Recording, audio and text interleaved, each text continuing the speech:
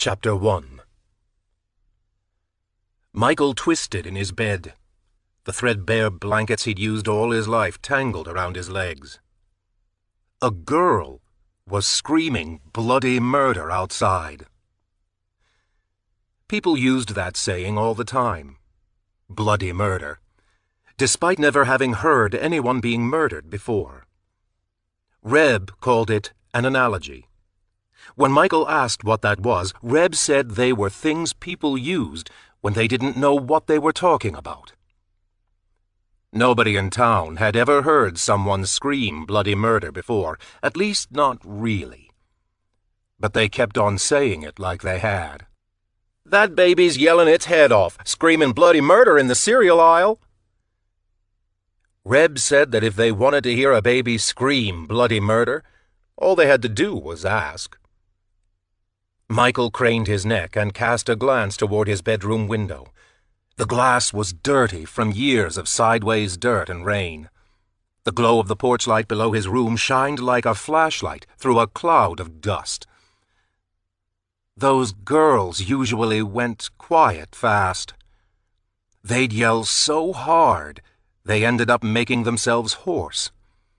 "Them's the perks of living out in the wilderness," Mama had once said. "You scream and scream, and ain't nobody around to hear." Michael stared up at his bedroom ceiling. Old wood boards warped from various leaks the farmhouse had taken on over the years. He waited for the girl to lose her voice. That screaming bothered him, though he'd never admit it. It gave him nightmares, but he never complained. He only wished Mama would kill them while the sun was shining rather than waiting till dark. If it didn't matter how hard they screamed, Michael didn't get what the difference would be. Day or night, dead was dead. At least during the day he wasn't trying to sleep. The girl eventually went silent, and Michael let himself relax. Each muscle uncoiled, limb by limb, and he imagined himself on a beach he assumed was real, though he couldn't be sure. He had a picture postcard from a place called Honolulu. He didn't know where that was, only that the sand was white and the water was impossibly blue.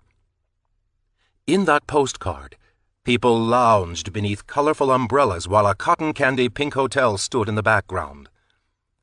He had found it in a backpack belonging to one of Mama's girls. Reb said it wasn't stealing if they weren't alive anymore. The comfortable silence was short-lived. Another blood-curdling shriek crashed over him. It pierced the still dark hours of the morning, forcing Michael back into the present. There was commotion beyond his window. Shadows cut across his bedroom wall as figures moved on the back lawn. Michael rolled onto his side, let his bare feet sweep the rough planks of the floor. He pushed the ragged window curtain aside, his free hand trapping his hair in a circle of fingers at the nape of his neck. It was long now, sweeping his back a good 3 inches below the shoulder. His sister, Misty Dawn, was enamored with the likes of Jim Morrison. She had encouraged him to grow it out. Reb was thrilled when Michael took her advice. "You know why Jim Morrison killed himself, don't you? Because he got tired of looking like a chick." Misty Dawn always came to Michael's defense with a jab at Reb's high-waisted jeans and green leather jacket. She liked to insist that he was as handsome as the guys from one of her favorite bands, one that Reb loathed with all his might. Misty Dawn comparing Reb to Benny Andersson and Bjorn Ulvaeus was usually enough to have him jumping into his Delta 88 and spraying the side of the house with gravel. The screaming girl stumbled across the backyard. On cue, the muffled chords of an ABBA song sounded through the wall separating Michael's room from Misty Dawn's. Misty didn't like the screaming either, but she obviously loved Swedish pop. On the lawn, strips of silver tape clung to the girl's ankles just above her bare feet, but her hands were still secured in front of her by the wrists. She was shaking her head, her mouth working on words Michael couldn't make out. It almost looked like she was trying to sing along with Misty's music, the upbeat tempo a striking contrast to the horrified expression she wore on her face. Wade stood not more than 10 feet from her, his hands shoved deep in the pockets of his dirty jeans.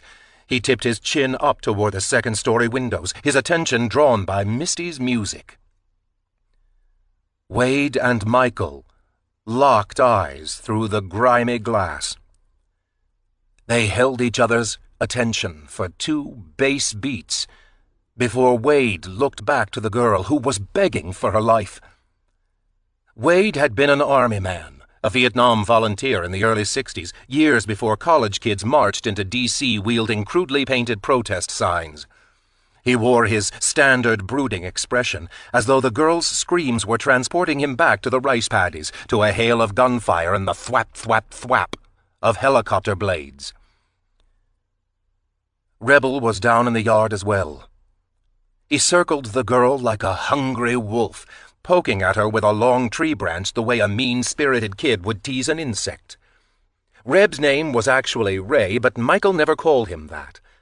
Ray had asked the family to call him Rebel years before, back when he was 11 or 12, but all he got was a few chuckles and multiple eye rolls.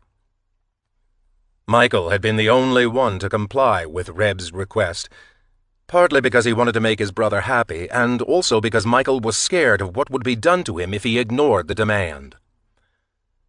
Mama was outside too, though all Michael could see of her was the long shadow that drew across the ground from the back porch. He imagined her cast in silhouette, the porch light shining behind her head like a halo, her tall, slender frame giving her a praying mantis look. Only Michael and Misty Dawn remained inside. Michael standing at the window, Misty more than likely twirling in the center of her room, the frilly bottom of her nightgown riding light upon the air as the bare feet danced across the floor. Michael transferred the rubber band he wore around his wrist to his hair, pulling unruly brown waves from his face. Putting the window to his back, he slid down the wall and reached for his boots, a sock stuffed into each one.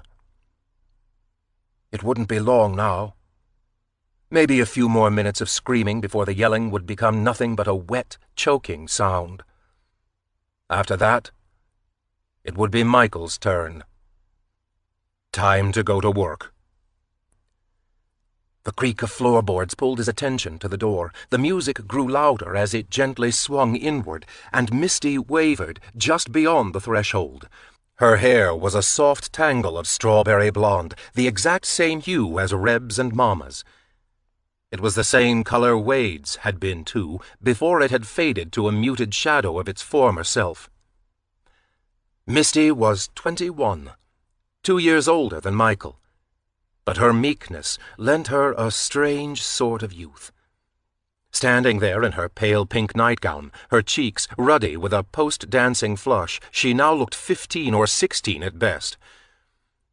She raised a single shoulder to her ear and stared at him with doleful eyes. Misty kept as much distance between herself and Mama's hobby as she could, but it didn't keep her from partaking in the spoils. She hated the screaming and all the blood, but she loved the shiny things the girls left behind. Rings and bracelets, necklaces and earrings. She had a whole collection of artifacts hoarded in her top dresser drawer. Michael smuggled the jewelry into Misty Dawn's pockets when Mama wasn't watching, and in exchange, Misty let him use her record player whenever he wanted. "Don't worry. I ain't gonna forget," Michael told her. He put on his socks, shoved his feet into his boots, and pulled the laces tight, ribbons of worn cotton cord that were stiff and black where they looped into bows. "Thanks," she said, flashing him a wide smile despite the screaming coming from outside. She was ready to pivot on the balls of her feet and pad back to her room when she stopped short. They stared at each other as Mama's voice cut through the crisp morning air. "Michael!" His name coiled through the farmhouse's framework and glass with an undeniable sense of urgency.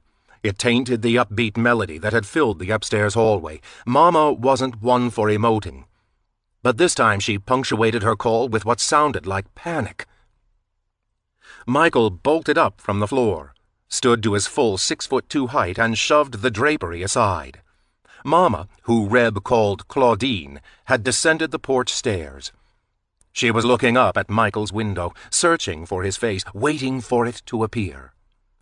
Michael's gaze darted from Mama to Reb, who was running across the backyard toward the trees. It took Michael half a second to process what was happening. It took even less time to conclude that his brother would never catch the girl. Michael rushed out of his room before Misty could move. She staggered backward and caught herself on the hallway wall as he launched down the stairs. He raced through a kitchen that held little more than a stove and a scar-topped table, and sprang off the covered back porch. A flying leap propelled him off the steps and onto the ground. He blew past Reb within seconds. Michael was fast. His height gave him a distinct advantage over his brother. Rebel was only 5'8" and had stopped to catch his breath at the mouth of the woods, either because he was winded or because he didn't feel like continuing the chase. Rebel wasn't exactly known for making an effort when Michael was there to do the work.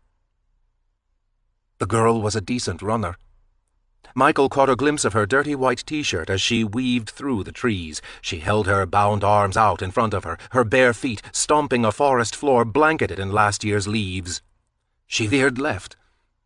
Michael broke away from her, going right instead. He knew these woods as well as the interior of the house. Right was faster than left. He'd cut her off at Misty's favorite spot, a hill that overlooked the great Appalachian Valley, trees as far as the eye could see. He splashed across a small creek and circled around to where he knew she'd end up. Left would take her to a steep embankment covered in birch and aspen trees. Right would take Michael around the hill to a gentler grade, allowing him to outrun her and wait for her at the crest of the slope. When he got to the top of the hill, he could already hear her strangled, struggling breaths. She scrambled up to what she hoped was escape, crying and trying to pray while she gasped for air, muttering something about God and help. Ducking behind the trunk of an oak, he watched her climb the hill. She spun around and looked down at the valley below her, empty of any pursuer, but also devoid of any roads or houses or clues of which way she should run. But that didn't seem to matter. The terror on her face blossomed into hope. She had outrun her attackers. She had saved herself. Soon, she'd be a face on the news, giving interviews about how some charming guy in a brown Oldsmobile had picked her up while she'd been hitchhiking along State Road 10. That was when her abductor had grabbed her by the back of the head and slammed her face into the dash. The car was a '68 coupe. The dashboard was a solid slab of steel. It was a wonder Reb hadn't killed her. When she had fallen back against the passenger seat, unconscious, Michael was surprised her nose hadn't been shoved right up into her brain. Michael hated chasing down the ones who managed to break away, hated how he extinguished the flash of dogged optimism that sparked in their eyes. He couldn't stand the way they looked at him, as though he'd walked in on a private moment. He despised the way their eyes grew to twice their original size and their mouths worked the air as though chewing invisible food. He liked it better when they died in the yard, where all he had to deal with was an unblinking stare and a slashed throat. People were much easier to deal with when they were dead. He gritted his teeth and stepped out from behind the tree. The girl saw him. Her reaction, just as he had predicted, terror, disbelief. Her eyes bulged out of her head, the skin beneath them purple half-moons of blood. When her mouth fell open, Michael saw that Reb's little move in the car had broken one of her front teeth in half. She began to gobble the air, backing away, struggling for breath, her bound hands held out in front of her to fend him off. Michael squeezed his eyes shut and moved in. Once upon a time he had convinced himself that chasing girls would get easier, that he'd get used to it, and these moments wouldn't affect him. He was waiting for autopilot, a way to disconnect himself from his emotions, a way to make his eyes glaze over like Wade's seemed to. He was tired of seeing the shock, the fear, the dread. But it had been years at this point. Autopilot had yet to come. His eyes snapped open when he heard her run again, but instead of bolting after her, Michael wondered whether the Morrows really would disown him if he returned empty-handed. For a good 5 seconds he considered letting her go. The girl staggered away from him, her bare feet bloody, dead leaves clinging to the sticky bottoms like makeshift shoes. But the 6th second brought clarity.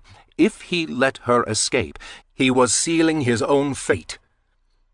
She'd come back with the police. The cops would arrest the Morrows like they had those guys Rebel had read about in the paper and idolized so much, Mr. Bundy and that Gacy fellow, John Wayne.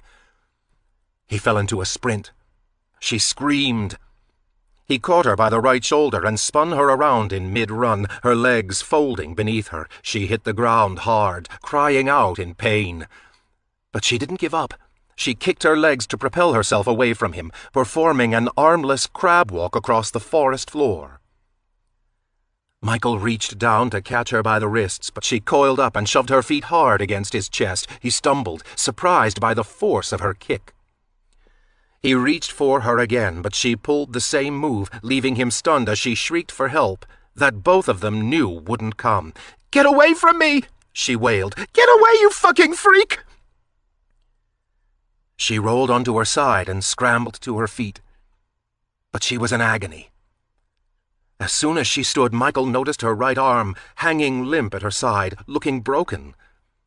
Whimpering with every step, which was now little more than a desperate jog, she looked like a runner at the 20th mile of a marathon. She was exhausted but determined to keep going, pulled forward by the promise of a finish line, except this finish line was at the foot of the Morrows' back porch steps. Michael followed her easily, walking behind her as though the two of them were taking an early morning stroll.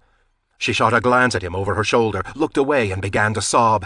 It was a distinct cry, hopeless and empty, torn from the chest of the walking dead. He wanted to place his hand on her shoulder, to tell her that it would be okay, that Mama usually made it quick. But he doubted the girl wanted such reassurance. Lost in his thoughts, he hardly noticed when she slowed, paid no mind to the fact that he had cut the distance between them in half. She swung around to face him, threw her bound arms over his head, and opened her mouth as wide as she could, ready to tear his throat out with her teeth. Michael jumped back, but she moved with him. He grabbed her by the elbows and gave her a shove, feeling the duct tape pull hard against the back of his neck before tearing free. The girl fell, stared at her now free arms, and, despite her dislocated shoulder, began to scramble again. Michael jumped on top of her, no longer in the mood to draw things out. The girl released a garbled scream, whipping her good arm in his face, her fingers bent into a claw.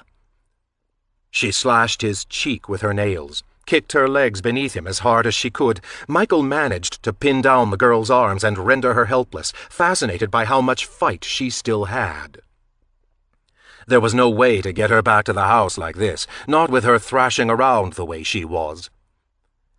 He moved his knees one at a time, crushing her fighting hand into the damp earth, and caught sight of a stone within arm's reach.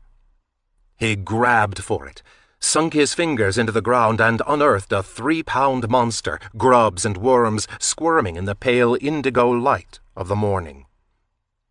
Someone yelled in the not-so-far-off distance, though Michael couldn't make out the words over the girl's constant wail. When he hefted the rock up over his head, she stopped fighting, as if suddenly coming to terms with her fate. He was caught off guard by her stillness. Her face was red and puffy with tears, the bags beneath her eyes now horrible black bruises, her teeth smeared with blood, and yet, somehow, at that very moment, she struck him as angelic. A beautiful girl who probably looked a lot like Mama had when she had been that young. The girl stared up at Michael with a look that left him dumbfounded, as though she was seeing God. "Why are you doing this?" she whimpered. Michael's chest constricted. His fingers tightened around the stone. He wanted to explain that it wasn't him, that he had no choice. But all he could manage was, "Because I've got to." And then he brought the rock down against her head. Wade and Rebel crested the hill just as the stone rolled from Michael's grasp and onto the ground. "Shit!" Reb spit out, charging forward. "What are you trying to do, kill her?" He shoved Michael away from the girl with an impatient hand, leaned down and pressed 2 fingers against her neck to feel for a pulse. A moment later, he shot Michael an aggravated look. "You're lucky," he murmured. "You think you let her run far enough?" Wade's hand fell onto Michael's shoulder. That distant look was still in his eyes, but 3 words rolled smoothly off his tongue. "Good job, son." He patted Michael on the shoulder, then turned to make his way back to the house. Michael watched him go before casting a look at his brother. When their gazes met, Reb rolled his eyes at their old man's back. "Goddamn loon," Reb muttered. "Bring her back." He stepped away from the unconscious girl. "And you better hope Claudine don't care you're bringing her back half-dead neither. I ain't taking blame for this." He sidestepped Michael to follow their father, murmuring beneath his breath. Michael looked back at the girl splayed out on the forest floor. Her breathing was shallow but steady. He had knocked her out pretty good, but there was no telling how long she'd stay under. "I'm sorry," he told her. Then he hefted her onto his shoulders. The next time he'd be alone with her, they'd be down in the cellar. The next time he'd see her, she'd be undeniably dead. Chapter 2. Michael was spraying down the cellar floor with a garden hose when Reb appeared at the top of the stairs. Diverting his attention from the spirals of watery red that circled a rusty drain in the floor, Michael looked up at his older brother.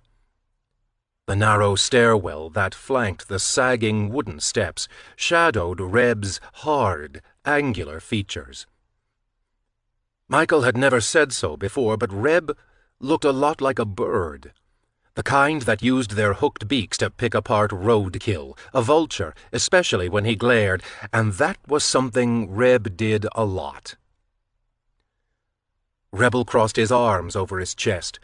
His stance reeked of impatience, as if to suggest that Michael was taking way too long with this girl, first with the rundown, and now the disposal. "Are you done or what?" he asked. Michael gave the floor a final once-over with the hose and hung it on a metal hook jutting out of the wall, the spray attachment dripping onto a concrete floor. "Pretty much," Michael said. "What's going on?" "We're going on a run," Reb told him. "Hurry up." He was trying to sound casual, but Michael picked it up in his tone. They hadn't gone on a booze run in nearly a week. Reb was drying out. "Gimme a minute," Michael told him. "Just gotta lock up." He wiped his cold, wet hands on the front of his jeans and stomped his boots against the floor to shake off some of the water that had soaked into the leather.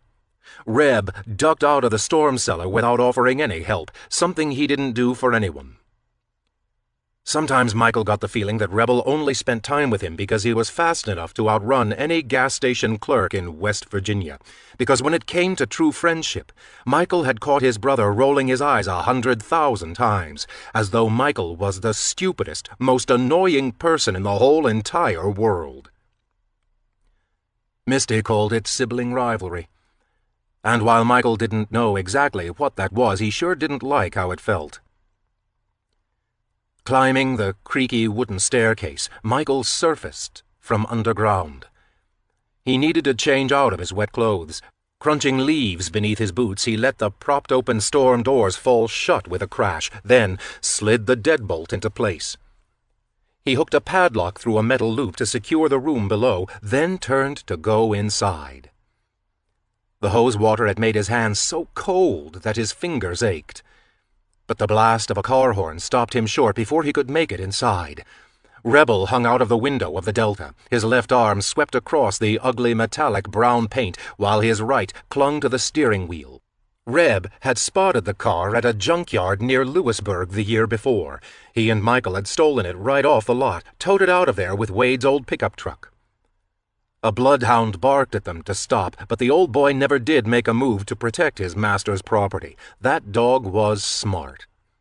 It hadn't been willing to put in the effort it would take to defend little more than 4 bald tires and a pile of scrap. The Morrow boys had spent the rest of the night scratching VIN numbers off the body panels with chisels and screwdrivers. And while the Delta was in sorry shape at the time, Reb thought that it was a real find, a jewel among junk. All it needed was a little polish to make it shine. "Where you going?" Reb called out. "To change," Michael shot back, hooking a thumb toward the farmhouse behind him. "Man, you couldn't change if your life depended on it. Let's go!" Michael grimaced, but rather than arguing that his socks were squishing between his toes, he changed direction and wandered toward the car instead. Settling into the passenger seat, he sighed. They'd have to drive a good 20 miles one way to get to a suitable hit. As Rebel liked to say, "You don't shit where you sleep." The gas station sign read Moe's, written across a metal awning that hung over 2 lonely pumps. A sign out front advertised $1.15 regular for a gallon of gas and ice-cold drinks in capital letters. Some of them crooked and ready to fall off the marquee. Reb made a couple of passes before pulling around the side of the building. It was a small, middle-of-nowhere stop that serviced maybe a dozen customers per day. Tired, wayward strangers in need of a frosty tab and a Hostess cupcake. Michael slid out of the car, grabbing an old sweatshirt out of the back seat as he went. Pulling it on, he zipped it up and pushed his hands into the pockets across his stomach. He was trying to look casual as he took the corner and stepped across the bank of windows at the front of the store. A little bell chimed overhead when he pulled open the door. The guy behind the cash register regarded him with disinterest. A Flash Gordon rerun playing on his rabbit-eared television kept him distracted from what was more than likely his first customer of the day. The cashier looked to be in his late 30s, or early 40s, though it was hard to tell with that bushy Paul Bunyan beard. He hunched his square shoulders forward as he sat on his stool, peering at the TV so intently that it looked more like he was studying the show than watching it for fun.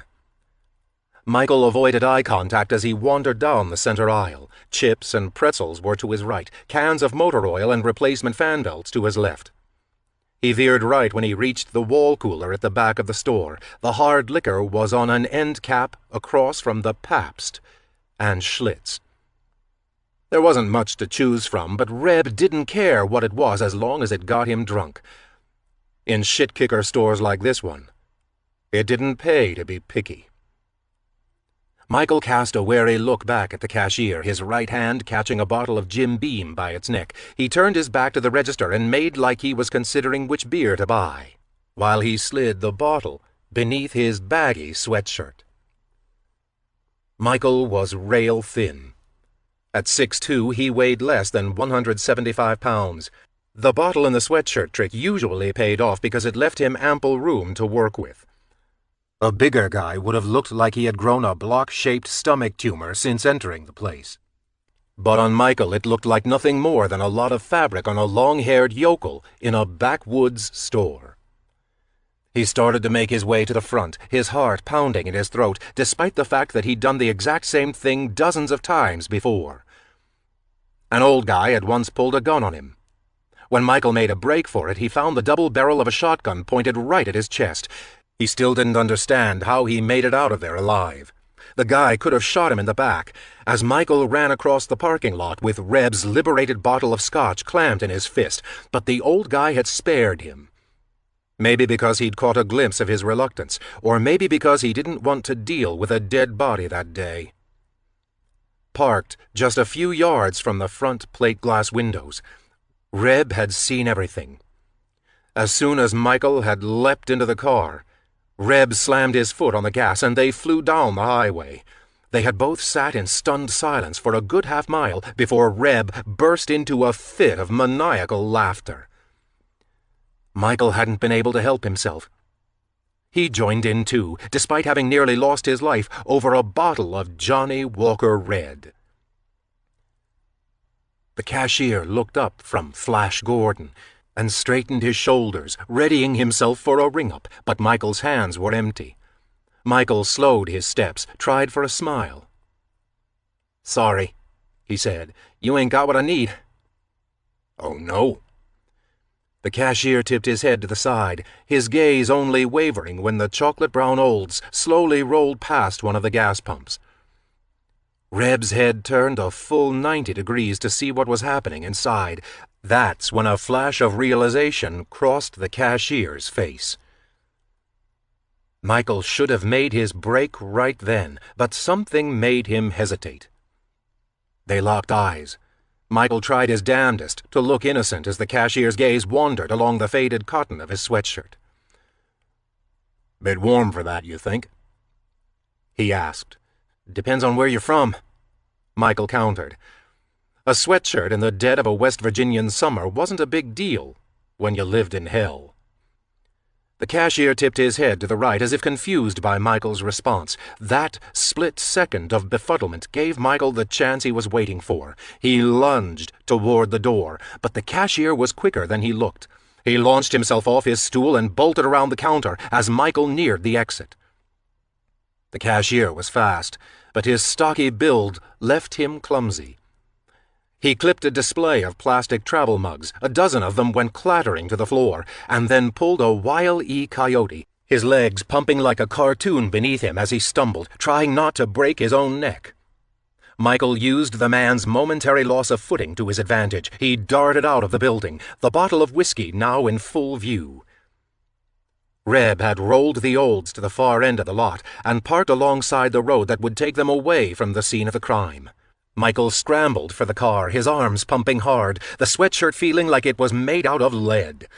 The amber liquid in the bottle caught the sunlight, its shadow giving the illusion of him wielding a crystal club. The car began to roll again, slowly at first, ready for him to jump in, Dukes of Hazzard style. After so many runs, he had perfected the move. All he needed was an open window, in and out, nice and easy. He wasn't more than 5 yards from escape when he began to relax. His racing heartbeat started to settle despite his full-on sprint. The cashier was in pursuit, but a good 50 feet behind him. No doubt he'd be left to shake his fist in the air as the two punk thieves disappeared down the road, Reb hooting and wailing with his head jutting out the driver's side window. Except the closer Michael got to the Delta, the faster it rolled.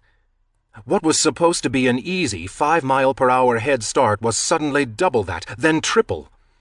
Still at a full sprint, he watched the car blast down the road without him, leaving him to choke on a cloud of road dust. Stunned, Michael slowed his run. He forgot that the cashier was still behind him until the guy crashed into his shoulder, linebacker style. Michael stumbled, and for a terrifying moment the cashier had him by the sleeve. Michael jerked his arm out of the cashier's grasp and swung the bottle of Jim Beam, clipping the guy's jaw. The guy stumbled backward in surprise. He let go of Michael's shirt and nearly tripped over his own feet as he pressed his hand to his face, momentarily dazzled by pain. In that fleeting moment of freedom, Michael turned and booked it down the side of the road like an Olympic long-distance runner. He only hoped to God the guy didn't jump in his car and try to track him down. Michael ran for about a quarter mile before he saw the Delta on the side of the highway. The parking lights were on, and the tailpipe rattled in time with the engine. Michael looked behind him as he gulped in air. The cashier had either given up or was getting his car. Regardless, he was out of sight, and Michael was confident enough to slow to a jog.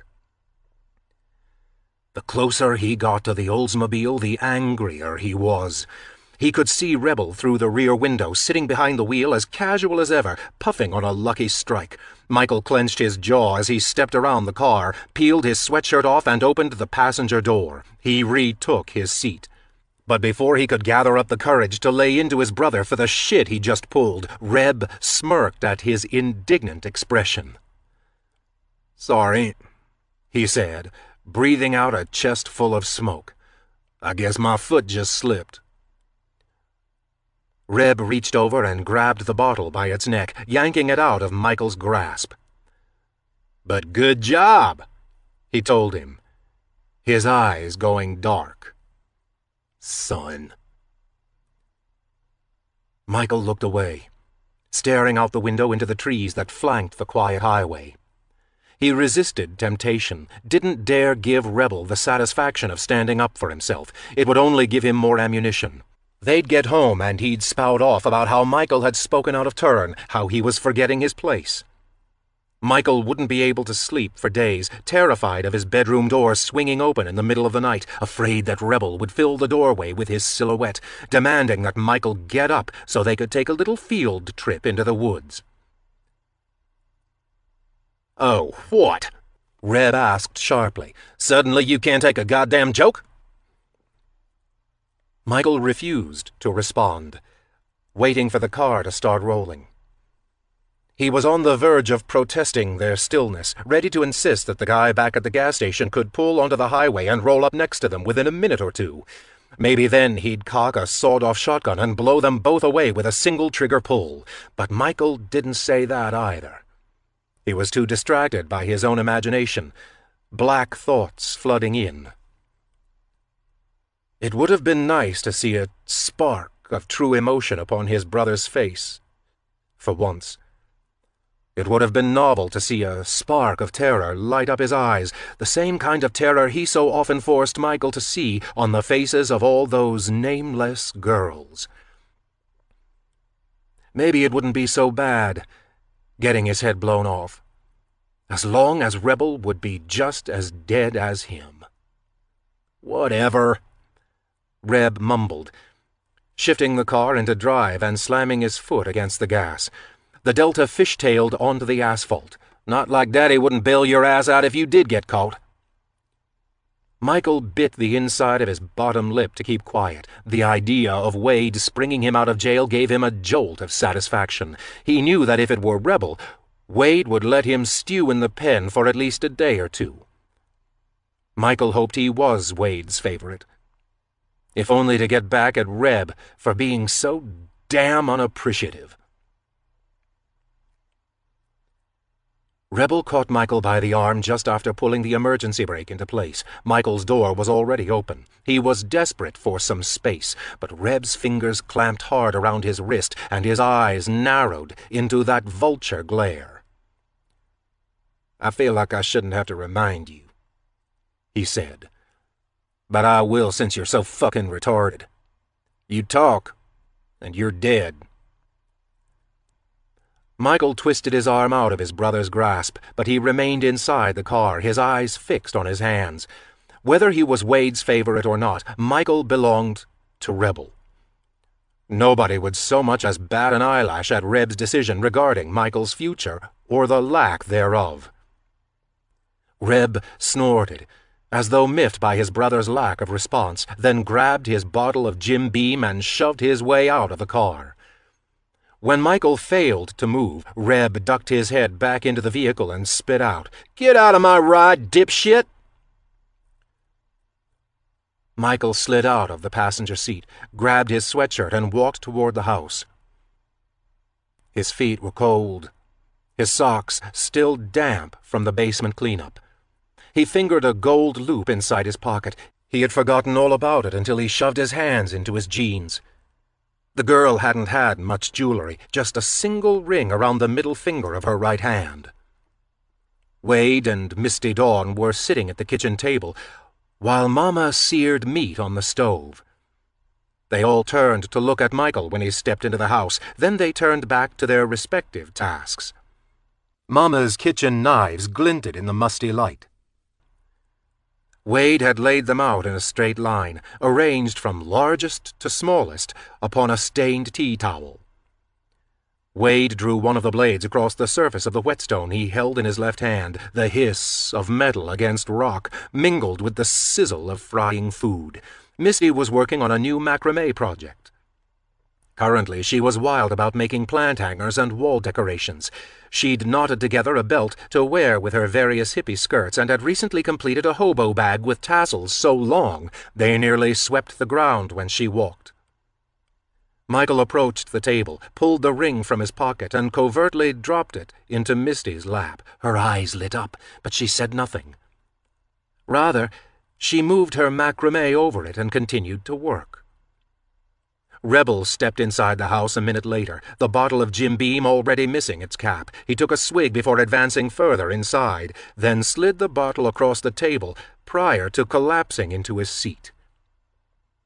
He slouched, kicked up his dirty shoes, and regarded his family with a bemused look. He was like a king looking down upon his peasants, watching them toil away at the mundane. "Making another ugly belt?" he asked, raising an eyebrow at his sister. "It's a halter top," she murmured beneath her breath. "Don't see no reason for you being rude, neither." Michael stared down at his feet. He made a move to exit the room, wanting nothing more than to pull off his soggy boots, but he stopped when Wade posed a question. "You went out like that?" Michael turned to face the Morrows. Wade sounded as though he was directing his query at Reb, but he was surprised to see Wade staring at him instead. "You have blood on them boots," Wade said. "Probably have blood all over, but you went out anyway, into town, right?" "Not into town," Rebel cut in, defensive. "Just a goddamn gas station, no big fucking deal." "You think that's smart, Michael?" Wade asked, ignoring Reb's interjection. Michael's stomach twisted. He had made a mistake, and mistakes weren't taken lightly in this house. Exasperated, almost childlike yelp escaping his throat, but Wade gave him a shove back into his chair. "You mean to tell me that going to the gas station was Michael's idea?" Wade asked. "You trying to lie to me about that?" Reb bared his teeth at his father and pushed him aside, snatching the bottle off the floor. He stared at it, wild-eyed. Only a fourth of the way full now. "Son of a bitch!" Rebel slammed the bottle onto the table. Michael flinched at the noise. Misty jumped, but her eyes sparkled at the exchange. Misty loved drama. Next to her records, it was all that she had. "I had to drive 40 miles round trip for that shit!" Reb roared at his dad. "Might be cheaper to save on gas and pay for it in town, don't you think?" Wade asked. Misty breathed a soft giggle, prompting Mama to twist away from the stove and grab her by the hair. She gave it a vicious pull. "You best shut up, girl!" She hissed into Misty's face. "You ain't part of this!" Releasing her, Mama shoved her daughter's head down toward the surface of the table, as though trying to slam Misty's face into the wood. Michael swallowed against the lump in his throat.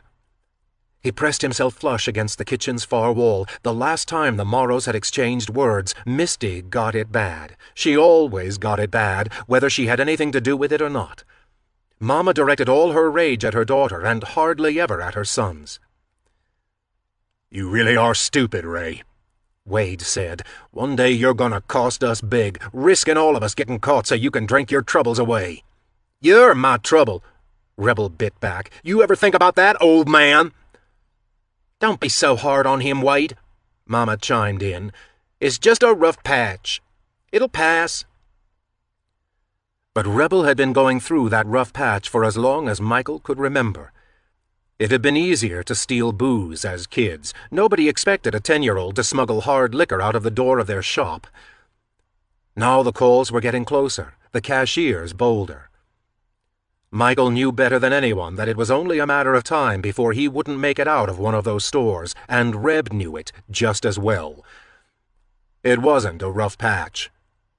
Reb was just a rough kind of guy. "You want to protect him?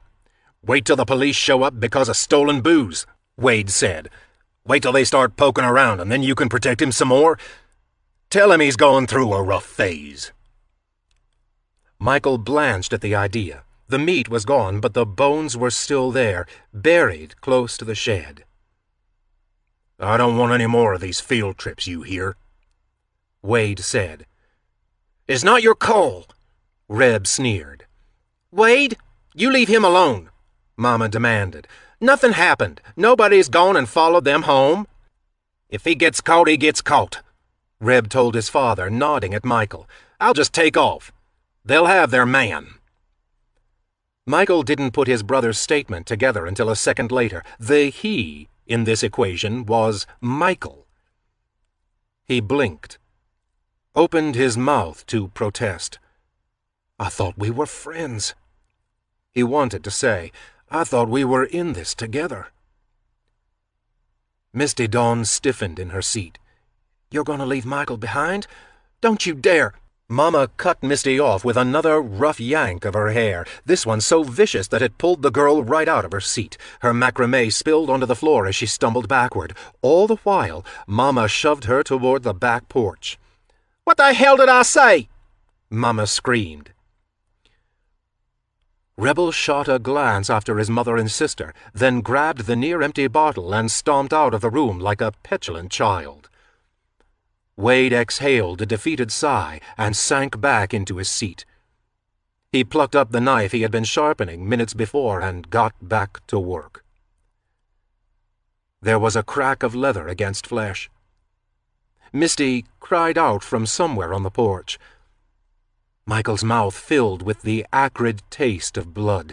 He wanted to run up the stairs and shut himself in his room, but he didn't dare move from where he stood against the wall. He waited for Wade to notice him instead. When Wade finally looked up, Michael whispered, "May I be excused?" Wade nodded solemnly, and Michael took the risers 2 by 2. Chapter 3.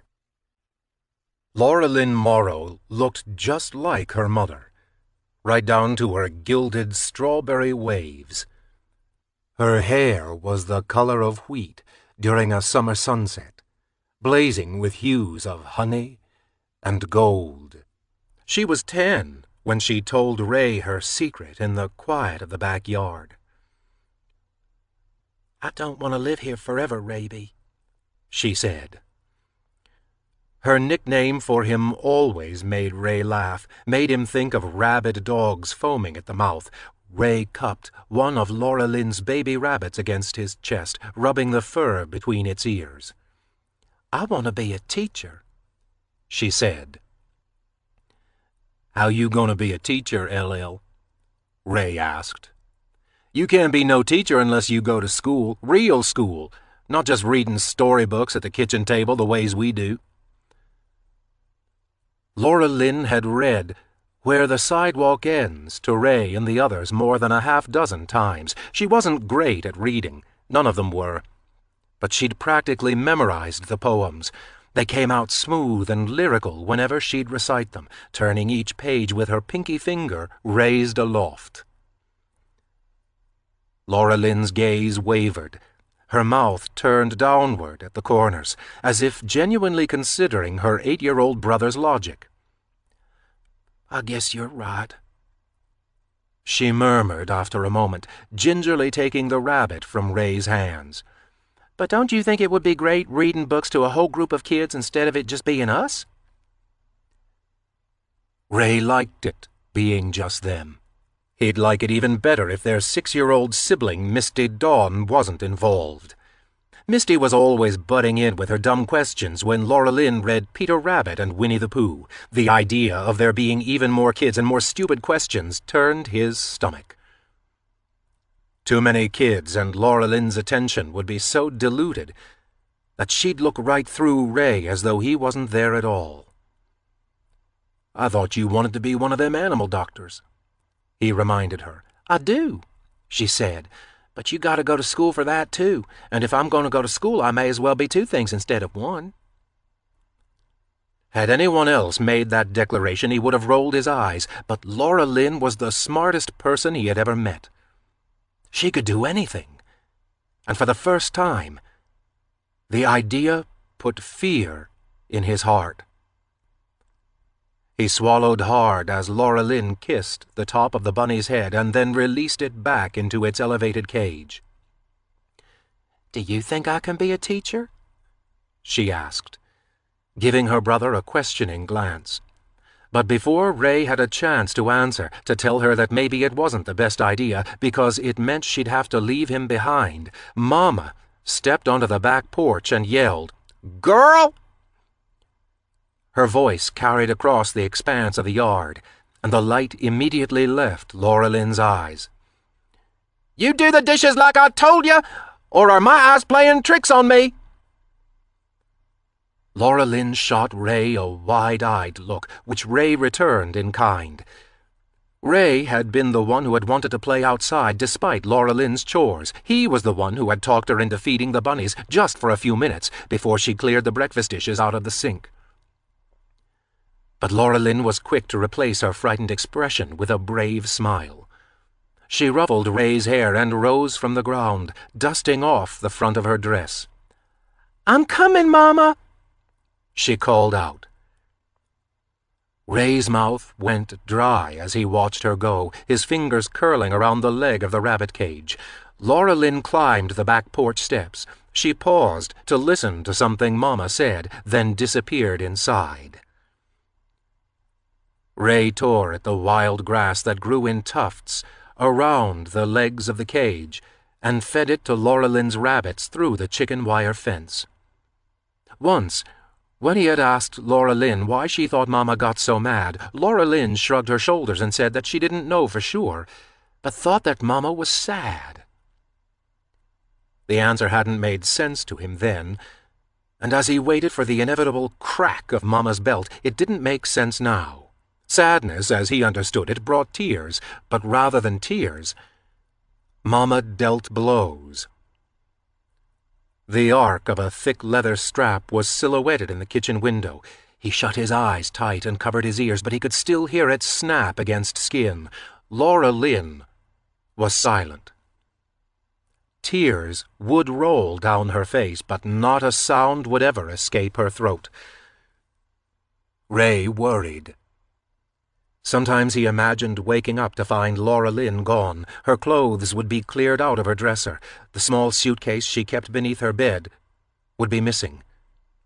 He imagined her leaving to go to school to be a teacher or an animal doctor and whatever else she may have wanted to be.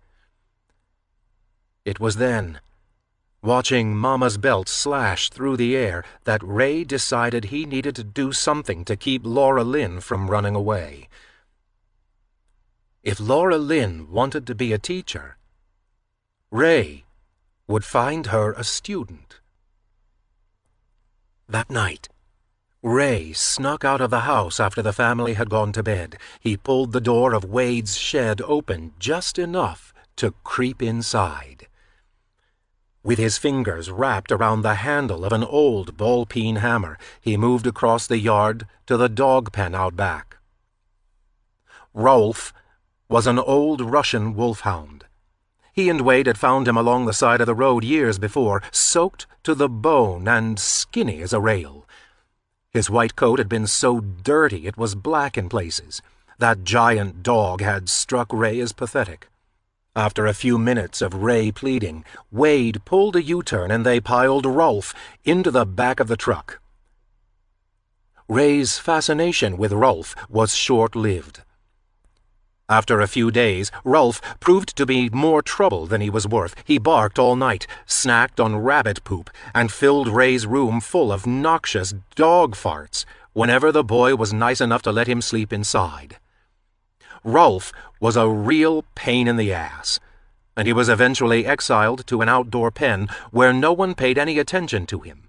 But now, with that hammer resting heavy in Ray's palm, he was glad they had kept Rolf around.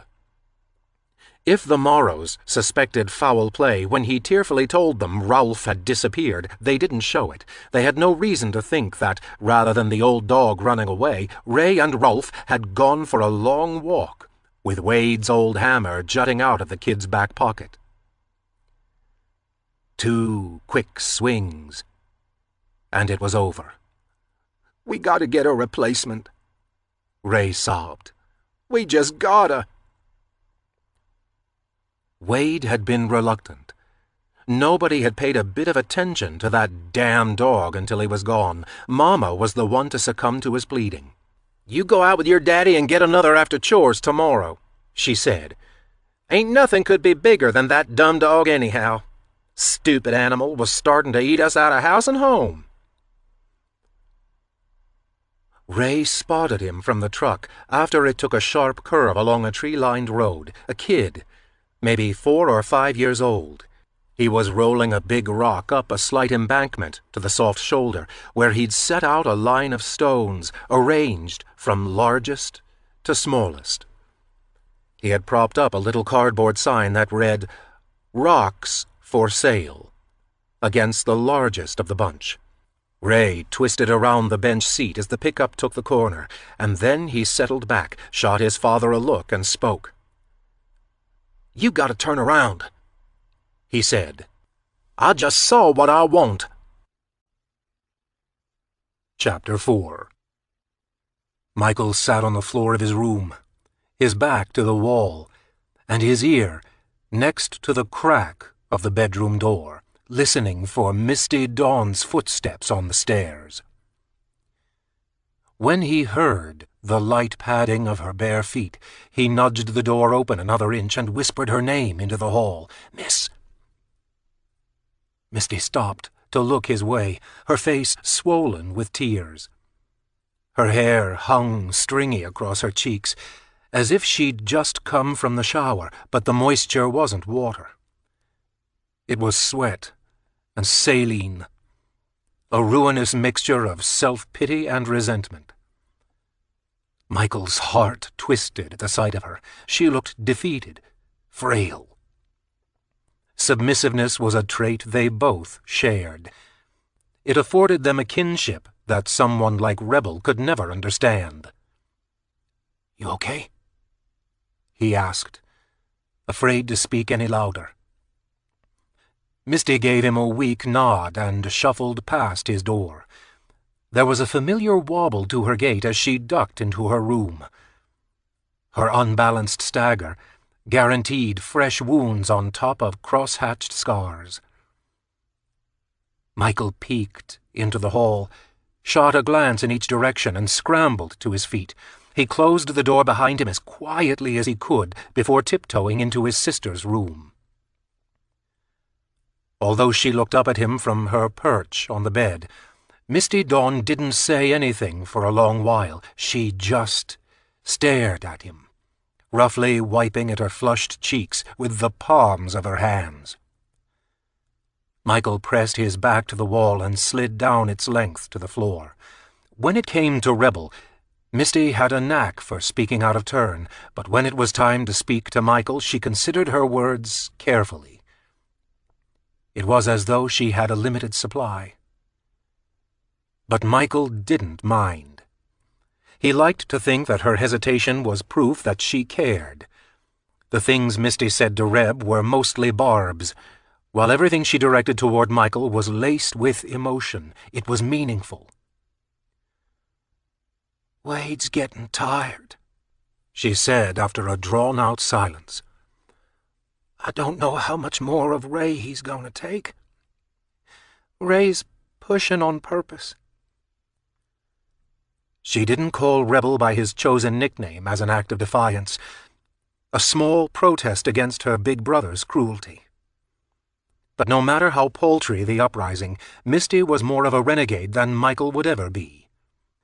Michael wasn't sure how to reply. It seemed to him that Rebel had been pushing Wade for as long as Michael had known him. There was an unspoken resentment between Reb and Wade, as though Wade had done something black and unforgivable. Michael had made the mistake of asking why Reb hated his father only once, questioning why he called Wade by his first name rather than Dad. His inquiry was answered with a black eye and a kick to the ribs.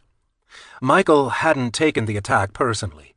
Some hurts were just too painful to talk about.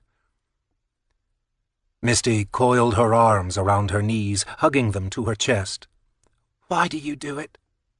she asked. He looked up at her, shook his head to say he didn't understand the question. "Ray," she said, "why do you do what he says?" Michael frowned. It was something he didn't like to talk about out loud. It made him anxious, afraid. "Reb's smart," he murmured after a beat. "Smarter than Wade thinks, at least. He knows you can't hit up a place twice unless you're wearing a mask, and he knows how fast to drive if the cops are on your tail. Reb knows a lot." He lifted his shoulders as if to tell her it was the best response he could offer. "Except his name ain't Reb," Misty reminded him. "And he ain't as smart as he thinks. What are you going to do if, tomorrow, Wade tells you to do one thing and Ray tells you to do something else? Who you going to listen to?" Michael was compelled to listen to Rebel. He was like one of those dogs trained to drool at the sound of a bell. But he also knew that Wade was what the TV called the man of the house. He was supposed to be in charge. The TV didn't much talk about the woman of the house, which Michael thought was kind of funny. If anyone had power at the Morrows' place, it wasn't Reb or Wade. It was Mama. "I don't know," Michael finally said. "I guess Reb." Misty was shaking her head, and he tensed at her response. "Wade?" he asked, backpedaling. "Hell, I don't know, miss. I just do what I'm told, you know. I do whatever I think will protect you more." She smiled softly at that. "My knight in shining armor," she said. "All you need is a fast white horse." "And some armor," Michael quipped. "If you had a horse, would you ride away?" she asked. "Away from all this?" He looked down at his hands and gave her a faint shrug. He thought a lot about the places on his postcards, Honolulu and New York City and San Diego. He wanted to see them in person, stare up at the lights of Times Square, and feel the sand between his toes. But the idea of leaving Misty Dawn behind tied his stomach in knots. "I don't know how to ride horses, miss," he said, rising to his feet. "I just wanted to make sure you were okay." "I'm okay," she told him. "Always am." Michael turned to slip out the door, but Misty stopped him short. "I don't think you should be so scared of Ray," she said. "Even if he did try to leave you somewhere, I don't think Wade would let him." Michael tried to smile through a sudden pang of anxiety, his heart tripping over itself.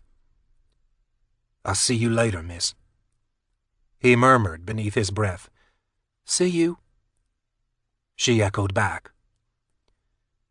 But when Michael ducked into the hallway, he froze in mid-step. Rebel was leaning against the wall at the far end of the hall, staring at him. Michael was surprised at how quickly he and Reb reached their destination. Typically, their marks were a good 20 to 30 miles from home, but this one seemed half that distance. Before Michael knew it, his brother was pulling the Delta onto the side of the road. It was a lonely stretch, twisting and flanked by trees. Rebel grabbed a pair of binoculars out of the glove box. Leaving the car behind, they climbed a hill that seemed to lead them deep into nowhere.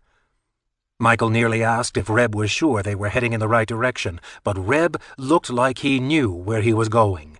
Michael kept silent, and stayed close to his brother. When they reached the crest of the hill, Rebel motioned for Michael to get down. They sank to the ground like a pair of soldiers, slinking across the dirt and leaves until they could see over the top of the hill. The house came into view. It was simple. One story, what folks called a charmer. Not at all like the Morrows' ancient farmhouse. Theirs had faded clapboards and dirty windows that stared sorrowfully into the trees. This house was tidy, set back a good distance from the road. Its green shutters winked happily in the sunshine. A round bistro table and matching metal chair sat in the shade of a giant pine. Rebel put the binoculars up to his eyes and fiddled with the focus wheel while Michael rested his chin atop his hands. It was a nice change of pace. Lying there with the sun dappling through the canopy of trees, there was something serene about this little house. It was secluded out there with no neighbors to be seen, but it still looked joyful. The chirping of birds and the glint of sunshine made him feel dreamy as he studied it. Bushes flanked the walkway up to the front door. Tiny, hot pink flowers dotted waxy green leaves.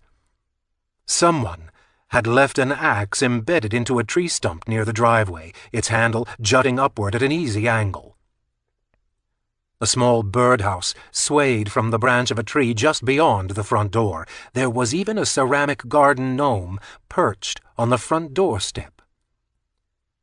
That house filled his chest with secret optimism.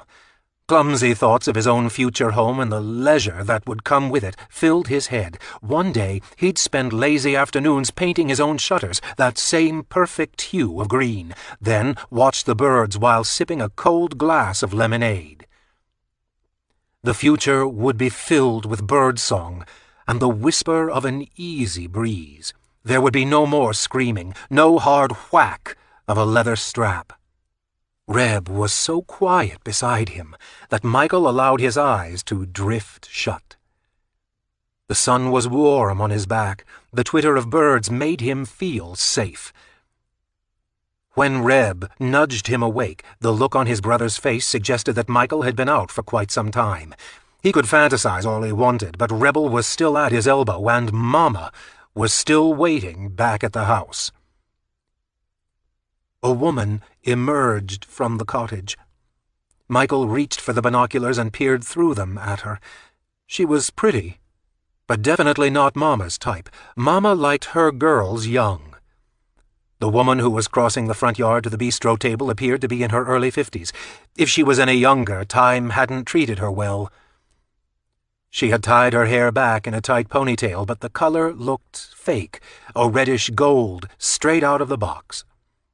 Her faded green T-shirt had a picture of a cartoon owl in the center, the slogan, "Give a hoot, don't pollute," stamped in soft white letters.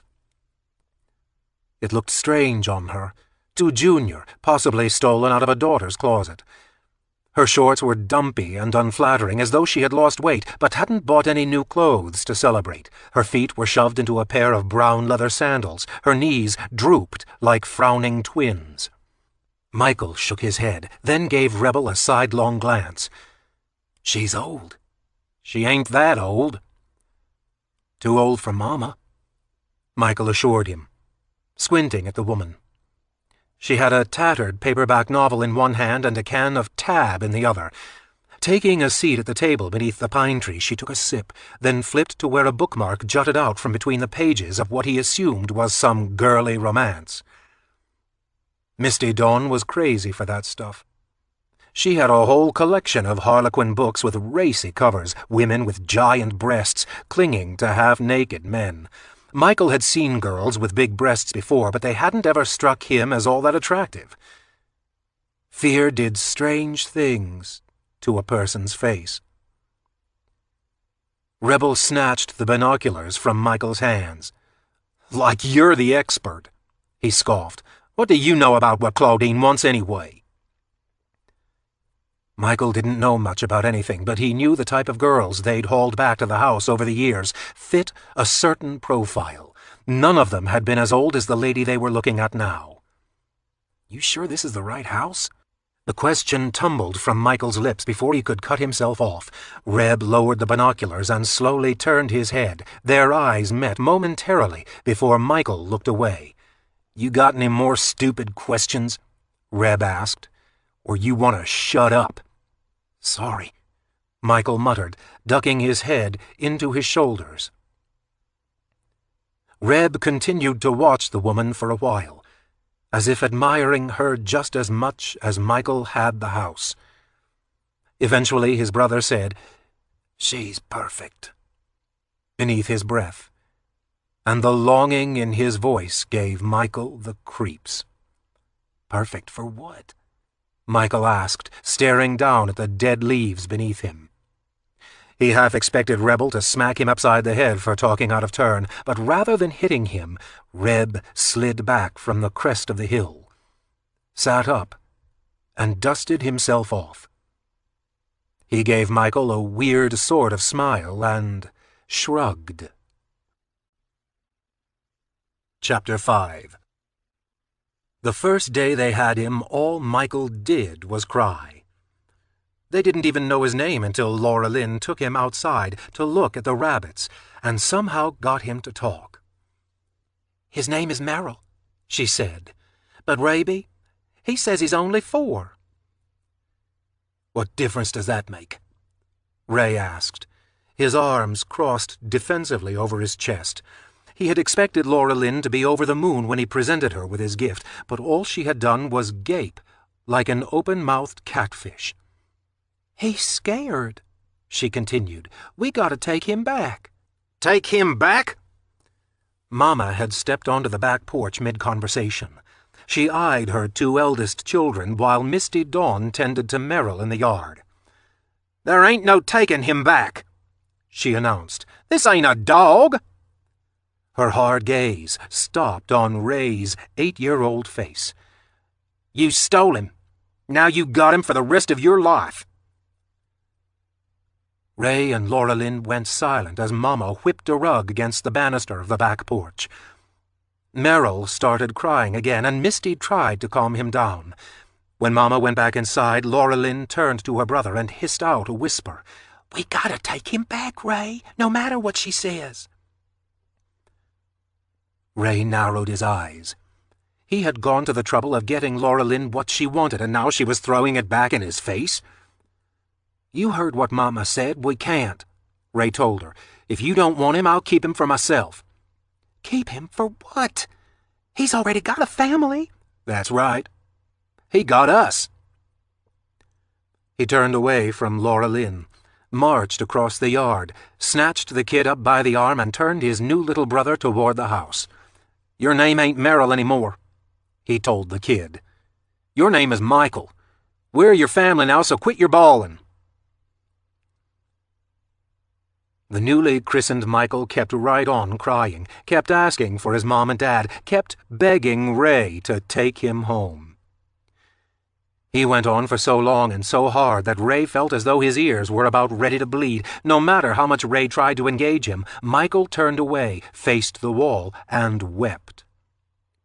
Finally, having had enough, he grabbed Michael by the arms and shoved him across the room. "Don't you get it?" he said. "Your family don't want you anymore. Why do you think they left you out in the front yard to get picked up the way you did? Now I know why they did it. You don't shut up!" Michael's eyes went wide, Ray's monologue distracting him just long enough to stifle his tears. "You're lucky, you know," Ray said. "Some kids don't get a second family. Some kids get taken to the woods and left for the wolves and the bears. You rather that happened to you? You want me to take you into them trees?" Michael shook his head hard, his breath coming in post-sob hitches. "Well, I will, if you don't listen to what I say. Nobody wants you here but me. I decided to save you. You got it? That makes me your boss. You know what a boss is?" Michael nodded reluctantly and wiped his snotty nose on his arm. At least the kid stopped blubbering. The next day was better. Michael was still weepy, but Ray could tell his little speech had brought the kid around, and now that he wasn't screaming his head off, Laura Lynn started to warm up to him too. She knew they couldn't take him back, just like Mama had said. She was smart enough to know that the police were already looking for Michael or Merrill or whatever his name was. The second they tried to take the kid home, the cops would be on them like flies on dog shit. And since Mama wanted nothing to do with Ray's new pet, Laura Lynn had no choice but to play house. Ray watched Michael and Laura Lynn from his bedroom window as they chased one of the bunnies around the yard. When Laura Lynn pointed Ray out to Michael in the upstairs window, they both waved at their brother from below. Ray held up a hand and managed a smile. He did it not because Laura Lynn was happy, but because now she had someone directly dependent on her. There was no way she could leave. Not with a clear conscience. Not anymore. Chapter 6. After abandoning their perch on the hill, Rebel seemed in a particularly good mood.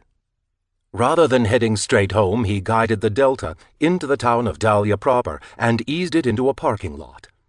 There, in front of them, was a tie-dyed building with "The Dervish" written across the front in psychedelic bubble lettering. "What are we doing?" Michael asked, marveling at the bright colors in front of him. The building looked like an ice cream sundae, orange, raspberry, lemon, and lime. "I want to pick up some music," Reb said. Michael furrowed his eyebrows. The Dervish didn't look like the type of place to stock a lot of Kiss or Styx. It seemed more Misty Dawn's speed, the kind of store that was crammed with dusty vinyl from the 60s, blasted Bob Marley, who Rebel hated, and sold weird Vietnam-era curious. "Here?" Michael asked. "What's with you questioning every goddamn thing today?" Reb snapped. "Something crawl up your ass while you were napping on that hill?" Michael slouched while Reb hauled himself up and out of his seat. It was hot, and Michael didn't much feel like sitting in the car, but that was part of the deal. Michael didn't accompany his brother around Dahlia unless he was invited to do so. Reb turned off the car. Michael hung out the open window, grimacing as a warm breeze blew across his face. The heat was stifling today. Reb gave Michael a look. "What are you, stupid?" "You coming in or what?" "I didn't know that you wanted me to." Michael blinked, surprised at the invitation. "Don't look so shocked," Reb told him. "It makes you look dumber than you actually are. Roll the window up if you're coming in. We ain't in the sticks no more." Michael watched Reb turn and disappear inside the brightly colored building, then rolled up the window and slid out of the car. He let his gaze drift across the parking lot to the buildings beyond the road, his stomach growling at the sight of a pair of golden arches. The McDonald's "To All Beef Patties" jingle immediately sing-songed inside his head. That tune had been all over the place a few years back. The TV, the radio. Its catchiness had bored right into his skull. If he carried money, he'd have run across the street and bought himself a Big Mac. He'd had one only once in his life, during a particularly long stakeout, and only because Reb had sworn he was dying of starvation. It had been the best thing Michael had ever tasted, nothing like Mama's meat and potato meals. Maybe if he stopped asking so many stupid questions, Reb would let him grab a bite there before they headed home. Not like Mama had to know. Michael followed Rebel inside. The interior of the record store smelled funny, like sweet smoke and faraway places. If the walls inside the shop were as colorful as those outside, he couldn't tell. There were too many posters tacked up, creating an intricate patchwork of smiling musicians and day-glow flowers. The Beatles greeted him in fluorescent suits of yellow, pink, and blue. The quartet stood in front of a huge crowd of people, flowers spelling out the name of the band at their feet. It was the Sgt. Pepper's Lonely Hearts Club Band album. Misty Dawn owned it. Michael's favorite track was "When I'm 64." As expected, Bob Marley, another face he recognized from Misty's collection, grinned at him from various corners of the shop. Bob's head was thrown back in ecstatic joy, dreadlocks slithering across his shoulders like snakes. Janis Joplin gave a wicked smile, courtesy of an old concert poster advertising a show at a place called the Alexandria Arena. Michael liked Bob and Janis all right, but not as much as he liked the Beatles. And while Misty Dawn would have preferred more pop than rock in her record collection, she didn't ever complain. Beggars couldn't be choosers, and Misty was certainly the former. All those albums had been stolen. When Michael had managed to stick ABBA under his arm, she'd screamed with delight. She'd played that album on a loop for what felt like a solid month. It seemed like the stylus should have cut that vinyl record right in half. What looked like a black-and-white mugshot of Jimi Hendrix stared at Michael from the back wall. The poster was so massive that he couldn't help but imagine Misty going gaga over it. It wasn't Swedish pop, but Misty had eclectic tastes. Some of the stuff she listened to, even Wade liked.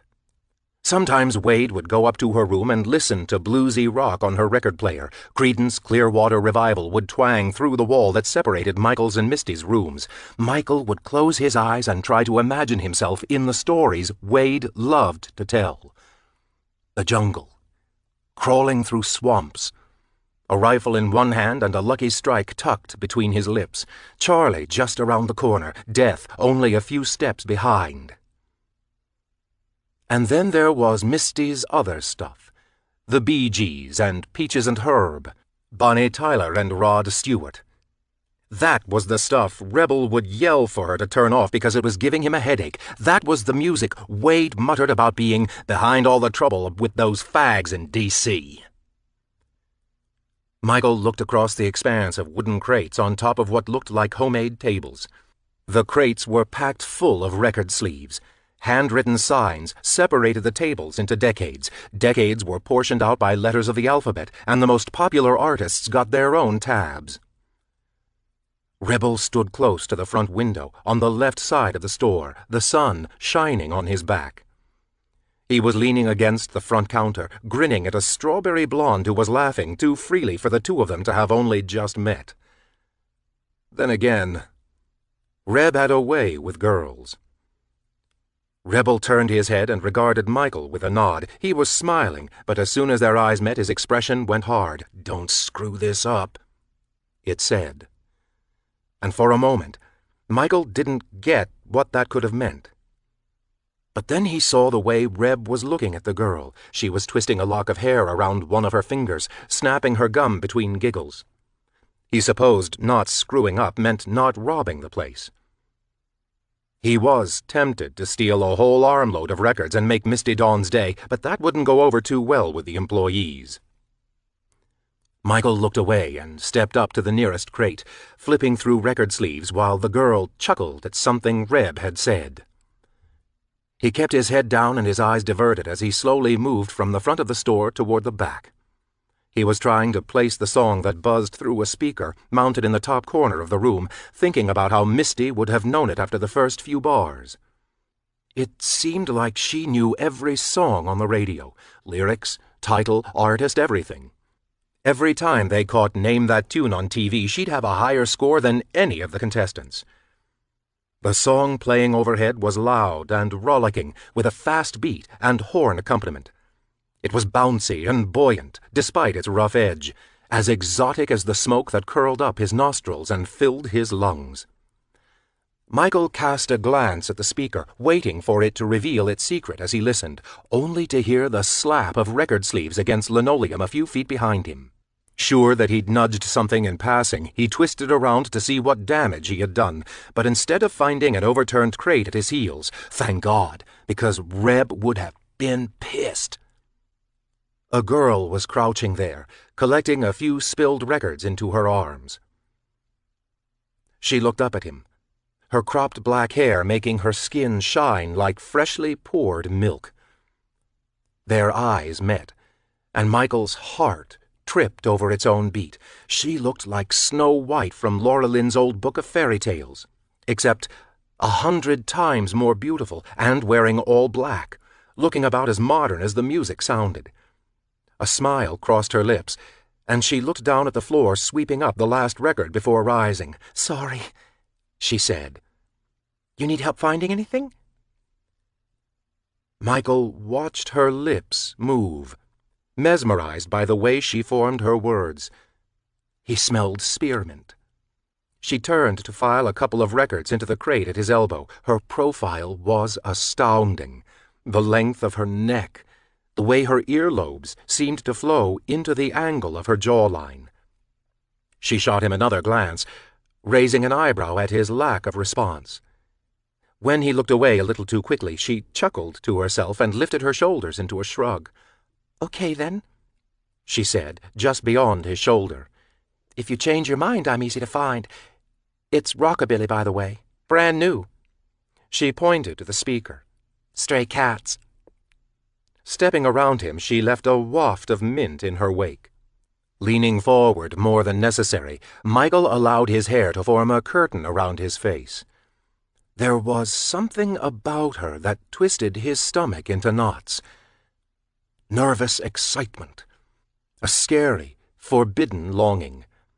He had felt that dangerous hunger a few times before. Once, Reb had bent a girl over the hood of the Delta, had pushed her underwear around her ankles. Her eyes had fixed on Michael through the windshield as she moaned. There had been a couple of times in the basement, as Michael stripped Mama's girls of their clothes. Each time had felt wrong, as though his body was responding to something prohibited, something poisonous. He edged back to the front of the store, hoping Rebel would take notice and decide it was time to go. It didn't feel safe here.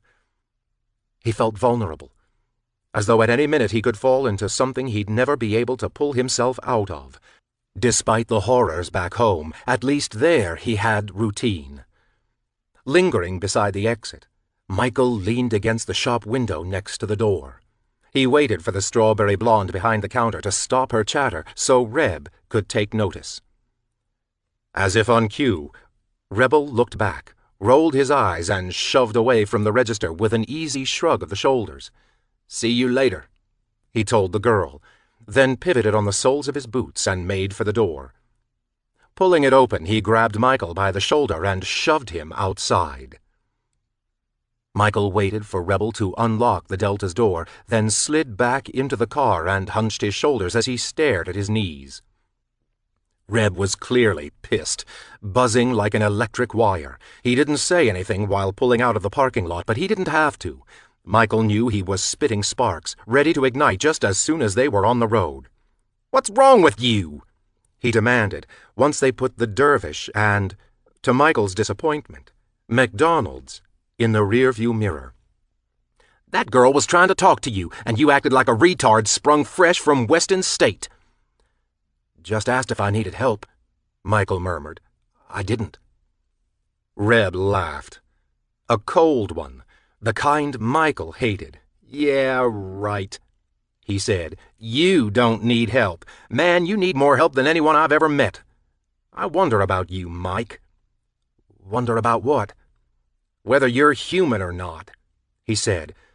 "Didn't you like that girl? She was hot. Even better than that chick at the counter. Probably freaky, too. You see the way she was dressed?" Michael didn't respond. Reb sighed in frustration. "You like going into town, don't you? Want to pick up some records from Misty every now and again?" "Yeah." "Great. So I'll take you into town with me more often, but you can't go acting like a freak, all right?" Michael nodded slowly, still unsure of Reb's intention. "It's about time we start acting more like brothers, huh?" Rebel said. "Stand united and all that crap, like them protesters Wade loves so much." "What about Mama?" "Oh, fuck her!" Reb just about spit the words. "She don't need to know what we do when we ain't working. Besides, I'm in charge, remember? If I say we're going to have a good time, then we're going to have a good time." Michael looked out the window. It seemed to him that Rebel always had a good time. He wasn't sure why he suddenly had to be involved. Michael stared at the thick slab of meat on his plate, his Big Mac craving stronger than ever. There were no potatoes today. No vegetables, not even a slice of bread, just a rare steak that oozed red against a chipped white plate. The dining room was silent, save for the scraping of knives and Wade's chewing. It didn't matter what Mama put on Wade's plate. He always seemed to be working his teeth around a mouthful of rocks. The man could crunch tapioca pudding, his teeth gnashing against each other behind his lips. He stared across the table at Michael and Rebel as he ate, a look of suspicion pulled tight across his face. "You boys were gone an awful long time today," he said. "Mind telling me where you two were at?" Reb shifted in his seat. He looked uncomfortable but held his tongue, as if waiting for Wade's question to pass without requiring a reply. Wade forced a tight-lipped smile at his adopted son. "Michael," he said, "everything okay?" Michael swallowed the wad of sinewy meat he'd been gnawing and gave his father a slow nod. "It don't look it," Wade said. "So, where you been?" "We were scoping out the new mark," Reb told the table. "Michael fell asleep on the goddamn hill, birds chirping around his head like Sleeping Beauty." Something about the statement made Misty Dawn smile. She gave Michael an almost dreamy look, like she'd fantasized about dozing atop a hill of her own. "Sounds peaceful," she mused. "Yeah, it was warm," Michael said, his voice below a murmur. "The birds were nice." Wade gave Michael a dubious glance, as though he'd said something wrong. "Don't be a fag," Rebel said, giving Michael a hard glance before continuing. "The place is out in the middle of nowhere. I mean real isolated." "And you were able to find it?"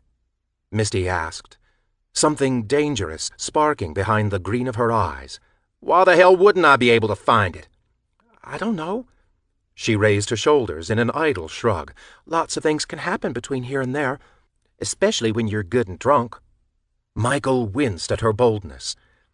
Before he could give his sister a look that pleaded for her to shut up and not make trouble, Mama reached out and gave Misty's hair a vicious yank.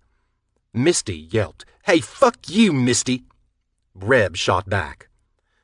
"Enough from the both of you," Mama hissed. "You best watch yourself, Misty Dawn," Wade said, his tone strangely solemn. "Yeah," Rebel said. "You push hard enough and you'll end up at the grandparents' house with Laura Lynn." Both Wade and Mama tensed.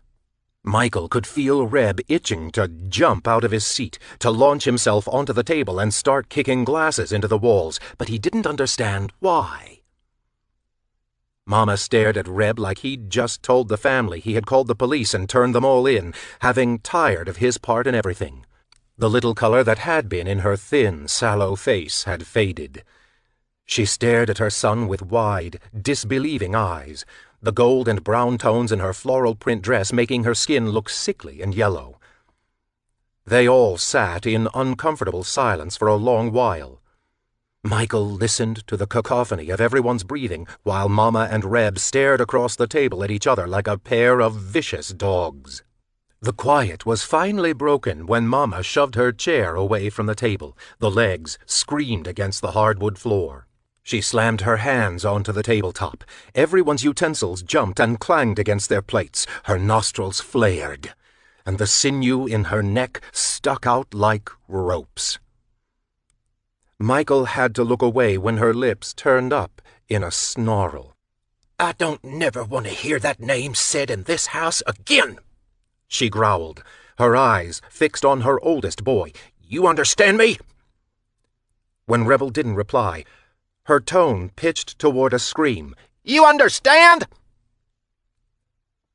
Her arms jerked to the side in a mechanical sweep, sending her plate off the table and onto the floor. It shattered as soon as it hit the hard wood, bits of steak plopping onto the planks, red juice spraying the baseboard.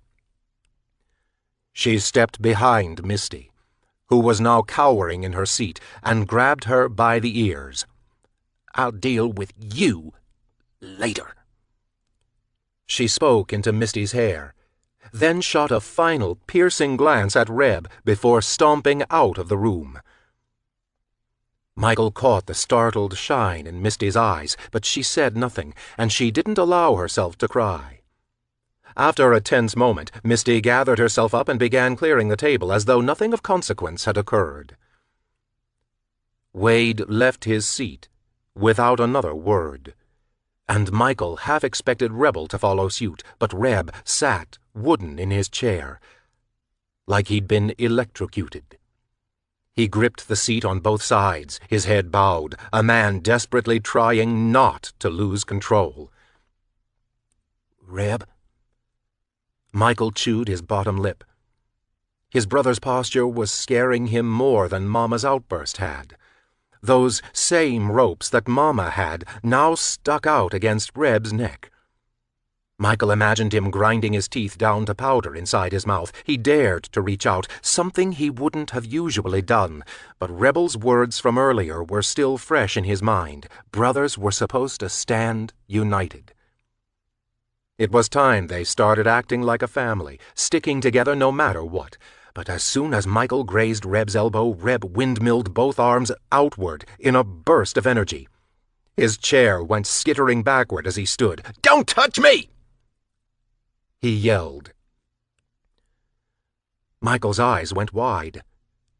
He sat stock still, afraid that moving would push Rebel over whatever edge he was towing. Misty slunk around the table to gather Wade's plate, her gaze flitting from Reb to Michael, and back again. "I should have gotten rid of you like she said," Rebel growled, the words so quiet he probably didn't mean for anyone to hear them. "Should have taken you out under the trees and did to you what I did to that stupid fucking dog." Michael's stomach twisted around his dinner as Reb marched out of the room, leaving Michael and Misty to stare at one another. "What's wrong with him?" he whispered, wondering if his sister had an explanation for Reb's weird behavior. When she didn't answer, he stitched his eyebrows together and frowned. "You shouldn't have said that," he told her, keeping his voice down. "The thing about him drinking?" "Well, it's true," she retorted, "and besides, he ain't got no right calling you names like that. Makes me mad." "Except now you're in trouble," Michael reminded her. Misty scowled at the plates in her hands and dropped a handful of silverware on top of the stack. Michael shook his head and slid out of his seat. Crouching next to Mama's broken plate, he began plucking ceramic shards off the ground, carefully piling them in the palm of his left hand. "What would be so bad about going to the grandparents' place anyway?" Misty asked. "What would be so bad about that, huh?" "I don't know, miss," he said, murmuring toward the floor. "But we ain't never seen Laura Lynn again after she went off there. You want to go there forever?" Misty looked like she was holding her breath in response to his question. Michael looked down to the bits of plate scattered around his feet, his chest suddenly tight. He knew Misty's answer without her having to say a word. Because anywhere was better than here. He only hoped that in the end, he wouldn't be left on his own. Chapter 7. Ray couldn't remember being more excited. Wade and Mama rode inside the cab of Wade's pickup. Ray, Laura Lynn, Misty Dawn, and Michael sat in the bed of the truck, chattering like a bunch of chickens, excited to arrive at the Cabell County Fair.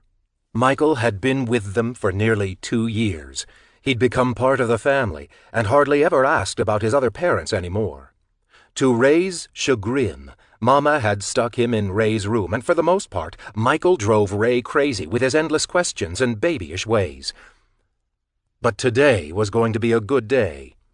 Today, Ray was going to spend his savings on corn dogs and cotton candy, and then he was going to make himself sick on the Ferris wheel. He was going to ride that thing until he puked. The fair was a big deal, and Laura Lynn and Misty Dawn were wearing matching dresses for the occasion.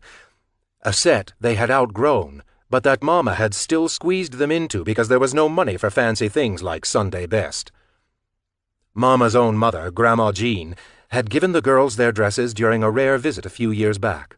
Grandma Jean was meaner than sin, and even Mama looked uncomfortable when Grandma Jean and Grandpa Eugene spent a week at the Morrow farmhouse.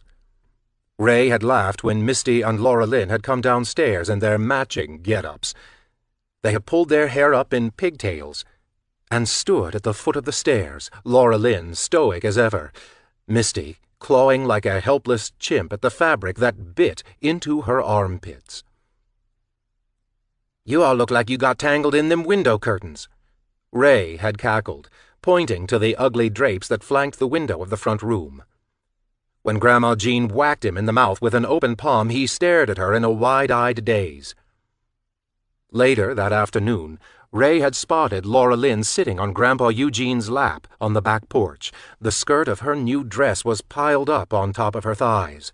Grandpa Eugene's left arm circled her shoulders to keep her close, his right hand lost, somewhere in the ugly fabric of her skirt. As Wade's truck bounced along, Ray tongued his chipped front tooth, remembering the way Grandma Jean's wedding ring had smacked against the enamel.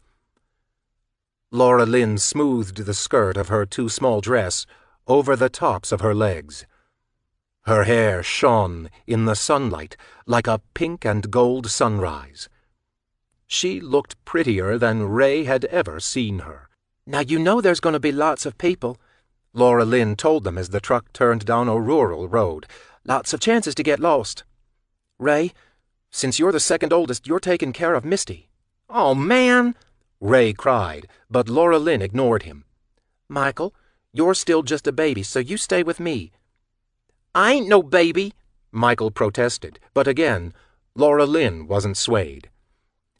"You all can keep complaining and stay in the truck, or you can keep quiet and have a good time at the fair," she told them. "So which is it going to be?" Ray and Misty met eyes. She pulled a face at him as he scowled. He supposed it could have been worse. LL could have paired him up with Michael. If that had happened, the entire day would have been ruined for sure. "We should just leave him with Mama and Wade," Ray murmured. "That way we can go on the big rides instead of getting stuck on them stupid baby ones." "I don't want to stay with Mama and Wade," Misty shrieked. "That ain't fair." The sound of Misty's complaining made Ray's skin crawl. He wondered how sad Mama and Wade would really be if she just up and disappeared. "You're not staying with Mama and Wade," Laura Lynn told her, fixing one of Misty's curls. "You're staying with Ray, and we're all gonna stick together. But in case we get separated, you gotta hold on to Ray, okay?" Misty nodded in approval and stuck her tongue out at her big brother in triumph, then smoothed out her skirt, mimicking Laura Lynn. Mama had cut along the side seams of Misty's dress and filled it in with different material so she could still squeeze into it. But the skirt rode up so high that if she bent over, the entire fair would see her underpants. Ray supposed the only reason Mama didn't care about Misty flashing her undies was because she was only 8 years old. If it had been Laura Lynn, Mama would have had a conniption fit. The Morrow kids waited patiently as Wade paid their admission. Wade had been worried about taking Michael to the fair, but Mama waved his trepidation away. The fair was a good distance from Dahlia, and besides, Michael had grown quick. He didn't look at all like he had when Ray and Wade had snatched him from his front yard 2 years earlier. As soon as their tickets were torn, the Morrow kids ran through the gates like a pack of wild horses busting out of a corral. Ray grabbed Laura Lynn by one hand and Misty by the other, while they dragged little Michael behind them like the tail of a kite. The chain of them ran for a row of food vendors. They bought candy apples and buttered popcorn with the pennies they'd saved all year. They washed the salty sweetness down with orange sodas and shaved ice flavored like cherries and watermelon. After a round of bumper cars, a queasy spin on the rolo-plane, and a couple of go-rounds on the paratrooper ride, the quartet went back for greasy corn dogs and soft pretzels dotted with big cubes of salt. Ray gave himself a personal challenge and stuck his grubby hand into a barrel while the vendor wasn't looking. He stole a giant dill pickle before bolting into the crowd, laughing madly as the vendor screamed for him to stop. Some fairgoers looked on in amusement. Others shot disapproving glances at the culprit, but none were motivated enough to stop the pickle thief. They rode the Sky Whirl and the Octopus and sang along to California Dreamin' while on the Ferris wheel, kicking their feet up high in the air as they swayed side to side like four best friends. Ray spotted the massive clown's face at the back of the fair from the crest of the wheel, pointing it out to his siblings. Its mouth was a giant, gaping hollow. Its eyes looked crazed rather than inviting. It dared only the bravest of children to enter its lair. "That's next," Ray announced. "I bet it's got a mirror maze and everything." "That looks scary." Misty Dawn seemed unsure. "It's only scary if you're a dumb chicken," Ray told her. "You can stay outside." Ray crossed his fingers that both Misty and Michael would be too scared to tag along and would instead wait for him and Laura Lynn next to the ring toss and the water gun game. Once they got closer to the giant clown head, Misty decided that staying behind was a good idea as long as someone gave her enough money for a funnel cake. But Michael clung to Laura Lynn's hand and gave her and Ray a brave 5-year-old's smile. "I ain't scared of no clown," Michael declared. "It's a fun house, so it's gonna be fun." Ray nearly protested, but he smiled to himself and patted Michael on top of his dumb head instead. This was going to be fun indeed. Ray would make sure of it. Michael lost it in the Hall of Mirrors. With seemingly no escape from the darkened room, their reflections warped and leered at them like demons trapped just beyond the glass. Terrified, Michael threw his head back and screamed. Ray thought it was funny at first. He took the opportunity to terrorize his little brother by circling Michael and Laura Lynn, bounding from foot to foot like a crazy jester. But that was fun for all of 30 seconds. After that, all he wanted was for Michael to shut up again. The way he was screaming was just like how he had gone off in Wade's truck the day Ray had swept him up off the side of the road. There was a level of terror in Michael's wail that gave Ray a secret pang of joy. But it was also the kind that made other people nervous. Nervous enough to remember them. "Hey, shut up, stupid!" Ray yelled as a pair of teenagers gave the trio a curious look. They were deciding whether they should get an adult to help or forget about the screaming kid and be on their way. "Shut up!" Ray repeated, more for the teens than for Michael's sake. "It's just mirrors, see?" He danced in front of one of them, putting on a decent show of trying to calm his kid brother down. The older kids shrugged and left them behind. Laura Lynn crouched in front of the screaming 6-year-old. She wrapped her arms around him and cooed into his ear as she rocked him back and forth. "It's okay," she whispered. There, Mikey. I'm here with you. It's all right." Ray stood by and watched the exchange, while something ugly twisted into his guts like a rusty old screw. When he couldn't look at them anymore, he peered at the endless walls of mirrors instead. That's when he lost his breath. The way the mirrors were angled, the three of them only cast a reflection of two. There was only Laura Lynn and Michael, the two of them clinging to each other like castaways with no hope of rescue. Ray twisted where he stood, startled as he took in each reflection, which seemed to trail off into infinity. Somehow, by some weird trick of angles and light, the funhouse had erased him. His big sister held his replacement tightly in her arms. Ray turned and stumbled out of the funhouse, pale as a sheet. Misty Dawn was leaning against some metal railing near the exit. Her mouth was smeared with powdered sugar, and her eyes glinted with mischief.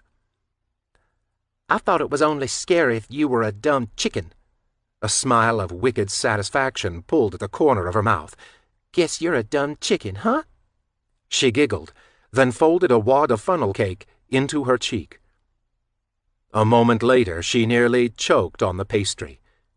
Ray socked her in the arm as hard as he could before stomping away. During the ride home, Ray sat on the opposite side of the truck bed from everyone else. He tried not to look at his siblings, but any time he caught a glimpse of them, he could only note a single detail. Laura Lynn was still holding Michael's hand. Chapter 8. Rebel was in a foul mood. He had hardly said a word as he lumbered around the house, waiting for Michael to get his boots on. Once the boys were in the Olds, he cranked the Rolling Stones so loud that it made Michael's head hurt. They drove for a while. Eventually, Reb parked the car along the side of the road and slid out of the driver's seat. Michael's ears rang in the silence. He could hardly hear the crunch of old leaves beneath his feet as he followed Reb up the hill. They crawled across the crest the same way they had before.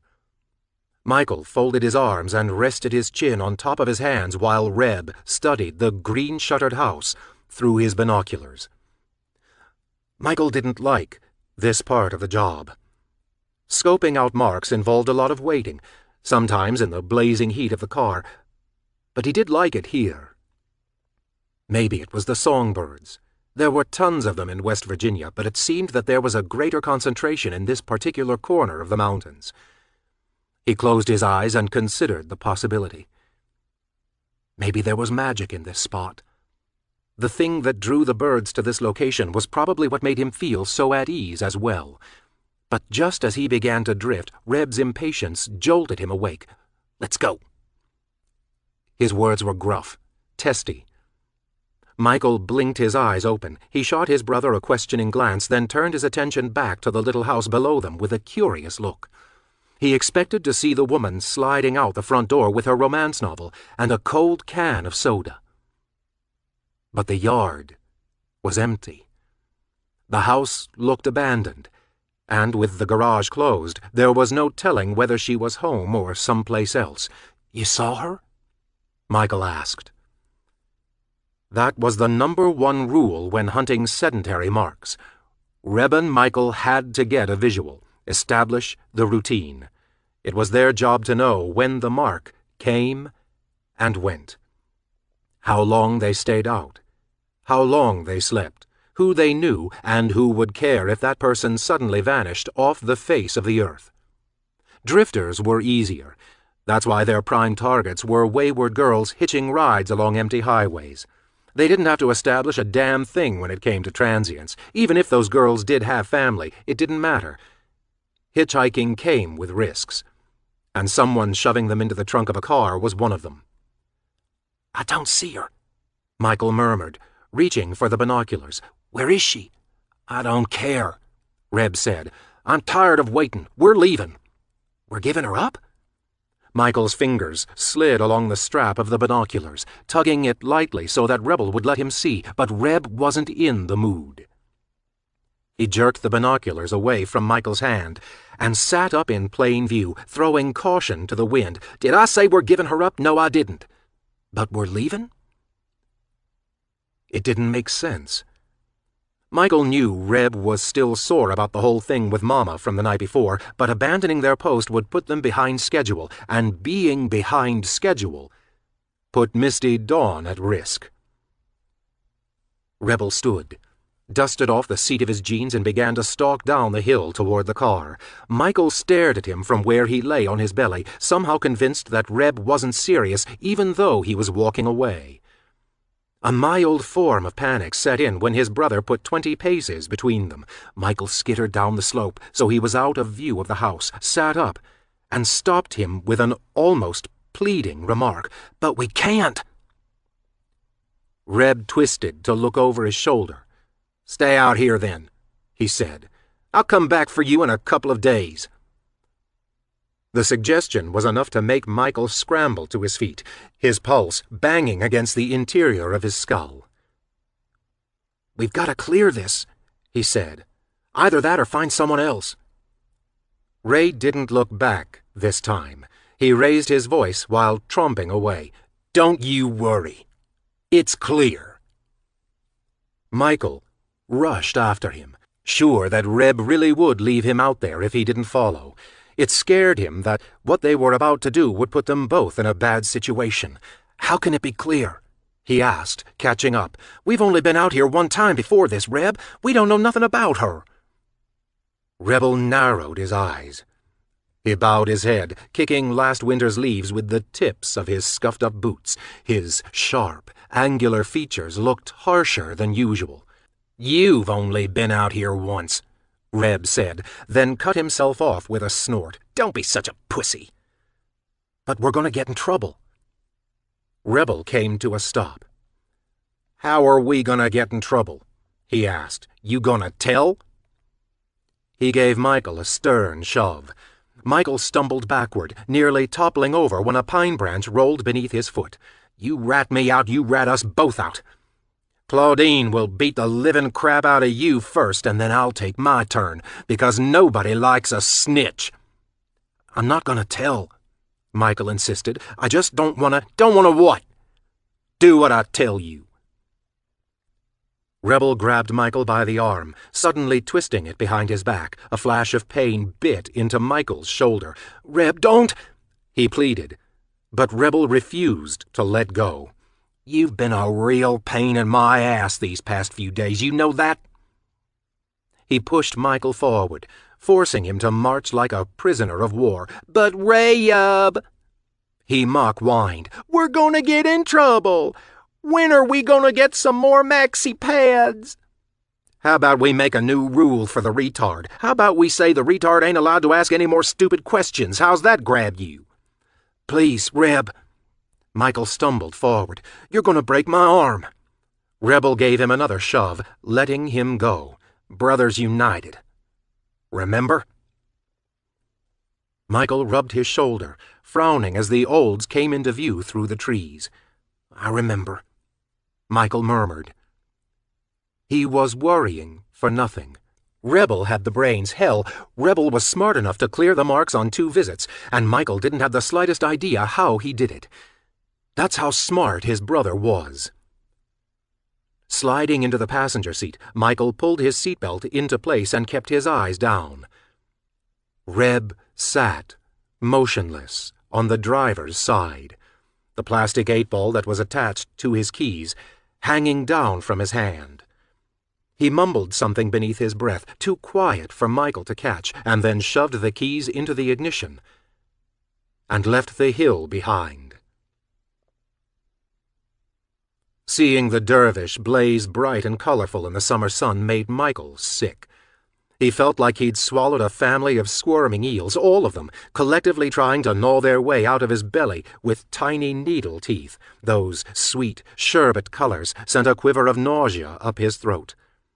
Rebel was defying Wade's set rules, rules that had been made to keep the Morrows safe. They were supposed to clear their marks.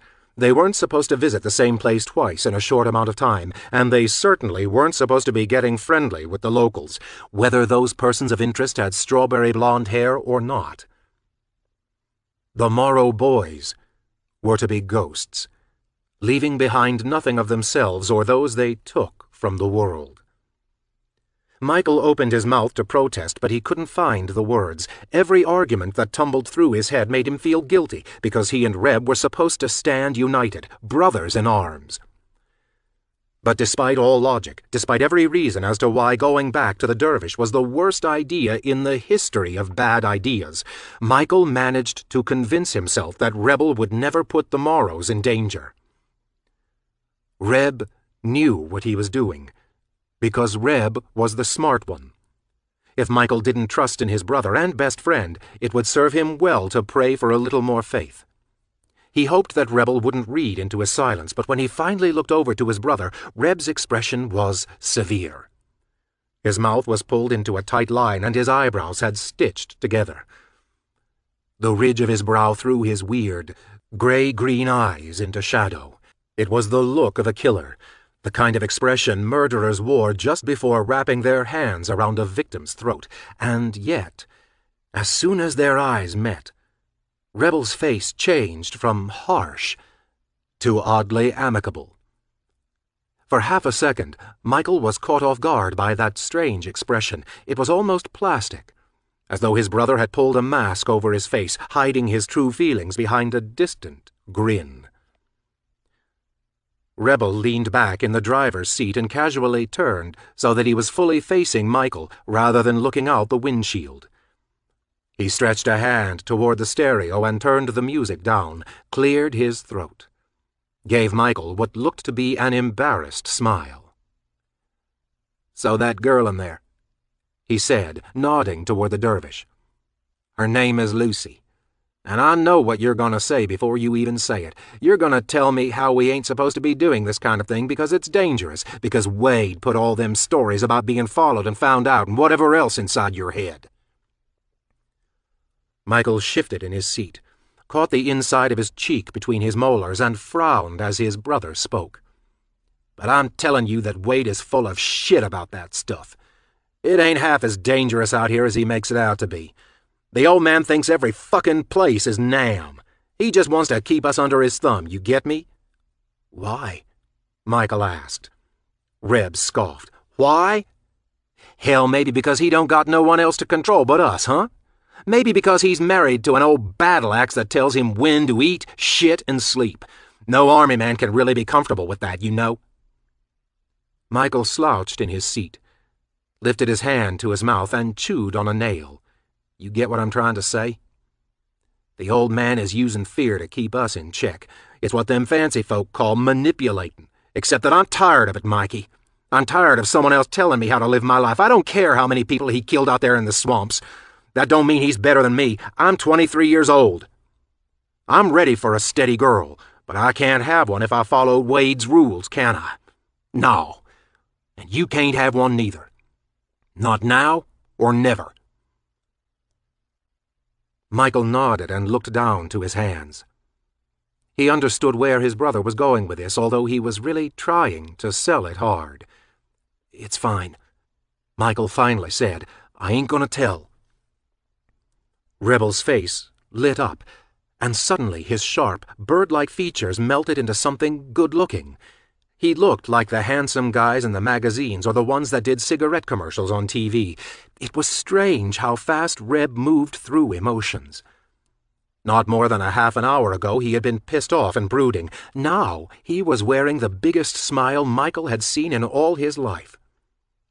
"All right," Reb said, looking satisfied. "That's great. You ain't gonna regret it, Mikey. You'll see." He pushed open his door and began climbing out of the olds when he stopped short, noting Michael's lack of response. "What's with you? Ain't you coming?" Michael shrugged. "You go on ahead," he said. "I think I'll just stay in the car." If Reb wanted to pick up chicks, that was okay. Michael knew how to keep a secret, but he sure didn't know how to keep up when it came to playing the game.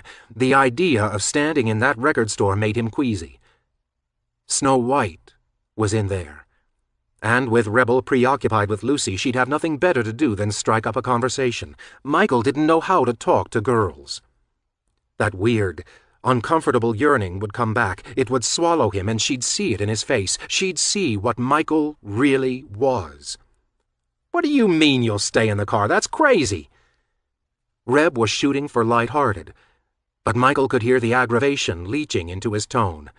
"I don't feel so good," Michael explained. "Then you're really not staying," Reb assured him. "What are you, afraid of girls?"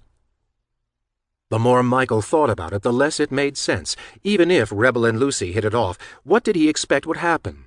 He couldn't take her back to the farmhouse, couldn't ever tell her what he did or who he was. "I just don't feel like it," Michael insisted, waiting for Reb to reprimand him for being a loser. When his brother didn't fire back an insult, Michael dared to look up from his hands. Reb's expression had changed. But rather than glaring at Michael with a look that could kill, he was now watching him the way someone would look at a wounded animal along the side of the road.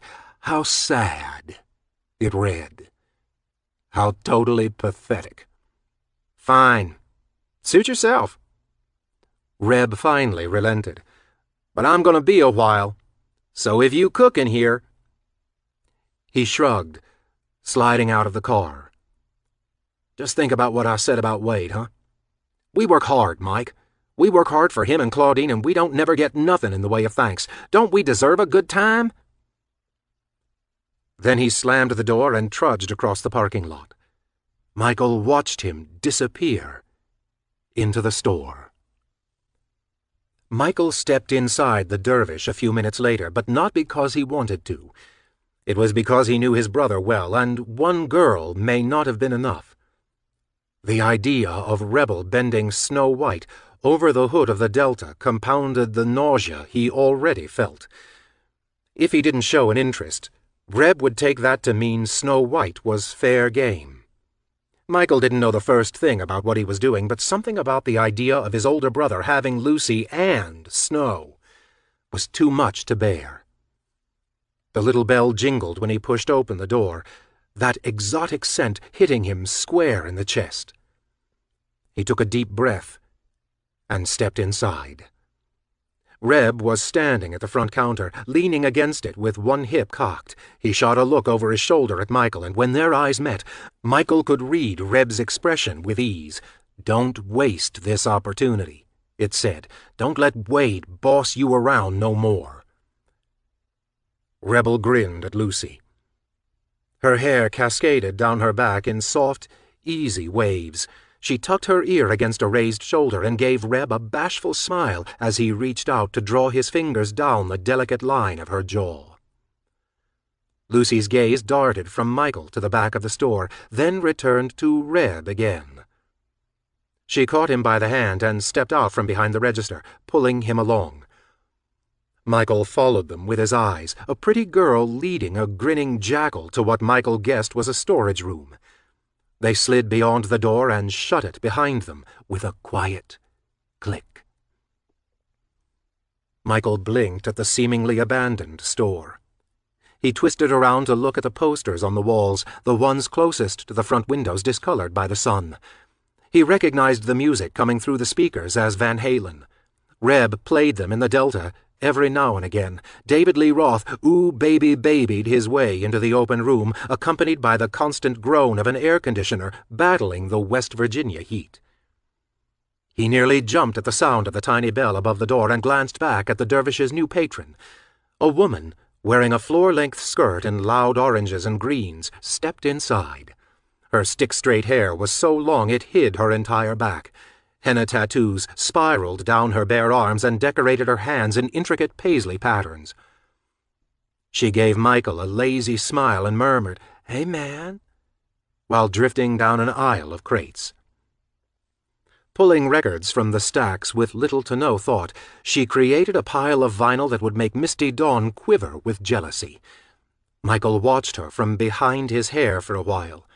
His eyes occasionally darted to the storage room door, and he wondered if Lucy was going to come back out in time to ring the woman up. With an armload of records, the long-haired lady gave Michael a questioning look. Then she moved across the store and dropped the stack onto the checkout counter. "Is nobody working this place today, or what?" she asked. "Where's Lucy?" Michael opened his mouth, not sure how to reply. Explaining that Lucy was in the back room doing God only knew what with Rebel didn't seem right. Michael didn't want to get her in trouble, but just before he could stumble through an awkward sentence and explain that someone was there, that they were just busy, a sweet voice saved him the embarrassment.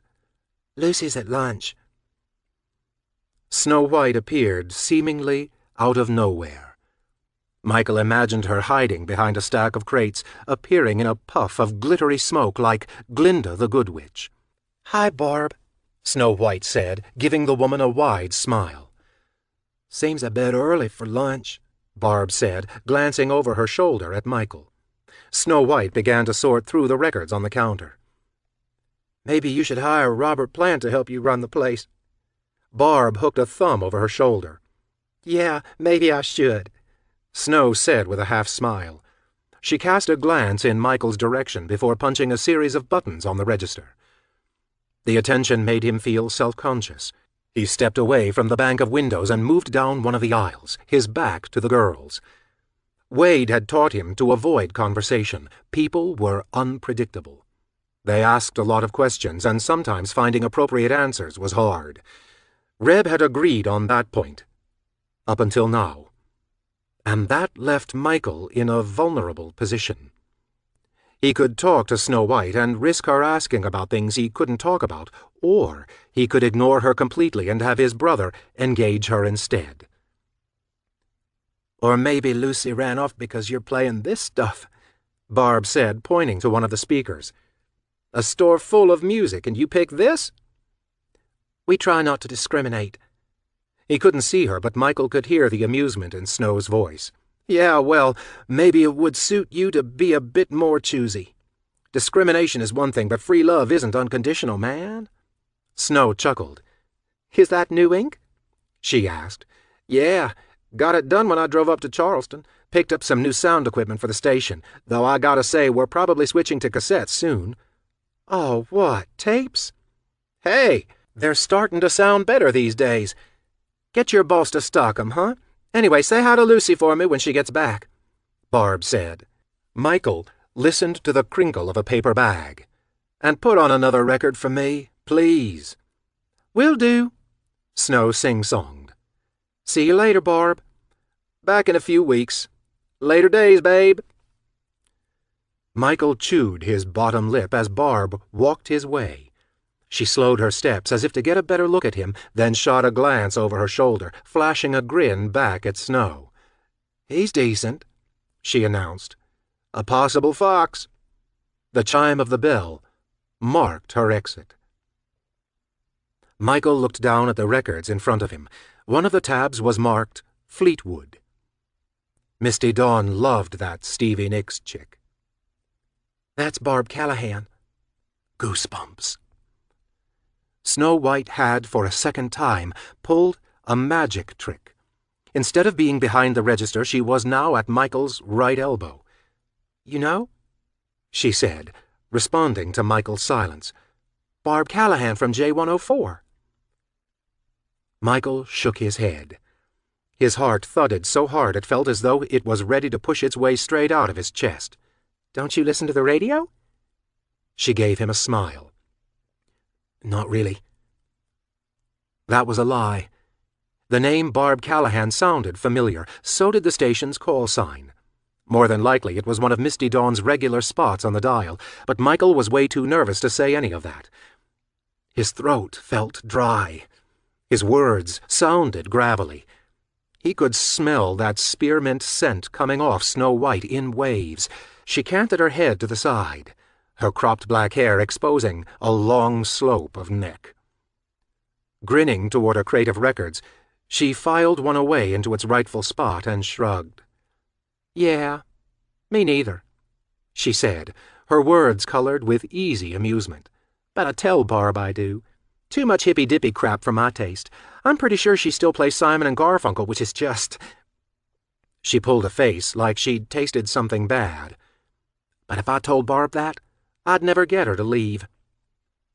Michael was afraid to look at her, partly because if he did, he'd be committing himself to the conversation. But he was also terrified that she'd look into his eyes and see him for what he really was. But he couldn't not look at her. She was less than 2 feet away, so close that he wanted to reach out and touch her, if only to feel the warmth of her skin. He watched her from his peripheral vision. Her fingers walked along the spines of record sleeves. The way she rolled her neck, trying to loosen a sleep-strained muscle, it was tempting. Sexy. You, on the other hand. She filed another record, then turned to face him fully. You sure know how to make a girl feel interesting with all that talking you do.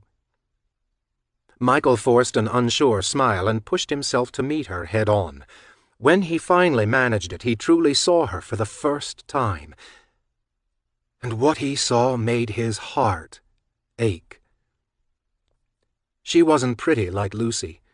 Lucy was more of a generic, everyday pretty, rather than genuinely beautiful. Michael had seen that kind of pretty more times than he could count. Snow White was ethereal. As though she'd been plucked from the pages of a storybook, she was all eyes, and despite her black attire, he imagined her living in a tiny cottage tucked into the hills where she'd feed fawns and bluebirds by hand. Her face was framed by her short hair, the fringe of her wispy bangs cutting across a pale forehead. She shifted her weight from foot to foot, the heavy combat boots on her feet looking too heavy for her petite frame. "See?" she asked. "I look a little freaky, but I'm not that bad. Probably why your Romeo of a brother likes Lucy a lot more than me." She cast a glance at the storage room door with a smirk. "Isn't that weird?" She looked back at Michael, eyebrows raised. Michael mimicked her, arching his own eyebrows in a questioning glance. "Weird?" "That they'd just go back there like that," she clarified. "I mean, would you do that?" Yes. He'd do that. If Snow White caught him by the hand and led him to that back room the way Lucy had led Rebel, he'd do it because he wouldn't know how to say no. He'd do it because when he looked into her eyes he saw magic. Maybe facing his fear and allowing their limbs to tangle together would cause some of that magic to rub off on him. Maybe drawing his hands across her bare skin would make him a better person. Perhaps it would erase all his wrongs, would let him start over, be someone new. "No," he said softly, looking away from her. "I wouldn't do that." "Okay," she said, shaking her head, this time with a bit of a laugh. "Just making sure it, doesn't run in the family or something, because that would be, I don't know, weird." He finished for her. "Exactly. Really weird, almost creepy." Michael thought creepy was a good word for it, but it wasn't quite right. "I'm Alice." She offered him her hand. Another beat of hesitation. If he took it, would she suddenly pull back? Would she be able to sense the blood that had washed over his fingers for so many years? Would she hear the screams he'd never done a thing about? He cautiously took her hand in his and gave it a delicate squeeze, not sure how long he was supposed to hold it. He only let go when she gave the floor an antsy smile and slowly pulled away from his touch. "This is the part where you're supposed to introduce yourself," she said, looking almost embarrassed. "Unless you don't want to, I guess." Memories of Rebel giving girls false names came flooding back. One time he was Ted. Another time he introduced himself as John Wayne. When the girl had laughed and asked, "Like the cowboy?" he had said, "No, like the killer," and hit her in the temple with a tire iron before she could run. "I'm Michael," he told her. "Michael Morrow." An electric thrill shot up his spine. Revealing his first name was a no-no, but revealing both his first and last names was a cardinal sin. He'd never told anyone his full name before, had never revealed his identity because that was one of the rules you simply didn't break. But Rebel said today they were breaking rules. "That sounds like a name you'd see in lights," she mused. "Michael Morrow." Alice smiled again, but this one was more thoughtful.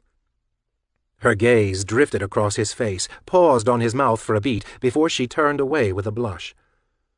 Michael wanted to tell her that her name sounded like one you'd read in a fairy tale. Alice was one of the most famous princesses of all.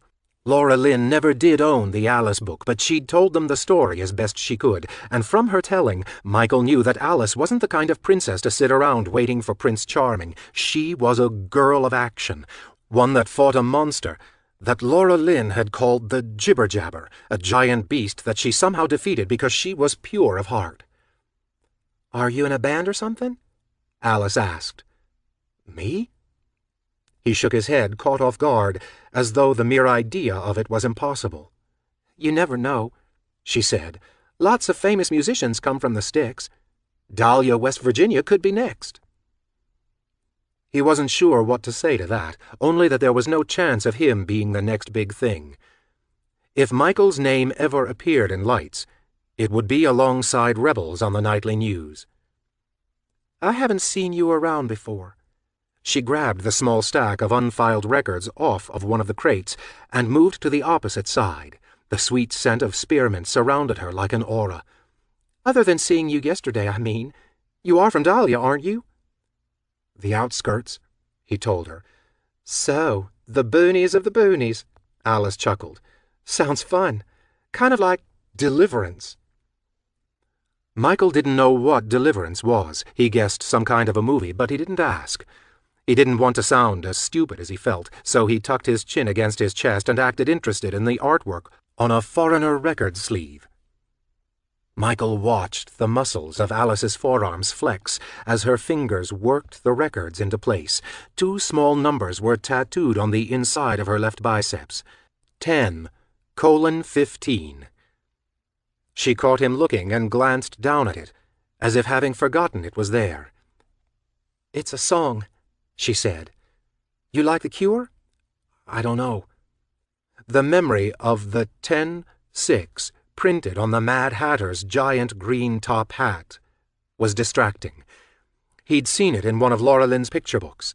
Alice, the Hatter. It was enough to convince him that she really was from Wonderland. "You don't know, as in you have no opinion, or you don't know because you haven't heard them?" "I haven't heard them." Another round of silence. Another exchange of awkward smiles. "Well, what do you like?" "Whatever my sister has," he said, not stopping to think about how strange that must have sounded. Alice raised an eyebrow at his response. "And what does your sister listen to?" "Just old stuff. She actually likes Simon and Garfunkel," he said, "and the Beach Boys." Alice stared at him as though he'd just told her his deepest, darkest secret. She wrinkled her nose in disbelief. "I was right. Weird does run in your family. Romeo is promiscuous, and you—" She narrowed her eyes and pursed her mouth, trying to find the right words. "Freaky-deaky." Well, at least it wasn't hippy-dippy. She pivoted on the soles of her combat boots and turned toward the front of the store, motioning for Michael to come along. Stopping in front of a bank of crates, she plucked a record from the center of the bunch and held it out for Michael to see. The cover was a reverse, black and white exposure of leafless trees. The sky was pitch black above trunks colored neon white. "The Cure, a forest," was printed across the middle. "The Beach Boys are for shark bait," she told him. "This is super rare. It'll change your life." "I ain't got no money," he said, afraid to reach for it without any cash in his pocket. But rather than rolling her eyes at him, which he fully expected her to do, she exhaled a quiet laugh instead. "I'm not surprised, spaceman," she teased. "Just take it. Consider it a loan. We'll dig you out of that 1960s grave yet." Michael looked down at the record, his fingers drifting across its glossy surface. "Do you like this?" he asked. "No," she said, sliding a finger across her tattoo. Michael gave her a curious look, and when she chuckled beneath her breath, he laughed too. "Wow," she said, "finally, a genuine smile." He diverted his gaze once more, looked down at the album cover in his hands. She made him feel awkward, vulnerable, scrambling his thoughts with the curve of her lips. His heart palpitated with the way she shifted her weight from one foot to the other, as though dancing to a beat only she could hear. "If you don't like it, just bring it back," she said. "We've got a store full of records at our disposal." Michael took a breath, on the verge of asking why she was being so nice. What made him so special for her to treat him so well? But before he could figure out how to string together the words, the click of a lock disrupted their silence. Both he and Alice shot looks toward the back of the store. The storage door swung open. Rebel stepped out first, followed by Lucy, who looked a bit more disheveled than she had when they had first disappeared inside. Alice and Michael exchanged a look, one that made him want to laugh in spite of himself. Alice mouthed a silent, "Okay," before turning away from him completely, focusing her attention on her friend. "Barb stopped by," she announced. "She asked for you, so I told her you were doing it in the back room with some dude." Lucy gave her friend a bug-eyed stare as if refusing to believe what had just come out of Alice's mouth. "What?" Alice asked, flashing Lucy an innocent look. "That's what you two were doing, right? Or are Michael and I mistaken?" Rebel walked across the store and met Michael next to a crate marked Imports. Glancing down at the record in Michael's hands, he was like a parent eyeing a kid who had already spent his weekly allowance. "You gonna jip that or what?" "I'm borrowing it," Michael said, avoiding eye contact by staring at the cover. That dark forest reminded him of the woods behind the farmhouse. "Borrowing it," Reb echoed. When Michael finally looked up, Rebel was wearing a strange sort of smile, one that didn't quite reach his eyes. "Guess that means we're coming back later, don't it?" When Michael failed to reply, Reb swept a pair of fingers up and away from his forehead in a casual salute, giving the girls a wink. "Catch you on the flip side," he told them, then pulled open the door and stepped out of the store. Michael glanced across the shop to the register. Lucy was watching him with a vague sense of curiosity. Alice stood beside her, a ghost of a smile touching her lips. He raised a hand in a silent goodbye. Alice mimicked his action. She mouthed, "See you," looking even more beautiful than she had during their few minutes alone, even more stunning than she had the first time he had laid eyes on her. His heart twisted up on itself, and suddenly the last thing he wanted to do was leave. He didn't want to go back home, didn't want to go back to his old life, didn't want to see Mama or Wade or even Misty Dawn ever again. He wanted to start over, forget who he was, and become the person he knew Alice could make him. He wanted to stay in that very spot, right where he stood, for the rest of his life. But instead, the sound of the Oldsmobile's engine drew his attention away from the girls. He slowly turned away and stepped out into the summer heat. Chapter 9. Michael rushed out of the Olds, hopped up the back porch stairs, and stepped into a kitchen heady with the scent of garlic and onions. Mama was standing over a pot at the stove, stirring something with a long aluminum camping spoon. She glanced over to Michael, but didn't speak until Rebel followed him inside. "Dinner's at 6, she told them, then turned back to her cooking. Michael darted out of the room and all but leapt up the stairs to get to Misty Dawn's room with Alice's record beneath his arm. He stopped short, just inside Misty's door. She was sitting on her bed, a fresh bruise swelling up on her cheek. Her eyes were red-rimmed and raw. And when she tried to smile at him, it only made her look worse. "What happened?" Michael asked, eventually finding his voice again. She shrugged her shoulders as if to say she didn't want to talk about it, but explained it with a single word. "Mama." "What did you do?" "Nothing." She looked almost offended by the question. "When do I gotta do anything to get her mad? She's been in a mood, getting impatient again." "But we just had a girl," Michael said. "And then Ray went and said something about Laura Lynn. You know how she gets." It must have been about 15 years earlier that Mama had shipped Laura Lynn off to Grandma and Grandpa Westfall's place out in North Carolina. One day Laura Lynn was around, and the next day she was gone.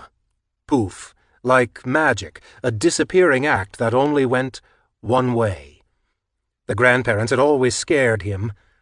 Grandma Jean had the face of an old witch, the kind that lives in gingerbread houses and cooks children for supper. Grandpa Eugene carried a cane and whipped it across the small of people's backs when they were too slow to get out of his way. Michael suspected that Mama had learned how to be cruel from her own parents.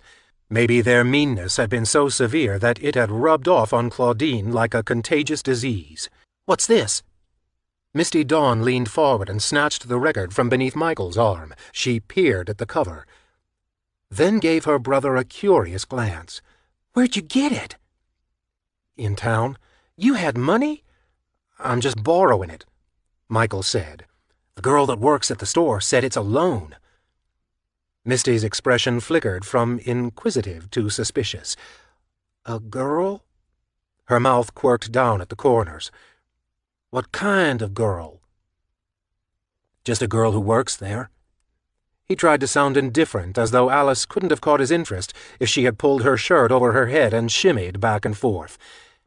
Except if she had really done that, Michael would have dropped dead of a heart attack. If Alice had leaned in a little closer than she had while standing above those crates, he would have vomited his nerves all over the dervish's inventory. What kind of a girl lets you borrow a record for free? She narrowed her eyes at him. What did you do? Give her something in exchange? No. Michael forced a breathy, incredulous laugh from his throat, but it only made him sound guilty. I didn't even want it, he told her. But she said to take it anyway. It's supposed to be rare or something. He took a seat on the edge of Misty's bed, but she popped off it as soon as he sank into the mattress, as if not wanting to be close to him just then.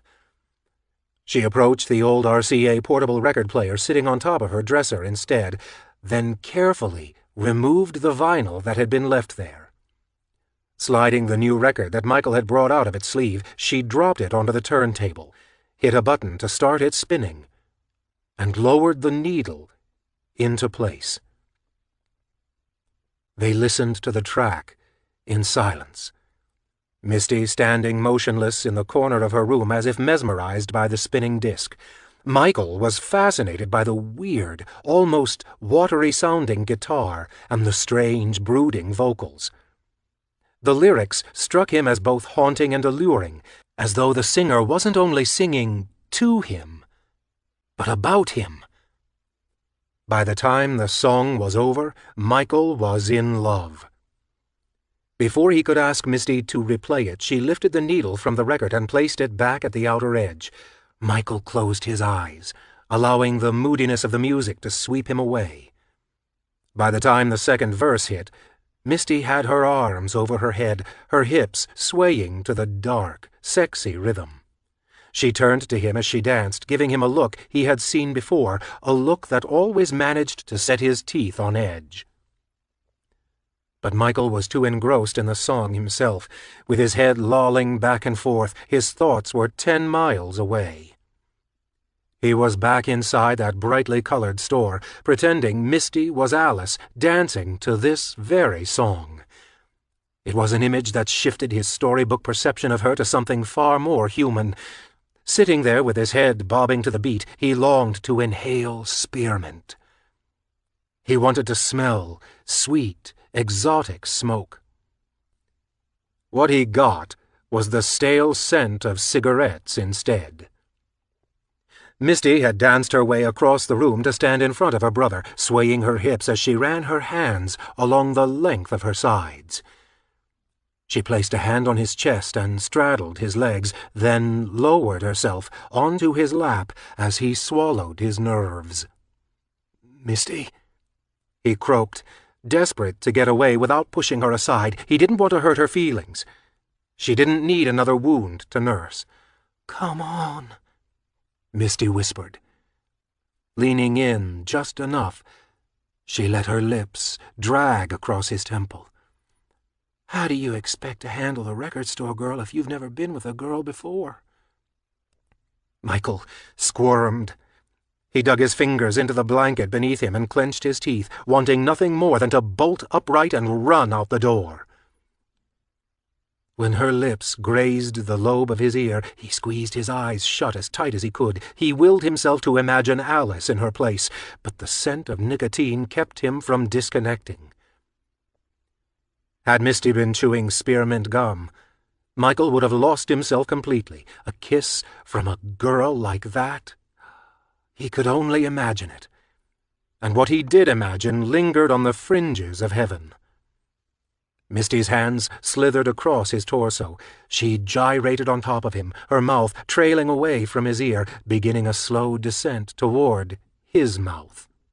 Michael's pulse drowned out the music. He felt queasy, skittish, afraid to open his eyes, knowing that as soon as he saw Misty's face so close to his, he'd twist away from her and plead for her to stop. But they snapped open anyway, responding to 3 harsh words. "What the fuck?" Before Michael knew what was happening, Rebel was jerking Misty off him and shoving her across the room. Michael opened his mouth to speak, to explain that it wasn't Misty's fault, but Reb's fist crashed against his teeth. A bloom of hot pain mingled with a sudden metallic taste. Reb pulled back and nailed him again, splitting Michael's lip. Blood filled Michael's mouth. He ducked into a protective position, shielding his head from his brother's blows. Rebel didn't hold back. He pounded his fists against Michael's shoulders, his arms, his back.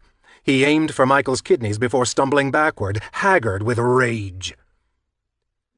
Michael peeked out from behind his hair in time to catch Reb veering around. He grabbed Misty by the front of her fringed shirt and slammed her hard into the wall. The needle on the record zippered across the black plastic grooves.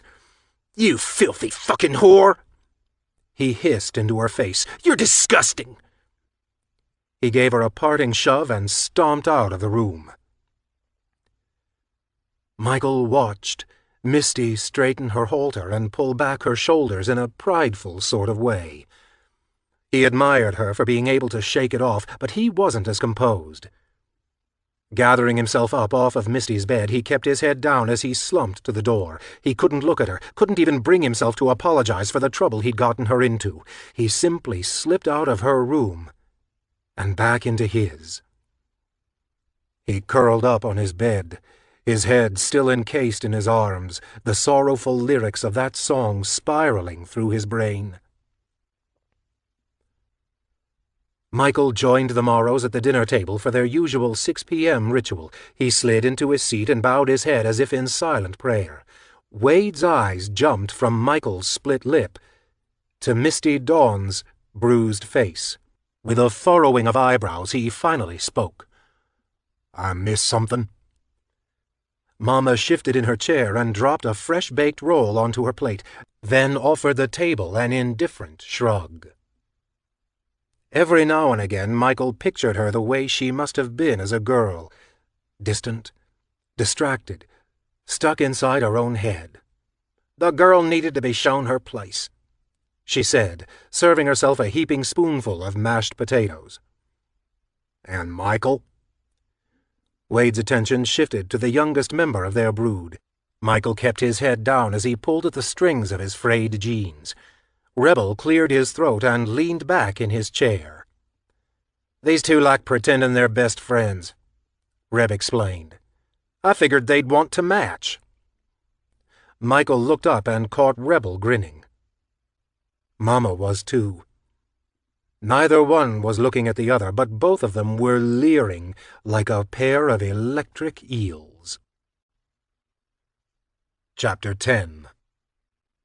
Ray had learned how to steal from his mother. Mama never took Laura Lynn or Misty Dawn anywhere, but Ray, being the only boy, was occasionally spoiled with a trip into town. These sojourns were little more than a visit to the local grocery store to pick up milk and eggs and, if Ray was lucky, a box of Hamburger Helper or some Sloppy Joe sauce and buns. But grocery stores had lots to steal, and he livened up these mundane journeys with his own brand of fun. From as early as he could remember, he watched Mama pull things off of shelves, consume them, and stash the empty containers in other aisles. She did this with Cokes and popsicles and bakery items. During one trip, she let Ray eat an entire box of cookies, then casually left the empty packaging in the bread aisle. Ray was only caught once. A store manager grabbed him by the ear and searched him for the roll of lifesavers he'd shoved into his pocket only seconds before. Mama materialized behind them with her hard stare and her line-tight lips. The manager demanded an apology, but when Mama laughed in his face, both she and Ray were booted from the store. But the first real thing that Ray stole hadn't come from a grocery store, but a fireworks tent along the side of the highway. He was 11, and the Morrows were on their way back from their yearly visit to the county fair. Ray had spotted the tent on the way over, and he banged the back window of the truck to get his father's attention. Wade raised a hand as if to tell the boy to hold his horses. The vehicle rambled onto the dirt shoulder, and Mama and Wade slid out of the cab, while the Morrow kids bounded out of the truck bed. Ray was the first to step under the tent's scalloped vinyl canopy, those red and white stripes making him think of candy canes and circus clowns. The setting sun gave the glossy, shrink-wrapped packages of bottle rockets and aerial repeaters a mystical glow. Ray didn't know he was going to steal anything until he saw the box of bright red balls marked China Cherries. Had they been black and 5 times larger, they'd have been straight out of a cartoon. Ray shot a look over his shoulder. His siblings had gathered around a table display featuring enormous variety packs. It was the wimpy stuff that the fireworks manufacturers tried to pawn off as fun for the whole family. But all you ended up with was a bunch of duds and a headache from all the smoke. 2 men worked the tent, both of them distracted. One was packing things up at the far end of the pavilion. The other was chatting up Mama and Wade, probably crossing his fingers for one final sale. Ray looked back at the box of cherry bombs, grabbed one in each hand and shoved them into his pockets. Wade ended up splurging on a pack of sparklers for Michael and the girls, which Ray had 0 interest in. Wade deemed everything else as too expensive. "It's like setting good money on fire," he had complained. "We may as well sit on the back porch and light dollar bills." Ray normally would have whined, but he kept quiet and tried not to draw attention to himself while the cherry bombs sat, lumpy, in his pockets. He kept his hands perfectly positioned against his legs and idly wandered back to the truck. If he had tried to be any more casual, he would have been kicking at the dirt and whistling the jingle from the Andy Griffith Show. He did his damnedest to be patient, but patience didn't come easy to 10-year-old boys. He managed to hold out for 2 whole days before stepping into the backyard, nervous, but casual. Laura Lynn was fussing over her rabbits. Misty Dawn was sitting in the sunshine on a ratty old blanket. She was brushing the hair of a naked baby doll with a missing arm, the kind that opened and closed its eyes depending on how you held it. Michael was skirting the trees, hunting for beetles or worms or bird feathers. Ray squared his shoulders and crossed the yard to meet his brother along the edge of the woods. "Hey, Mikey," he said, "got something for you." Ray ducked behind Wade's tool shed, motioning for Michael to follow. Michael dropped what he was doing and ran after his big brother. A wide smile spread across his 6-year-old face. "What do you got?" he asked, excited to see what Ray would produce out of the depths of his front pocket. Ray pulled out one of the bombs, holding it out for Michael to see. "Candy?" Michael asked, wide-eyed. "No, dummy, it's a firework. Got it for your birthday." "Really?" Michael's face lit up with excitement. The Morrows didn't know when Michael's birthday really was, so they had switched it to the anniversary of his arrival instead. It was coming up on 3 years since Ray had brought home the wailing, blubbering kid who had told them he was 4. "Hold out your hand," Ray instructed. Michael did as he was told, and Ray placed the bright red sphere in his brother's small palm. "This is a special firework," he explained. "I'm going to light the fuse, and when I do, you gotta cup it like this." Ray put his hands together as if holding a bird. Michael mimicked him. "And when it goes off, you're going to get a real big surprise, see? But you gotta hold on to it, otherwise it ain't going to work." "Is it going to be cool?" Michael asked. Ray fished a lighter he'd stolen from the kitchen out of his back pocket. "Oh, yeah," he said with a grin. "It's going to be great. You'll never forget it." Kind of like how he'd never really forgotten Laura Lynn holding Michael in that funhouse. How Ray had vanished. So easily replaced. He sparked a flame at the top of the old Bic lighter and leaned in, lighting the cherry bomb's 1-inch fuse. It caught and began to smoke as Michael stood there with a smile, cupping the explosive, just as Ray had told him to. "Now don't move," Ray told him as he backed away, lightheaded with the sudden rush of adrenaline. This was it. It was really going to happen. That cherry bomb was going to go off, and it was going to blow that stupid kid's hands clean off. Hell, maybe it would tear his arms off entirely. Maybe the blast would be so strong that it would obliterate half his face and blind him in the process. Ray grinned to himself, knowing that Michael wouldn't be seeing the inside of a hospital no matter how bad it was. Mama and Wade didn't believe in doctors. They said hospitals asked too many questions, and doctors stole people's money.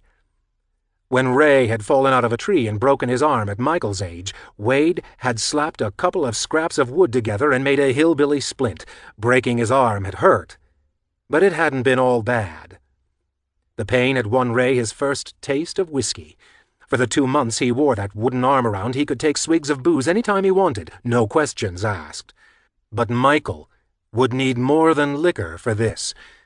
He'd need a miracle, and even that wasn't guaranteed to save his life. He'd bleed out quick. He might even be dead before Wade and Mama figured out where the bang had come from. Ray narrowed his eyes as the fuse burned down toward Michael's hands. Laura Lynn would be upset. It was the only thought that nearly convinced him that this plan was a bad one, but Laura Lynn would get over it. She was strong. Ray would get her another kid if she wanted, a girl this time, someone who wouldn't step on his toes. Ray turned his head away from Michael for a moment to look back at Laura Lynn and her rabbit cage, but rather than seeing his sister and her bunnies, he saw Wade coming up fast. In his anticipation, he hadn't bothered to check where Wade and Mama were, and Wade had been not more than 10 feet away, inside the shed. Wade shoved Ray to the side so hard that the boy went skidding onto his ass. He watched his father grab Michael's hands, pluck the bomb out of his palms, and chuck the firework into the trees. The thing exploded with a massive boom, but before it ever hit the ground, sending a few branches of a dead pine flying to the forest floor. Michael jumped at the noise. He stared into the woods with wide, startled eyes, then looked to Wade with confusion. "But I was supposed to hold on to it," he said. "That was mine." Ray winced and began to scramble to his feet to avoid whatever was coming to him, but he wasn't quick enough. Wade came up behind him, grabbed him by the back of the neck, and shoved him inside the tool shed. That's where he proceeded to beat the hell out of him with the buckle end of his belt. He beat him so badly that by the end of it, Ray couldn't tell if it hurt any more. He left that shed with the back of his shirt bloodied and the seat of his jeans so numb he could hardly walk straight. When he hobbled past Mama on the back porch, she didn't say a word. She didn't even bother looking up from the string beans she was working on, snapping the ends off with the flick of a wrist, much like the way Ray wanted to snap Michael's scrawny neck. Ray had to crawl up the stairs to get to his room, and when he finally reached the top, his lips pulled back in a sneer. He resented the fact that his bedroom had been split in two, one side for him, the other for the kid he'd nearly wiped off the face of the earth. Pulling himself into the room, he looked out the window, rage boiling the blood in his veins. 1 story below, Michael was surrounded by his siblings and father. Laura Lynn had wrapped her arms around him in her usual protective embrace. Even Wade was squatting in empathy, bringing himself down to Michael's line of sight. Ray never got that kind of attention. When he broke his arm, Wade told him to suck it up, and Laura Lynn's doting tapered off after a few days. Later that day, Wade raided Ray's side of the room and came up with the second stolen bomb. When he found it, he raised his arm over his head, ready to lay into his firstborn again, but he had shown mercy when he saw the blood on the back of Ray's shirt. Had it been Mama, compassion wouldn't have entered the equation. The next morning, Ray gritted his teeth as he watched Wade and Michael stick that cherry bomb into the hollow of a pine and blow it sky high. His dad. His bomb. His stupid little brother clapping his hands like a gleeful idiot, while Ray sat upstairs, locked in his room. Forgotten. Chapter 11. The bedroom door swung open so fast it hit the back wall with a loud crack. Michael jerked awake. His gaze fell onto Rebel's silhouette. His brother appeared to be fully dressed, despite it still being dark outside. "Get up," he said, and he didn't sound amused. "What time is it?" Michael murmured, his throat still too dry with sleep to project much more than a croaky whisper. "You think it matters?" Reb stepped inside the room and jerked Michael's blanket off of his legs. "I said get up!" Michael sat up and shoved wild, slept-in strands of hair behind his ears. He imagined himself to look like a 70s rock band reject, groggy and disheveled, nothing but hair and a sloppy, beat-up face. "Get dressed," Ray told him. "We're taking a little trip." Michael got to his feet, but he had to catch himself on the wall the moment he left his mattress. His head spun, still not quite recovered from the blows Reb had dealt him hours before. The ache in his jaw had metastasized into a killer headache, one that throbbed white-hot with every whoosh of his pulse. But there was no time to consider the gnawing ache that continued to squirm behind his eyes. Rebel was in a mood, and when Reb was moody, Michael did whatever the hell he was told. He grabbed his discarded jeans off the floor and pulled them on as his brother loomed over the simple pine desk beside Michael's window. It was old, and had been in that room for as long as Michael could remember, having belonged to Laura Lynn before Mama sent her off to North Carolina. If Reb had awoken anyone else, they weren't making themselves known. The house remained silent. Michael shoved his bare feet into his boots and pulled his unruly hair back with the rubber band from around his wrist. He looked up just in time to catch Reb pushing his hands into the pockets of his denim jacket. "I'm ready," Michael said. It had taken him all of 60 seconds to pull himself out of bed and prepare for whatever it was Rebel had planned. But despite Michael's haste, Reb still grabbed him by the shoulder and shoved him out of the room like a disobedient child. Michael was surprised Reb didn't throw him down the stairs as they descended to the first floor. Reb had pushed him down that staircase a few times in the past. Once, after Reb had a barn-burner of a fight with Wade, he had launched Michael off the top riser, and Michael went tumbling down the stairs like a sack of meat. It was a wonder he hadn't broken his neck. No doubt Rebel's intent. Mama had rushed to see what all the ruckus was about, only to scold her eldest son from the bottom of the staircase. "You break this house and I'll make you rebuild it with your two bare hands, Ray!" And then she had shot Michael a look and told him to get up off of that floor before returning to her TV show. Still groggy with sleep, Michael nearly lost his footing on the back porch steps. The deep blue of the sky suggested it was 3, maybe 4 in the morning.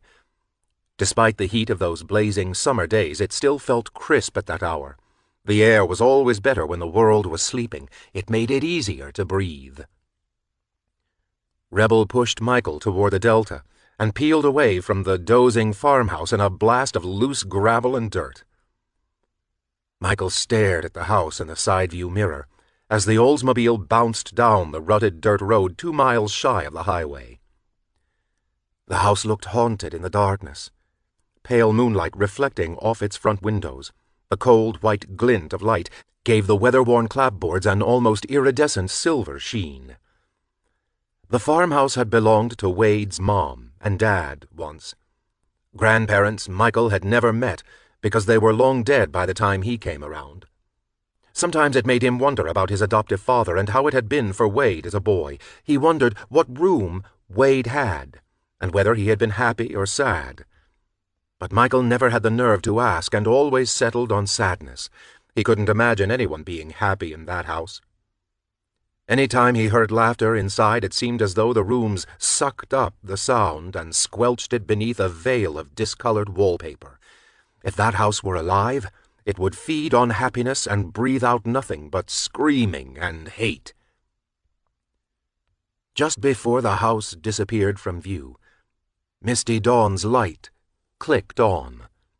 If she'd gotten up to check what was going on, she was too late, which was for the best. They drove for nearly an hour before Rebel turned onto another road and followed the winding path deep into Appalachia. The endless twists and turns and the thick darkness that lay heavy over the landscape was disorienting. It made Michael sick with nerves. When Reb finally pulled over and told Michael to get out, his anxiety rose to a panicky, fevered pitch, but he climbed out anyway. Something about this entire scenario felt so wrong, yet so familiar. When he spotted Reb pulling an old shovel out of the Delta's trunk, Michael was overwhelmed by a sickening sense of déjà vu. He'd been here before. Wherever here was. He'd seen that look in Reb's eyes, in his nightmares, a single recurring dream he'd been having for the past 15 years. Michael opened his mouth to speak, but no sound came out. He usually loved the forest, but now the smell of pine and sap made his skin prickle with nauseous apprehension. He would have traded anything to be back in his bed, the fresh scent of nature replaced by stale sheets and dusty floors. Rebel threw the shovel at Michael without warning. Michael caught it reflexively, the spade's cracked and splintered handle biting into the palm of his hand. "Let's go!" Reb motioned to the moonlit trees, to the nowhere that Michael knew existed within those branches. He had been afraid of this moment for as long as he knew, and now it was happening. There was no one around to save him. Like Mama's girls, so far away from civilization that gagging them seemed pointless. Michael could scream all he wanted. Nobody would hear him. At least, not anyone who could help. He stumbled into the trees, his boots flopping around his ankles. They felt too big without socks on, his feet swimming in shoes that were otherwise a perfect fit. He held tight to the shovel, his fingers squeezing the dry, weather-worn handle hard enough to make his palm ache. A voice inside his head screamed for him to spin around, to drop to his knees and beg his older brother for mercy. "Please," he'd say, "please don't do this. I'll do anything." But he continued walking, knowing that begging would only make it worse. They walked for a good 15 minutes before Reb muttered, "Here's good," and pointed to the ground at Michael's feet. "Start digging." Michael's bottom lip began to quiver. Rebel was serious. He was going to go through with it. "Start digging what?"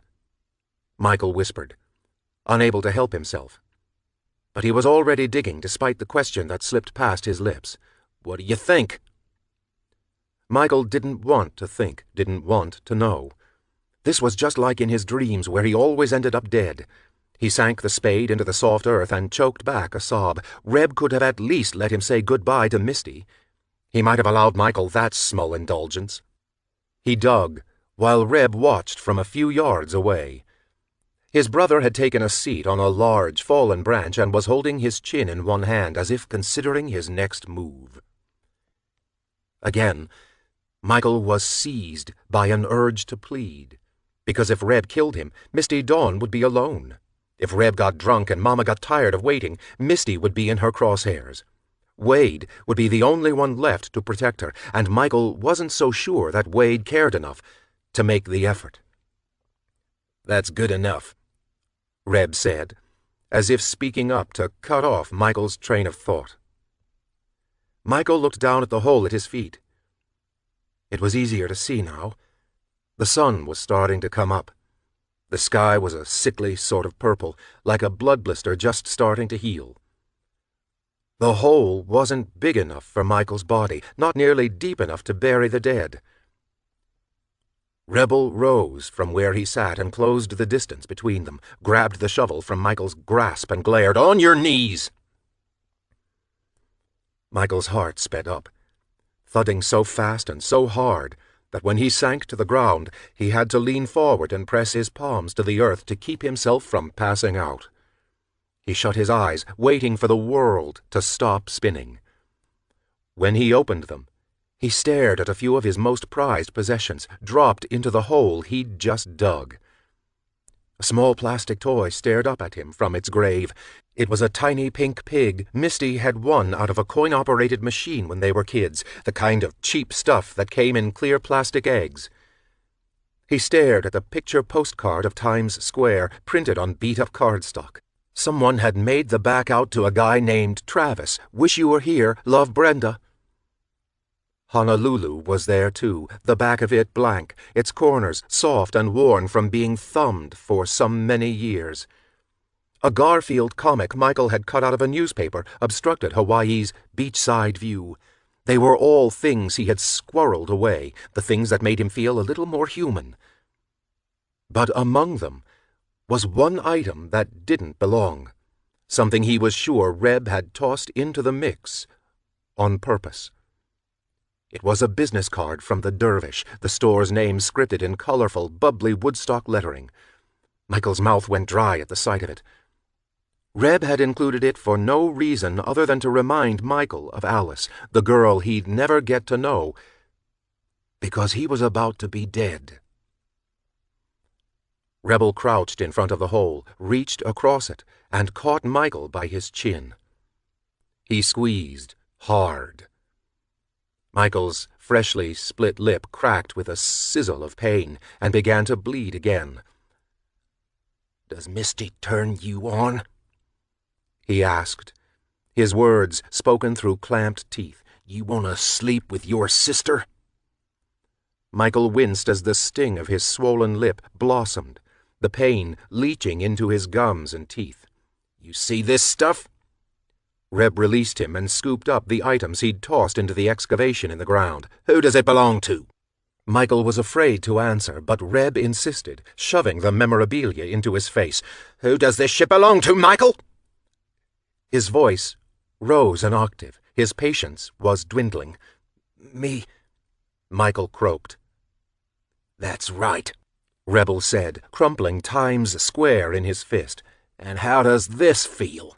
he asked, shredding the comic into pieces and letting the fragments drift to the ground like big flakes of snow.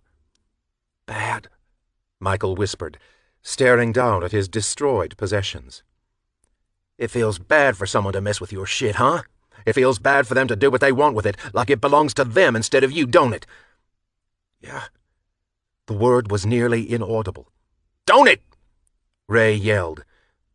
"What do you want?" Michael yelled back, the world going wavy behind a veil of tears.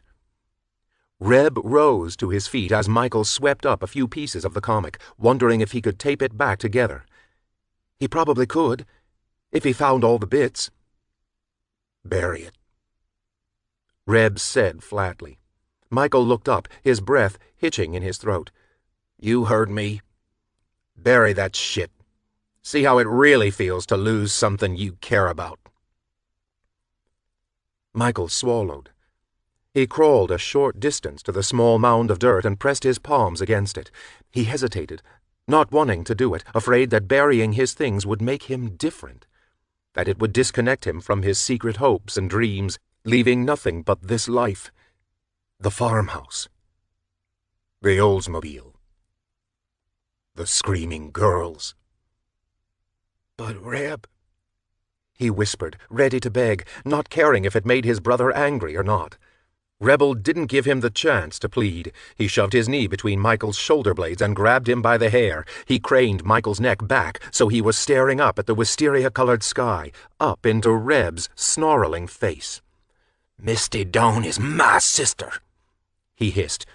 "You don't touch her unless I say you can touch her. You don't even look at her unless I say you can." "I'm sorry," Michael said. "It wasn't what—" "Shut up!" Reb snapped. "I don't want to hear no stupid excuses. I saw it with my own 2 eyes. You want to call me a liar?" Michael shook his head, still held captive in Rebel's grasp.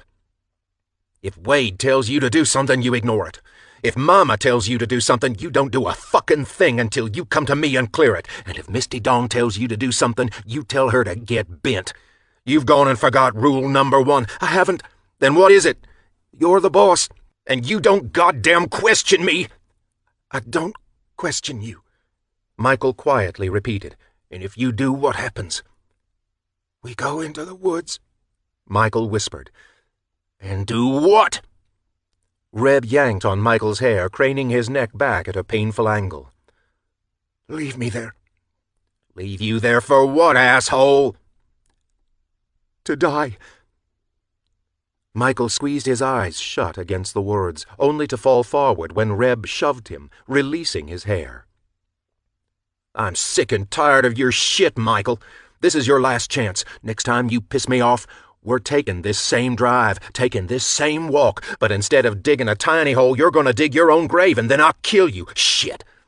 I might kill you on your own fucking birthday. How great would that be? Live fast and die young. Michael slowly looked up at him. He didn't doubt Rebel would follow through on his threat, but he couldn't help wondering how his brother would get his booze without getting caught. How would he snatch girls off the side of the road without them escaping? How would he deal with Mama and her insatiable urges while juggling alcoholism and Wade's disapproval? Rebel acted like he was in charge, like he had it all figured out, but he never once stopped to consider that any time there was a job to do, any time they needed results, Michael was there to help, was there to do most, if not all, of the work. A spark of bitterness ignited in the pit of his stomach. Brothers in arms, my ass, he thought. Rebel didn't see Michael as a brother. Hell, sometimes it seemed as though Reb didn't see him as a human at all. Michael was a means to an end, a tool. That was it. Anger bubbled up his windpipe like bile, but he said nothing, digging his fingers into the dirt instead. Rebel let his head flop back on his neck as he stared up at the sky. He released a frustrated sigh, then shot Michael an annoyed glare. All right, get up. Just remember, if you ain't my friend, you ain't friends with no one. I thought I was your friend, Michael muttered toward his hands. Besides, ain't being family better than that? Reb paused as if considering something, but he shook his head, dismissing the thought. Grab that shovel, he finally said. Then he began his trek back through the woods. On the way home, Rebel stopped at a gas station along the side of the road. The place was closed, and Michael considered protesting, but he decided to take his fury out on the gas station's front window instead. Locating a brick next to the door, one the owner probably used as a makeshift doorstop, he smashed the glass. He risked going in twice despite the wail of the alarm dumping armloads of bottles into the Delta's trunk. It was their most successful haul yet, one that would keep Rebel off Michael's back for weeks. But Reb didn't look the least bit satisfied. He simply took silent swigs of cheap bourbon as he drove, not once looking in Michael's direction. The lack of interaction solidified Rebel's threat inside of Michael's head. No matter how angry Michael was with his brother for making him feel worthless, Rebel would make good on his warning. He'd take him out into the woods, slash his throat, and leave him for dead. But just as he was ready to accept the fact that Rebel didn't care about him, that the whole brothers-in-arms thing was a lie, Reb sighed and cast a sideways look his way. You're a good brother, you know, Reb said. I'm sorry. It was the first time Rebel had apologized for anything. Ever. And suddenly, all Michael wanted to do was cry. Chapter 12. It felt that the more Michael became a Morrow, the less part of the family Ray was.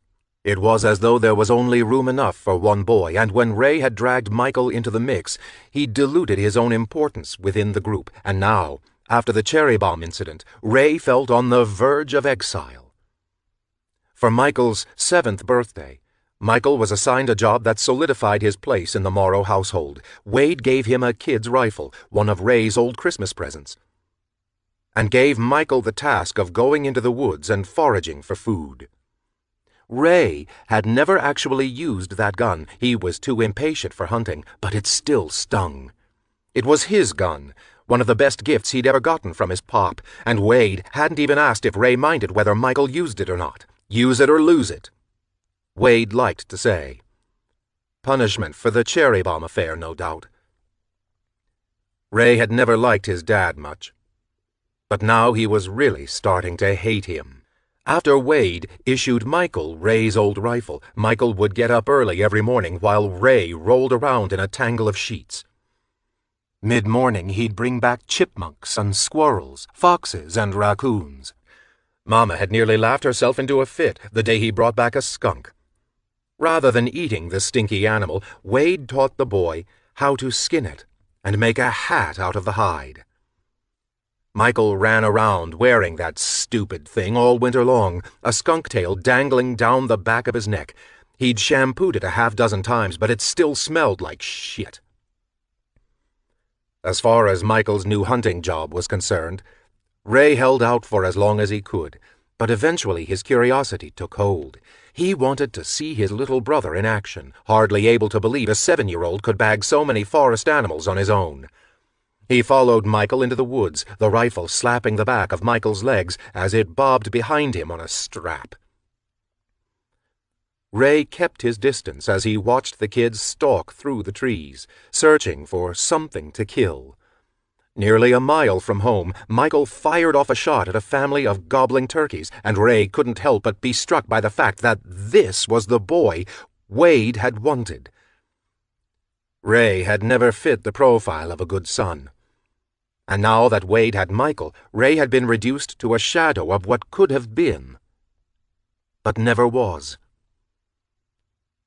Michael missed the turkey. As the flock squawked and dispersed, Michael screwed his nose up in disappointment and sulked. That was the start of his dry spell.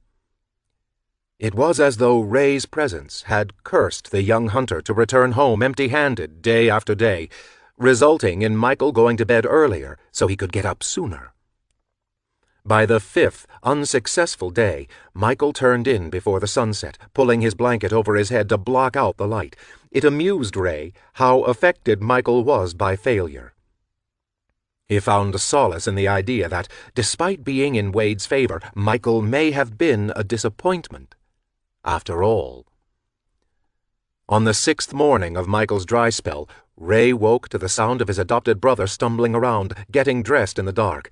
Ray rubbed his eyes and waited for them to adjust, but Michael didn't notice that he was awake.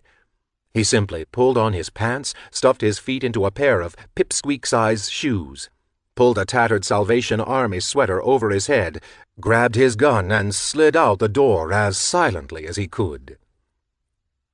Ray sat up in bed and yawned. It couldn't have been later than 4 in the morning. If Michael thought he had a better chance of shooting something because of the hour, he hadn't considered that he wouldn't be able to see a damn thing as soon as he stepped into the cedars and elms. But Ray was intrigued. He rolled out of bed, sidled up to the window, pushed the curtain aside, and watched from above. The back porch light eventually clicked on, illuminating a good part of the yard with a dull yellow glow. Michael wandered across the property, his steps a bit wobbly, still groggy with sleep. He took one step into the forest just beyond the yard and stopped, seemingly struck by something he hadn't considered. Ray's blank face shifted into a mean-spirited grin when his little brother veered away from the dark and scary woods. Stupid kid, Ray thought. Idiot forgot he's afraid of the dark. Michael vacillated along the border of trees. He marched up and down their perimeter, waiting for the darkness to lighten with the onset of morning, or maybe he was trying to make some momentous decision with his mushy 6-year-old brain. Ray was about to collapse back onto his bed when Michael started to make his way back toward the house. Something about the way he was walking made Ray hold his post in front of the window for a beat longer.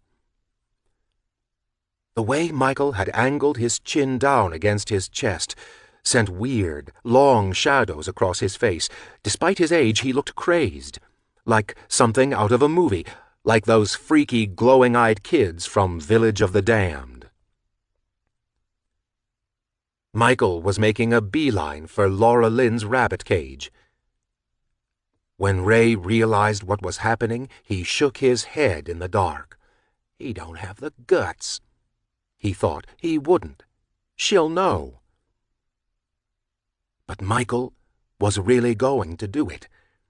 He unlatched the door of the cage, reached in, and drew out a white rabbit that Laura Lynn had named Snowball. Ray's pulse quickened. He pressed himself against the glass as he watched with wide, disbelieving eyes. Michael latched the door, then thought better of it, and left it wide open before turning his back to the house. With Snowball tucked against his chest, he walked back to the trees. Once he got to the forest's perimeter, he crouched down, placed Snowball on the ground, and swung his rifle from his back to his front. Snowball just sat there. He looked like a tuft of lint on an otherwise pristine swath of black silk. Michael watched the animal through the scope of his gun, standing not more than 6 feet away. Eventually, Snowball hopped a few steps deeper into the woods. Michael stepped in behind the rabbit, and though his figure faded into the shadows, Ray never completely lost sight of his brother. A muffled pop rang through the early morning silence, not loud, but enough of a report for Ray to know Michael had gone through with the deed. He expected to be outraged, pissed enough to march downstairs and beat the living hell out of the kid for doing something so heinous, especially when it came to Laura Lynn. She'd be devastated as soon as she realized one of her babies was missing. She'd cry, and Ray's heart would twist at the sound of her sobs. And he'd be partly responsible for her pain, because he had seen the whole thing. Instead of opening the window and yelling that Michael better not even think about it, Ray had simply watched. He had let it happen. But rather than rage, Ray pressed himself against the cool window and smiled. The feeling of vindication was something new, something that made him feel so alive it was almost electric. Because Laura Lynn deserved it. She had abandoned Ray, she had replaced him with that stupid kid, and now she was going to get what was coming to her. Michael eventually surfaced from the shadows of the forest, carrying an animal that was no longer fluffy and white. His rifle was slung across his back again, and a skinned rabbit hung from his small right hand by its long, powerful back legs. He was bringing it home for dinner. And Laura Lynn would eat her precious pet as punishment for what she'd done. Ray stepped away from the window and paused at the sight of his own reflection. He was no longer grinning. He was leering at the idea. It was perfect, so damn perfect it was almost poetic. And he had that stupid little shit Michael to thank. Chapter 13. Rebel slid out of the Oldsmobile, slammed the door, and marched up the embankment that would take him to the hill that overlooked the little green-shuttered house. Michael rolled the window down, allowing the sound of songbirds inside the car. He leaned out the window and inspected his busted lip in the side-view mirror.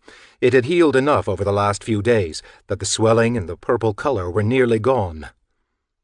But the cut was still visible. A deep burgundy line that ran from the bottom of his lip to the inside of his mouth. It was scabbed over, glued shut on the outside, but it still stung where it rubbed against his teeth, and it tasted like blood when he tongued the laceration. He frowned at his reflection and tried to think up a convincing story to tell Alice when she asked about it. Falling down the stairs seemed too obvious, not to mention too embarrassing. He could say the rifle kicked back when he was hunting, and he took it in the mouth like some amateur marksman. No, he decided. Don't bring up hunting. Killing was the last thing he wanted to discuss. Rebel hopped back into the Delta a few minutes later. Gray clouds were rolling in, thundering overhead, threatening to tear open and pour. Despite being winded by his quick trek, Reb was in a relatively good mood. Michael hadn't seen much of him in the last 72 hours. As expected, he had locked himself away in his room and busied himself with his freshly pilfered booze. He was going through the bottles, Michael assumed, the way a fat man went through hot dogs at an eating contest, one by one, with hardly a break in between. Michael rolled up the window and patted his lip with a fingertip. What do I say if she asks about this?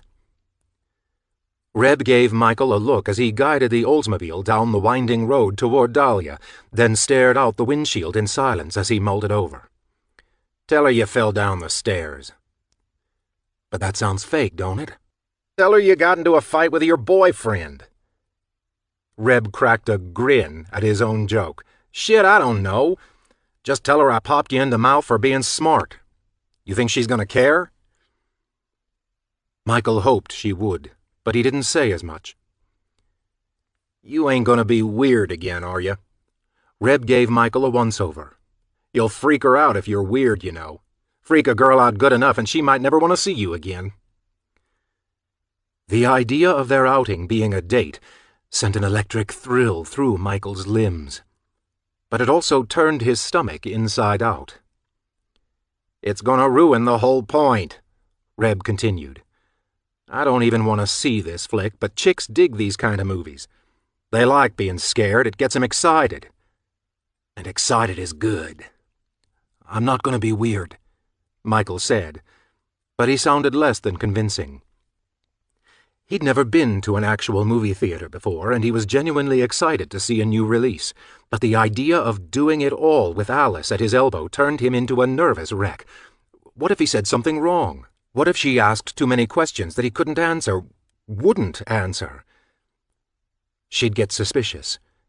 She'd know something was off. Reb parked the Delta in what had become their standard spot in front of the Dervish, and Michael stared ahead at the record store a few yards away. Its melted ice cream paint scheme made his heart thump a little faster.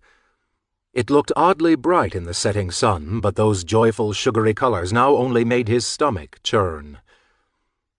When Michael and Rebel stepped inside, Alice was at the register closing out the day. Lucy was nowhere in sight. Alice smiled at them from behind the counter, motioning to the hallway when Reb gave her a questioning glance. "She's in the back," Alice said. "Getting ready." Reb breezed past the counter and stalked down the hall, leaving Alice and Michael alone at the front of the store. "Hi," she said, giving Michael a meek sort of smile. "Hi," Michael echoed, his guts seizing up with sudden realization. Shit! He had meant to whisper it, but the curse came out louder than he had intended. "What?" She angled her head toward one of her shoulders. "I forgot the record." It was still in Misty's room. After what had happened between him and Misty and Ray, he was afraid to go and retrieve it, and since he had no way of listening to it without Misty's record player, there hadn't been much point. Alice dismissed his worry with a wave of her hand. "Forget it," she said, "unless you don't like it." "No, I loved it," he told her, his response a little too quick. Alice gave him a look, her mouth turned up at the corners. "So you've got some taste after all," she said with a wink. "Good to know, though I already suspected that." Her gaze drifted to the storeroom door, and she gave a quiet laugh. Michael didn't get the joke, but he liked the sound she made, airy, light, carefree, like a perfect summer evening. "What happened to your lip?"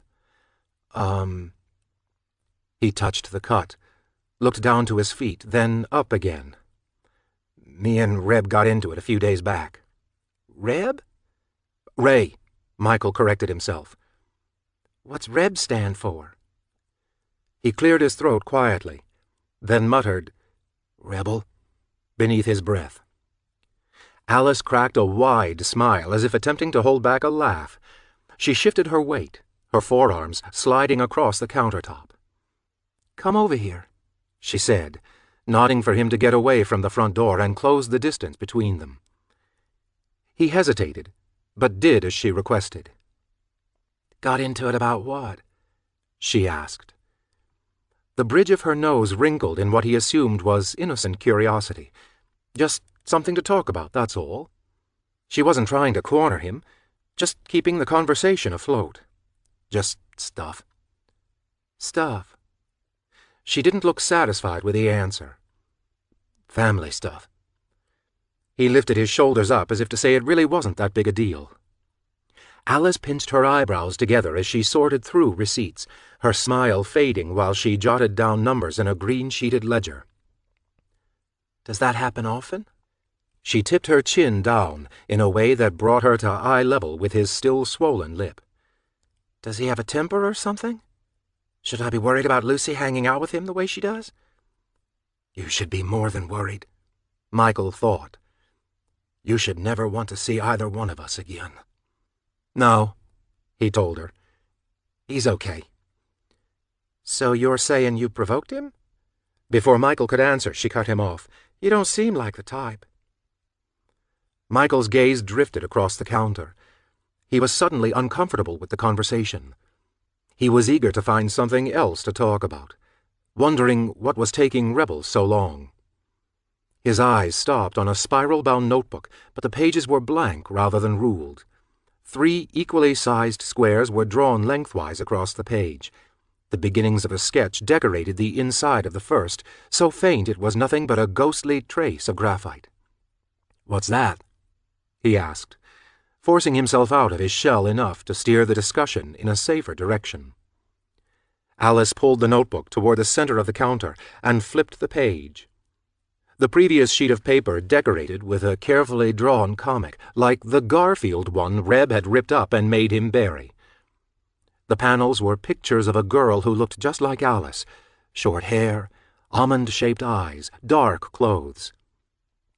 "It's my life," she said after a beat, as though stopping to consider whether putting it so plainly made her seem lame.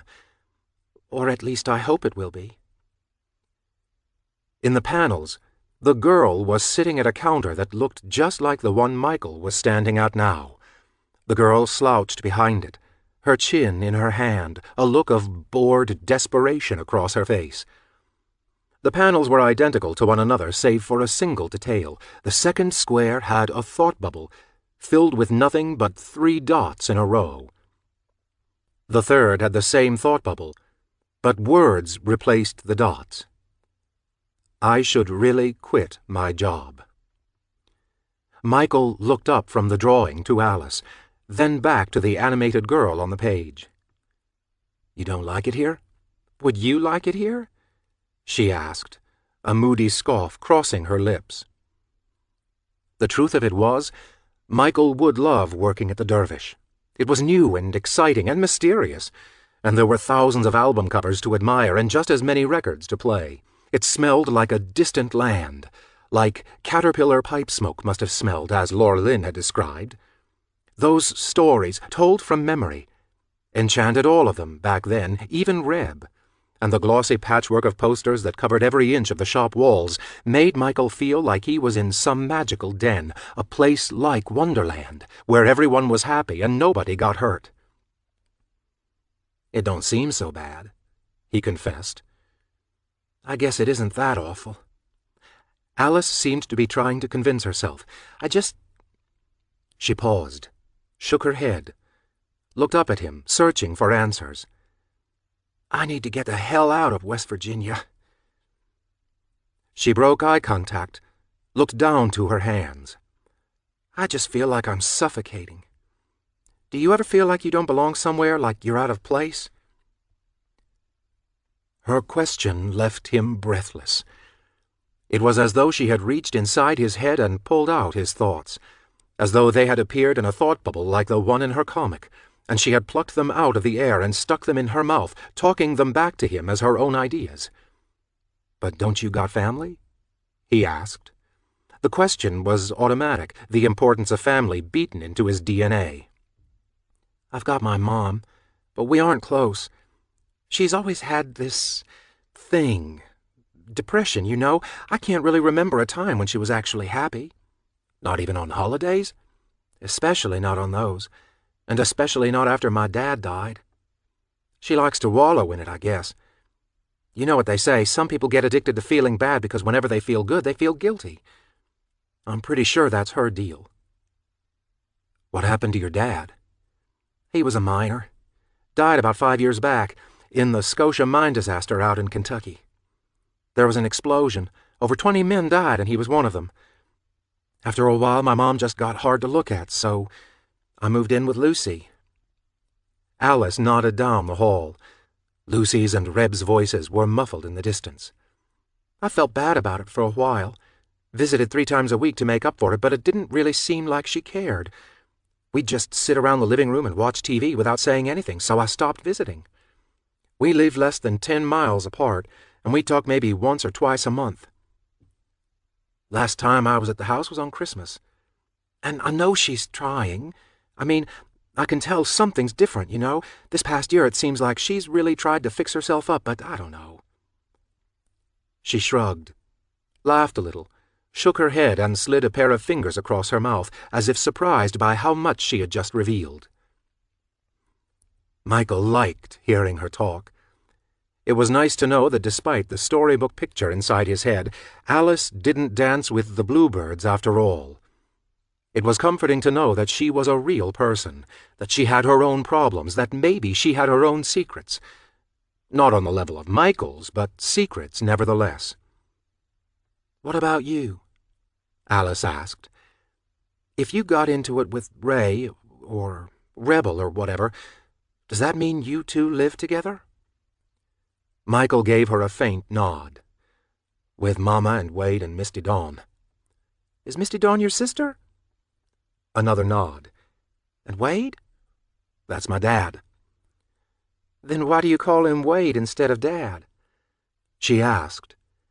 And honestly, Michael didn't know. Reb had never called Wade by anything but his first name. He wasn't sure he had ever heard Ray or Misty call Wade Dad at all. But he imagined that if he ever tried to call Wade Dad or Father or even Pop, Reb would just about kill him for it. Wade was safe. Dad was too possessive. Too close. "Where will you go?" Michael asked, changing the subject for a second time. You said you don't want to live here, so where are you going to go?" "Oh," she snorted. "You mean where won't I go? God, anywhere. I'd say New York City, but that sounds so... I don't know, like..." She lifted a hand, looping it in the air. "Everyone says New York City, you know? It's a fantasy. New York is so cramped with dreamers, it's a wonder they aren't crawling out of the sewers like rats." "I had a postcard from there." "Yeah?" "From Times Square. But I lost it." "Who sent it to you?" "I found it in a parking lot," he confessed, then looked away when she gave him a funny look. A momentary silence passed between them, one that didn't feel as uncomfortable as the last. Michael let his shoulders slump as he gave her an unsure sort of smile. "Maybe I'll go there one day. Probably not to live, though. I don't think I could." "Millions of people do it, so why couldn't you?" "I don't know." He rubbed at the back of his neck. "I guess maybe I'd miss this place." Alice scoffed. "You're kidding, right?" "No way. Even Pittsburgh or Columbus, Ohio would be better than Dahlia." "At least there I'd have a chance with this." She tapped the sketchbook with a finger. "Here? Forget it." "What do you mean, a chance?" "A chance to make this my career." She flipped through a few of the pages, each one bearing a carefully inked strip. "You know, like get into the newspaper, drawing dailies or something." She fell silent, flipped the sketchbook closed, looked up at him. "I'm talking too much. You know all this stuff about me, but I don't know a thing about you. What do you do?" "What do you mean?" "Like, for work." "Oh." He pursed his lips, winced when his bottom lip shot a jolt of pain into his gums. I catch things. He immediately regretted saying it. It sounded bad. Wrong. Catch things? You mean like hunting? Yeah, you could say that. Yes. Michael's nerves buzzed again, from my family. There was no thrill in that confession, no jolt of excitement like he'd felt when he revealed his full name. It hit too close to home, as though at any second she'd come to realize exactly what he meant. Her eyes would grow impossibly wide. She'd open her mouth to scream, she'd gasp for air, and he'd have to lunge over the counter and grab her by the throat before she made a sound, because if she yelled, Rebel would realize she knew the truth, and that would be the end of Michael and Alice, both. You mean to eat, right? Alice looked unsure. You don't just hunt for fun. His eyes darted to the hall. How long are they going to be down there? It seemed like an eternity since he'd last seen Reb. What if Lucy had said something that had made him mad? What if he had decided that going to the movies was a bad idea and snapped her neck instead, pulled out his switchblade and stabbed her in the stomach 100 times? Michael couldn't get a decent breath in. He imagined himself turning blue right before Alice's eyes, choking on nothing but his own vice-like anxiety. And then he remembered what Wade had said while teaching him how to hunt as a kid, and he spit the statement out as his own. We don't have hardly anything, he recited mechanically. We gotta make do with what the land gives us. Alice didn't respond. Michael swallowed against the beat of tension. He watched Alice put away her receipts and her ledger, Reb's insistence that he not be weird echoing inside his head. He had said something wrong. He could see it in her face.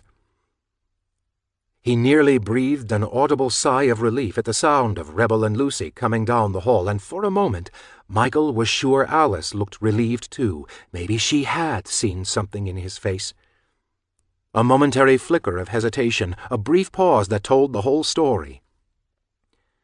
He swallowed against the tightness of his throat and turned to face Reb. An unlit Lucky Strike dangled from his brother's bottom lip. You all ready to rock and roll? Reb asked. Yeah, Michael said, inching away from the counter and toward the front door. Sure, Alice said, giving the three of them a smile that was a few watts shy of her standard grin. Michael waited for the group to start moving toward the door, but Reb waved him out. Be out in a minute, he said. Wait by the car. Michael's gaze flitted back to Alice, but she failed to return the look. He suddenly felt panicky, as though it was the last time he'd ever see her. Something about the way Rebel was leaning against that counter, cocky and as smooth as the Marlboro Man, made him want to scream. It was one of Reb's personalities, a mask he put on for the hunt. He'd become the suave and seductive Raymond Rebel Morrow with the killer smile and the bedroom eyes, the gentle touch and the long eyelashes girls went nuts over. Ray had once told Michael that, if he wasn't so awkward, Michael could have been even better at it than Reb was. Faggy or not, he had said, chicks dig that long hair. For a moment, Michael froze with his hand on the doorknob. He was unsure whether to comply with Rebel's request or refuse to leave the girls alone with him while they locked up the store. Reb noticed his hesitation and chuckled. Come on, man, he said, a little plea in his tone. I just need a minute. We'll be right behind you. Michael only realized he was scowling after he turned away from the group, the muscles in his face momentarily relaxing as he stepped out of the store and into the early evening heat. Chapter 14. The Dahlia Cineplex had 3 screens. The Empire Strikes Back was playing on one, Urban Cowboy was on another, and Rebel's movie of choice, The Shining, played on the third. Michael inhaled the lobby air, which smelled so heavily of buttered popcorn it made his mouth water as much as passing a McDonald's did. Reb bought 4 tickets at the window outside, and they entered the lobby. Fascinated, Michael watched a couple of teens fill drink cups from a soda fountain and scoop popcorn into paper sleeves while his brother stood in line for concessions. Michael wasn't sure where Reb had gotten the cash, and he certainly wasn't about to ask. Lucy giggled beneath her breath, and Michael turned her way. "What?" he asked. "Nothing," she said. "Just that you're looking around the place like you haven't ever seen the inside of a theater before." Michael pushed his hair behind his ears and shook his head. "I haven't." Lucy furrowed her brow, trying to figure out whether he was making a joke. "You're serious?" She looked over her shoulder, just in time to catch Alice stepping out of the ladies' room. "Hey, Allie, did you know that Michael hasn't ever been to the movies before? Isn't that bananas?" Alice joined them in the middle of the lobby. Her expression matched Lucy's, intrigued, curious, mystified. "Really?" Michael raised his hands as if to show them he wasn't playing tricks. "Man!" Lucy shot Alice a look. "That means he hasn't seen Amityville or Alien or anything." Reb sidled up to the group, handing out tickets. "What about you, Ray?" Lucy asked. "This isn't your first time at the movies, right?" Rebel gave Lucy a look like she'd lost her mind, and Michael glanced away from his brother to the paper ticket in his hand. "I love the chick that played the space woman in Alien. I forget her name. Cece or something?" Lucy shrugged, then looped her arm through Reb's as they turned toward a door marked Screen 3. He squeezed the ticket in the palm of his hand, imagining Reb coming to this very movie theater while Michael was upstairs, or wandering through the woods, or down in the basement, working his knife between the vertebra of a fresh kill. Brothers united, Michael thought, and something twisted inside his chest. "Hey!" Michael nearly jumped when Alice's fingers brushed across his arm. She pulled her hand back as soon as he moved, but rather than appearing afraid, she looked concerned. "You okay?" she asked. Her soft tone was comforting. It pulled him inside an invisible box that only the two of them occupied. When Michael didn't respond, she offered him a faint smile. "Let's get some snacks," she suggested. "I'll buy." And then she grabbed him by the hand and pulled him to the concession stand. By the time Alice and Michael stepped inside the theater, it was 75% full. They searched for Rebel and Lucy for a minute or two, Alice holding a paper sleeve of popcorn and a box of Junior Mints, while Michael palmed 2 cups of Tab. But after a while, Alice motioned to the 2 empty seats closest to them with a shrug. "Let's just sit here," she said, and slid into place. "They probably want to be alone anyway, unless you want to sit next to them." She looked skeptical, and Michael shook his head to say that the 2 seats Alice had chosen were just fine. As they settled into their seats, Alice took a sip of soda and tore open her box of Junior Mints. "You have seen movies, though, right? You guys have a TV, at least." "Yeah, we got one," Michael said. "Then what's your favorite movie that you've seen?" she asked. He looked down at his soda and pursed his lips, not sure whether he should be honest or make something up that sounded at least a little cooler than the truth. She smirked, noticing his hesitation. "Come on," she said. "Out with it." Michael squirmed and took a breath. "I like The Wizard of Oz pretty well." She gave him a look, another one that assured him he was too weird to live. "What do you like about it?" "I don't know. I guess I like that Dorothy gets to escape to a place where it's colorful and magical instead of living in Kansas all her life." He paused, then added, "Those flying monkeys were pretty good, too." Alice looked thoughtful, as though considering just how good the monkeys had been. She met his gaze a moment later. "But you realize that isn't what the movie is about, right?"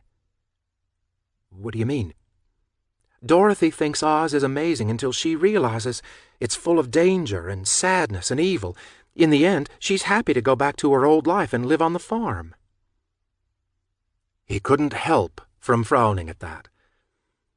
Whenever Michael would watch that movie with Misty, they'd turn off the TV before Dorothy went back to Kansas. For them, the mantra of there being no place like home meant something entirely different.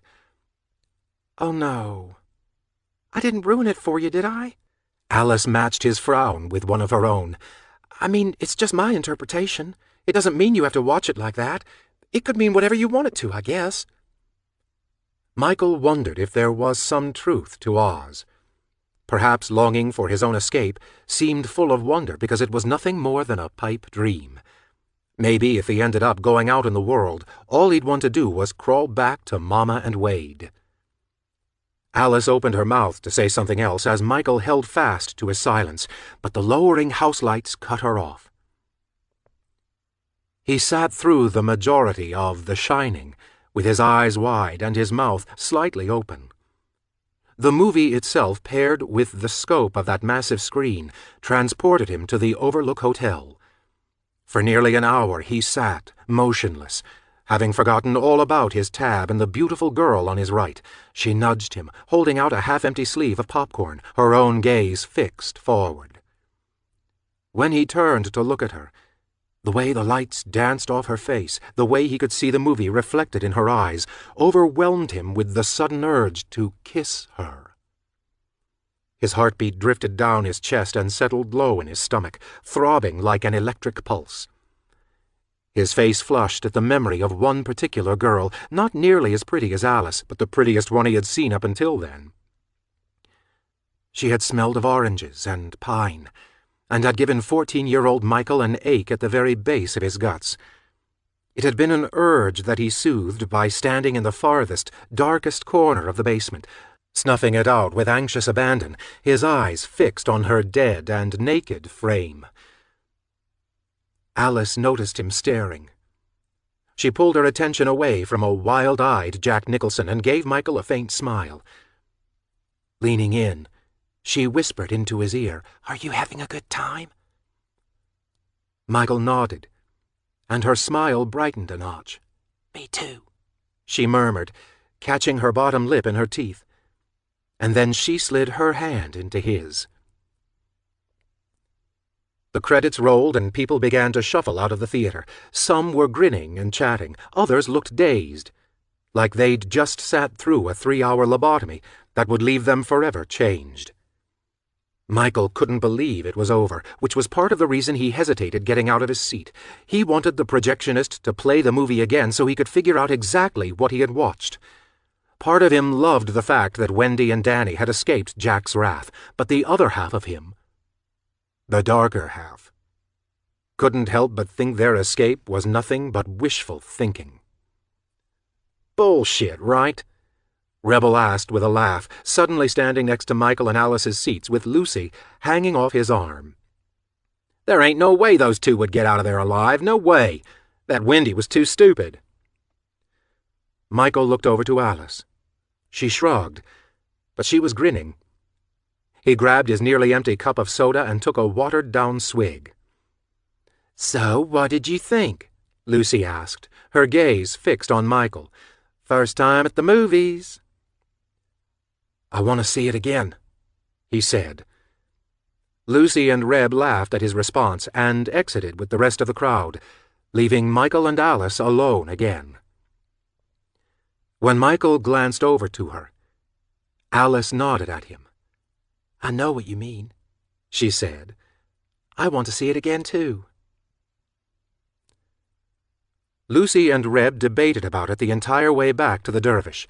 Was Jack Torrance insane, or were the things he had seen real? Was it all in his head, or was the Overlook actually haunted?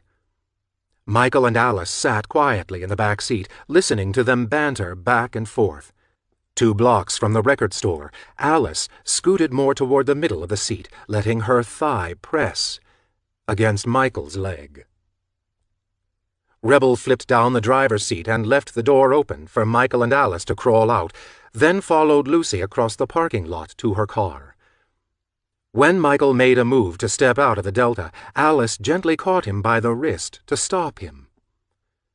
Her eyes lingered on Reb and Lucy in the distance, before they focused on the boy beside her. Michael's pulse whooshed against his ears, her touch electrifying him, making every hair on his body stand on end.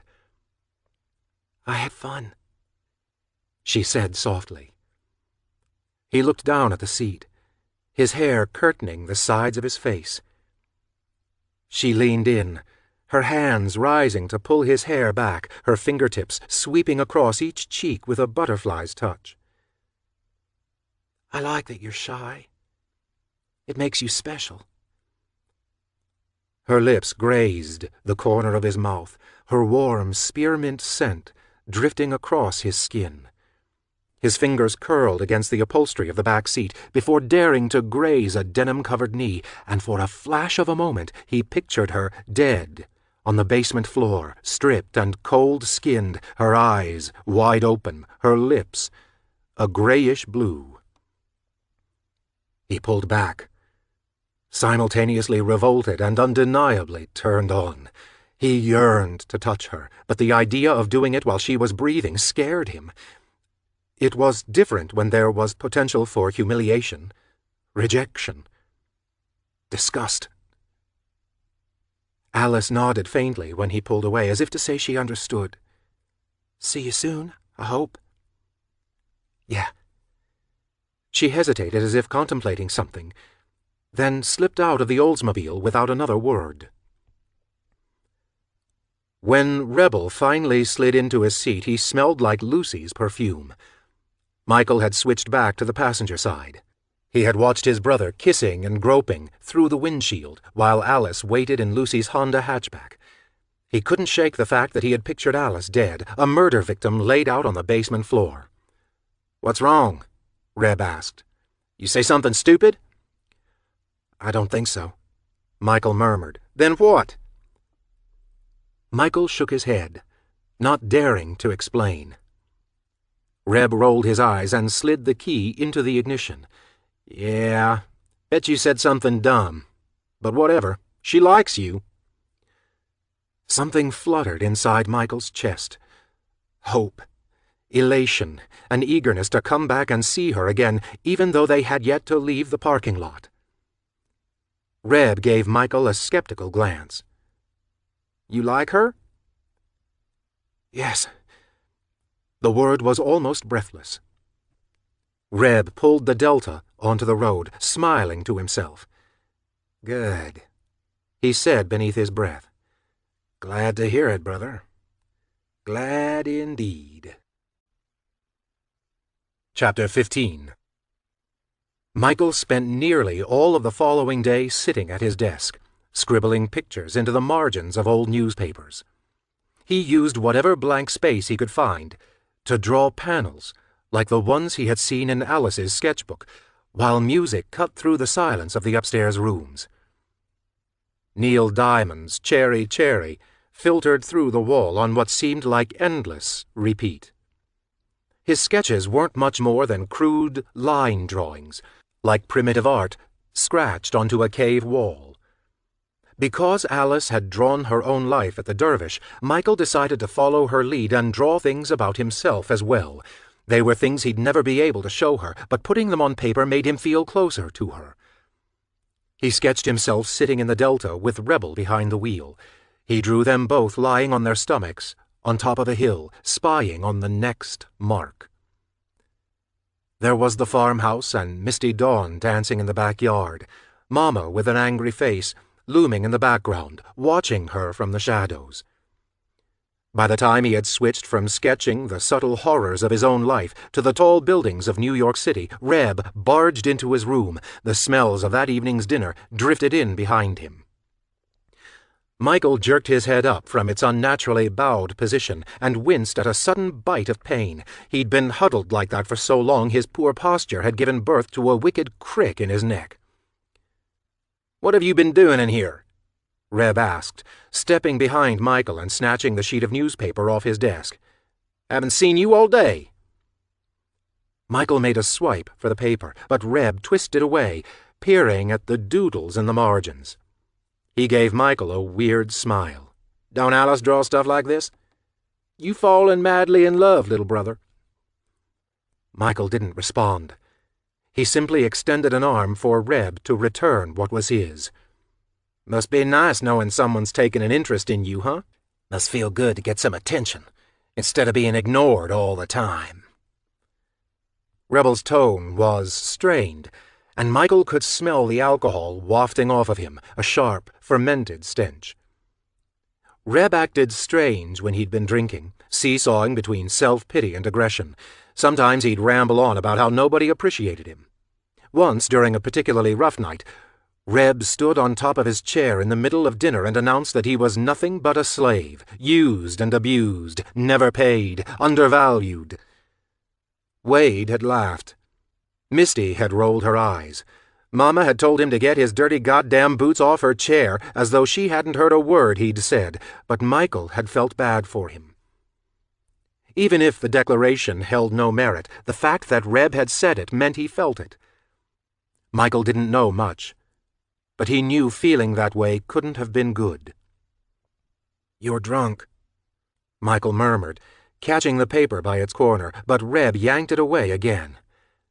"You don't think you've got a real shot with her, do you?" He tossed the newspaper at Michael's outstretched arm. "Why not?" Michael turned his back on his brother, smoothing the wrinkles out of where he had crumpled the page in his hand. "If you can get with Lucy, why can't I get with Alice?" "Because you ain't me, you stupid shit."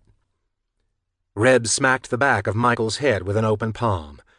"We ain't even related by blood. Think about it." He gave his own forehead a few rough taps. "Can you think about it, Mikey? You able to process that little nugget of hard fucking truth?" "What do you want?"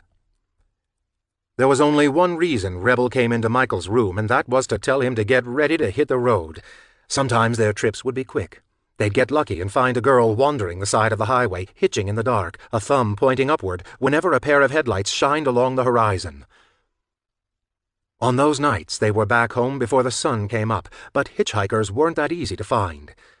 Reb said they were like winning cash at a card table. If you knew what you were doing, you could usually get lucky, but even lucky players came up empty, now and again. "First, I want Miss to stop playing that goddamn song. How many times has it been now?" He scowled at the wall that separated Michael's room from his sister's. "Then I want you to stop asking stupid questions. But since that ain't happening, I want you to get your shit and meet me downstairs." He turned to go, then paused in the open bedroom door. "We're out of tape. Grab a fresh roll." Michael frowned at his poor attempt at artwork while Rebel's boots banged down the stairs. When he had drawn himself and Reb in the Delta, he had imagined them driving to the Dervish to see the girls, but the more he looked at it, the more he understood that wasn't what was happening in the picture at all. Ray looked too serious, his expression both determined and hungry. Michael appeared too defeated to be excited by the prospect of seeing Alice again. His gaze turned out the window. Those two crudely rendered people weren't headed towards social interaction. They were speeding down a darkened highway toward screams garbled by fear and desperation. Michael had drawn them on the way to work. "I should really quit my job." Michael called up from the first floor. "You coming or what? Jesus Christ, Misty, turn that shit off!" Michael gritted his teeth. He jerked his desk drawer open to clear its top. He grabbed a broken red crayon from the corner of the drawer and scribbled red wax over Reb's face, pressing down as hard as he could. The red blotch spread involuntarily, spilling onto Michael's drawn face, onto Misty Dawn dancing in the yard, across the entire sheet of newspaper. He pushed into the desk until his hand ached, the crayon wearing down to a nub within seconds. The newspaper was suddenly in his hands, crumpled, torn, strips of black and white and red flying through the air, Neil singing "She's Got the Way to Move Me" over and over and over again. Breathing hard, he shoved himself away from the desk, his pulse blinding him with its bass-like thump. His fingernails bit into the flesh of his palms. And then, Just as quickly as the rage had consumed him, it was gone. Michael turned away from the mess strewn across the floor and left the room. He grabbed a roll of duct tape from the hall closet and stepped into the night. The little house with the green shutters looked different in the dark.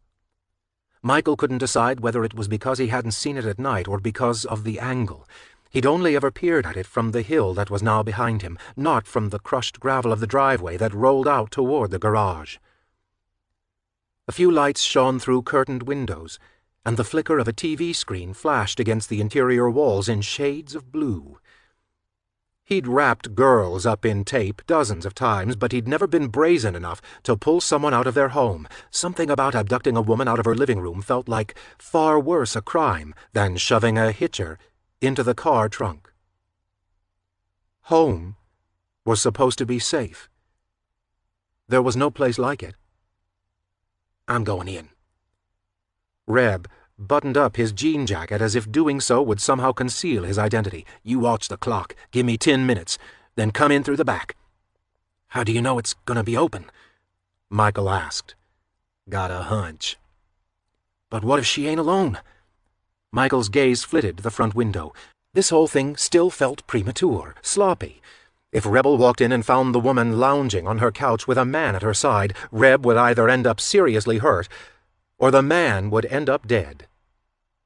Michael assumed the former was more likely, though he'd never tell Reb that to his face, and if that woman did have a boyfriend or a husband, he was probably a logger or a miner, a tough West Virginian son of a bitch who'd swat Rebel across the room like a fly. His brother wouldn't stand a chance, and Michael wouldn't have enough time to get the hell out of there before Mr. Miner came running into the yard, teeth bared, big arms held over his head like a grizzly, ready to crush the skull of whoever had thought they could screw with his woman.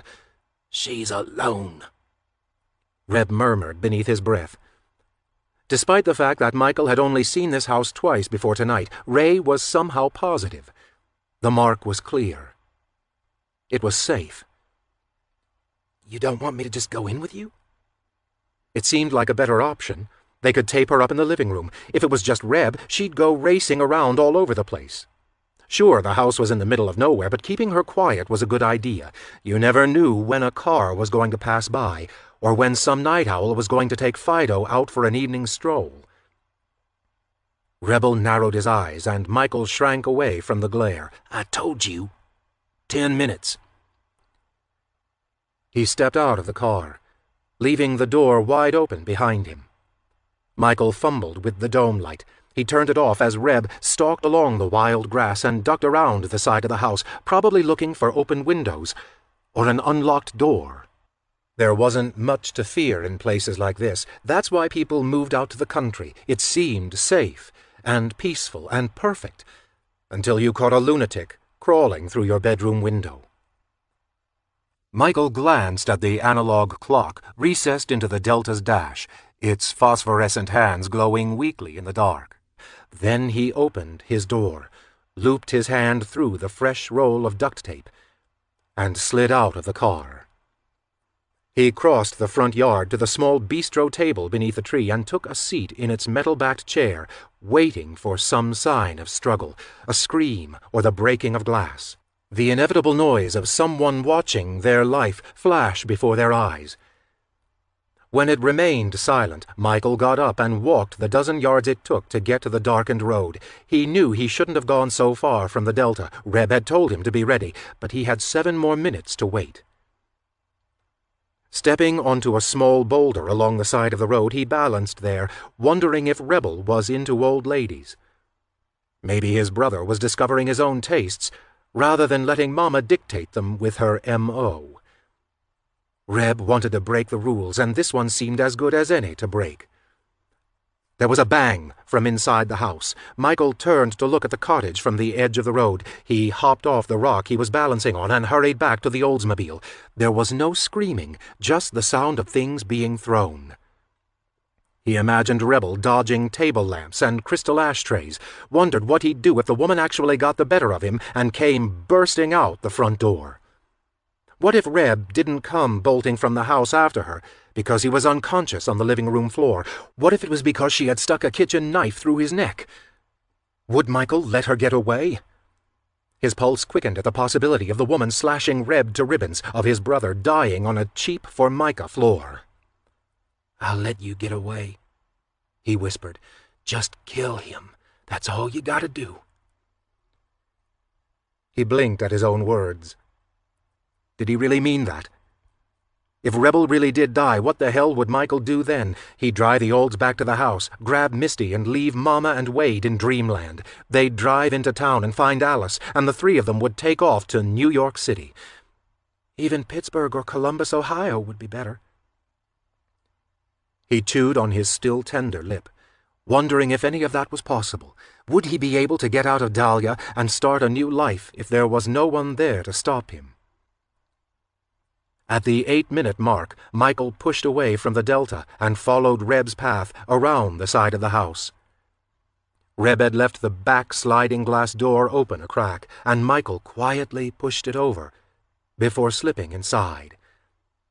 A strangled cry sounded from down the hall. Pivoting on the soles of his old boots, he trotted down a picture-lined hallway until he reached an open door. Rebel held the sobbing woman down on the bed by her wrists, quiet pleas escaping her throat. "Please, Michael, don't!" she croaked. Michael froze in the doorway, the world momentarily tilting on its axis when his name slipped past her lips. How did she know? Had Rebel told her that his brother Michael would be there any minute, ready to help? He swallowed and stood idle at the threshold. Reb shot a look across the room, his jeans unzipped, his most private parts exposed. Michael looked away, squeezing his eyes shut as though he'd walked in on something he wasn't supposed to see. "What the hell are you doing?" Reb snapped. "Get over here!" Michael forced his eyes open and shifted his weight to his toes. He moved fast, already peeling a strip of duct tape from the roll. The woman was weeping. Her hair, which had been pulled into a ponytail, was now halfway down. The rubber band barely held back an unnatural reddish blonde. Rebel had bloodied her face, most likely with a swift whack to the nose.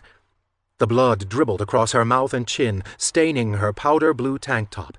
A golden M glinted from a chain tucked into the hollow of her throat. "Grab her hands!" Reb demanded. Michael took one of her arms and wrapped the duct tape thrice around a wrist. He yanked it toward her other hand and then taped them together as quick as a rodeo star. Rebel let her go, then tucked himself back into his jeans while Michael taped the woman's mouth shut. "Take her to the car," he said, shoving his fingers through his hair. It was then that Michael realized the woman wasn't wearing any pants. A pair of plain white panties were skewed around her hips, half on, half off. Michael stared at the woman's hips, reluctant to push her out of the house without at least giving her something decent to wear. "What's wrong with you?" Rebel asked, shoving Michael out of the way when he hesitated to move. His brother grabbed the woman by the back of her neck and shoved her into the hallway.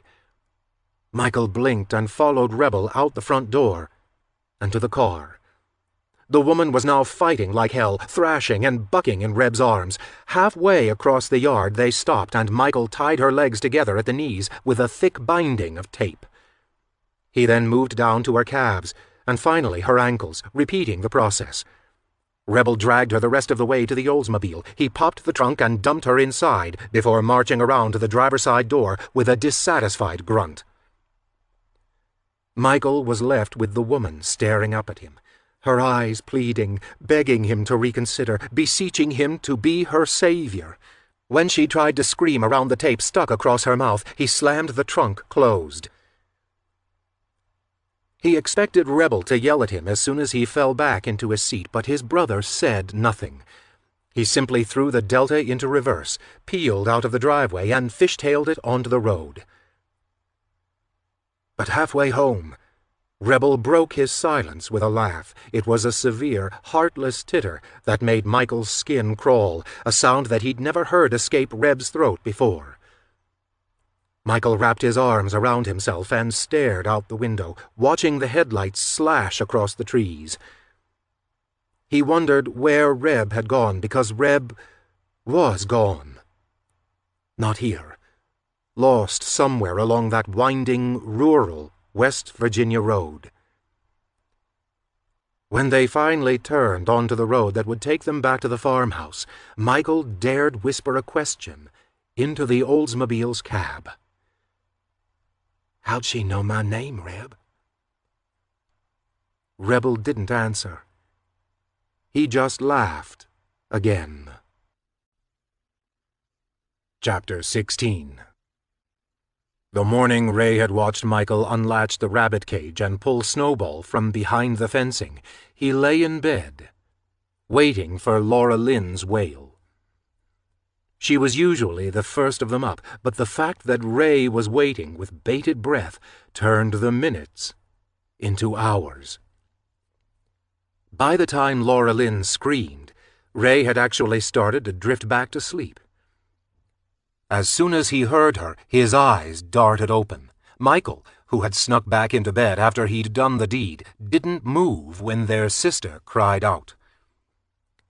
He was faking sleep so hard, it seemed that he had paralyzed himself in the process. Ray bounded out of bed and hopped over to the window, shoving the dingy curtains aside just in time to catch his older sibling kneeling in front of the rabbit cage. But to Ray's surprise, it wasn't just Snowball who was missing. The cage was completely empty. Michael's plan had worked like a charm. He nearly said something to his kid brother, thought about congratulating him on a job well done, but rushed downstairs in his pajamas instead. Misty Dawn had her arm around her big sister's shoulders. Michael drifted onto the back porch a minute later, but he kept his distance. He sat on the bottom porch step with his hands covering his mouth. Ray was tempted to say something. "Don't look so guilty, you idiot." Michael had done a bang-up job covering his tracks, and now he was going to give himself away with that pathetic look of shame plastered across his face. "What happened?" Ray asked, in his best, "I'm super concerned" voice. "My bunnies!" Laura Lynn's words were nearly indecipherable around her sobs. Ray widened his eyes in a dramatic sort of way as he stared at the empty cage. "Oh, no!" He almost cracked a grin at how ridiculous he sounded. "They got away?" Laura Lynn didn't reply because she couldn't speak. She was crying so hard now that she could hardly breathe. Misty Dawn rubbed her back and whispered, There, we'll find 'em." Like the dumb little girl she was. Find 'em, Ray thought. Sure you'll find 'em. Just wait till dinner. Ray turned to look at Michael, who was still petrified upon the steps. "What's wrong with you?" he asked, padding back up the porch steps. "It almost looks like you opened the cage." Michael jerked his head up and stared at his brother with wide, glassy eyes, and then he burst into tears. But rather than dodging back into the house, he ran for the girls, threw his arms around them both, and wailed, "I'm sorry, Laura Lynn." Neither of the girls deciphered his apology. Michael had practically confessed to the crime, and they mistook his admission for mutual sadness. The day dragged on, and Ray's siblings spent most of it among the trees just beyond the backyard. Even Michael was helping Laura Lynn look for her fluffy babies, as though finding at least one of them would somehow redeem him from the evil he'd done. Ray hung around the back porch, listening to them calling out bunny names. "Snowball! Blackie! Mr. Buttons!" As if the things had the capacity to respond like dogs. "They're pretty stupid," Ray told Mama as he buzzed around the kitchen. "They think them rabbits are going to come hopping back out of those trees because they heard their names or something? Bunch of idiots, if you ask me." "I don't think nobody round here did ask you," Mama replied, not once turning to look at her boy. When Mama finally called them to the table, Ray had to cover his mouth to keep from laughing. It was as if she'd done it on purpose, leaving the rabbit intact the way she did. She presented the roasted critter on a platter, the way any other family would present a turkey on Thanksgiving. Snowball lay on a bed of leafy greens, surrounded by steamed carrots, like the punchline to a particularly gruesome joke. She hadn't even bothered to chop off the head. The ears had wilted in the heat, and the eyes were nothing more than black cigarette burns, but there was no mistaking it for what it was. Laura Lynn screamed so hysterically when she saw it, Ray was sure she was within inches of a puking fit. He expected her to turn tail and bolt up the stairs, slam her door, and refuse to come out for a few days, but rather than escaping the dining room in a flurry of tears, she screamed at Mama instead. "You did this!" she wailed. "You killed my bunnies, you bitch!" Ray's mouth fell open in shock. Misty Dawn and Michael were also unable to hide their surprise. Ray had never seen Laura Lynn so angry, and he'd never ever heard anyone speak to Mama that way. He looked from Laura Lynn to Misty Dawn to Michael. Dumbstruck, the three of them sitting there like open-mouthed trout. Wade covered his face with a hand as if not wanting to see what was about to come next. When Ray laid eyes on Mama once more, his secret amusement was gone. Sure, Laura Lynn deserved some of what was coming to her, but the satisfaction of a little poetic justice burned away at the sight of Mama's bubbling outrage. Her gaunt face was as red as if she'd stuck her entire head into a boiling pot. Her mouth was pulled into a line so tight that her lips all but disappeared. But her eyes scared Ray the most. Just as he'd never heard Laura Lynn so angry, he'd never seen such hostility, such obvious loathing radiate from Mama's stare. For a second, Ray was sure Laura Lynn had sealed their fates. Mama would murder them all, and then she'd boil their bones and go back to being Claudine Morrow, childless. Happier. Ray shot a look at his adopted brother. This was all his fault. Michael was the one who had turned Laura Lynn against him. Michael was the one who had taken Snowball and skinned him under the cover of night. Ray considered outing him right then and there, telling the entire table that he'd caught Michael red-handed earlier that morning. But he was almost positive Michael would get a free pass. He was little, and he hadn't successfully brought in a kill for dinner in nearly a week. He had killed Snowball out of desperation, out of loyalty. And what was Ray doing? Betraying him by tattling. Ray bit his tongue against the temptation. No, if he kept it to himself, he'd have something to blackmail the little bastard with. If he kept it to himself, he could hold it over Michael's head for the rest of the kid's life. All of this flashed through Ray's mind within the time it took Laura Lynn to horrify the table with her outburst, and Mama reacted exactly as expected. She stood up, the legs of her chair screaming against the hardwood floor. Wade got up too, as if ready to stop the inevitable, but he kept silent. It was as if he'd risen from his chair to get a better view, his hands gripping the table in front of him. Laura Lynn made like she was about to run, but Mama was faster than any of them gave her credit for. She grabbed Laura Lynn by the hair and used her daughter's momentum to shove her into the wall, except Mama missed the wall and pushed Laura Lynn directly into the corner of an old armoire.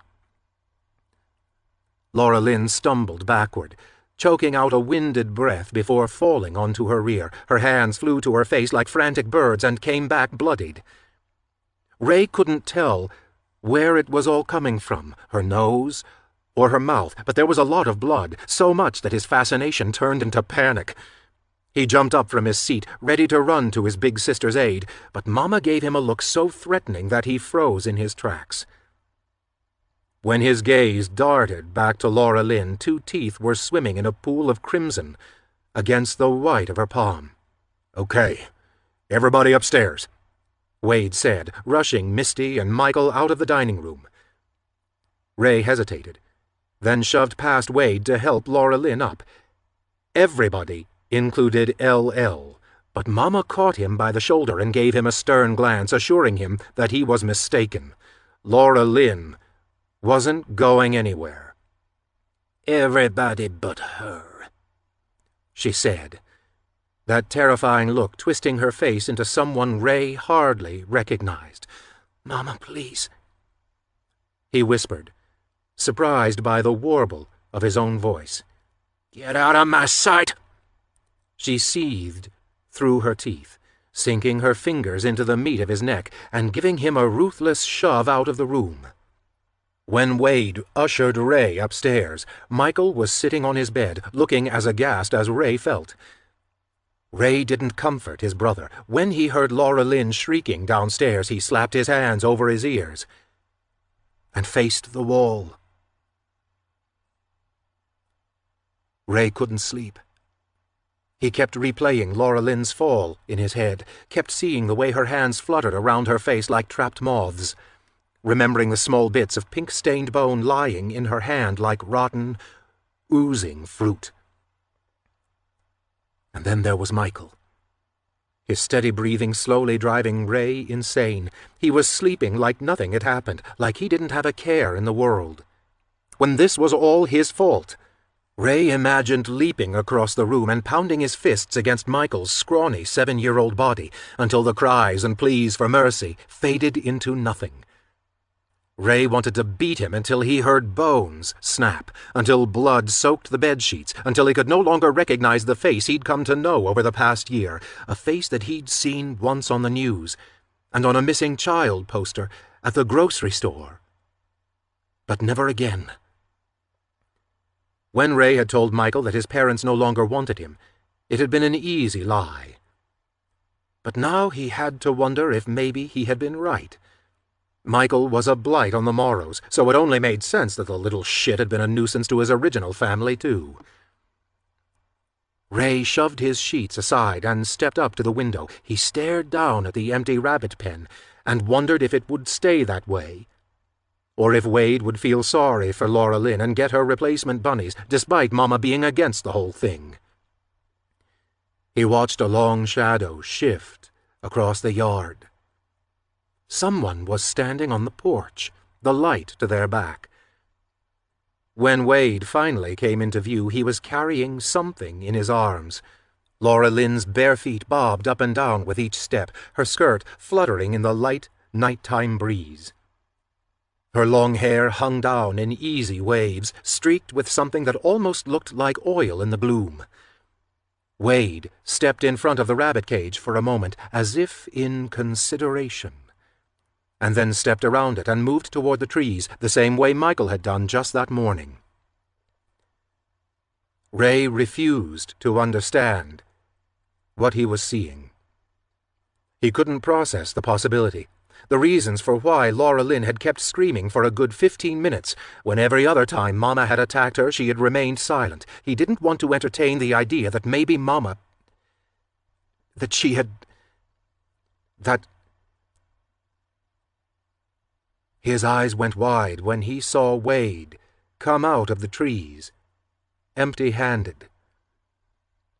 Ray leaned against the wall, his cheek pressed to the cool glass of the window, his knees threatening to buckle beneath him. Something inside him was tearing itself free.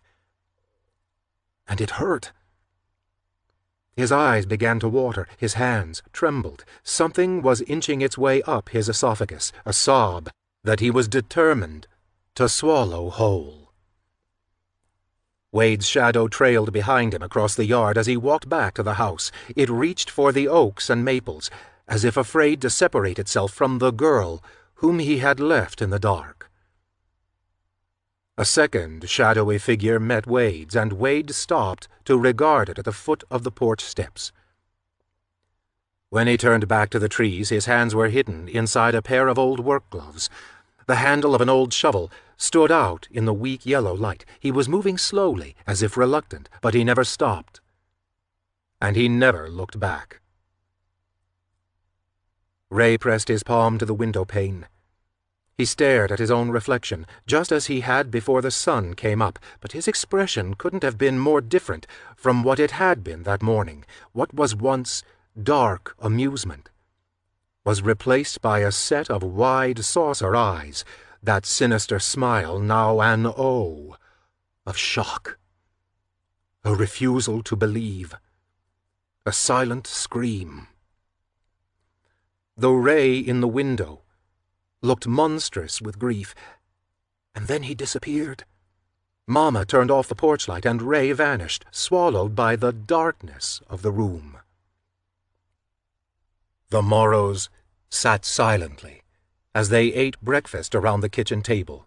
Ray's eyes were fixed on Laura Lynn's empty chair, and the silence was enough to make him want to scream. He shot his mother a deadly serious look, and split the quiet with a question he knew she wouldn't want to answer. "Where's Laura Lynn?" Mama and Wade exchanged glances, but neither one responded. Ray considered having his own outburst. He wondered what would happen if he stood up and flipped the table over, wondered what they'd do to him if he told them he had seen Wade carrying his sister into the woods. But before he got up the nerve, Mama settled her gaze on him and answered, "We sent her up to North Carolina. She'll be living with your grandparents from now on." "North Carolina?" Ray asked, daring her to continue the lie. "In the middle of the night? Without taking any clothes?" "She already has clothes there." Mama's words were clipped. "And it ain't none of your business anyhow." Ray fell silent, glowering at his plate of rubbery scrambled eggs. "Mama?" Misty Dawn blinked up at her mother, her small face drawn in concern. "She was reading us Winnie the Pooh. When's she coming back?" "I said that ain't none of your business." "She's our sister," Ray pushed. "Will you read the rest to us?" Misty asked quietly. "Me and Michael want to know what happens next." "When's Laura Lynn coming back?" Michael whispered toward Misty, looking confused. Misty shook her head to say that she didn't know. "Was she bad?" Ray's attention snapped to his younger brother. His pulse whooshed in his ears. How dare he ask such a stupid question about an event that he had caused? Dropping his hands to his lap, his fingers gripped the edge of his chair, his teeth gritted behind a close-lipped sneer. "Of course she was bad," Mama snapped. "Did you lose your eyes and ears last night? She was bad, and now she's gone, and let that be a lesson to all of you. You understand? Any of you step out of line and it's off to the grandparents. You won't be setting foot back in my house again." Michael turned his sorrowful eyes toward Ray. "Like you said, Ray," he whispered. "Into the woods to get lost by yourself." Every muscle in Ray's body tensed. "Except she ain't in the woods," Misty murmured. "She's at Grandma's." She wrinkled her nose at the idea, most likely imagining her older sister living out the rest of her life in window-curtain dresses. "I hope she comes back soon," Michael mused.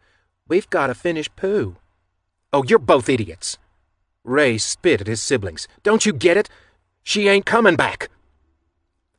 Michael and Misty looked startled. Ray scowled, hating them for being so stupid, and then shot a look at Wade. "Really? North Carolina?" he asked, giving his father a chance to come clean. But Wade let the opportunity pass him by, holding on to his silence. Ray's gaze then jumped to his mother. She now appeared to be assessing her eldest son, sizing him up, probably considering whether Ray was worth the trouble of keeping around. That calculating look both enraged and terrified him. There was no love in his mother's eyes, no compassion. He was sure it was the last thing Laura Lynn saw before Mama had gone forward with whatever she had done, tightened her fingers around his big sister's neck, or maybe slashed her throat. It didn't matter how Mama had done it. It would never matter. But the fact that she had lied about everything, about where Laura Lynn had gone, for that, he would never forgive her. For that, he would never call her Mama again. Chapter 17. Michael held the pillow over his head and squeezed his eyes shut. He was trying to block out the wailing in the backyard with happier thoughts of his next visit to town. He wondered whether spending too much time with Alice, whether getting too close, would reveal the tired dismay in his eyes. Maybe, someday, after he'd heard one cry too many, he'd open his mouth to speak, but rather than words, screams would pour out instead. And yet, Michael could still talk, could still smile, could still enjoy himself at the movies and forget the horrors of his daily life. Somehow, despite his circumstances, he could still feel things. Like the flutter of excitement when he saw the dervish come into view, or what might resemble peace when he lay on a sun-dappled hill.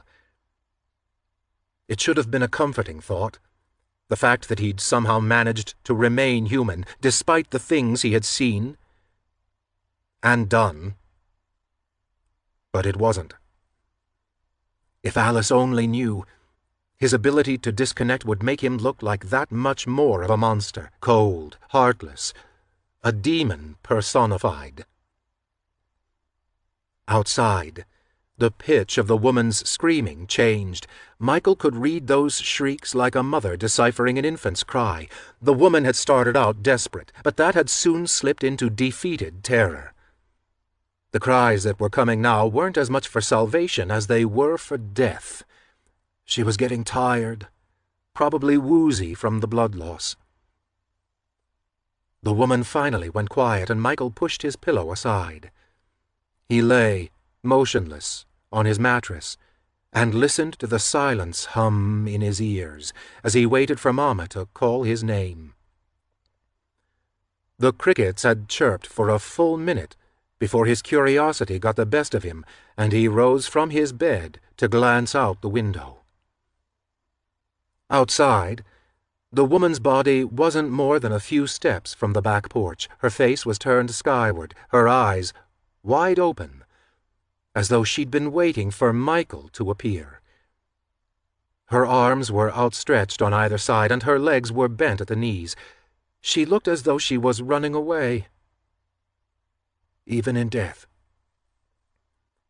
A shadow then drew long across the back lawn. Mama, he thought, but it was Rebel who moved down the back porch steps instead. He slowly circled the body. The woman's tank top was saturated with blood that its pale blue color had all but disappeared. The fluffy cartoon sheep in its center now looked like a slaughtered lamb. With his hands deep in the pockets of his jeans, Reb looked up, as if trying to determine what was in the dead woman's line of sight, and caught Michael in the window. Michael's stomach flipped. His skin prickled with nerves. He had seen dozens of dead bodies, had gazed down on more than a few in this very manner, waiting for Mama to call him. But Rebel had never circled the fallen like a vulture, and he had certainly never looked up at Michael this way. Reb pulled his right hand from his pocket and held it up in a silent wave, offering Michael a peculiar smile. It was the same young man who had driven them home a few hours before, Reb's body, Reb's face. But not his brother. "Michael!" Mama called up from the base of the stairs. Michael turned away from the window, Rebel's weird grin birthing goosebumps up and down his arms. When he stepped into the kitchen, Mama was washing a knife in the sink, its wooden handle water-worn and faded from decades of use. Reb stood on the back porch looking straight through the open door. He was still wearing that bizarre expression, as though his mind were a million miles away. "Bring me a flank on your way up," Mama said. "Leave it in the icebox. I'll get it in the morning." Michael was only halfway listening, unnerved by Reb's distant smile.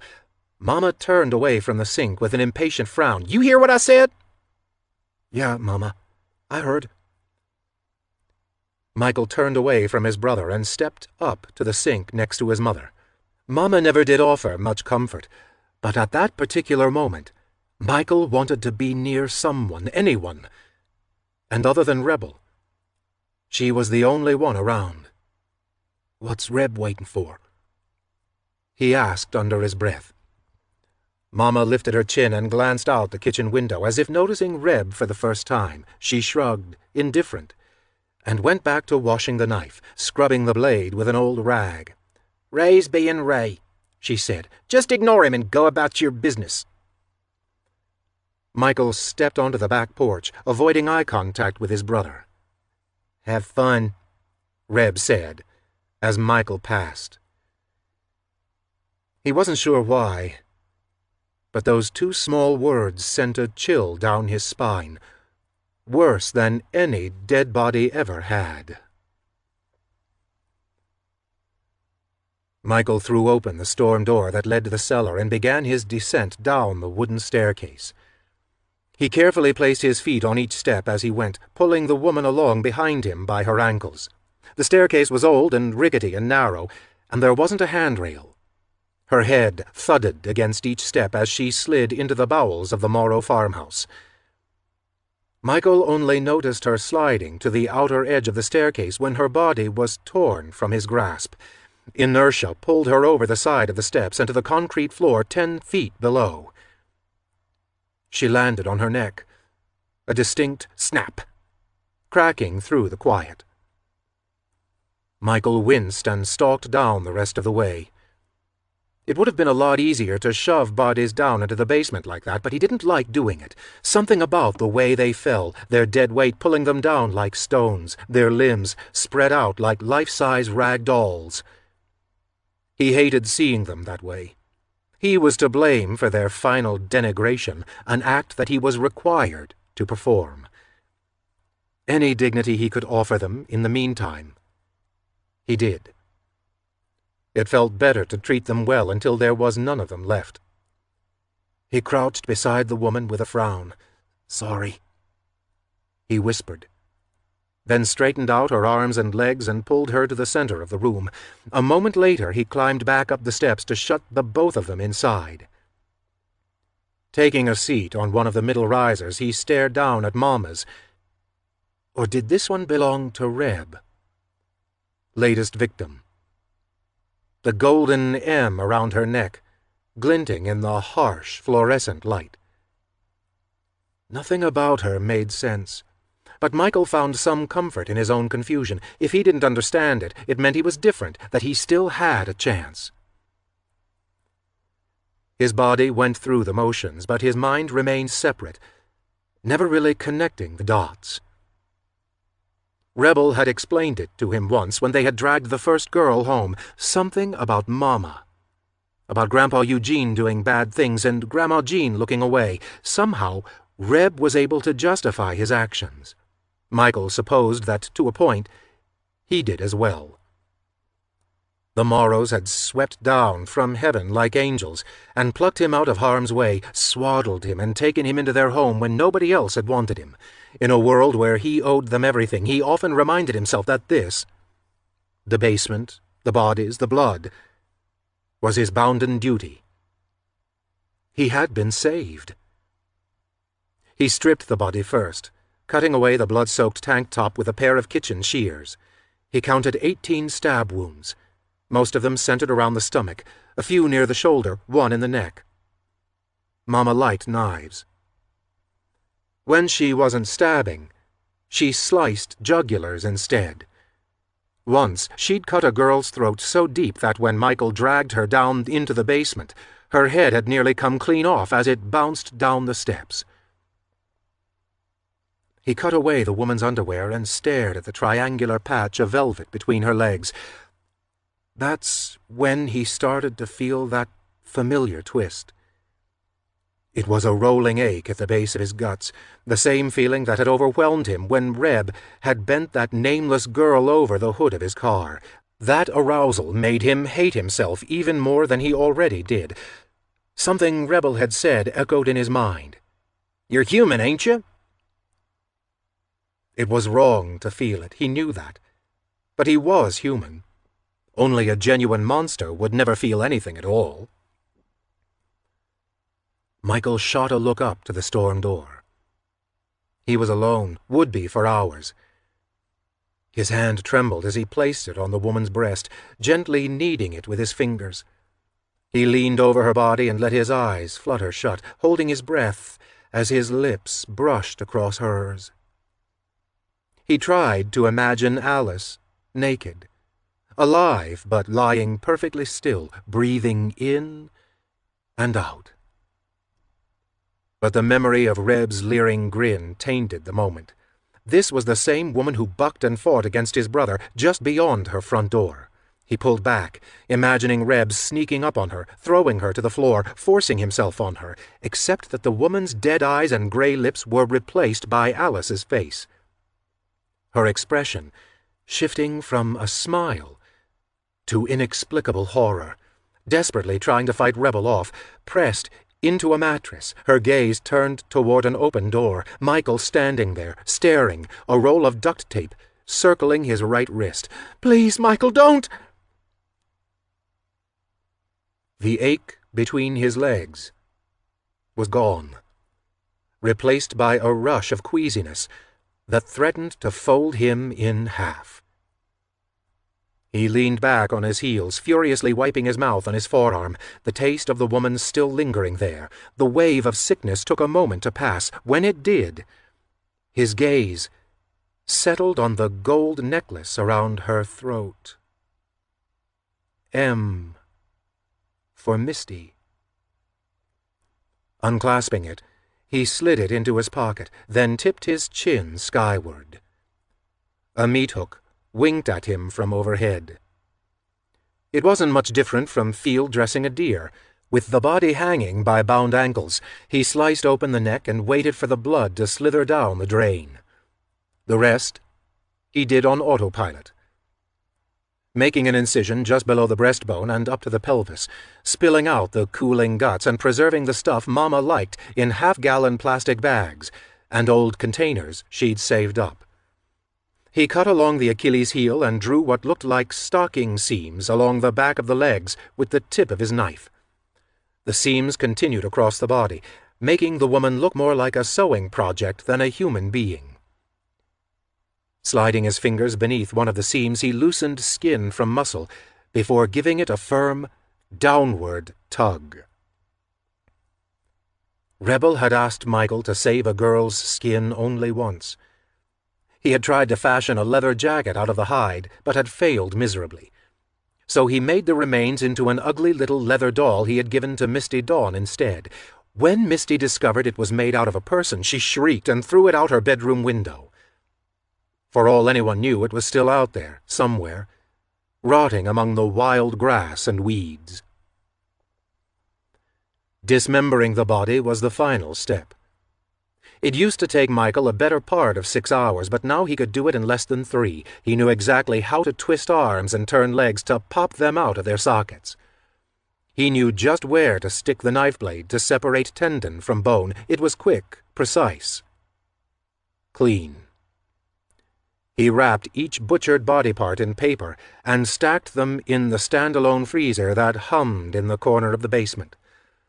Michael saved a thick haunch of thigh for Mama, leaving it on top of the freezer as he hosed down the floor. By the time he was done, there was hardly any sign that something so brutal had occurred there. It was just a basement, upgraded with a drain in the middle of the concrete floor, a hook in the ceiling for field dressing, and a freezer in the corner for preservation. Michael assessed his cleanup job, and when he was satisfied that everything was in order, he grabbed the fresh hunk of meat he'd wrapped from the top of the freezer and climbed the cellar steps. Upon entering the house, he tucked the brown package into the refrigerator, got a drink of water, and went to his room. There was no point in thinking about how Mama would use the meat, no use in mulling over what he'd find on his dinner plate. As Wade had put it, and as he was fond of reminding them, any time they needed a refresher, folks like the Morrows didn't have much. They got by, living off the land, or, as Mama had made it, off of whatever wayfarer they found along the road. Thinking about it only made a hard life that much more difficult, so Michael didn't think about it. Any more guilt, and he'd buckle beneath its weight. Kneeling in front of his bedroom window, Michael retrieved a rusty framing nail from his desk drawer and pushed the frayed curtain aside. His fingers drew across a series of notches beneath the sill, tucked away where no one could see them. Ducking down so he could see what he was doing, he added a fresh notch next to the others, almost 30 in all. And then he crawled into bed and closed his eyes. He held the golden M in his closed fist as he drifted off to sleep, wishing it was an A instead. Despite Michael's long night, when Rebel appeared at his door and announced they were driving into Dahlia, Michael's exhaustion evaporated like rain on a hot summer day. "Can you give me half an hour?" Michael asked. His fingers crossed that Reb was in a decent mood. He had never asked for extra time before, but rather than scoffing and telling him to get his ass downstairs in 5 minutes, Reb shrugged and muttered, "Whatever," before stalking down the hall. Michael showered, shaved, brushed his hair and left it loose, remembering the way Alice had looked at it the first time they had met. "Are you in a band?" He searched his closet for the cleanest pair of pants he had, not an easy feat, seeing as how his standard pair of jeans hadn't been washed in over 6 months. He pulled a T-shirt that he had picked up at the Salvation Army but hadn't worn in years over his head. It was a little small, but he liked the design. A man Michael didn't recognize appeared in black and white, with an electric blue and pink lightning bolt painted across his face. When he brought it home, Misty had told him it was the coolest shirt she'd ever seen. She had known who the guy on the shirt was, but Michael couldn't remember his name. And he wasn't about to ask her what it was now. Sure, she wouldn't take kindly to him dressing up for the record store girl. When he finally appeared downstairs and met Rebel on the back porch, Reb stared at him as though he'd never seen Michael before in his life. Wade looked up from his newspaper, and Mama glanced up from mending a sweater, noting Reb's surprise. "Shit," Reb said. "I hardly recognize you." Wade was more suspicious. "Where are you two off to?" "Town," Reb told him. "What for?" Reb exhaled an aggravated sigh and turned to fully face his father. "To see what the hell we're going to do about Michael's birthday. Shit, seems like I'm the only one who even remembers." Wade raised an eyebrow, then gave Michael a half-hearted smile. "I didn't forget," he said, but he wasn't altogether convincing. "Yeah, okay." Reb rolled his eyes. "Either way, we're going." "Dinner's at 6, Mama said automatically, a statement she hardly had to voice. Dinner was always at 6. "Don't be late." "Wouldn't miss it." Reb caught Michael by the elbow and dragged him down the steps. Once they arrived at the Delta, Rebel paused before pulling open his door. "Jesus H," he said. "You got it bad, huh?" "Got what bad?" Michael asked. Reb shook his head and laughed. "Nothing. Never mind. Get in." But the closer they got to the dervish, the more uncomfortable Michael felt. It was as though the woman from the night before was reaching out from beyond the grave. He imagined her nails scratched down his cheek, leaving deep gashes across his face like trails in soft earth made by the dragging heels of the dead. "You've got blood under your nails." Michael's eyes darted to his hands, but they were clean. "Except they'll never be clean. They'll never be clean." Michael twitched and grimaced, and Reb gave him a guarded glance. "The fuck?" he muttered. "You finally losing your shit or what?" Michael wrung his hands in his lap. What did he expect to happen? For he and Alice to live happily ever after, pretend that he had never full-body tackled a girl as she ran along the soft shoulder of a highway, forget that he knew exactly where to cut and make someone bleed out in less than 60 seconds, pretend he never suspected what was on his plate. It was like a bad joke. Hey, have you heard this one before? 2 serial killers walk into a record store. He and Rebel weren't even hiding.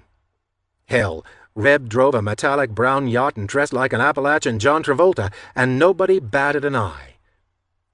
It was a cosmic wisecrack, a dirty trick that was made that much more wicked because nobody knew it was being played. I catch things. She'd figure it out. She'd look across the record stacks and see the face of the killer. She'd smell it on his breath, except that maybe they'd be married by then. Maybe they'd have 2 grown kids. Maybe she'd be into gardening, and he'd make a living fixing cars or selling furniture, an honest living. When he wasn't visiting Mama and Wade out of the sense of guilt he felt for leaving them. When he wasn't climbing into Reb's Delta and going on joyrides that would end with a hitcher in the trunk and dismemberment in the basement. Rebel had told him stories about women married to axe murderers before, completely oblivious that the monster was in the bed, rather than under it. That's what had happened to that John Wayne Gacy guy. But Michael still wondered if something like that could be true. When you got someone that close, Reb had said, it's safer to have 'em in on the deal. In on the deal. As though killing people was as innocent as fishing or joining a bowling league. You ever think about quitting? Michael asked, slowly turning his head from the trees that zipped by his window to give his brother an indirect glance. He looked down to his hands before Rebel could catch his gaze. What?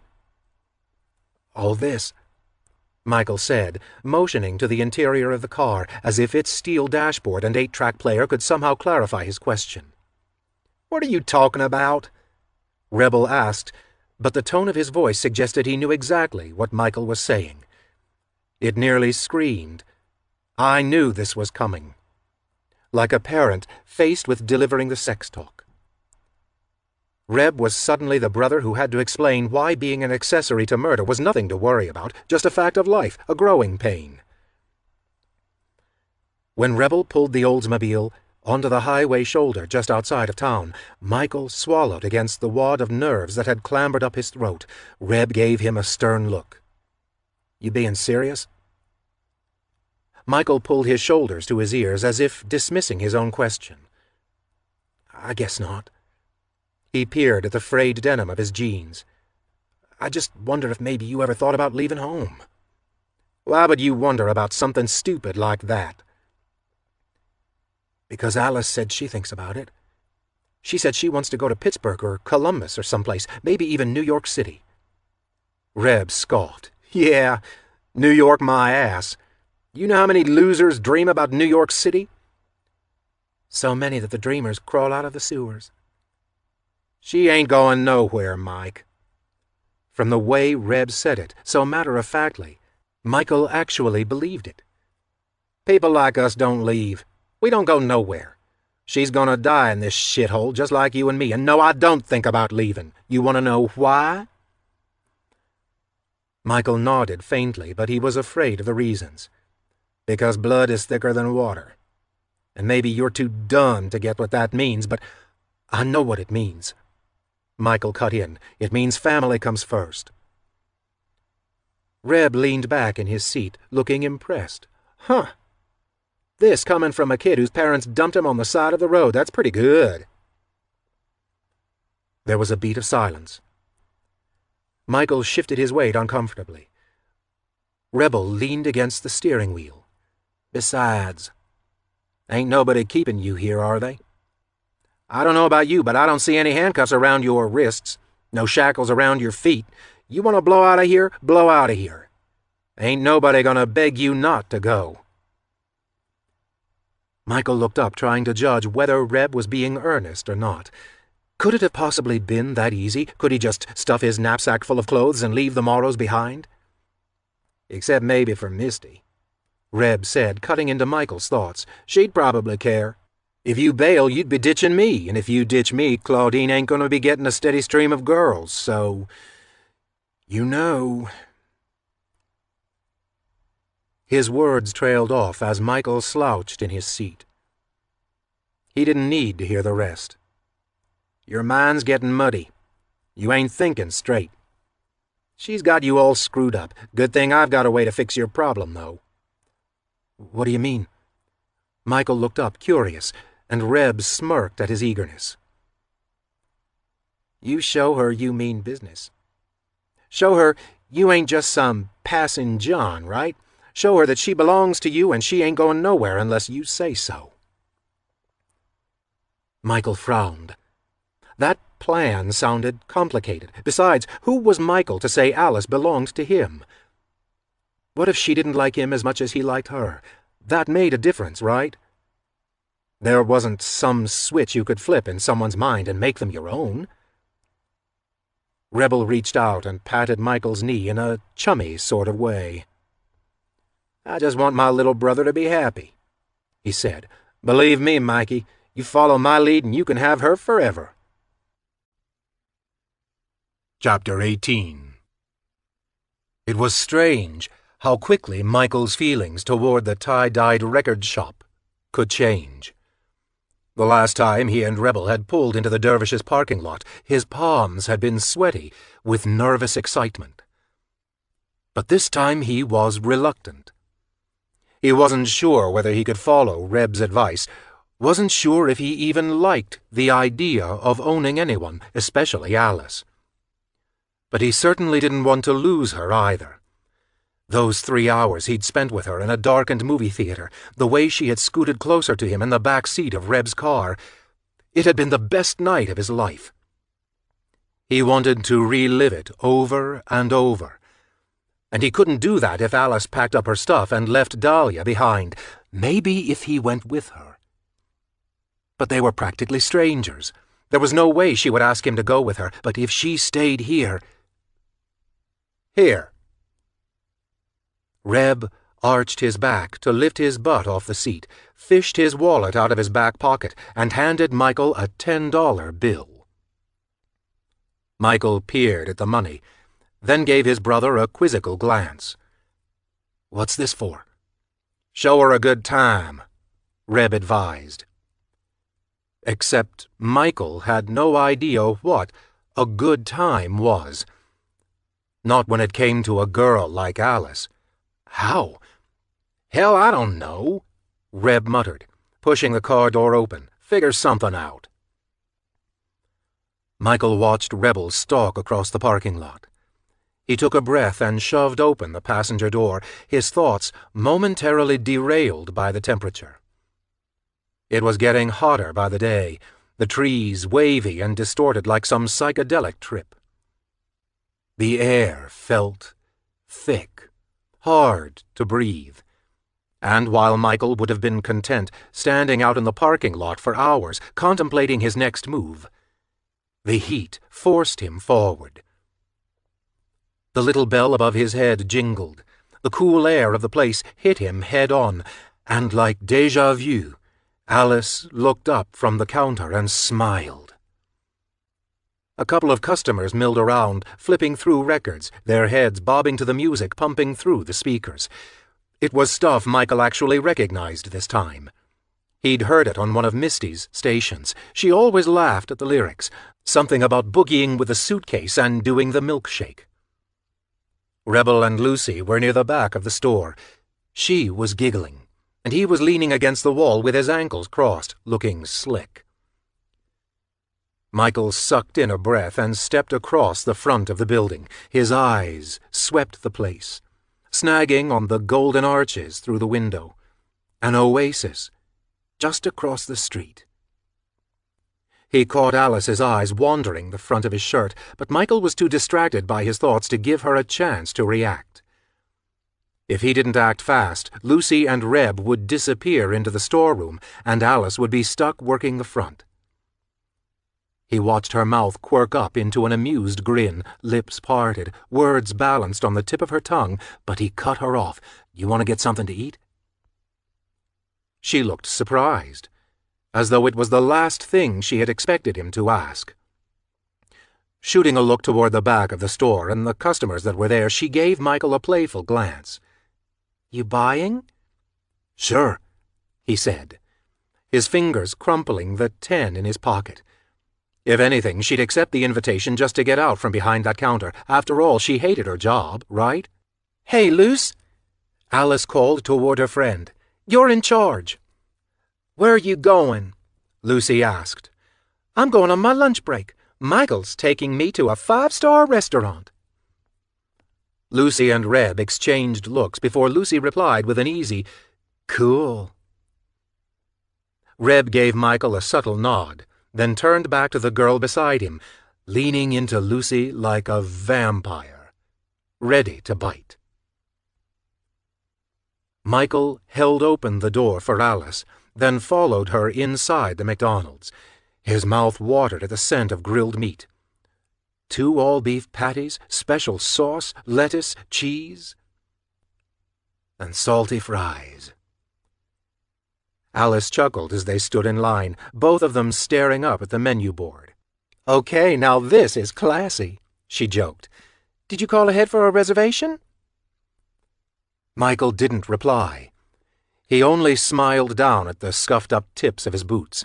Alice pressed her arm against his as they waited to be helped, a slender finger looping around his thumb. Michael got a Big Mac, and Alice ordered a Happy Meal, which the cashier refused to sell her because Happy Meals were for kids, not adults. "You've got to be kidding me." Alice scoffed at the girl behind the counter. "Sorry, it's the rules," the cashier said with a shrug. "But it's not even for me," Alice explained. "It's for our baby."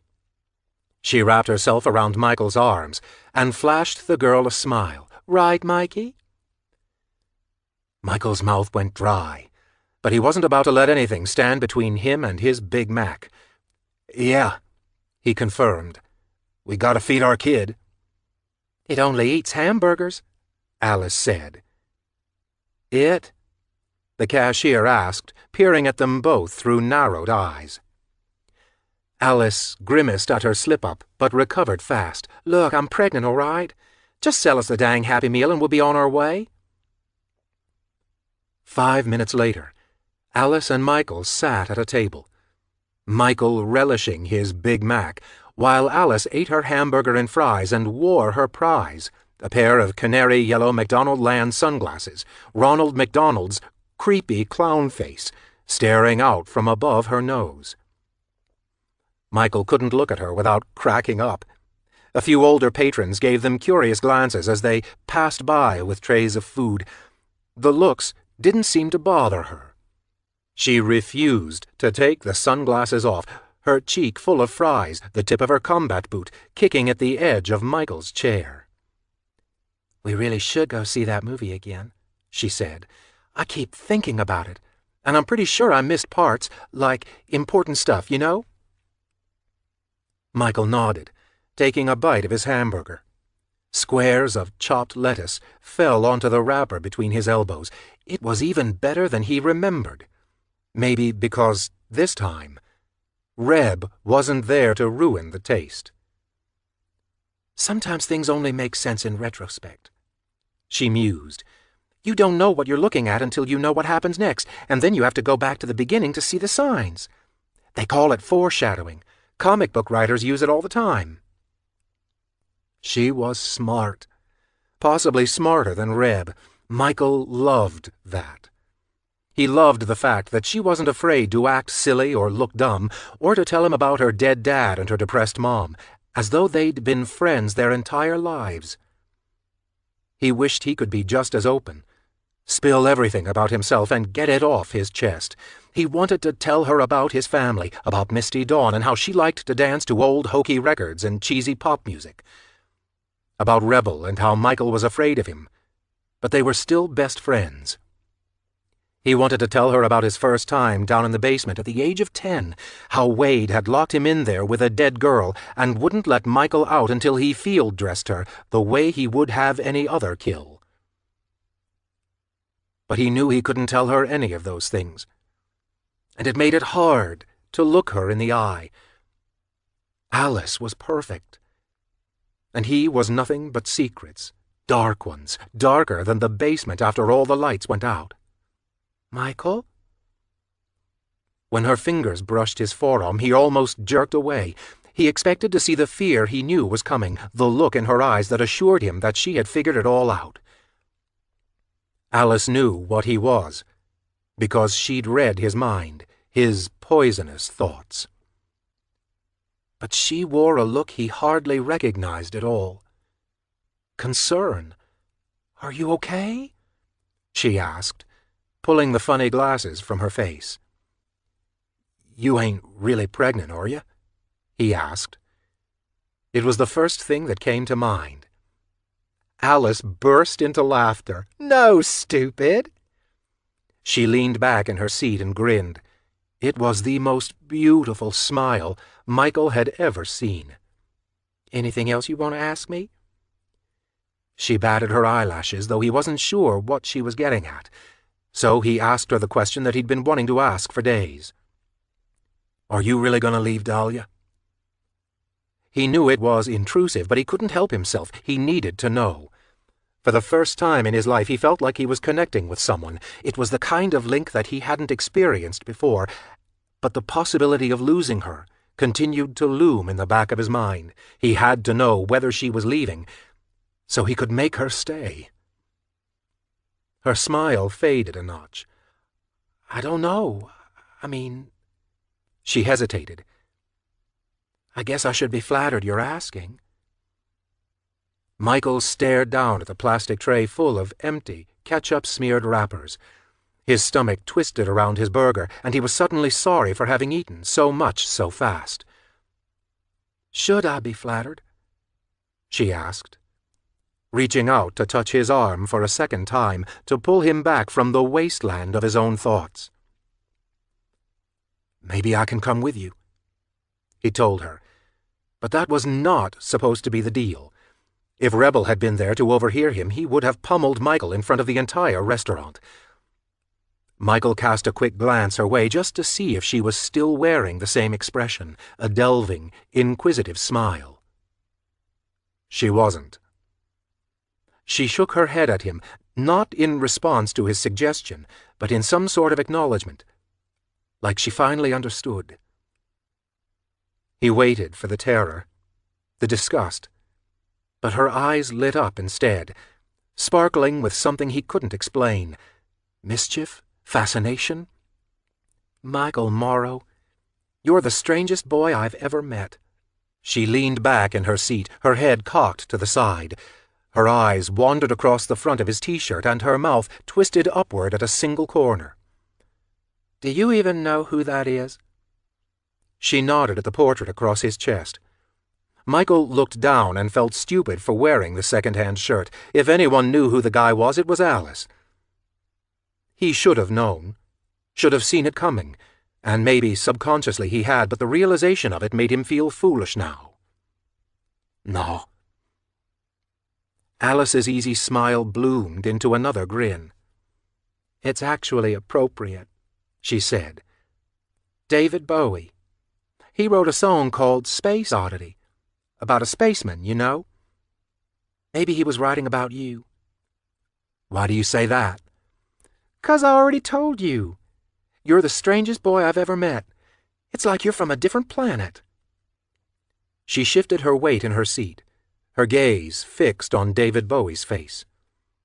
"I thought you said you'd miss this place if you left. But now you want to leave?" Michael didn't know how to explain his sudden change of heart.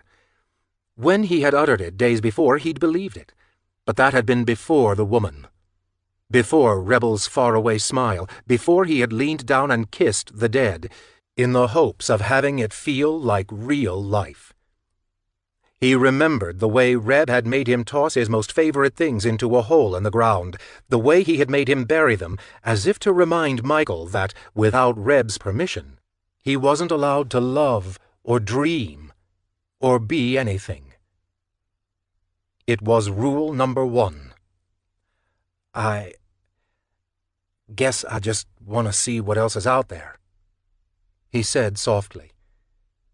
It wouldn't be so bad seeing it if I wasn't alone. Alice leaned forward, their table of wrappers and ketchup packets between them. She brushed her fingers along his jawline. His heart sputtered beneath muscle and bone, and for a moment he was sure he'd never breathe again. She was only inches away, her hazel eyes drifting across the curve of his bottom lip. It was then that he realized their eyes matched in color almost perfectly. Somehow that small detail gave him the courage to tip his head forward and press his mouth against hers. The world stopped. For one perfect moment, every person who had ever existed in his life vanished from the earth, leaving only her. Their kiss lasted 2 seconds, 3 at most, but it felt as though they had sealed Michael's fate. He knew then that he could be happy if only he could make Alice a part of his life. If he stayed with the Morrows, that could never happen, not without twisting her into something unrecognizable, into someone like him. Alice leaned back and slid the Ronald McDonald glasses back onto her face. "A little birdie told me it's almost your birthday," she said. "Is that true?" "Yeah, it's true," he said. And he suddenly knew what to wish for, something impossible, something he doubted he could ever have. He pictured them both climbing into the Oldsmobile and driving out of West Virginia, him barreling down the road without a license, heading toward the ocean, toward golden yellow sand and a pink hotel. "I'll have to get you something then," she said. "Maybe a David Bowie record to go along with that shirt. How old are you going to be anyway?" 20. The number gave her pause. She pulled her glasses from her eyes and searched his face, as if looking for an answer to a question she hadn't asked. "What?" he said. "Nothing," she said, a veil of uncertainty blurring her features. She continued to stare at him for a while longer before clearing her throat. "We should probably get back. My break's been over for 10 minutes now." When she rose from the table to leave, a rush of panic overwhelmed him. He hadn't asked her to keep what they had discussed a secret. If she told Lucy, if Reb found out. He dumped their tray of wrappers into the trash bin and followed her outside, trailing her back to the store. Michael followed her into the Dervish and took a deep breath, the cool air redolent of exotic smoke. The customers that had been inside the store were gone, replaced by a lone girl perusing the new arrivals. But Lucy didn't seem to care that the Dervish had a customer. She was perched on top of the counter with Rebel between each of her jeaned legs, as though she was in her own bedroom, rather than at her place of employment. They were both grinning as Michael and Alice approached, their amusement clear. "Well, well," Reb chimed in, "if it ain't the lovebirds." Alice rolled her eyes, but she was smiling despite herself. "You shouldn't be canoodling like that, especially not with—" She tipped her chin toward their customer. "If Jason comes in and sees you that way, he's liable to fire us both." "Oh, please," Lucy scoffed, but she gave Reb a little push and dropped down from the counter with a pout. "Like he ever comes in here, right? That's what he's got us for." She turned her attention to Michael, changing the subject. "Hey, I heard it's almost your birthday. That's fun. Gonna have a party?" Michael ducked his head into his shoulders and gave the group an embarrassed shrug.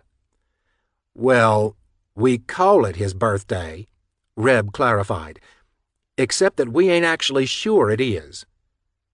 "What do you mean?" Alice gave Michael a curious look, and for a moment he caught a flash of reluctance in her eyes. "I think we should go," Michael murmured.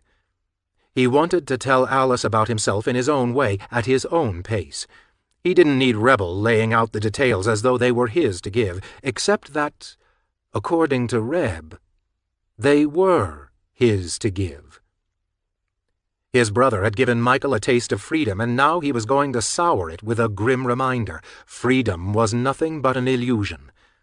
Any autonomy Michael felt was a privilege, not a right. "He didn't tell you?"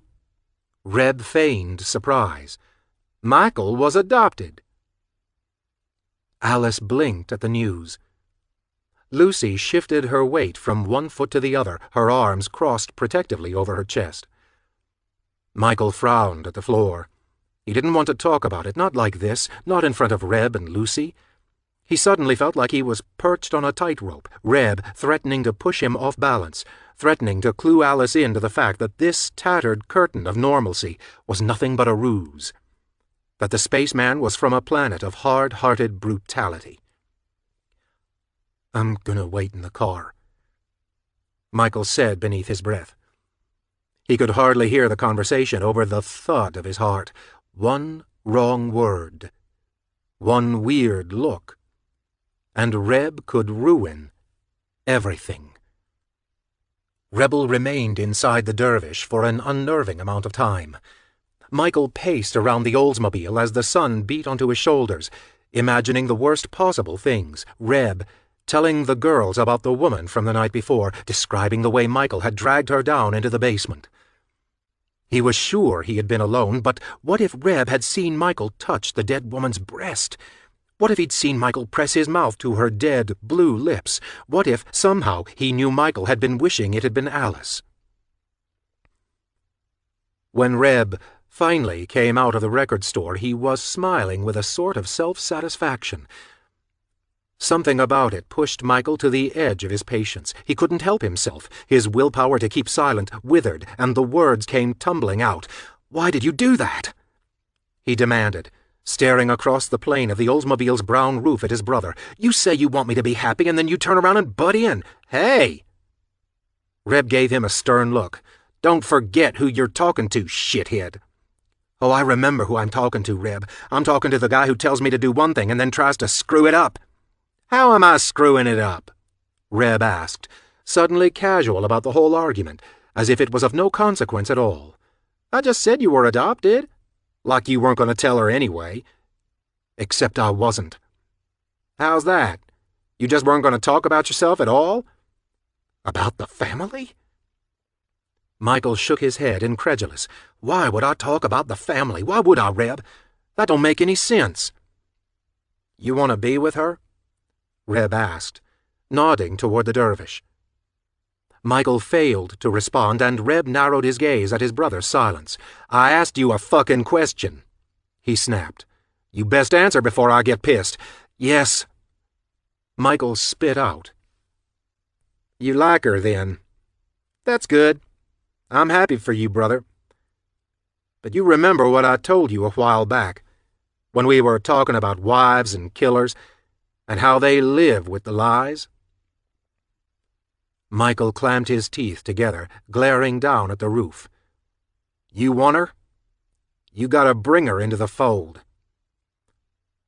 He swallowed, felt his mouth go dry. "And Lucy?" he asked, almost afraid to hear the answer. "You gonna bring her into the fold too?" Reb laughed. And when Michael looked back up, Rebel was looking at the tie-dye colors of the store, as though contemplating going back inside. "Lucy?" Reb shook his head and gave Michael a menacing smile. "You notice Lucy's hair?" "Claudine's favorite." The whole world shrunk in on itself.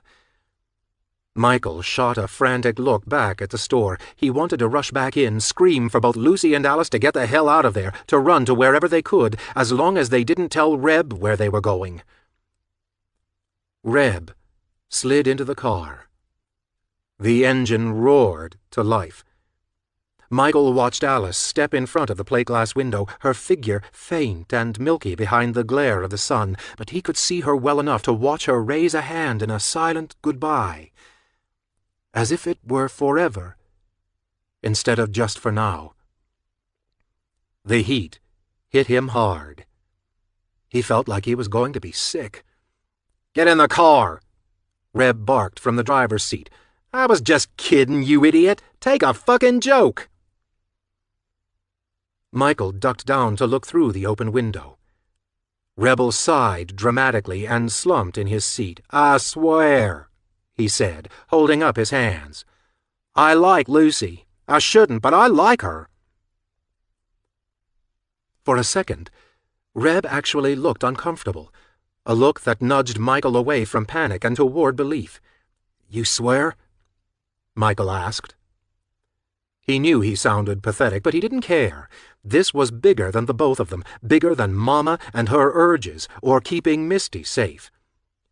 I pinky swear, Reb snorted. Faggy enough for you? Now get in, for God's sake. I'm melting out of my fucking skin. Michael shot a look back toward the shop. Alice was still standing there, watching their exchange from behind the glass. He forced a smile and lifted his right hand in the same silent goodbye she had moments before. But even with Reb's assurance, it still felt like the farewell was permanent. That evening, the Morrow house was heady with the scent of a rich beef stew. Mama had sliced up carrots and potatoes and simmered the entire concoction down until it was thick and delicious. But it was so hot, both outside and in the house, that it was difficult to enjoy. Reb, Wade, and Michael sat around the table in nothing but their stained white undershirts and pants, while Misty fanned herself with a folded-up 17 magazine. She hummed an Elton John tune beneath her breath. Mama didn't seem to notice the heat, eating her dinner with her head bowed, her eyes fixed on the scarred tabletop. Rebel cleaned his bowl, wiping it down with a piece of white bread.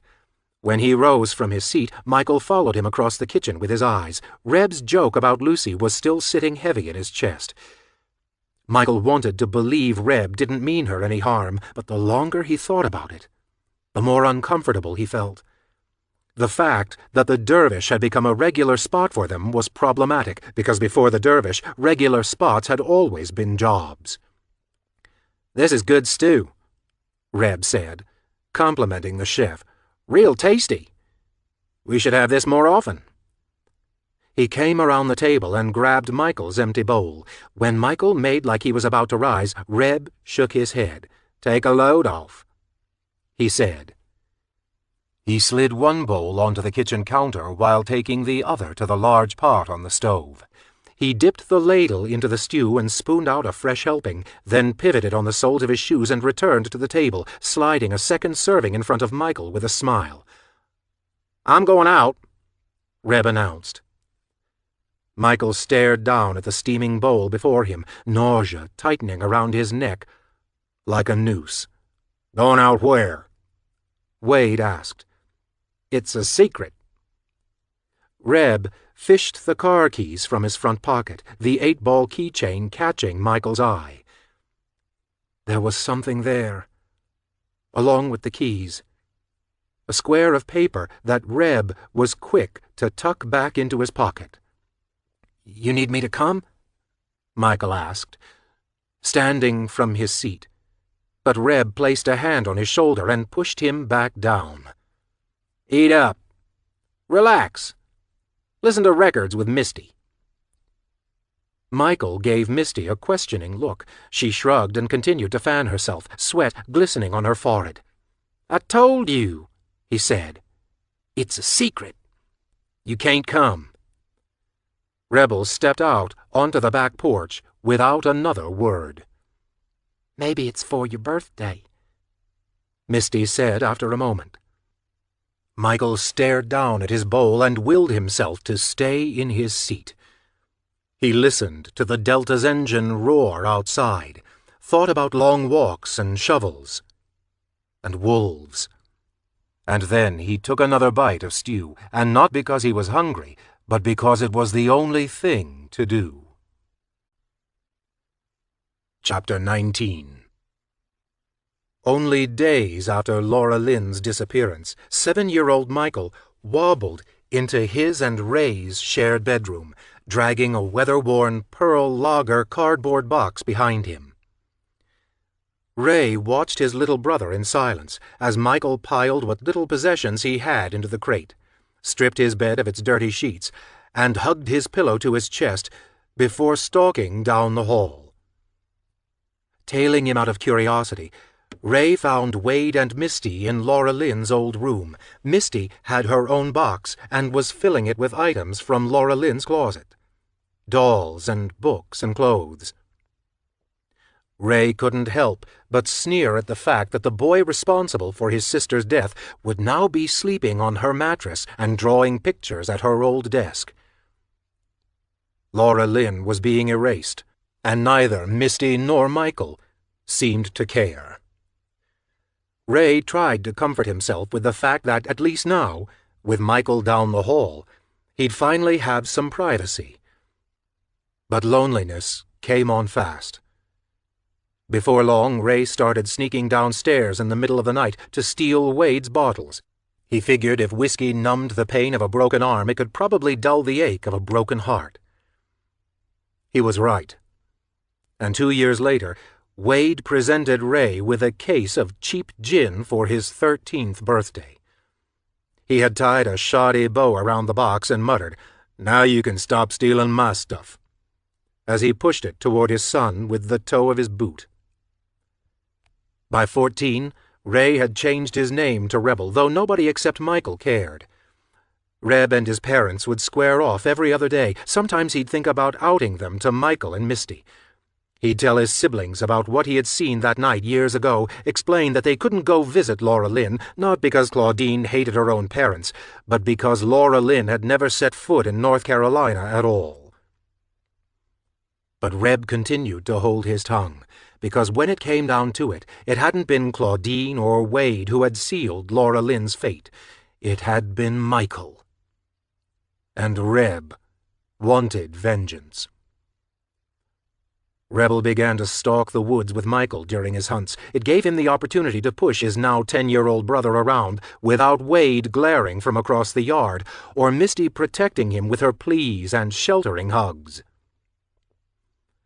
But Reb soon acquired a taste for killing, and it wasn't just watching Michael shoot at birds with that old kiddie rifle. With leaves and twigs crunching beneath their feet, Michael spotted a family of pheasants, took to a knee, aimed, and pulled the trigger. He scoffed when they flew away. He was ready to ball his hand up into a fist and sock Michael in the shoulder for being such a lousy shot, but the bird Michael had been aiming for wavered in the air. The bullet had grazed it. It did a weird death roll in mid-flight, and dropped. "You're lucky," Reb told him. "'Cept that thing ain't dead, so it hardly counts as a shot."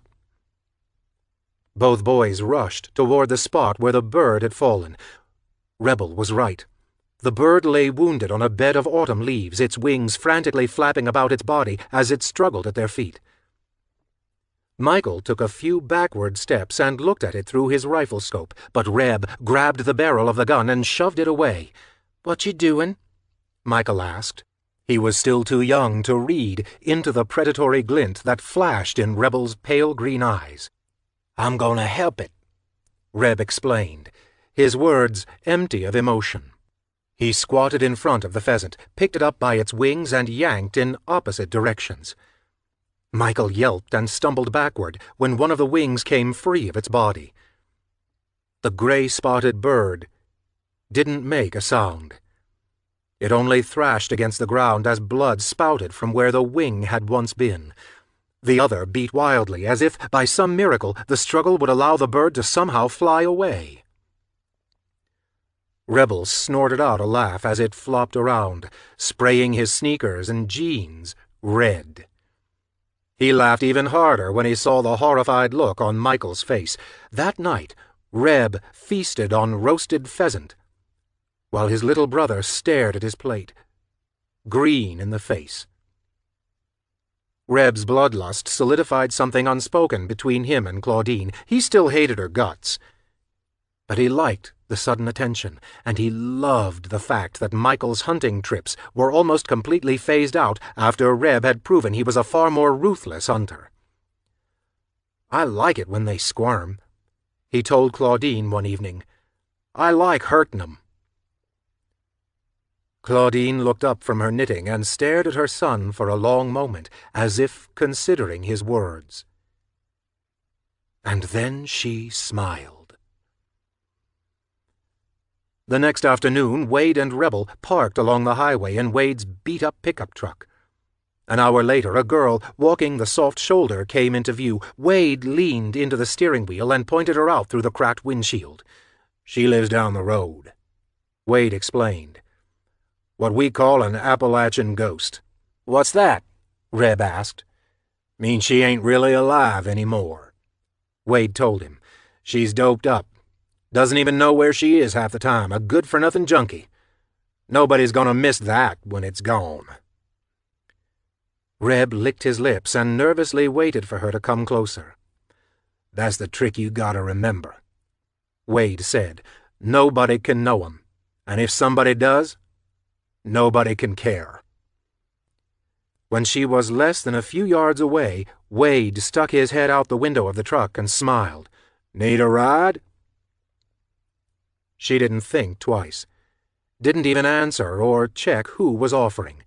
She simply crawled into the bed of the pickup and lay down, as though all she wanted to do was sleep. Rebel didn't get it. Even as he helped Wade pull her out of the back and drag her across the yard, he didn't see the point. There was no fear in this girl, which meant there was no fun. Claudine took one look at her and muttered for Wade to tie her up in the basement. "Let her sober up," she said. "She won't care she's dying unless she knows what's going on." When Wade got her out of the cellar 2 days later, the girl's eyes were as wild as any animal's Rebel had ever seen. Dry vomit crusted the front of her T-shirt. The crotch of her bell-bottomed jeans was damp. Reb stared at her in disgust, unable to pull his gaze away from the circle of stained denim between her legs. Claudine gave her water, and after drinking it, the girl looked a little more alert. Reb watched his mother like a kid would watch a magician at a birthday party, trying to figure out the trick before she did it. Claudine met her son's eyes, and for a moment, she wore nothing but a blank stare, as if there was nothing behind her gaze but a long stretch of darkness. After a moment, she gave him a maternal smile. "Don't worry, son," it said. "Watch and learn." That was when she pulled the glass from the girl's grasp, placed it on the railing of the back porch, and nodded at her husband. Wade stepped behind the girl without a sound. Reb could tell the girl hadn't noticed him from the way she was staring at Claudine with question marks for eyes. "You're probably wondering why you're here," Claudine told her, wiping her hands on the front of her apron. "You ever wanted to be a teacher?" At first, the girl didn't respond. Her skin was a weird yellow color. She looked sleepy and sick, but eventually she spoke. "You're crazy. I ain't no teacher." "Well, you are today, honey," Claudine said. Wade's hands clamped down on the girl's biceps. The girl started in surprise, but her shock soon shifted to realization, and with that realization came the widened eyes, the quickening of breath, the struggle for freedom. "Go ahead, darling." Claudine nodded, urging her on. "Fight him." Reb ran his tongue along the inside of his mouth, dry like the Sahara. The girl let out a yell, desperate to jerk her arms clear of Wade's hands. She began to scream, and something stirred in the pit of Reb's stomach. It was dark and delicious, the same dirty feeling he got when he snuck old Playboys out of Wade's army footlocker when nobody was looking. "Nobody's gonna hear you," Reb whispered to himself, his eyes fixed on the struggling girl. "Nobody's gonna save you. Nobody's gonna remember. I'm gonna wipe you out." She screamed harder, terror meshing with desperation. The strained sound of her fear gave Rebel goosebumps. His pulse quickened. His pants were suddenly uncomfortable. When he reached down to tug at the fabric, he felt a hard lump behind his zipper. His eyes jumped to Claudine to see if she had noticed. Her dark look of satisfaction assured him that she had indeed.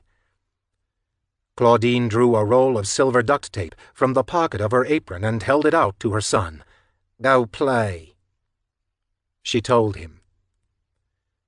The sight of the tape made the girl scream even louder. She thrashed wildly, her cries a hysterical aria tearing itself from her throat. The closer Rebel got, the easier it was to make out the peppering of infected dots along the inside of her left arm. Claudine held the girl by one of her ankles while Reb wrapped tape just above her crummy old sneaker and then pulled it toward her other leg. As the girl screeched above them, Reb felt a pang of what must have been love swell up in his heart for his mother. She was giving him a gift. This was her apology. Wade jabbed the back of the girl's knees with his own, and she folded up like an accordion, falling to the ground. Wade stepped away from the girl and his son, but not before dropping a switchblade next to Reb's feet. Wade had a lot of stories about that knife. In one, he stole it off a dink during his leave in Saigon. In another, he found it on a mama-san who had come wandering into their camp. Rebel didn't know which story was true, but the letters etched into the handle proved that it came from Vietnam. Something about the feel of the knife assured Reb that the blade had tasted blood. His quiet, pensive father had a darker past than Reb had ever considered. Rebel kept her tied up in the yard for 2 days. Wade would have preferred the basement, but Reb liked being able to see her from his window, and Claudine liked seeing her too. Sometimes the girl cried. Other times she begged. She shrieked when he carved his name into her belly, bucked and prayed and implored him to kill her when he tried to cut off the pointer finger of her right hand. The blade of the knife was too dull to do the job, so she passed out shortly after he made his attempt. He caught Michael staring out into the yard from Laura Lynn's window only once. Misty Dawn was at his side. They held on to each other, their eyes wide and glassy as Reb looked up at them from his crouch above the girl. When he met their stares, Misty turned away. But Michael's gaze was fixed. It felt like a challenge. One Reb decided to call him out on when he grew bored with the half-dead girl at his feet. Claudine finished her off while Rebel locked himself in his room. He touched himself as the girl gave a final scream, replacing the junkie's sallow face with Laura Lynn's inside his head. After he was done, he went back downstairs and made an announcement. "I think Michael should finish the job. He knows how." Wade dragged Michael across the yard toward the basement as the boy carried on and tried to pull away, and for a moment Wade hesitated, as if thinking about sparing his youngest son. Claudine eventually lost her patience, probably because Michael was hollering as loudly as the girls did, or maybe it was because she hated seeing Wade vacillate between doing what needed to be done and what he thought was right. Abandoning her post at the kitchen window, she shoved Michael down the stairs after the dead girl who had Reb's name etched into her skin.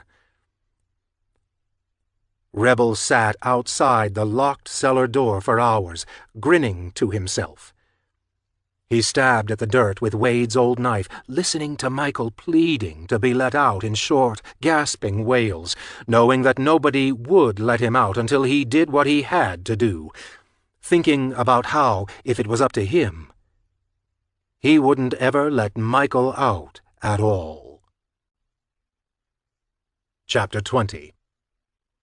After Rebel left the house, Michael and Misty Dawn listened to records in Misty's room. Misty played everything from Nancy Sinatra to the Monkees. When she spun the Beach Boys, Alice's sly smile crept into the corners of Michael's mind. But rather than taking pleasure in the memory of her saying the band was for shark bait, he felt his stomach pitch. He was unable to stop picturing that nefarious grin crawling across his brother's mouth. He excused himself while the Beach Boys sang Good Vibrations, ducked into his room, and slid onto his bed. Lying there, He tried to put himself in the worst possible scenario, Reb showing up in the middle of the night with a screaming, terrified Lucy. Or maybe she wouldn't be terrified at all. Maybe Rebel would show her up to his room, close the door behind them, and Michael would listen to lustful moans until Reb had had enough. Then the screaming would start. Because no matter how stupid Reb thought Michael was, he knew one thing for sure. A visit to the Morrow farmhouse was a one-way trip. He rolled over and pulled his blanket up to his chin, despite the heat, staring at the peeling wallpaper through the moonlit darkness that filtered in through his dirty window. He squeezed his eyes shut and tried to sleep. Just as he began to drift off, his eyes darted open at the sound of something simultaneously strange and familiar. It was the soft thump of bass, the accompaniment of a weird, watery guitar, the odd warble of melancholy vocals, muffled by the wall between Misty's room and his own. Misty was playing Alice's Cure record, low, but still audible. The sound of it made his stomach churn. He considered getting up and asking her to either turn it down or off completely. He was trying to sleep so that his mind wouldn't be wandering in circles around the dervish. He didn't want to think about the girls, about Dahlia, about where Reb might have gone. But before Michael worked up the energy, his door creaked open. A slash of hallway light illuminated the wall for a beat, then was gone.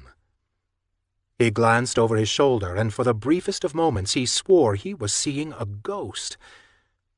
A night-gowned figure swayed in the shadows to the dampened music that slithered through the wall. "Miss?" He squinted, propped himself up with an elbow, and brushed away strands of long, unruly hair so that he could see her better. Misty scampered barefoot across the hardwood floor. She crawled onto his mattress, her knee-length nightgown skittering up her legs, revealing the tops of her thighs. It all came back to him in a flash. The record. Misty dancing. Rebel in the doorway. Misty hitting the wall, Reb's fist smashing into Michael's face. His tongue drifted across the healing cut along his bottom lip, and he remembered Reb's most recent warning. The one his brother swore was the last Michael would ever receive. If he screwed up again, Reb would dump his worthless carcass deep in the mountains where no one would find him. "What are you doing?" Michael asked, reflexively scooting away from her, pressing himself flush against the wall. "Making sure you're okay. Why'd you leave?" "I'm tired." Misty went quiet for a moment. Her head was on his pillow. A finger of moonlight played across her neck. She sighed, tilted her chin up enough so that he could see her face, despite the darkness of the room. "Tell me about this girl," she said. "What girl?" "Oh, please."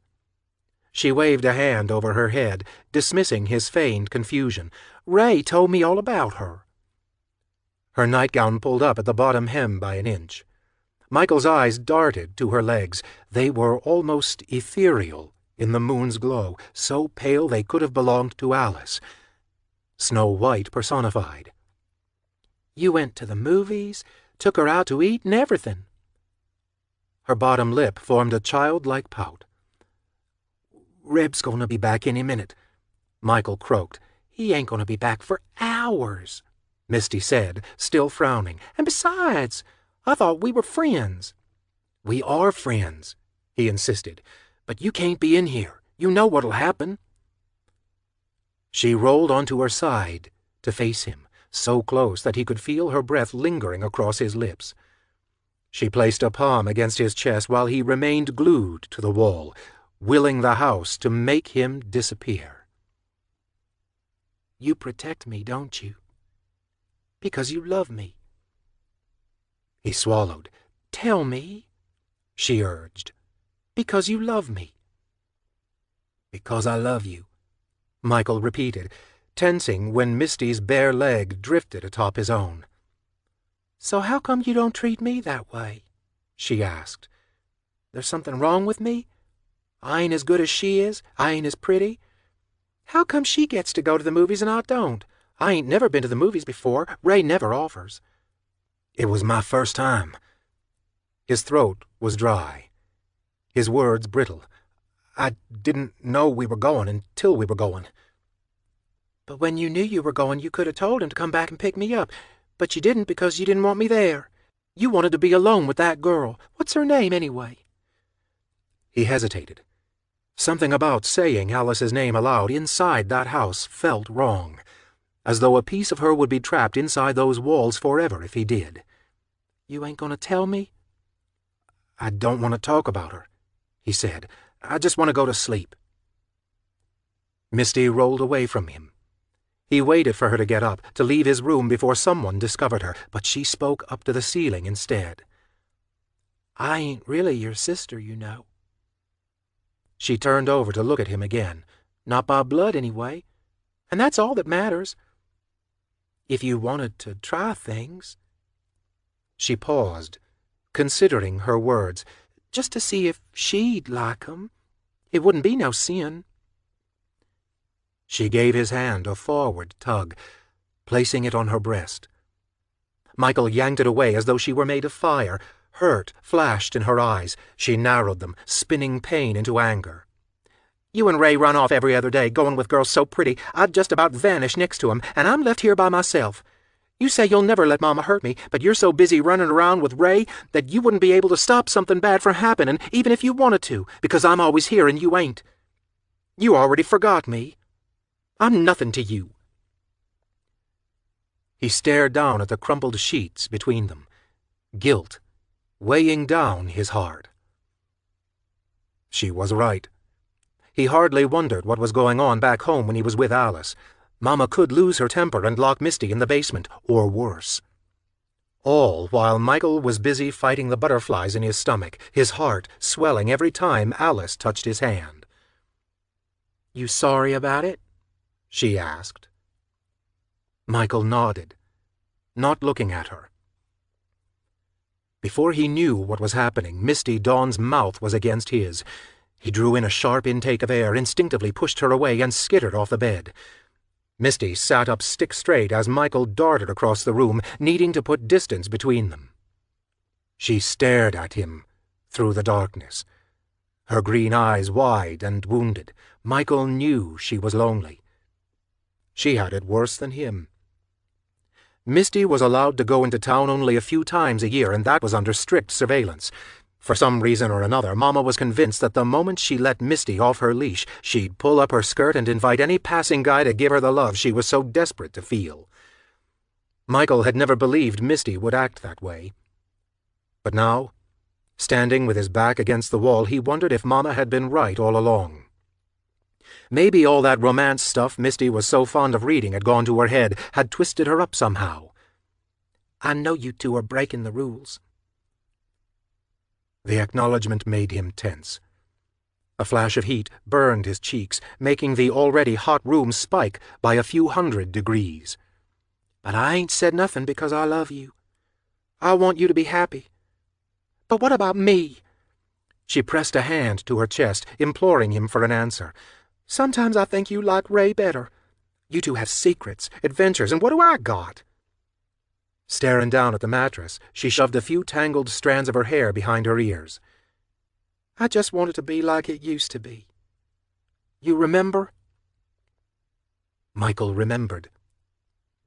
After Laura Lynn had gone off to North Carolina, he and Misty huddled together for companionship. That huddle had lasted more than a decade. But age tore them apart. Misty retreated into her Harlequin novels. Michael's stakeouts got longer, the girls more frequent. Mama got hungrier. Reb got more demanding. Wade became more ambivalent. Michael had always lived with the threat of abandonment hanging over his head, lived in constant fear of it happening. It became one of Rebel's mantras: "Do what I tell you, or I'll leave you for dead." Misty was right. Michael said he would protect her, but he had been preoccupied with his own survival for years. And now there was Alice, a girl who had Michael fantasizing about taking off to faraway places, living some other person's life. It was a life he knew he'd never fit into, but one that he wanted anyway. In the back of his mind, Misty was always there with him, but that was just it. She was in the back of his mind, not in the forefront where she ought to be, where she had been for so long. Michael had the luxury of riding around in the Delta, staring out the window and daydreaming, but what did Misty have beyond this house? What would she have if he disappeared and never returned? Michael turned to his desk and pulled out the drawer. He shifted pens and markers around until his fingers found what they were looking for, and held the gold chain with the cursive M pendant up to the moonlight. Misty gaped at it as he stepped across the room, unclasped the chain and draped it around her neck. Taking a seat next to her, the mattress creaked beneath his weight. Misty plucked the pendant from the hollow of her throat and inspected it in the darkness. "It stands for Misty," he told her. "See, I didn't forget." She gave him a sad smile. "I think it stands for Michael," she said. Then got up, drifting into the shadows at the far end of the room. Slipping through the door, she left him alone in the dark. It was well past 4 in the morning when Michael heard the Delta pull up to the house. He had hardly slept, his thoughts bounding from Alice to Lucy to Rebel to the responsibilities Misty had reminded him of. As he crawled out of bed to see whether Reb was alone or whether he had brought someone home, he still couldn't shake the dread he would feel at seeing Lucy slide out of the passenger's seat. He supposed it would have been better for Misty if Lucy were dragged to the cockeyed, weather-worn monstrosity that was the Morrow farmhouse. It would have given Mama something to do, distracting her from the daughter she didn't seem to want. But Michael pushed the notion from his head. No, Lucy couldn't come anywhere near this place, no matter how much it would placate Mama's appetite. But that thought only confirmed Misty Dawn's accusation that she was fading from his thoughts. He was forgetting about her, when he was the only person she had. But as it turned out, all that worry was for nothing, because Reb was alone. Michael woke to a stern knock on his bedroom door. Shielding his eyes from the sun, he squinted as Rebel filled the doorway. "Get up," he said. "We're going to town." That was when Michael realized just how difficult keeping Misty safe and happy would be. These endless excursions were pulling him from what was important. They were forcing him to break his promise. He dressed quickly, and by the time he got his boots on, he knew what he had to do. Misty was still sleeping when Michael ducked into her room. He pulled Alice's record off the turntable and slipped it into its sleeve, then snuck out of the room like a thief. When he finally made his way across the backyard to the car, Reb already had the engine idling. Michael slid into his seat, secured his seatbelt, and lay the record across his knees. Reb gave the record a momentary stare before shifting into reverse. They didn't speak until they were a few minutes shy of town. Reb was the one to break the silence. "What are you bringing that for?" Michael looked down at the picture of the forest in his lap. "Aren't we going to the Dervish?" he asked. "Yeah, so?" "It's a loan," Michael reminded him. "I told Alice I'd bring it back. You going to get another one?" Michael didn't bother considering the idea, shaking his head in response as soon as Reb posed the question. Rebel didn't like the reply. He kept pulling his eyes from the road, casting glances at Michael and the record as if mulling something over. At first he held his silence. It wasn't Reb's style to give much of a damn about anything, but he lost his patience sooner than expected. "What do you mean, no?" he asked, sounding aggravated. It was strange hearing that tone come out of him, so close to a whine that, for a brief moment, it transported Michael back to their childhood. There was 10-year-old Ray, exasperated by something Michael had said or done. "I'm just not going to get another one," Michael murmured, not sure why this was any of Reb's business anyhow. What did his brother care if Alice let him borrow another record? Reb hated it when Michael sat in Misty's room, so what was the point of encouraging him to pick up more music that he could only listen to with his sister anyway? "Well, why not?" Reb prodded. "Not like you gotta pay for it. You just bring it back later." "It ain't a library, Reb," he said. "I don't want to bring it back later, and I don't want to get Alice in trouble." His chest felt constricted, and the heat inside the car wasn't helping. He was trying to keep his intentions hidden, but Reb had a knack for picking up on things that were out of place. It was strange for a man like Rebel to have a flair for empathy. Of course, he was only observant when he had something to lose. "What the hell is wrong with you today?" Reb asked, his gaze still bouncing between the windshield and Michael's face. "You sick or something?" Michael felt sick, but the sensation wasn't related to any illness. He imagined anyone would have felt the same in his position. He was minutes away from giving up something he genuinely wanted but couldn't have.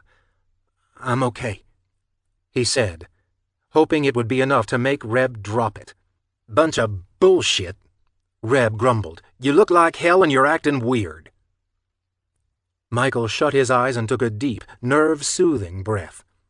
He tried not to think about the inevitable, the way the little bell would ring over his head, the scent of sweet smoke, the way Alice would raise her hand and smile. He had no idea what he would say to her, whether he'd offer any explanation at all.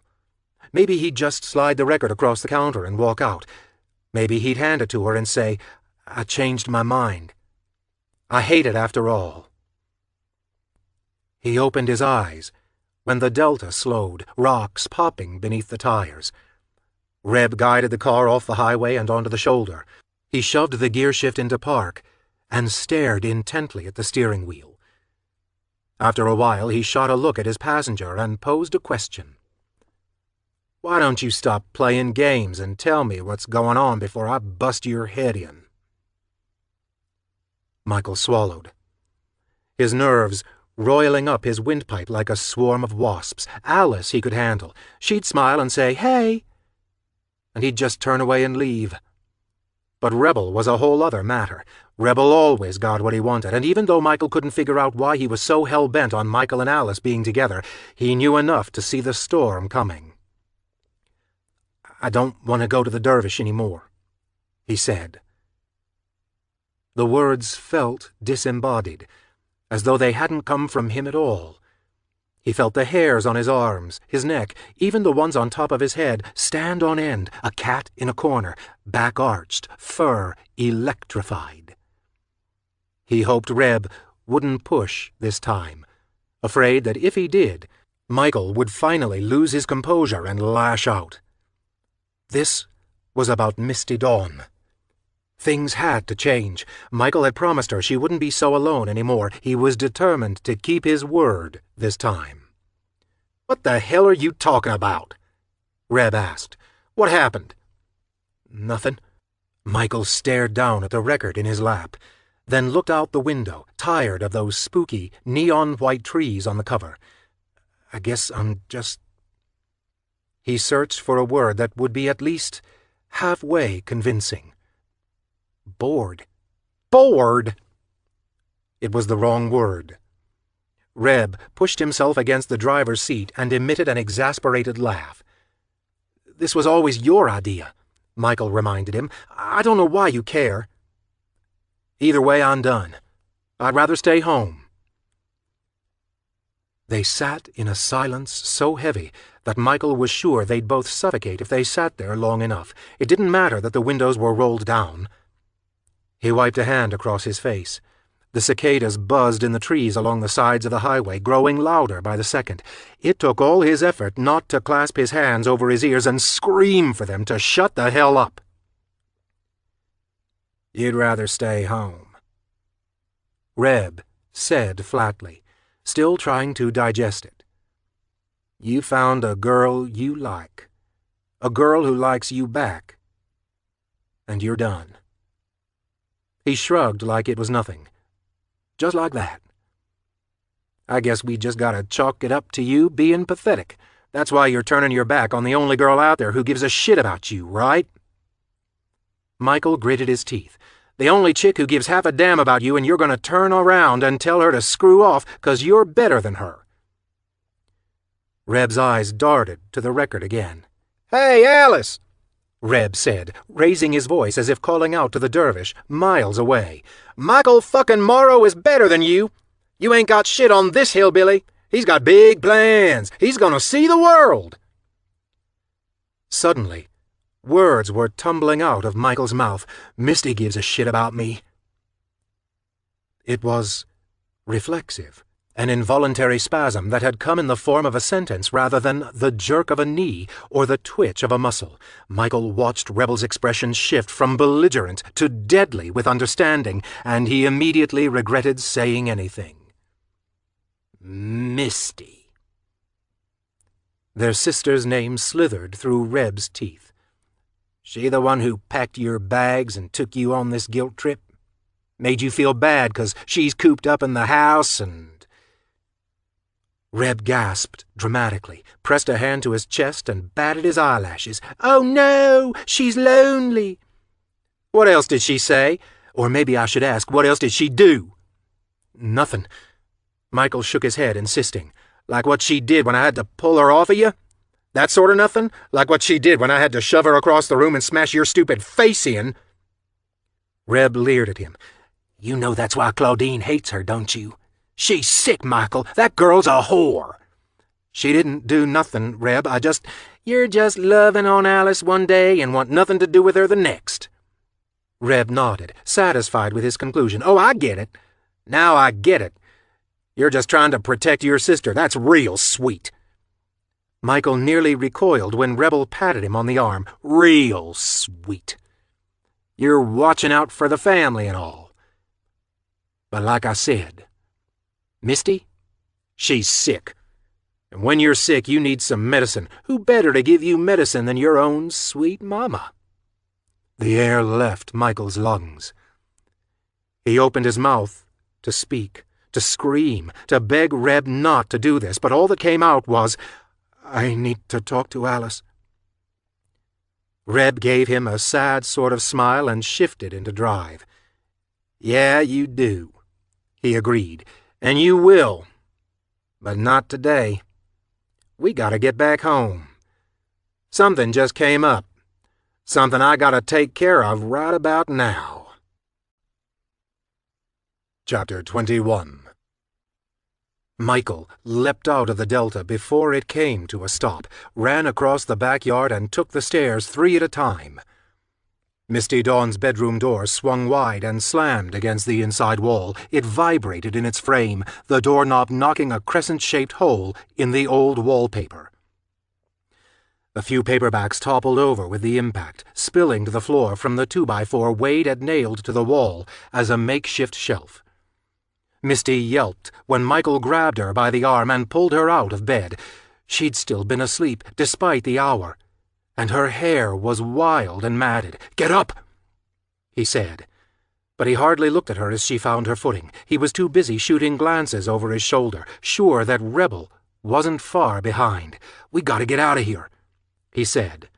But he had no idea how they were going to escape the house or where they would go once they did. Better to hide in the woods than die inside those rooms.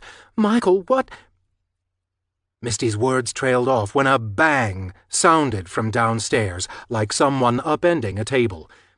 Reb yelled from 1 floor down, a bellow that made Michael's blood run cold. "Here's Johnny!" Michael spun around and looked into his sister's confused face. She was towing the edge of fear, trying to keep it together because she didn't have the facts, had no idea what was happening. He could see her fighting against an onslaught of panic. The muscles of her face twitched. Her face flickered through expressions like a cheap TV: apprehension, anxiety, cowardice, dissent. "What? Is that Ray? Who's Johnny? What's going on?" But there was no time to explain. Michael grabbed her by the hand and rushed into the hall. Other than taking the stairs straight down into Reb's arms, the second-floor windows were their only option. Michael's window was above the back porch. If they hopped on the roof, they could shimmy down one of the gutters and book it into the trees. There were footsteps on the stairs, but Michael could hardly hear them over the pounding of his heart. He dragged Misty behind him as he bolted for his bedroom door. "They're coming to get you, Barbara!" Reb yelled from down the hall. Michael didn't know who Barbara was, but he wasn't going to stick around to find out. He lunged for the window and struggled with the latch, but it was rusted in place. Michael hadn't opened the window in years despite the heat. None of the windows had screens, and Michael didn't like the bugs. He spun around, searching for something he could use to smash the glass. His desk chair. He let go of Misty's hand to grab it, hefted it up in his arms, ready to swing. "Michael!" Misty's eyes were wide. She was waiting for direction, pleading with him for some means to fight. Before Michael could smash the glass, Rebel filled the doorway and gave them both a strangely upbeat smile. "Oh, hey guys," he said. Then he lunged. Misty twisted in place, her hair flying out around her in a pale yellow-red halo. She tried to duck around Reb, but he grabbed her by the arm and gave her a vicious pull. Misty cried out. Her right arm flopped at her side. She stared at it with disbelief, her mouth a large O of surprise, tiny gasps escaping her throat like the chirps of a bird. Her arm hung limp, unmoving. Reb grinned at her shock, as if amused that she couldn't catch her breath to scream. Michael seized the opportunity. He swung the chair at his brother, rather than the window, but Reb saw it coming. He grabbed the chair in midair, and with the piece of furniture held aloft between them, he reeled back and planted the heel of his foot hard against Michael's chest. Michael fell back against the wall, the wind knocked out of him, the chair clattering to the floor. Reb turned back to Misty, and when she finally sucked in enough air to cry out again, he buried his fist just beneath her ribcage. She doubled over with a groan, but wasn't allowed to writhe for long. Reb jerked her up to her feet by her good arm and pushed her out the door. Then stopped short to shoot Michael a look. It was a challenge. "Well, come on. Protect her." Then he gave Misty a brutal shove toward the stairs. Michael stood frozen against the wall, his chest heaving, his eyes burning, his world spinning out of control. He could hear Reb barking commands at their sister while Misty made horrible retching sounds that echoed up the stairwell. He felt something loosen inside of him, snap out of place and tumble from the center of his chest to his feet. Rebel was leading her to the slaughter. He was going to drop her at Mama's feet, a woman who was only waiting for an excuse. The time had come. Downstairs, Misty screamed. Michael forced himself to move. He ran down the hall and caught them at the base of the stairs. Misty was on the floor, holding her uninjured arm out as if to ward off evil, the devout lacking a cross to shake at the devil. Rebel loomed above her, waiting for something. Michael descended the stairs, hating how slowly his feet were moving, how reluctant he felt, when he should have been leaping to Misty's aid, but a lifetime of being afraid couldn't be cast off like a worthless hand-me-down. He was no superhero.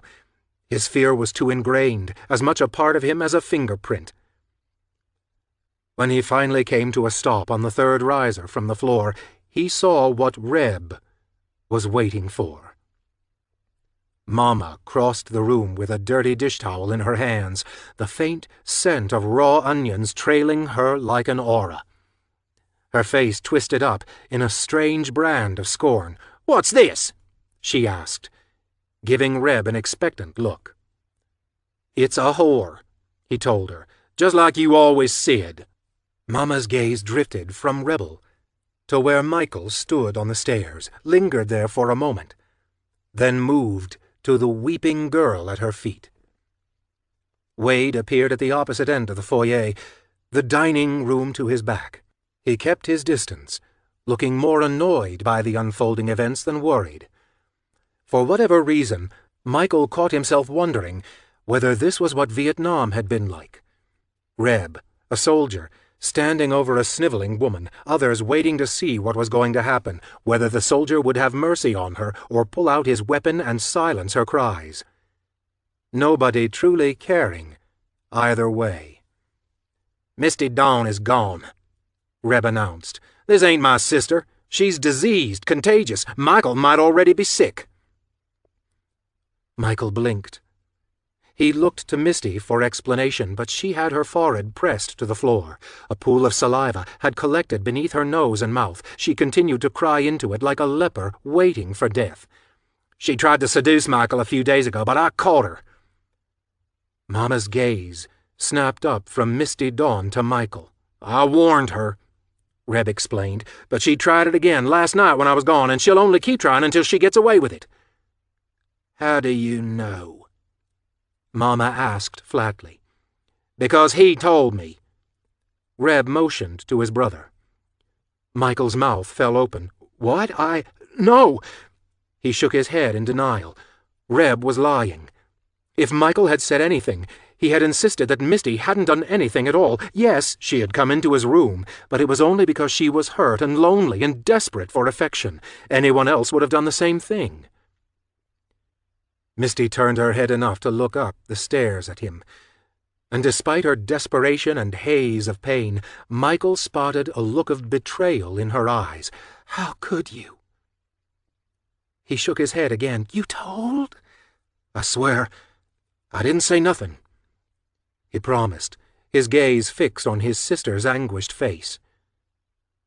"So it's true," Mama concluded. "No!"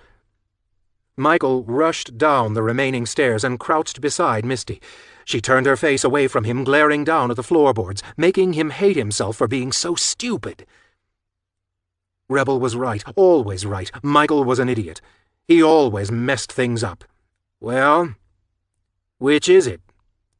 Mama asked, her tone unnervingly steady. "Either Misty Dawn tried to seduce you or Ray is lying. Either way, someone's sinning." Michael looked up at his mother. The floral pattern of her dress made her look alien thin. From his vantage point on the floor, her cheeks looked hollow, almost sunken, and the circles beneath her eyes were so dark they were nearly black. She looked like a monster, a praying mantis with a taste for blood. "Falsely accusing a family member of lying is lying, too," Mama said, "and you know what lying will get you." Exile. The woods.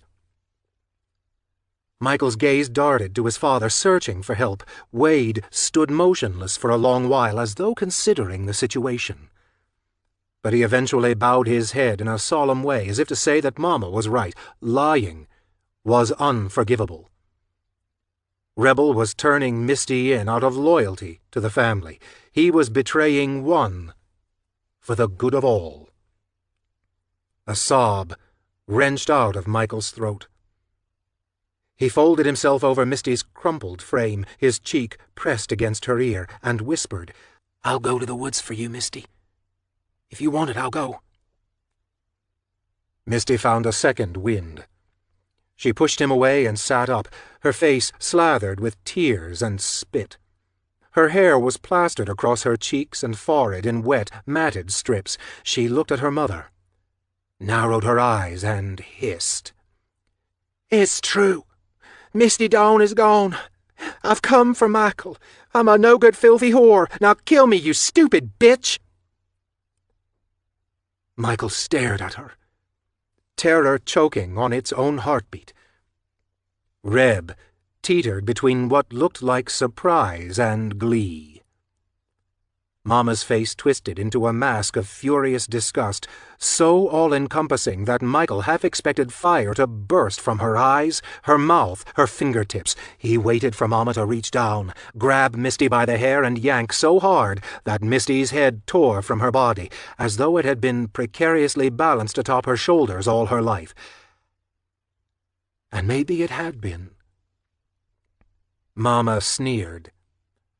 "Take her to the kitchen," Reb grabbed Misty by her good arm and began to drag her across the floor. Michael's hands shot out, clutching the hem of his sister's nightgown. His eyes glittered with terror, his breath hitched in his throat. "No!" He cried out, so strained that it was a wonder it had made it out of his throat at all. Misty turned her head to look at him as Reb pulled her along. When their eyes met, she began to weep. Huge, gasping wails like a girl headed to the gallows. She could see into the future as clearly as he could. It was over. This was the end. "No!" He screamed again, wanting to grab Misty by her other arm, but he was afraid to hurt her. That collapsed shoulder looking so wrong. If he tried to pull her back, her arm may have come clean off in his hands, like Reb jerking the wing off a pheasant, dooming the animal to a slow and painful death. By the time the three of them reached the kitchen, Rebel dragging Misty, Michael behind him, Mama was standing next to the table with something tucked away in a dish towel. A wooden handle jutted out of the fabric, held tight in her right hand. Michael skittered across the floor and wrapped his arms around his sister. He tried to envelop her completely, desperate to make her disappear, but a hand fell against the back of his head. Fingers tangled in his hair, Rebel yanked Michael back, peeling him away from Misty's huddled form, and for half a second Michael was sure his own life was over too. Mama loomed above him, the blade of a butcher's knife glinting in the light. Her mouth was a hard, straight line, her eyes drawn into slits. But she didn't pull the blade across Michael's throat. Instead, she mimicked Reb's move, grabbed Misty's hair and pulled back. Misty's head came up, her face puffy and red from crying. Before Michael could react, the razor edge of the blade sliced across the base of his sister's neck. Michael's eyes widened as gore fanned out across his face and arms. Misty's blood splashed hot against his skin. Wrenching himself free of Rebel's hold, he lunged for Misty's crumbled body and tried to stop the bleeding. He frantically pressed his palms against her neck, but it was no use. Within seconds, they were both covered in iron-scented red. Blood soaked Misty's once white nightgown, staining it a deep burgundy. The ends of Michael's hair dripped like wet paintbrushes waiting for a canvas. Mama threw the knife onto the floor. It clanked against the boards next to Michael's knees. He didn't acknowledge the weapon, didn't look up to see what he was sure was written across her face. This was Misty's own fault. And as a parting gift, Michael would be the one to sop up her blood. Michael sat with Misty in his embrace, rocking her back and forth as he stared across the kitchen into nowhere. By the time he finally gathered the strength to look up, the room was empty, and the house was eerily quiet. And for the first time in his life, he truly understood. This was not his family. This was not supposed to be his life. Chapter 22. When Reb stepped inside the green-shuttered house through the unlocked sliding glass door, Bonnie was sitting on the couch watching some sappy made-for-TV movie. She turned away from the television and blinked in surprise. But rather than panic at the stranger standing in her home, she smiled. "Michael," she cooed, rising up from where she sat, giving Reb a kiss on both cheeks. "What are you doing here? You should have called. I'd have made something to eat." Reb returned her smile. "That's why I didn't call. Didn't want to put you out." Bonnie tisk-tisked at that, pulled her long, box-dyed hair back into a ponytail, and blushed with embarrassment when she realized what she was wearing. "Well, you could have at least called so that I could have gotten decent, you know. I'm a mess." Bonnie Rasmussen wasn't exactly stylish. Reb took in her loose-fitting sweatpants and pale blue tank top with a cartoon sheep in the middle. He was convinced the woman owned nothing but shirts with some sort of animal printed on them, cats or dogs or cartoon owls. Judging by the photographs on the wall, she hadn't always dressed that way. A hallway photo that must have been taken in the 1950s or 60s had Bonnie looking like a wind-chafed starlet. Her hair was big and bouncy, like Brigitte Bardot's.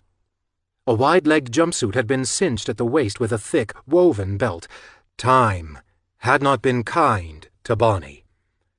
She had lost her looks and fashion sense. All that was left was a depressed widow whose interests stopped at birds, books, and bad TV. But her limited hobbies were exactly what Reb had been hoping for. It left her free of distraction and wide open to making a new friend. She had been reluctant at first, nearly not letting Reb inside to use her phone when he'd pulled the oldest trick in the book. "Sorry, ma'am, but I think I've run out of gas and I ain't got no way of getting home. Mind if I use your phone?" Bonnie had been dubious. No matter. Reb had given her a megawatt smile. 2 minutes later he was standing dead center in her kitchen, while Bonnie offered him a glass of iced tea. Their second meeting had been less awkward. Reb had arrived on her doorstep with a bunch of cheap carnations from the nearest gas station, red and white. A few of them dyed a garish blue in celebration of the 4th of July. When Bonnie answered the door, she looked about ready to cry at the sight of him. She invited him in for lemonade, and they watched a Pirates game together. She asked him questions about himself, which he answered with quaint-sounding lies. He told her he was 4 years younger than he was, that his father was a miner, and that he had a younger sister who was a senior in high school. She was a creative type, the kind of girl who could really make something of herself if she could just get out of West Virginia. By the time Reb stepped uninvited into Bonnie's house while Michael waited outside, he had visited her every week for nearly a year.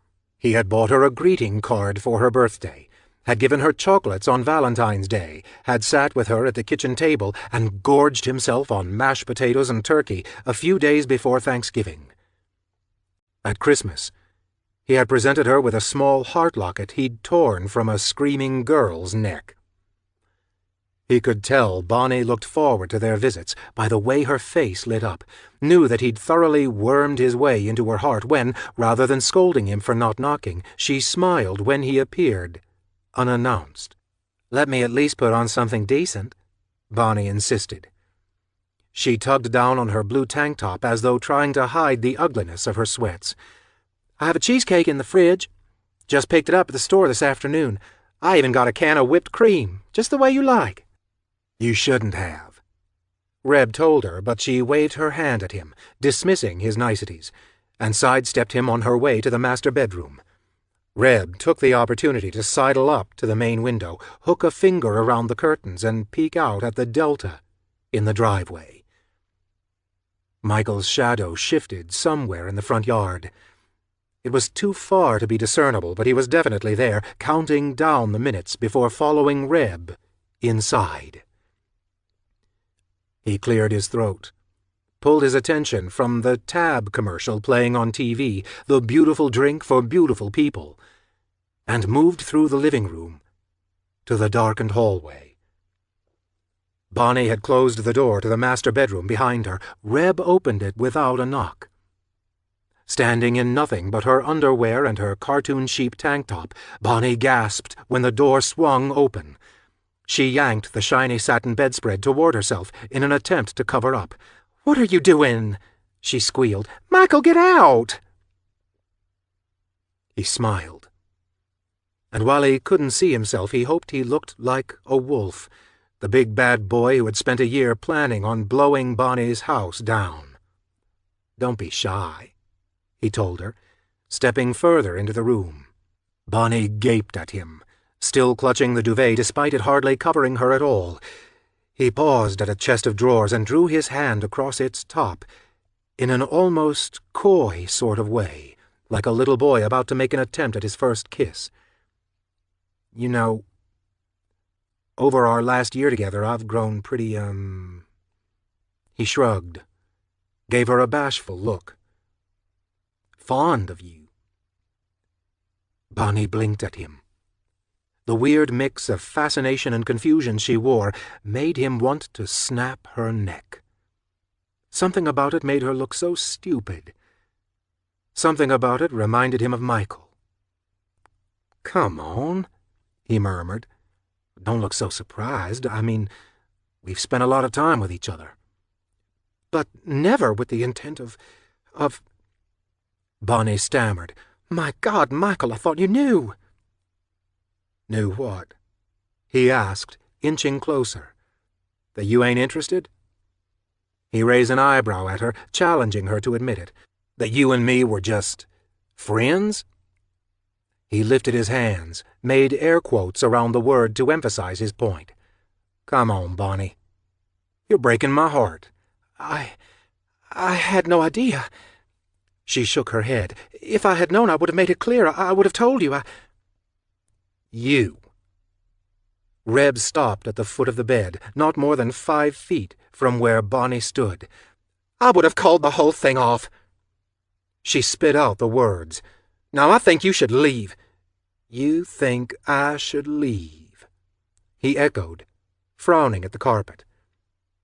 "After a year of being friends, you're going to kick me out like some stray? You know how much that hurts?" He grabbed a handful of comforter and gave it a firm pull, yanking it from her fingers. She gasped and stepped back, stretching her blue tank top over her hips, still trying to be decent despite her growing fear. "I don't like it when people hurt my feelings, Bonnie. You can understand that, can't you?" "You're crazy," she whispered, seeing her young companion for what he truly was. "Please, get out. Leave me alone before I call the police." Reb held up his hands as if in surrender. "Okay," he said. "I'm sorry." He saw her relax. As if it could be that easy, he thought. And he lunged at her before she had a chance to think. He threw her on the bed and pinned her to the mattress, and while he worked the top button of his jeans, he was fascinated by how simultaneously turned on and revolted he was. She was lying about how she felt about him. She had dyed her hair strawberry blonde after he had told her how good she would look as one.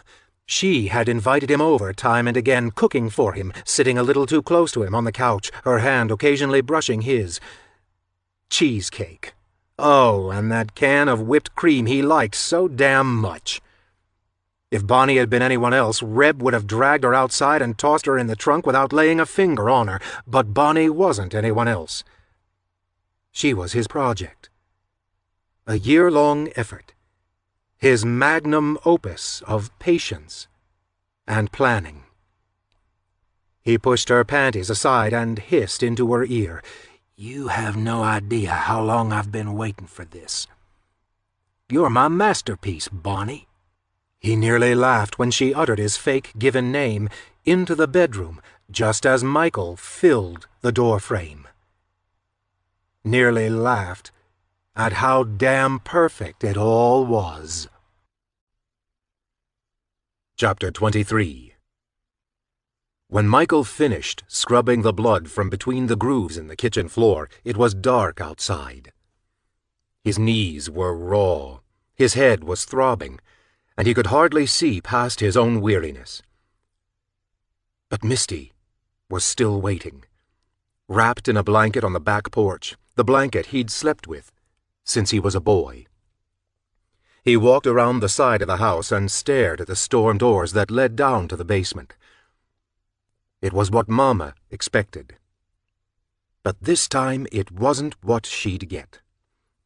Rather than pulling Misty down those rickety stairs, he retrieved the old, splintered shovel Rebel had made him drag into the woods and tucked it into the blanket like the dead girl's bedfellow.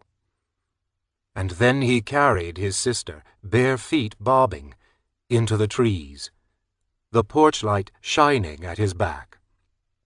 He walked in stops and starts for nearly an hour before laying Misty on the crest of their favorite hill. It was high enough to overlook the surrounding peaks and valleys. During the times Michael had been convinced his own days were numbered, he imagined himself being buried in this very spot. It was a peaceful place, far enough from the farmhouse to be free. He sank the spade into the soft earth, barely holding it together as he went through the motions of digging his sister's grave.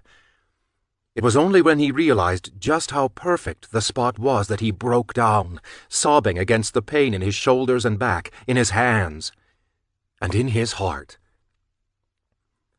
The sunrise would peek over that valley only a few hours after Misty was in the ground, burning away the hazy purple mist of the night.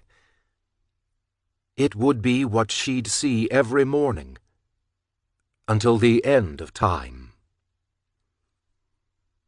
Michael didn't return home.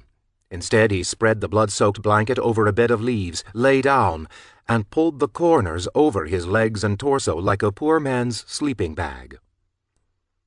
With one arm outstretched, he buried his fingers in the dirt of Misty's grave. When he woke, the sun was high and the heat was stifling. He squinted through the shivering leaves above his head and scowled at the cloudless sky before his eyes stopped on the lump of soil that bulged from the ground beside him. But despite the vice-like tightening in his chest, he didn't cry. If there was a limit to how many tears a human could shed, Michael felt as though he'd reached it. Standing there, staring down at Misty's grave, he wondered how old Laura Lynn was now. Close to 25, he guessed. Once upon a time, he used to think that she would rush back to their farmhouse in the West Virginian hills as soon as she had the chance. Now, he understood why she never had. Laura Lynn must have seen it in Mama's eyes so many years before, the true depth of that frightening hollowness. Pulling in a breath, he tried to steady himself. It was only after he turned in search of a few downed branches to fashion a cross that he realized he was covered in Misty's blood. Had it been anyone else's, he would have pulled off his shirt and buried it, but the rust-colored stain that stretched from the top of his chest to the knees of his jeans made him feel closer to her. It was the last piece of her that he'd ever have.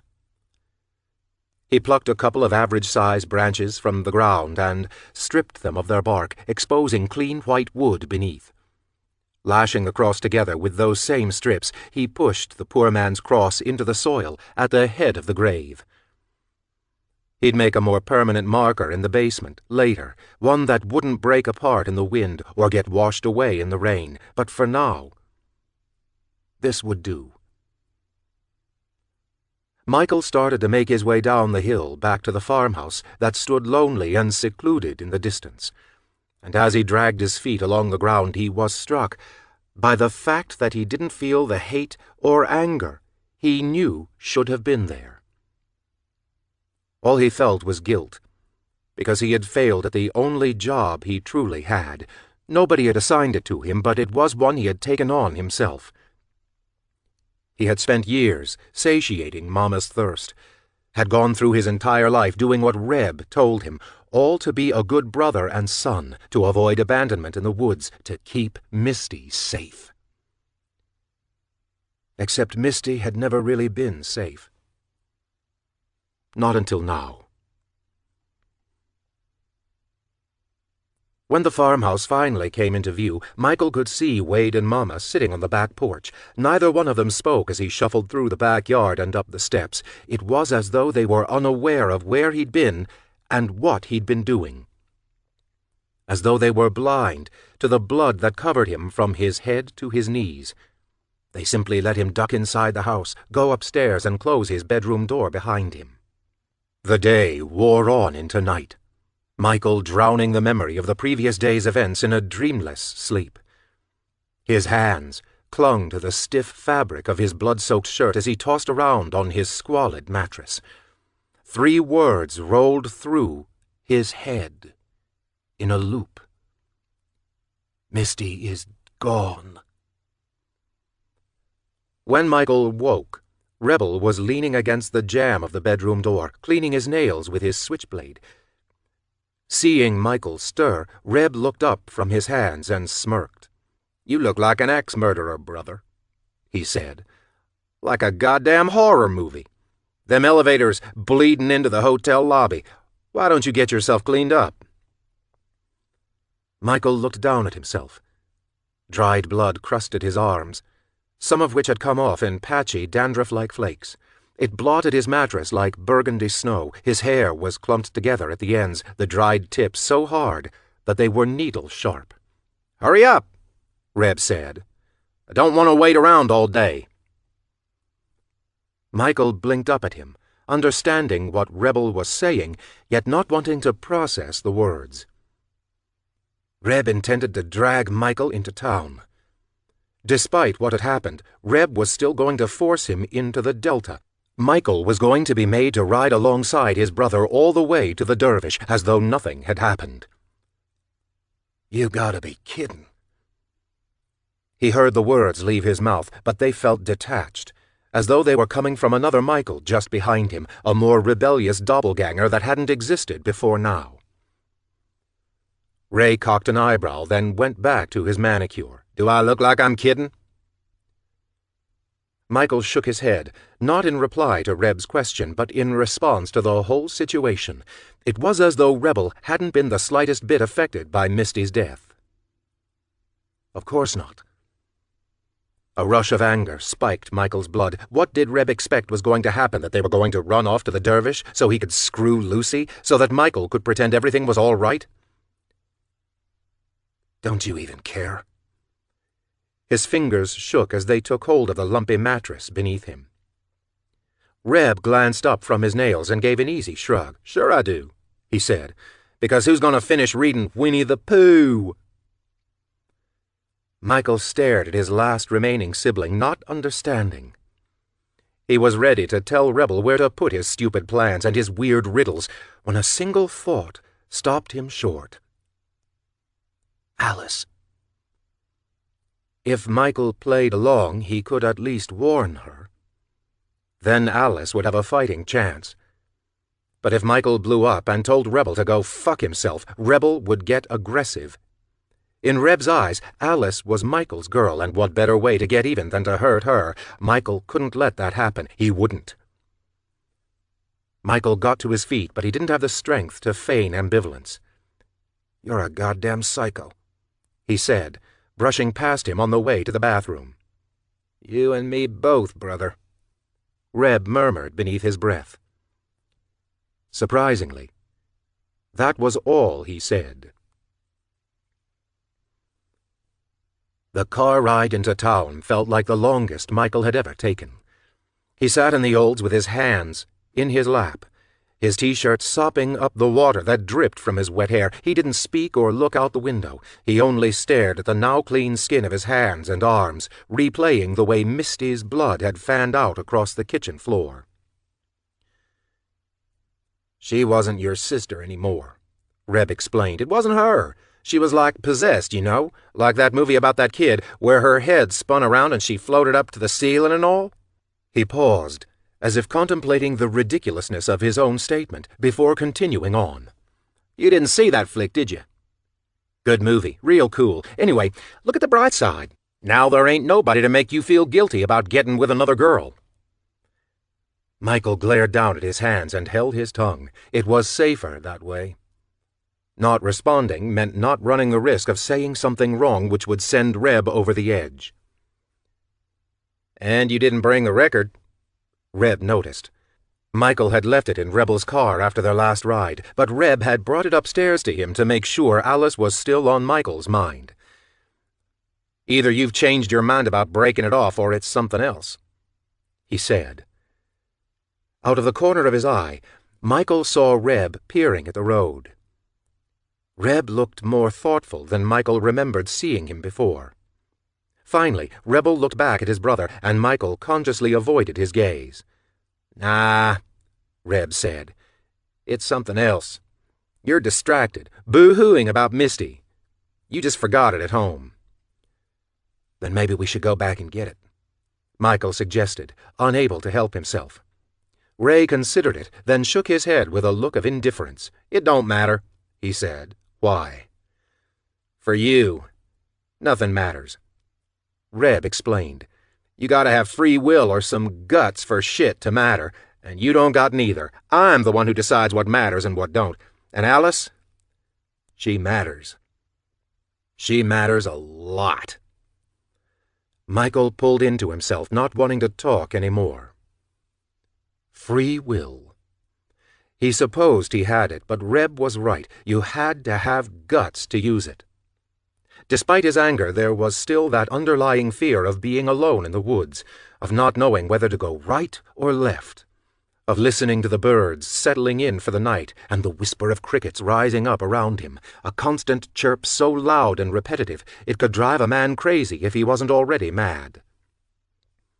But Michael's fear of being driven into the wilderness wasn't enough to keep him in check. Not anymore. If he hadn't ever met Alice, he would have nothing to lose. But Alice was there, bright and vivid in Michael's mind, as though Rebel had known all along that he'd need an extra angle, another way to play the situation to his advantage.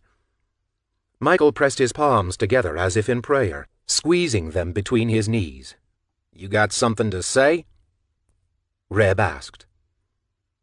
Michael sucked his lips in and bit down, holding fast to his silence. "I get it. You miss your precious sister. But at least now we've got something in common." He turned his head to give Michael a hard look. The emotion that glinted in his eyes was completely alien, empty, yet so full of rage that Michael couldn't grasp exactly what it was he was seeing. A body without a soul. A husk that used to be a person, but was now nothing but a vessel of hate. But losing a sister to distance wasn't the same as losing a sister to death. If Rebel wanted to, he could pack up his things and drive out to North Carolina. He could go see... Michael blinked. It was the perfect solution, a perfect way to get Reb as far away from Alice as possible.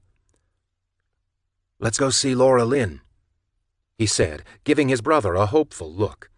"Let's drive out to North Carolina right now, the both of us." Reb gave a bitter laugh. "Yeah? You want to see the oldest shit spinster and the crazy fucking army vet?"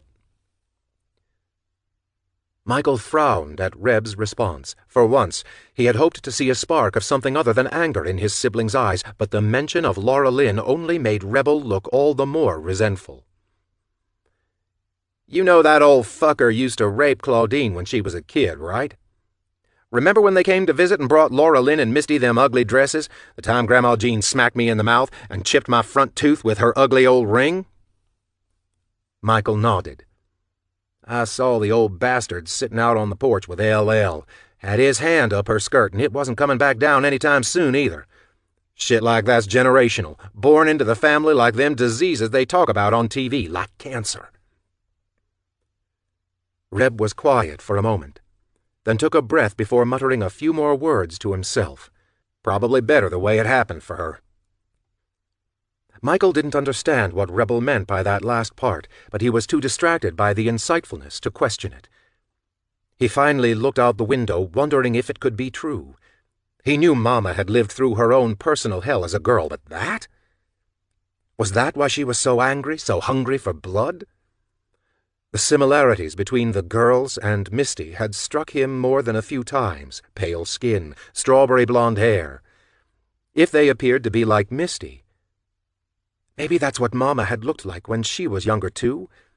Maybe Mama wasn't picking those girls because they looked like her daughter, but because she saw something of herself in them. Perhaps killing them was the only way she knew how to quench her anger, how to sequester her pain.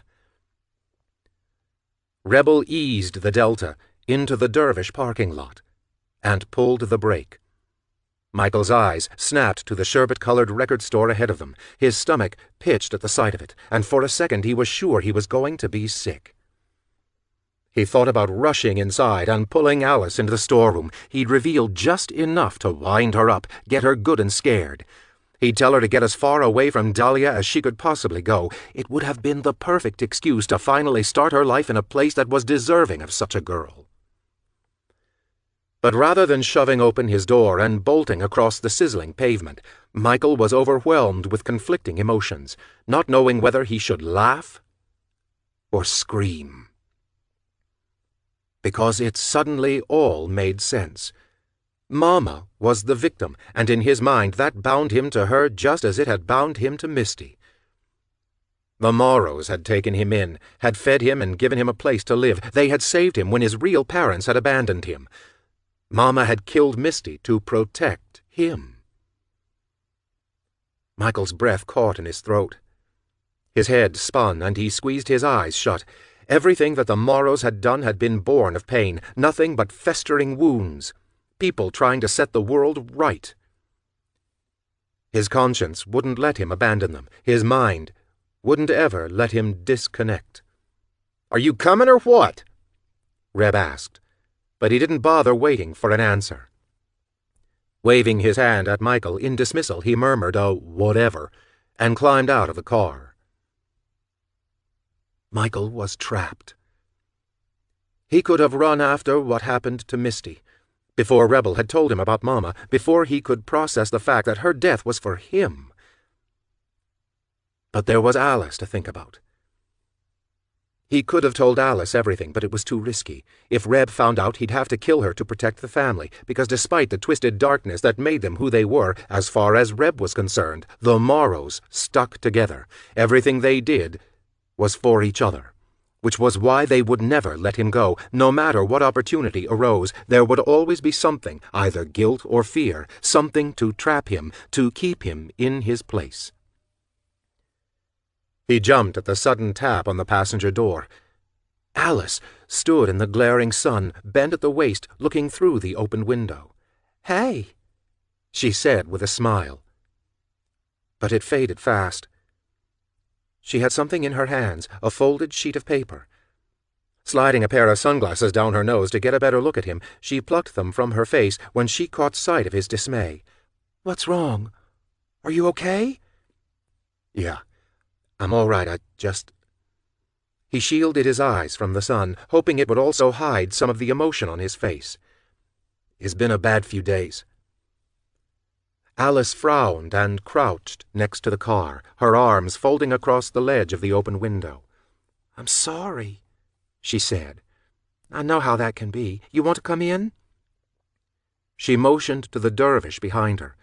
"We've got the air cranked. It's like Antarctica in there. I'll let you borrow my sweater and maybe a towel for that hair." She tried at a smile, but came up short when Michael declined the invitation with a faint shake of his head. "You sure?" she asked. "I don't want to leave you out here by yourself." "It's okay," he assured her, but Alice wasn't convinced. Her spearmint scent mingled with the smell of old car and worn leather. "It's not okay," she countered. "What happened?" He couldn't bring himself to look her in the eyes, didn't want to catch her gaze if all he was going to do was lie. "Just trouble at home," he murmured. "I've been thinking. You should do it." "Do what?" she asked, giving him a curious glance. "Get out of Dahlia. Do something better." Alice rolled her eyes a little, as though the suggestion was ridiculous, but a faint grin graced her lips. "Yeah? Just pack up and go?"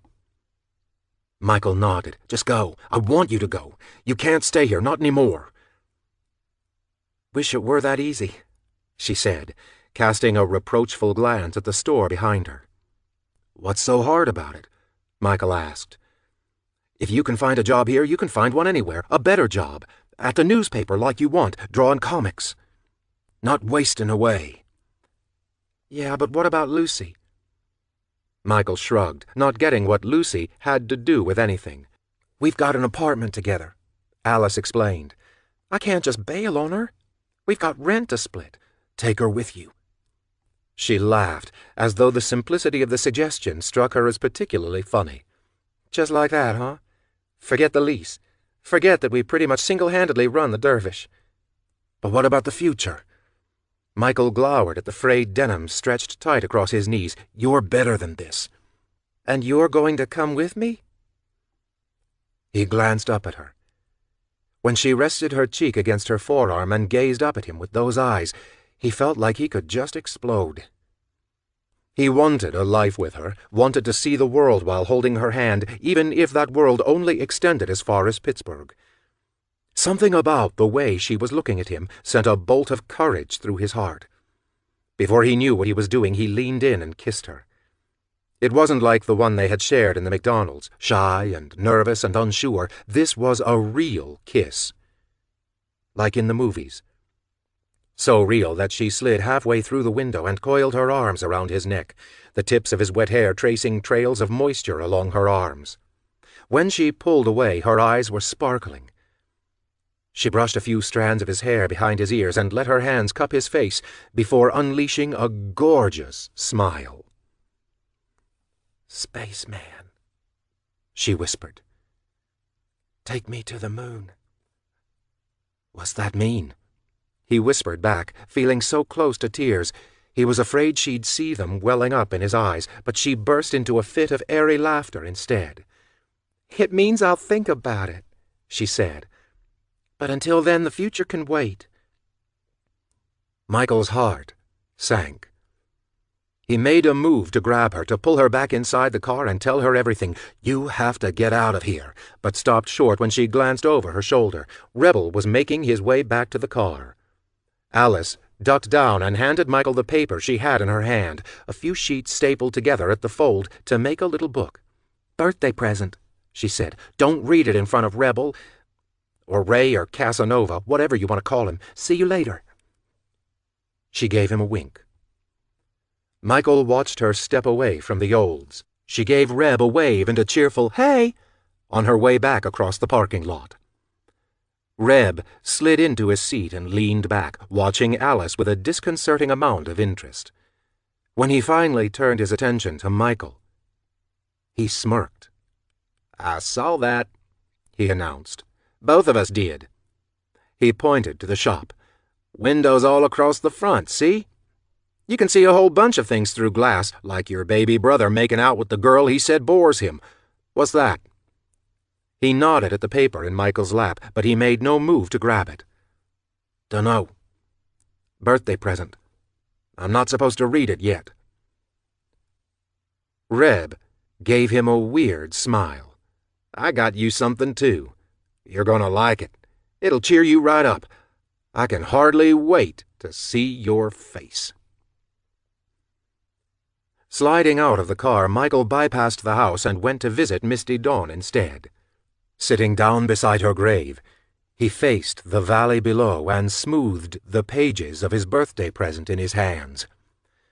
The cover was plain, save for a tiny hand-drawn gift box in the center of the page. Inside was a drawing that looked just like the one he had seen in Alice's sketchbook. A short-haired girl sat at the dervish's counter, looking bored and forlorn, a thought bubble above her head reading, "I should really quit my job." The next panel showed the same girl perking up and putting on a smile, greeting a long-haired boy at the door, his face hardly visible, his body language lost in melancholy. A man's face, bisected by a large lightning bolt, was drawn across his chest. It was a surprisingly accurate representation of the David Bowie shirt Michael had worn on his last visit to the shop. Page after page, the little book told the story of a girl and boy growing closer until, in the final 3 panels, the boy leaves the record shop with a smile and a wave. The girl is left behind the counter once more, but rather than looking listless, she looks blissful. And rather than thinking about quitting her job, the thought bubble above her head holds no words, just a tiny heart filled in with ink. Small, but undeniable. Michael stared at that heart for what felt like an eternity, his mind reeling, his own heart squeezing tight and relaxing beat after beat. His gaze wavered away from the page, paused on the pile of soil beside him, and for a moment he could swear he heard Misty's turntable playing faintly through the trees. He pictured the M of her necklace glinting in the sun, imagined her smiling at him before fading into the woods. "M for Michael," she whispered. Not M for Mama. for morning, or misery, or even misty dawn. It was M for Michael. And though he wasn't sure he could ever have it, he wanted to earn Alice's tiny, inked-in heart. Chapter 24. Rebel Morrow didn't possess the usual interest in girls. His were fantasies of a darker sort, the kind of stuff that involved plastic sheeting and electrical tape. But it was all for the cause, and so he put on his best civilian smile and approached Lucy Little in the cereal aisle of the local grocery store. Lucy wasn't a drifter. She wasn't the type of girl who could vanish off the face of the earth without a trace. She was tall and slender, with glossy, reddish-gold hair that swept across the middle of her back. Her appearance was remarkable, the kind of face boys fantasized about seeing gaze up at them from a bed of rumpled sheets. She was the kind of girl who got discovered at a Midwestern shopping mall and went on to do modeling or TV commercials. Lucy Little was beautiful. She had a lot of friends and close family that lived in town. She held a regular job where she'd most certainly be missed. She was the last person in West Virginia that should have been a mark, and yet she became just that from the moment she turned her head, glanced over her shoulder, and gave Reb a mischievous smile. The day Reb and Lucy met, they smoked a joint in the Delta while watching the sunset. A week later, she invited him to the Dervish to listen to records after hours. She liked Paul McCartney and Billy Joel, guys Reb wouldn't have been caught dead listening to otherwise.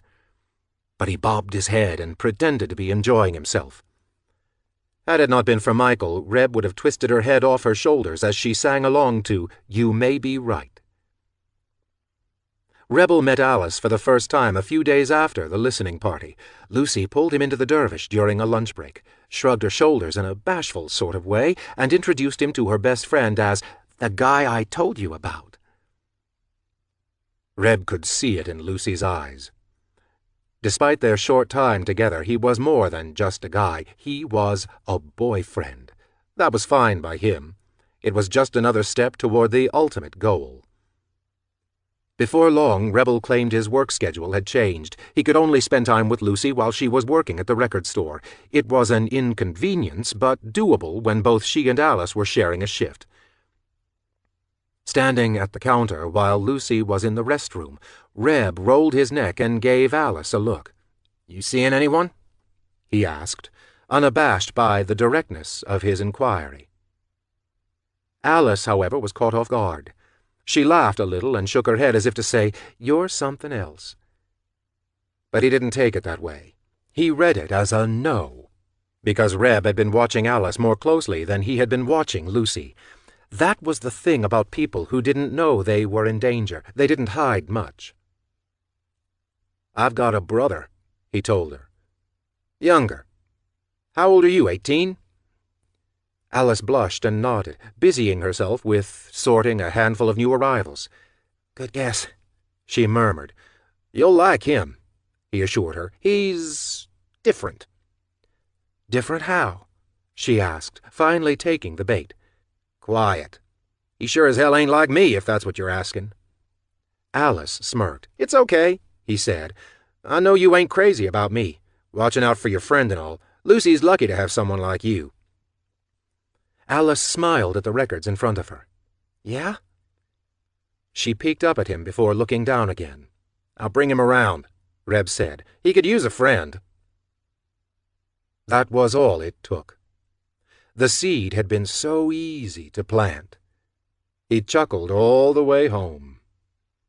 Despite Lucy's fondness of him, Rebel kept his distance from her and Alice's apartment. He liked toying with her, giving her what she wanted in the back room, but never everything. He knew how girls like Lucy worked. They met a nice person, fell hard, and were eager to pull the guy into their life. First, an invitation back to the apartment, then a visit to meet Mom and Dad. The more reluctant the guy appeared, the harder the girl tried. "I wish you'd finally have time to come over," Lucy whined, sitting on the counter with Reb nestled between her knees. "That room is starting to make me feel dirty." She nodded toward the storeroom with a frown. "Cheap, you know." "You couldn't be cheap if you tried," he said. "Tell you what, why don't you come over to my place? Meet the parents. Make it official." Lucy's eyes lit up. "Really? I mean, are you sure? I don't want to, rush you into anything." "You broke me," he confessed. "We're going to have a surprise party for Michael anyway. It would blow his mind if Alice was there." Lucy laughed and threw her arms around his neck, then pressed a kiss to his mouth. "Oh, I'll make her go," she said with a grin. Before she could unwind her arms from around his neck, the little bell above the door rang. Michael and Alice stepped inside. Alice was wearing a pair of ridiculous yellow sunglasses. They both smelled of greasy French fries from the McDonald's across the street. Rebel stared through the windshield at the girls' apartment complex. The trees that lined the front of the building glowed in soft yellow hues beneath the parking lot. He soaked in the moment, thinking that this was the way God felt before dropping a church roof on a gathering of parishioners or wiping out an entire town by way of a tornado. The power was invigorating, sensual. He rubbed his sweaty palms against the thighs of his jeans, stepped out of the car, and climbed the stairs up to apartment 2A. He nearly laughed when he realized his mouth was dry. After so many kills and so many screaming girls, so many thrashing bodies and terrified stares, he was actually nervous. Lucy answered the door with a wide smile, her hair pulled into a tight ponytail. She had on a pair of high-waisted blue jeans with the kind of flowy, satiny halter top Misty Dawn would have worn. "Ray, hi!" "Alice is almost ready," she said. "We aren't going to be late, are we?" She gave a clock on the wall an unsure glance. "I don't want to ruin the surprise." "Nah," Reb said. "It'll be fine." She stepped inside, inviting him in. The apartment was sparse. Nothing but an ugly golden-brown floral print couch in front of a black-and-white Zenith TV. He expected it to look more like the Three's Company apartment, but was glad there was no Jack Tripper to deal with. "Do I look okay?" She held her arms out to the side, spun around, and smoothed the front of her shirt down with anxious hands. Save for the ties at her waist and the nape of her neck, her entire back was bare. "This isn't too modern, is it? Your mom wouldn't like something else better?" The way her muscles tensed and relaxed beneath the smooth surface of her skin made him hungry. "You look great," he told her. "She's gonna love you." Lucy bit her bottom lip, but was cut off by the opening of Alice's bedroom door. The short-haired girl was wearing a black V-neck shirt, a pair of dark jeans, and a riveted leather belt. Her combat boots flopped around her ankles, the top eyelets left unlaced. She was the polar opposite of her roommate. Reb had seen pictures of girls like her before, weird chicks with giant mohawks walking down the streets of London. Alice was on the fringes of punk, towing the line as closely as she could without becoming the pariah of Dahlia, West Virginia. Lucy cleared her throat, looking somewhat concerned as Alice came into view. She hesitated, looking to Reb for help. "Hey, Al, you sure you want to wear that?" Alice paused in the center of the room, looking down at her choice of clothing, then blinked at Lucy, perplexed. "What? Too much?" Lucy shrugged, looking a little uncomfortable. "It's just that I'm kind of trying to make an impression, you know?" Alice cocked a hip to the side and tipped her head in a mischievous sort of way, and for half a second she was the hottest chick Reb had ever seen, not his type, but undeniably sexy. "No, it's perfect," Reb said. "Michael's style." Lucy still looked unsure, but Alice gave them both a smile, pulled the riveted belt from her hips, and dropped it to the floor. "There," she said, pushing her fingers through her hair.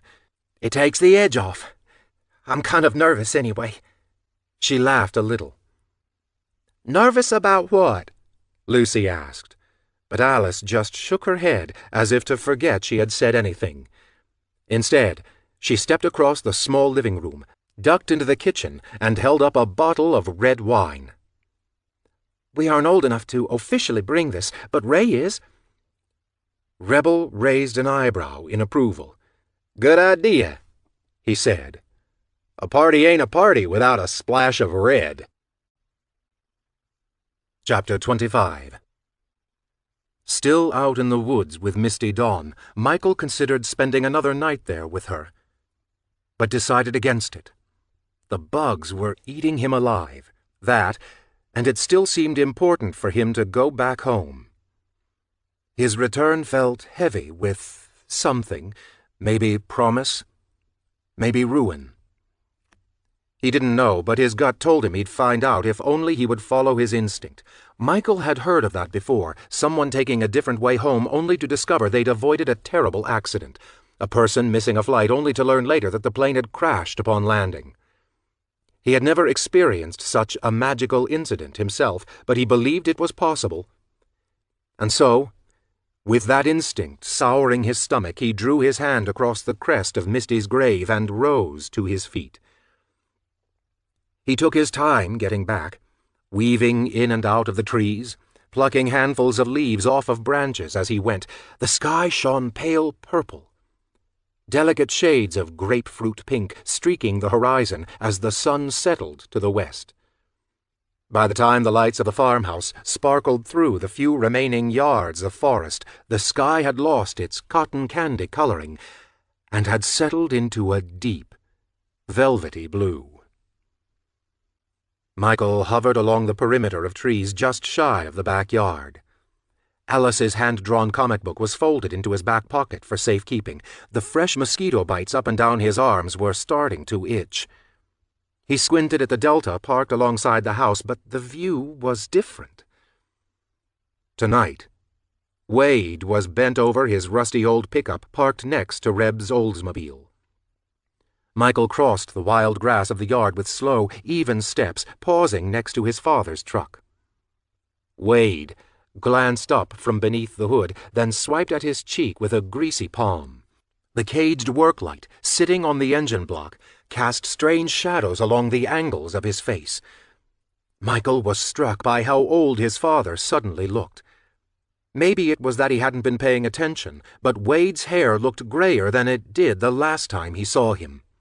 A couple of liver spots dotted the skin around his temples. His eyes crinkled at the corners when he turned his face up to give his adopted son a look. "Damn carburetor's dead," he grumbled. A mundane problem for an ordinary life. For a split second, Michael forgot it all. Mama's girls and Misty's grave. For the briefest moment they were nothing but father and son casting twin scowls at a machine that refused to work, bound by a common goal. "Might have parts in the shed," Michael announced. "Want me to go look?" "Already did," Wade said. "Didn't see what I was looking for. Probably need to drive out to the yard." "Shouldn't go while they're open, though. I'll go tell Reb to get ready. We should probably take some meat for that dog they've got watching the place." "Nah, forget it," Wade told him. "We'll go later. Go on inside. Mama's been waiting on you." Michael frowned at that. The mention of Mama, a staunch reminder that life was far more complicated than car trouble, that the Morrows were more than a standard gang of yokels. Mama made them special. She made them what they were. "Did I do something wrong?" "Dunno. Best go in and find out." Michael reluctantly turned away from the truck. He would have much rather stayed outside with his dad and worked all night on that truck, so long as he didn't have to go back inside. It would have been a welcome reprieve from knowing that he wasn't normal, that none of them were. Perhaps a conventional task here and there would magically transform them from monsters to people. Climbing the steps of the back porch, Michael hesitated. The kitchen was dark, which was unusual. The kitchen light burned longer than any other inside the farmhouse. Sometimes it clicked on before the sun rose and glowed bright long after dark. The kitchen was where Mama would forever place his mother in his memory. He'd remember her standing at the stove or peeling potatoes at the counter, her apron strings tied tight around her waist. He pulled open the screen door and stepped inside the house. "Mama?" Scanning the darkness, his vision strained to see through the shadows that had settled like dust bunnies in the corners of the room. He frowned at the bare bulb that hung overhead. He reached up as he passed it.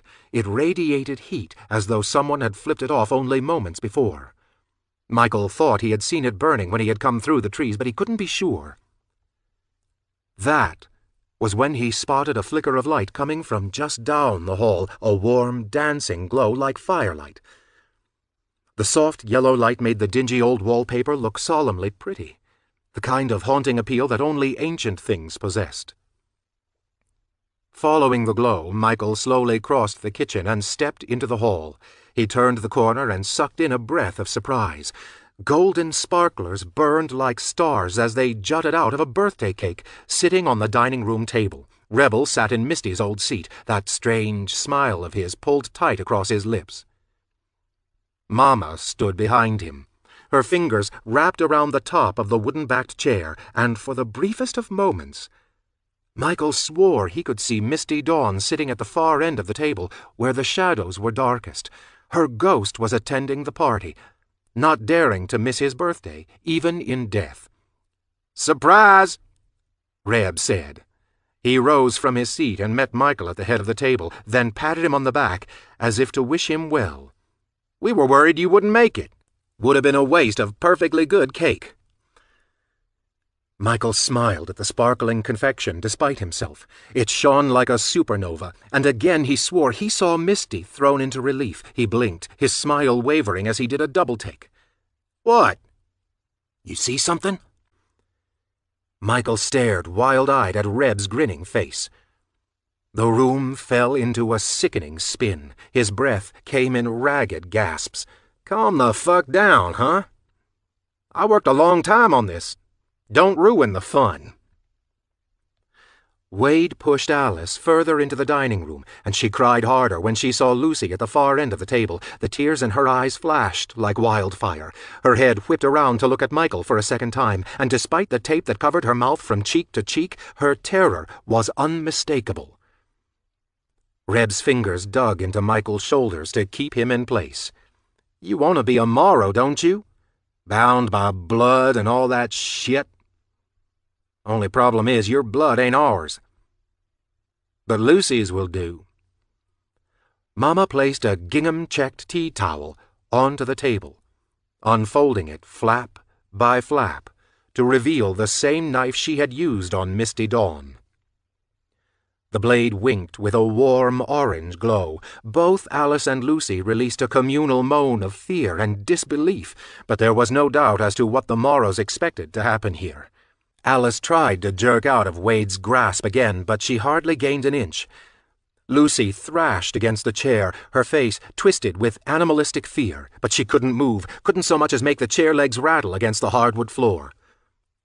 "No," Michael whispered, his gaze frozen on the knife. Rebel drew in a breath and plucked the blade off of the table with a disappointed look. "Refusing gifts is rude, Mikey," he murmured. "And, see, I wouldn't mind so much if this whole thing hadn't taken so much effort to put together. It's not easy keeping something like this a secret when you got someone shadowing your every move." He slapped the knife against Michael's chest, the tip pointing upward toward his chin, the wooden handle crushed against his sternum. "I guess you could say this gift is non-refundable." Reb gave Michael a push toward Lucy, who screeched when they both inched toward her. She fought against her restraints, her face puffy with tears, her hair glued to her wet cheeks. Michael kept his distance, but Reb continued forward. He stepped behind Lucy, then placed his hands on her shoulders with a thoughtful expression. She shrank away from his touch, but Reb either didn't notice or care. He leaned down, pressed his cheek against hers, and flashed Michael a smile, as though the two were posing for a gruesome photograph. Lucy gagged and wept while Rebel waited for Michael to take it all in. "I told Mama about your plans to leave us, and she got real upset," he explained. "She almost got teary-eyed thinking about her baby boy running off into the big bad world. It's dangerous out there, you know." His dour expression grew into wicked amusement. "She got worried, Michael, that maybe you wanted to find your real Mama, and if you did, you'd forget all about us, forget all about her." Michael's eyes darted to Mama, but Mama's face was blank. It was that same hollow-eyed emptiness he'd seen just before she dragged the knife across Misty's throat. "That's a common fear of parents who adopt kids, you know," Reb continued, "losing the kids they raised as their own to the asshole who dumped 'em like a bag of trash along the side of the road. You were too young to remember, but I remember. You sitting out there with a sign selling rocks like you were trying to prove you were worth something." "I don't want to leave." Michael spoke the words into the room, imploring for her to believe him. "Mama, I don't. I swear, I don't." He did. But he wouldn't. Not if it cost Alice and Lucy their lives. He'd let that dream go. He'd forget the postcards, forget Times Square, forget that bright pink hotel on the beach. "Except you're lying." Rebel looked disappointed. He stepped away from Lucy to return to Michael's side, looping his arm around his shoulders. "We all know you're lying. And that's against the rules. Now you gotta make it up to us. Time to prove you really are worth something after all." The room tilted on its axis. Had Reb not been close, Michael would have toppled against the table, his knees suddenly refusing to serve their purpose.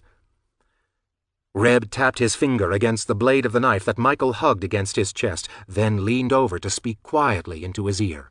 "You take that, and you show Mama she raised you right, or forget all about it and tell us that you don't want to be part of this family after all." "And if I do that?" Michael asked, his words parched, cracking beneath the strain of his own fear. He already knew the answer, but he had to hear it to know it was true. He needed to be reassured that this wasn't some terrible nightmare, that he hadn't fallen asleep next to Misty's grave, that this wasn't his worst fear realized, conjured by an overactive imagination, by grief and anger and stifled hate. "Well, if you do that, it ain't gonna be such a happy birthday," Reb murmured. "If you do that, you and Alice are going to be together forever, but not in the way you want. And Lucy's going to stay right here." He winked at her. "After all, there ain't no use in wasting a perfectly good strawberry blonde." Sick with the thud of his own heartbeat, Michael shot a look over at Alice. As soon as their eyes met, she shook her head frantically, as if to say no. Whatever Reb had told him, he didn't have to do it. There were other options. But that was wrong. And Michael knew it. There was no choice. It was down to Lucy or to the three of them together. Alice still had a chance. She would hate him. But he could still save her, offer her some shred of salvation. "Do it, brother." Any shade of amusement was now gone from Rebel's voice. He was all business, and his patience was waning. "Prove yourself, and we'll keep Alice in the basement for you. She'll probably hate you for a while, but if she don't love you yet, I'm sure she'll learn." Michael took a single step forward. Alice screamed behind her gag in protest. Lucy thrashed and wept, desperate to get away, but the chair didn't budge. Michael hesitated as she fought to loosen her restraints, hoping that the tape would give, that somehow she'd jump up and make a mad dash for an exit, without someone tackling her to the ground. Reb slapped an encouraging hand between Michael's shoulder blades. "You've seen him struggle before. She ain't any different." But she was different. She was Alice's best friend. If Michael killed her, Alice's life would be spared, at least for the moment. And that was all he needed, a moment, just enough time to figure out how to get her out of there, how to get her free. But it also meant that Alice would hate him. She'd never look at him the same way again. I'm getting bored here," Reb complained. Michael swallowed, his fingers tightening around the hilt of the blade. He considered spinning around and slicing where Reb's leg met his torso, cutting right through his femoral artery and watching him drop like a wet rag. But it would have been no good. As soon as he did it, Wade would be on him, and Mama wouldn't spare any of them. Even if by some miracle he managed to get away, he'd be running from that farmhouse alone. Alice and Lucy would be dead. But if he killed Lucy, maybe he and Alice could live. "Do it!" Reb growled behind him. He gave Michael a forward shove. Michael stumbled toward Lucy, who was now staring at him with impossibly wide, imploring eyes. No choice. "Do it!" No way around it. "Fucking do it!" It had to be done. Michael lifted the knife with a shaky hand. Alice exhaled a muffled cry. Lucy stared up at the blade, her face a mask of desperation. Michael squeezed his eyes shut. "Do it or Alice is dead," Reb said. "But not before I bury myself inside her." Michael's arm began to wobble. His fingers began to loosen, ready to drop the knife, an involuntary act of defiance. A revolt. "Fine," Rebel hissed. He was suddenly moving across the dining room toward Alice and Wade. Alice gave a shriek when she saw him coming. Michael shot a look to his side, watching Reb approach the pair with impatient steps. Reb reached into his pocket and drew out his switchblade. "No," Michael said. But there was no volume in his voice. "No," he repeated, but it was nothing but a whisper, nothing but Reb upon Alice. Alice weeping, the blade popping out of its handle. Michael turned back to Lucy. Every sound in the room was muffled, every move elongated like a slow-motion movie reel. Lucy shook her head, her hair fiery in the muted light, her eyes squeezed shut as the butcher knife cut through the air. Her eyes darted open, the blade slid into her stomach. Shock replaced fear. She stared at him, wordless. "You killed me. You—" He drew the knife out of her flesh, deep burgundy blossoming beneath her billowy top, weighing down the silken fabric with its heavy, sopping wetness. He pulled back, stabbed again. Lucy threw her head back, a cry ripping from inside her throat. He thrust the knife into her again.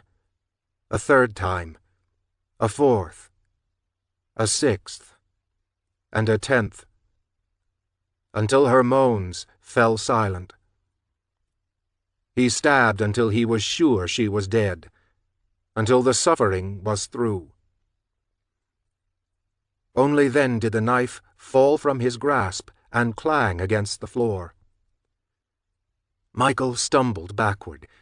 His eyes were fixed on the dead girl taped to the dining-room chair. A pool of blood bloomed around her feet. It dripped down the wooden chair legs and crawled between the floorboard cracks. His attention only wavered when Alice released a sound so desperate that he was sure Rebel had killed her anyway. But Reb was standing a few feet away, his switchblade clean, his eyes fixed on Michael, that leering grin having returned. Wade shoved Alice out of the room. Michael urged himself to follow, but he couldn't move. Mama silently drifted out as well, mostly likely to help Wade with the storm door, with the chains beneath the house, with securing Alice to the wall down there. They left, Rebel and Michael staring at one another, a dead girl between them. Finally, Reb reached into his pocket and slid a folded scrap of paper onto the table, along with the keys to the Delta, the 8-ball keychain, smacking the tabletop. "Your real present. From me to you," he said. "Happy birthday, baby brother." Reb stepped out of the dining room, and Michael was left staring at the keys. It was only after he swept the folded scrap of paper off the table that he realized the delta was merely a means to get to his gift. On the paper, a crude map, a sketched drawing of where Michael was headed. A lopsided little house, green shutters flanking the windows. Chapter 26. Michael had driven a few times in his life, but despite the foreignness of Rebel's car, he didn't have time to be nervous.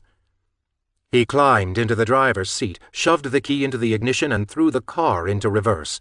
The Delta peeled down the dirt road toward the highway that would take him to the address scribbled across the top of the paper. The idea of that house he had gazed upon from atop a peaceful hill tied his stomach into knots. The thought of running down to the basement to check on Alice had crossed his mind, but he hardly considered it. The key to Alice's safety was in that cottage, 10 miles away. He understood now that everything was happening by careful design. This was Rebel's master plan. If Michael wavered, Reb was liable to call the whole thing off and carve Alice a brand new smile. By the time he reached the intersection where the dirt road met a lonely West Virginia highway, he leaned back in the driver's seat, shifted into park, and fell apart. The sobs tore out of him, one after the other, coming so quick he couldn't catch his breath. He pressed his forehead against the steering wheel and cried into his blood-streaked hands. For Alice, and how scared she must have been. For Lucy, and that final pleading look she had given him, knowing that he was the only one in the world who could have spared her life. And yet he hadn't. He wept for all the girls, from his present to his past, each one unique in their own way, their smiles turning into screams, their wrists and ankles bound, their faces turned up to the sky in search of God. As if he could possibly exist in a world where men like Rebel and Michael Morrow were allowed to live. He grabbed the steering wheel with tear-streaked palms and squeezed it tight, his knuckles turning white. He tried to shake it free of the dashboard, as if that momentary flare of aggression could somehow subdue the pain he felt. Thoughts of Alice shook him out of his temporary state of turmoil. As if summoning another magic trick, she managed to reach out to him from her prison beneath the farmhouse and lull him into a strange state of emotionally wrecked calm. If he followed the steps, he could help her. If he placated Reb by doing what he said, he could save her and maybe himself. When he arrived at his destination, he pulled into the gravel driveway and stopped a good distance away. He stared at a house he recognized, yet couldn't believe he was seeing again. The place had once given him a strange sort of peace, but now only filled him with dread. He sat motionless for what felt like forever, trying to convince himself that he had the wrong place, even though there was no question that it was the right one. Lights burned inside, as though someone was home. But Michael knew it couldn't be. The same lights had been on the night they abducted the woman who lived there. They'd been on for days, as if in memorial to the house's former owner. He imagined the woman coming home, covered in blood, dragging her feet. Perhaps she was just inside, sitting in front of the TV, a scorned ghost, waiting for her murderers to return. Michael cut the engine, but left the keys in the ignition. He pushed open the door and rose from the car, and for whatever reason, whether his senses were heightened or it really was warmer than usual, the evening heat hit him head on. It was heavy and oppressive, trying to push him down into the earth, to pin him where he stood. Something was trying to keep him from moving forward with whatever plan Rebel had set in motion. If it hadn't been for Alice, he would have stood there for the rest of his life, staring at the lights that seemed so melancholy in the way they shone through closed curtains. He stared at the front door they had left open days before, undisturbed by a single visitor. He left the car door open and the dome light glowing in his wake, as though doing so would somehow help him get back to where he had come from. Gravel popped beneath the soles of his boots as he passed the small bistro table and chair beneath the bowed branches of a pine. Birdhouses swung from jute rope, slung across the tree's branches, its leaves shivering in the breeze. Stopping near the front entrance, Michael stared at the slash of light that shone through the open space between the door and the jamb. He remembered how the woman had fought, how she had thrashed in Reb's arms, how she had breathed Michael's name into the quiet of the bedroom. "Please, Michael, don't!" He was afraid to go inside, but he pushed open the door enough to slip in anyway. His heart leapt into his throat when a man's voice swam into his ears. It was professional-sounding, like a cop's or an FBI agent's. The voice spoke in low, gruff tones. At first he was sure he'd walked in at the worst possible moment. The police were scoping out the place. Someone had reported the woman as missing. They were here, investigating, looking for clues, and there was Michael, stepping right into their arms. He twisted where he stood, ready to bolt out the door, but he stopped when the voice was cut off by a commercial. A Dr. Pepper jingle played into the room. Michael peeked around the corner of the foyer and into the living room. The place was empty. The television was on. He inhaled slowly and stepped further inside, his arms at his sides, his hands balled into anxious fists. He didn't understand what he was doing there, had no idea what he was looking for. Rebel had left no instruction, only an address, as though whatever Michael was supposed to find was so obvious that cluing him in would have spoiled the game. The interior was quaint, a perfect match to the exterior that had given him a fleeting sense of peace. The living room was simple. A couch and an armchair faced an entertainment center. An open can of soda sat on a coaster next to a bookmarked paperback novel. The NBC Peacock flashed on the screen before some sort of made-for-TV movie took its place. Michael's gaze drifted to the fireplace and the mantel above it, drawn to a framed photo that sat there. He approached, slowly, careful not to upset anything, and stopped in front of a family photo. A mother and father smiled at the camera. A little girl in a pink dress was balanced on the mom's hip. A little boy threw a peace sign at the camera. Lights burned bright in the kitchen. He left the fireplace behind and entered a simple room with Formica countertops and linoleum floors. A pot rack hung from the ceiling above a small kitchen island. It housed a collection of cookbooks as well as another framed photograph. A glass-encased pillar candle sat next to it. This time the little boy was front and center. He was hugging the leg of a man who looked as though he'd just crawled out from the furthest depths of the earth. A mole person. The man mugged for the camera while the boy wore his father's orange hard hat, a light attached to the front.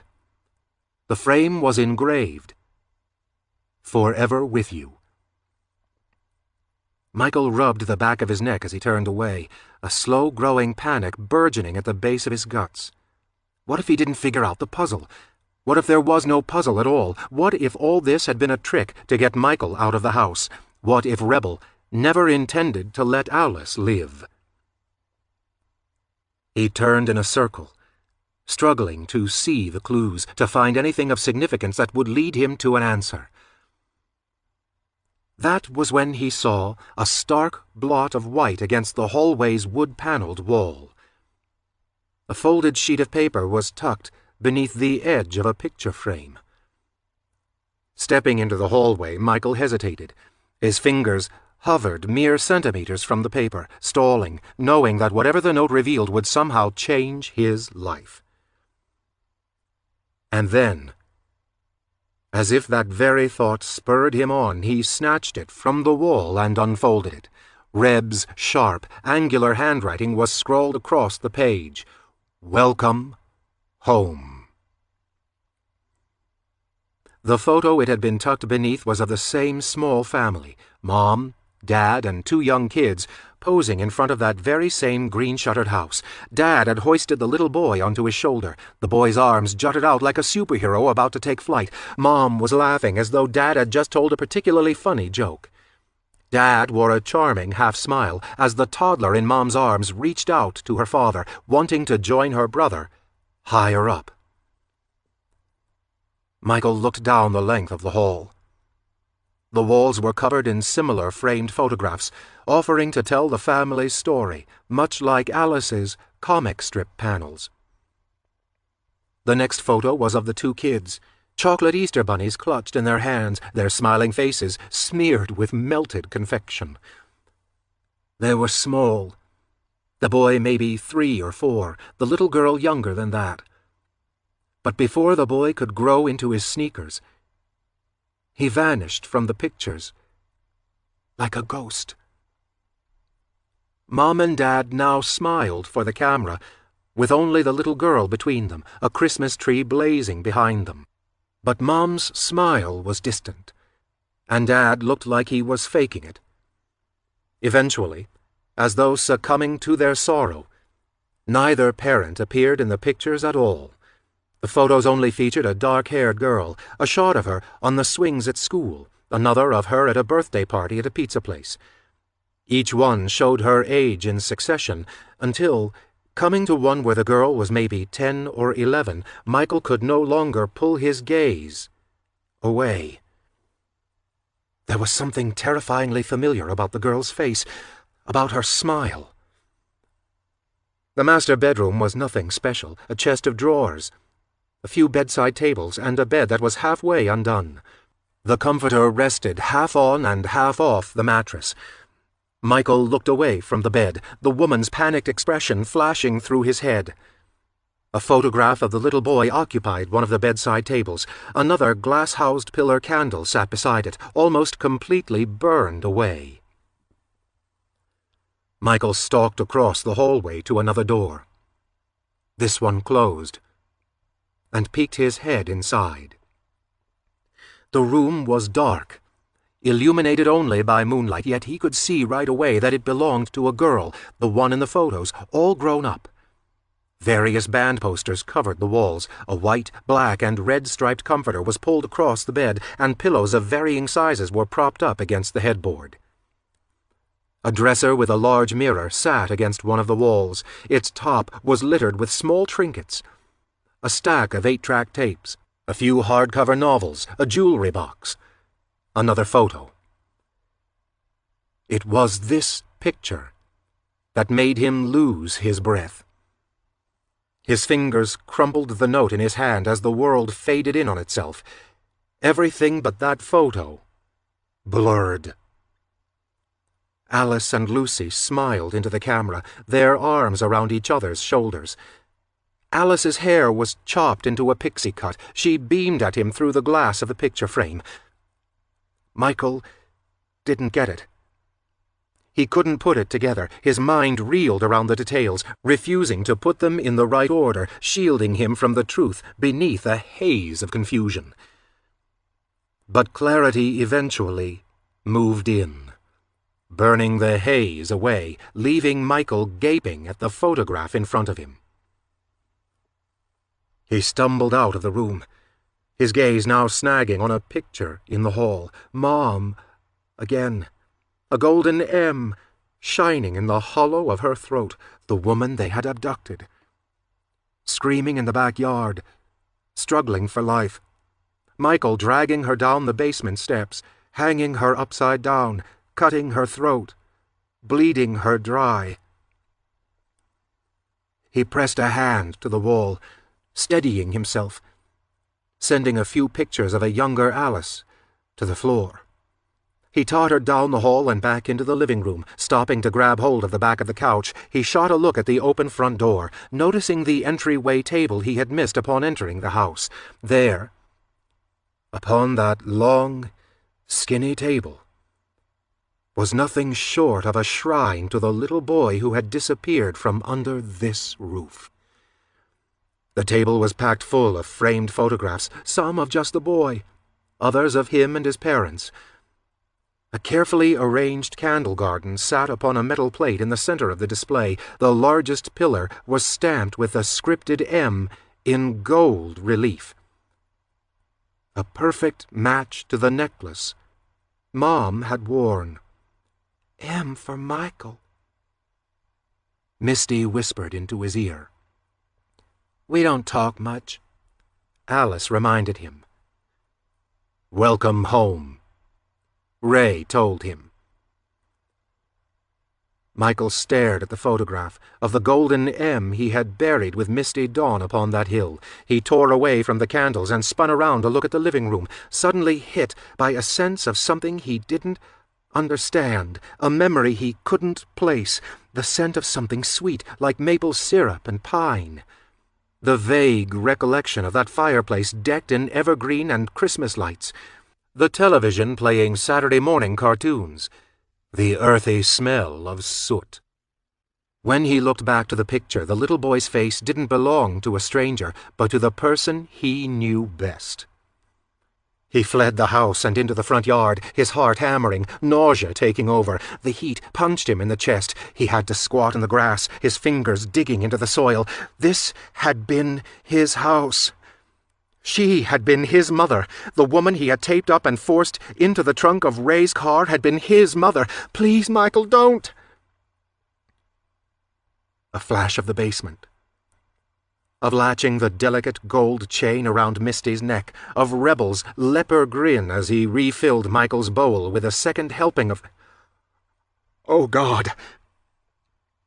Hot vomit spewed from his throat, splashing across the grass and the tips of his boots. His stomach cramped, doubling him over. He threw up again as tears ran down his face, streaking his cheeks. He cried out into the night, his yell a wounded animal's wail. Alice! She was his sister, a relation that Rebel had purposefully sought out and twisted in his favor. The girl who had finally made Michael wish for more was someone he could never have. He vomited a third time, his body racked with bone-creaking tenseness. Overcome with a sudden bout of chills, he shuddered so violently that he was sure he was in the beginning throes of a seizure. Epileptic shock. He kneeled in the darkness, long strands of hair framing his sweat and tear-drenched face. Staring across the yard, his vision drifted along the ground until it settled upon the roots of a cut-down tree. The axe handle jutted up at an angle, winking in the moonlight. It was a weapon that had been unwittingly left for him by his birth mother. An instrument of destruction to set all wrong things right. Michael's fingers touched the dirt, the sick still burning at the back of his throat, his eyes blurred behind incredulous tears. Gathering himself as best he could, he hefted himself into an upright position. His stomach spasmed with another wave of queasiness, but he forced the feeling to the back of his mind as he pressed forward. Reaching the stump, he grabbed the axe with both hands and pulled. It came free without a fight, which was exactly how he expected the Morrows to fall. They'd never see him coming. He was immune to them now, cleansed by his own hate. Chapter 27. Michael pulled the Oldsmobile onto the side of the dirt road a quarter-mile away from the farmhouse. Sliding out of the car, he put the keys into his pocket and opened the trunk.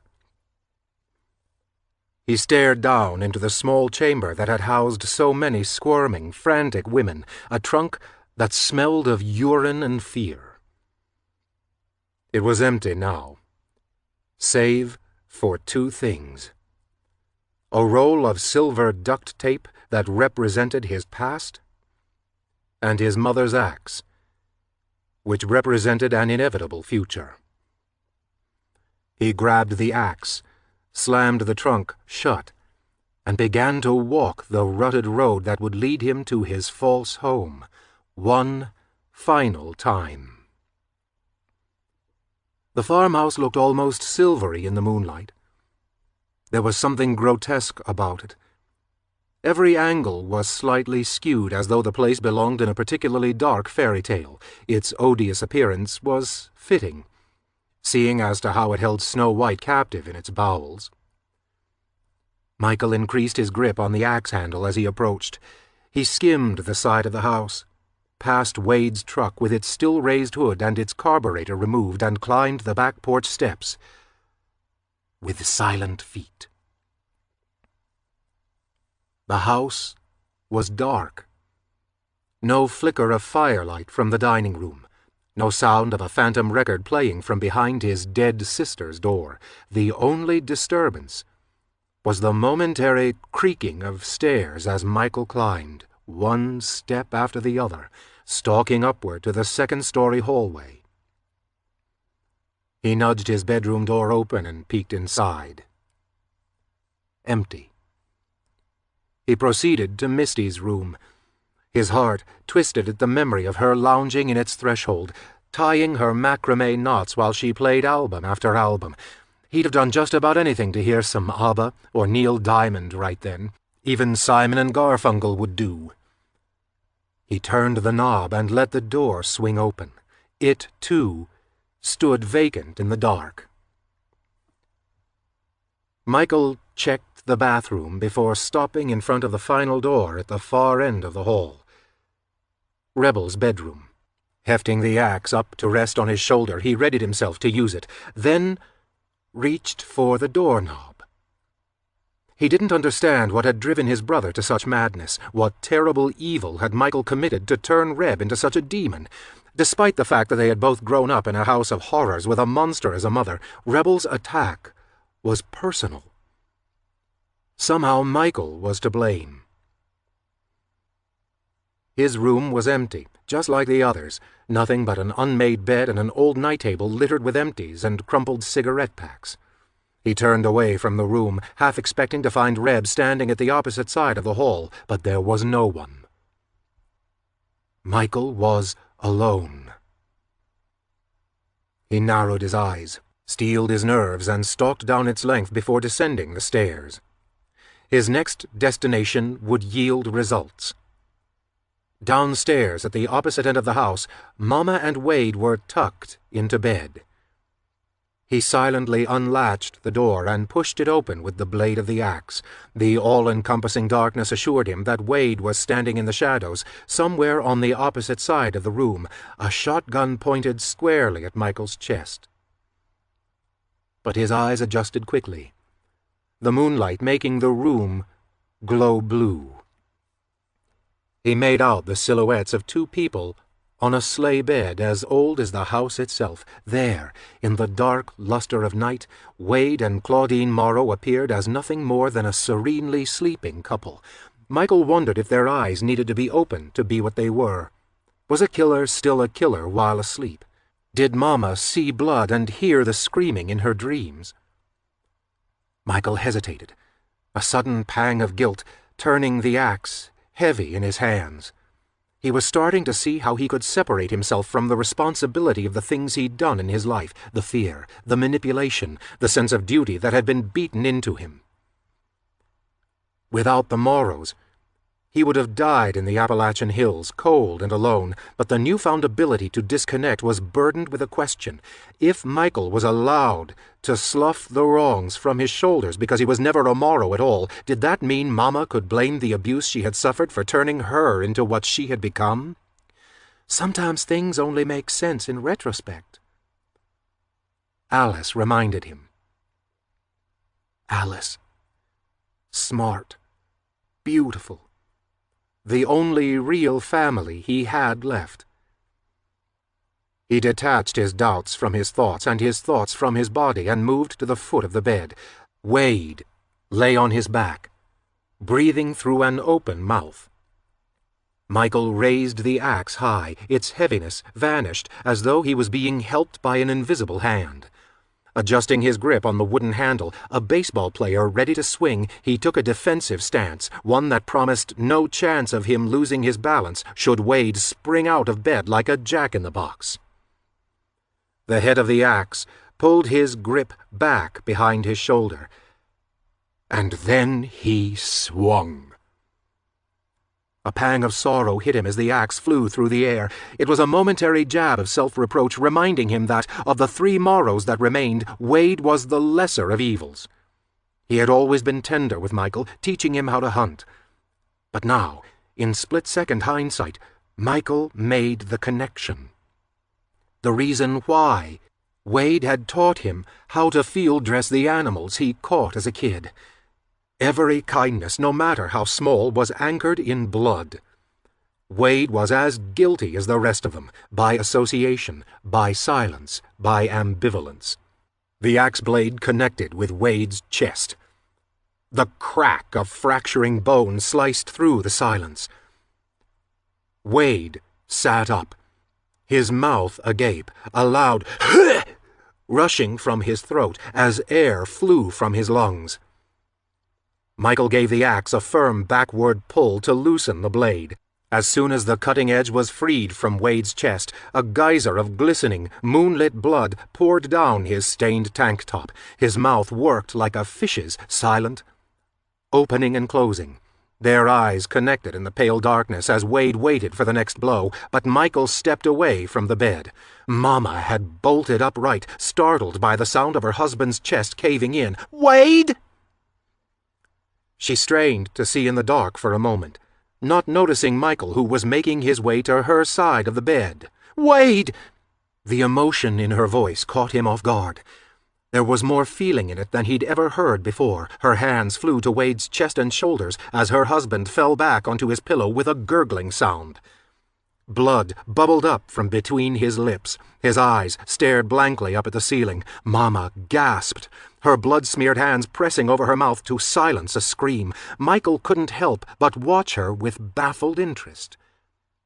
It was strange to see a woman who had been so cold finally have a human response. "Mama." Michael spoke the word from the shadows of the room. She jumped at the sound, reeled around, and stared wide-eyed into the darkness, but she said nothing. Michael stepped closer to the bed, showing himself. The dull metal of the axe blade catching the moonlight. Her face pulled into a taut look of surprise. She was expecting someone else. Since their numbers were low, Michael could only assume her suspicion had immediately landed on Rebel's shoulders. He wished he was more like his phony brother just then. He wanted to manage a cold, emotionless smile, but he couldn't pull it off. This was the part where Michael was supposed to say something witty that would terrify her even more, quips that Reb could deliver like a seasoned actor. "Here's Johnny." But Michael hadn't ever been as witty as Reb, and his silence appeared to be frightening enough. Mama leapt from the bed. Michael was sure she was half-blind. Her eyes hadn't had time to adjust to the night, but she managed to grab the bedside lamp off the stand and tear the plug from the wall. She held it out in front of her, as though trying to invoke the spirit of Thomas Edison, but she called a different name. "Ray!" The syllable left her throat in an ear-splitting screech. But Michael knew Rebel wouldn't come. This, too, was part of Reb's design. A part of him wanted to revolt, to let Mama live just to screw up his brother's plans, but he couldn't do it. Letting Mama go raised too many what-ifs, and Alice needed a guarantee. "Michael!" she gasped. "What are you doing?" She shot a desperate glance back at Wade, her face twisting with emotion. "What have you done?" she whispered. "What have you done?" She shook her head as if coming to a realization. "It's okay, Michael, it's okay. We'll take care of this. Don't worry. Mama will make it all right." The question slipped. "Like you did with Misty?" "Is that what this is about?" Mama lowered the lamp an inch, as if finally able to see him more clearly now. She furrowed her eyebrows at the boy she'd stolen and called her own. Misty Dawn got what she had coming." "I'd ask if she was even yours," Michael murmured, "but she looked too much like you to belong to anyone else." Mama's eyes went hard. The pain of losing weight only moments before drained from her face. The monster he knew to be his mother stared out at him from inside its human disguise. Michael tightened his grip on the axe, his mouth going dry at seeing the switch flip from distress to volatile madness. "We saved your life," she hissed. "You best remember that, boy." "Did you even know?" he asked, the axe pulled back over his shoulder, the blade hovering inches from the ceiling. "That woman from a few nights back, did you know who she was?" Mama narrowed her eyes, but it wasn't a glare as much as it was her fending off confusion. "And Alice?" he said. "Put it down," she told him. The lamp held high, her free hand stretched out ahead of her, ready to ward off any oncoming blows. "You wouldn't hurt your own mama, now would you?" Michael's heart knotted, squelching a few beats before starting up again. He stared at the woman he had considered his mother for the entirety of his memory and shook his head, a response that seemed to give Claudine a glimmer of hope. She lowered the lamp a little, taking a backward step toward the wall, waiting for Michael to do the same. But instead of re-examining his intent, he murmured a response. "Not if I had known it. No." And brought the axe down in a wide, swift curve. The blade caught Mama's shoulder, embedding itself an inch deep in flesh and bone. A scream tore from her, guttural and wailing, but that didn't sway him. He'd heard those types of sounds all his life. She had taught him to ignore any pleas for mercy, and he didn't intend on letting her down now. He swung again, but she ducked out of the way. The blade struck the back wall with a splintering crack. The lamp caught him on the side of the head, its heavy ceramic base thudding against his temple, but Mama didn't have the strength to hit him hard enough. The lamp crashed to the floor, shattering at her bare feet. Michael crushed ceramic shards beneath the heavy soles of his boots and reeled back once more. The razor edge of his weapon lodged itself in the soft tissue of her side. Blood sprayed across the room in a sideways fan. It spattered the walls and the bedsheets, glittering in the pale light that filtered through the dirty window. She caught herself on the bedpost and cried out in agony, her nightgown blooming red. For a moment, Michael saw her not as his false mother, but as the girl Rebel had suggested she'd once been, terrified, abused, cowering in her own hell. As if reading his mind, she struggled to gasp a handful of words past her pain, pleading for mercy. "It ain't my fault, Michael." He wanted to feel sorry for her as she wept, wanted to be big enough to say that he understood, but he was done with lying. As he pulled the axe back, she raised her hands to protect herself, her sobs coming freely now. "Please," she begged. "I never meant to hurt no one." Michael squeezed his eyes shut, and then he choked out, "I'm sorry," and brought the axe down for a third and final time. Her cries came to an abrupt stop. Michael blinked against the back spray of blood that misted his arms, his t-shirt, his face. He wiped at his cheek with his forearm, then pulled at the axe handle to retrieve his weapon. When it wouldn't come loose, he placed a booted foot against Mama's chest, readjusted his grip, and gave it another tug, loosening it from her skull. Michael stumbled out onto the back porch, the night's heat mingling with the scent of blood and iron. He had to get down to the storm cellar, but he stopped to lean against the porch balustrade. The nausea steamrolled him. His chest heaved, the air so smotheringly hot that for a moment he was sure it was too thick to breathe, and now, with adrenaline at a momentary lull, his head started to hurt. Mama hadn't knocked him out with that lamp, but a goose egg was already growing above his left temple, like an ingrown devil's horn, finally trying to break free. He forced himself down the front porch steps and into the grass, stepped around the side of the house, and stopped in front of the cellar's storm door. His queasiness intensified as he stared at the weather-worn wood and the rusted hinges. The deadbolt was unfastened, which meant Rebel was down there. He wouldn't have left it unlocked had he been anywhere else. A sense of foreboding washed over him, one Michael had become all too familiar with after a lifetime of threats of abandonment. But this feeling was stronger, more urgent, almost paralyzing in its severity, so savagely intense it threatened to double him over again. The axe nearly slipped from his fingers as he stared at that door. He imagined Alice naked, upside down, half-skinned but still alive. That room, once a cold, dank gray, would now be a vibrant, living red. The walls and the floor would be painted in her blood while Rebel grinned up the staircase like a hyena. Another round of vomit roiled in his stomach, threatening to come up. He crouched in the grass and tried to steady his breathing. He reminded himself that those sinister images were nothing but a reflection of his own terror. They were his fears brought to life by a vivid imagination. "She's alive," he whispered, trying to convince himself that after all this planning, Reb wouldn't just kill her. Not without an audience. Not if Michael wasn't there to see it. He shifted the axe from his right hand to his left and hefted himself up to his feet, using the weapon like a cane. Wrapping his free hand around the rusted door pull, he was overcome by another wave of hesitation.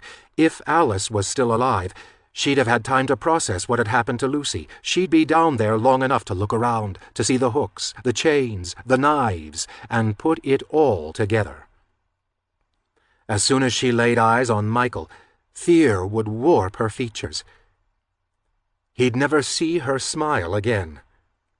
If they both survived this, he would be the nightmare that would haunt her dreams. With his hand still thrust through the storm door handle, he reconsidered going down there. He could walk away from all the madness, a move Reb would never see coming. Perhaps, in time, Michael could forget the way the axe blade had sunk into Wade's chest and how Mama had begged for her life before she had died. Maybe, somehow, he could dull those memories with the knowledge that he'd done the world a favor, saving countless lives by wiping those murderers from the face of the earth. But that would still leave Rebel to prowl the streets, a man who would forever be a killer. And, of course, it would still leave Alice, a girl he would never forget, no matter how much time passed or how far he ran. His taking off would leave her in that basement, locked in with a monster, abandoned by Michael, who, for the first time in his life, had a shot at being a hero. He pulled open the door and let it slip from his hand. It fell back against the ground with a dry crack, the old hinges groaning against the shudder of wood. The light was on down there, a weak and sickly yellow burn of an old bare bulb. Michael shifted the axe from his left hand to his right and began the descent. Halfway down he spotted Alice cowering in the corner of the room. Her wrists were still taped together, but they were also bound by a length of rope that had been knotted to a metal O-ring screwed into the wall. She was covered in grime, as though Wade had pushed her into the dirt outside before dragging her down the stairs.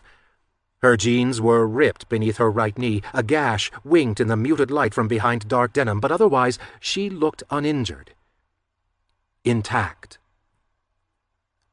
Michael's gaze darted from one end of the room to the other, searching for signs of Rebel, but his brother was nowhere to be found. His absence made the hairs on the back of Michael's neck bristle. The last thing he had expected was one final chance to be alone with her. He hadn't anticipated an opportunity to explain himself, to tell her how sorry he was. "Alice?"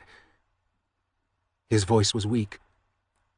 but it easily breached the silence of the cellar. She jerked her head up from between her arms and stared at him with wide, disbelieving eyes, because how dare he show his face after what he'd done to Lucy? How dare he approach her ever again? Michael moved down the remaining risers, hesitating before stepping onto the concrete floor. She looked away, curling into herself as much as she could. "I'm not going to hurt you," he said, only to realize how ridiculous it sounded. He was covered in blood and carrying an axe. She would have been crazy to believe him, but he was still compelled to convince her. He let the weapon slip from his fingers and moved to the wooden bench where he stored his tools. Once there, he pulled open a drawer and retrieved a knife.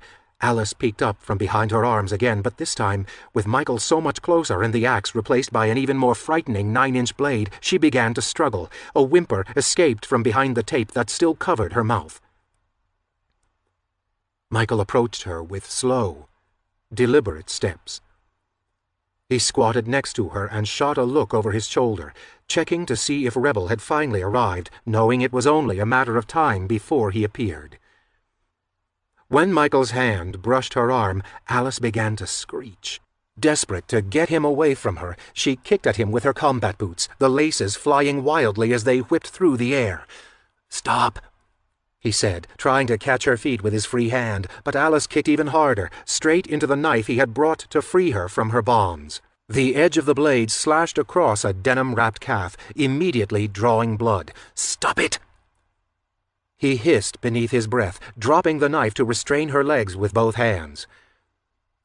Unable to kick at him any longer, Alice threw her head back and sobbed. "You just did that to yourself," he told her. The cut to her leg was deep, bleeding fast into the dark fabric. "That wasn't me." He went back to the workbench, digging through one of the drawers until he found a dirty rag. Tearing it in half, he closed on her again. He tied it around her leg, and when he looked up at her again, her expression had gone placid. He swallowed, reached out his hand, and pulled the duct tape from her mouth. Screaming would have done her no good, but Michael hoped she wouldn't yell regardless. "I told you," he said quietly. "I'm not going to hurt you." Alice said nothing. She turned her head away from him and began to cry instead.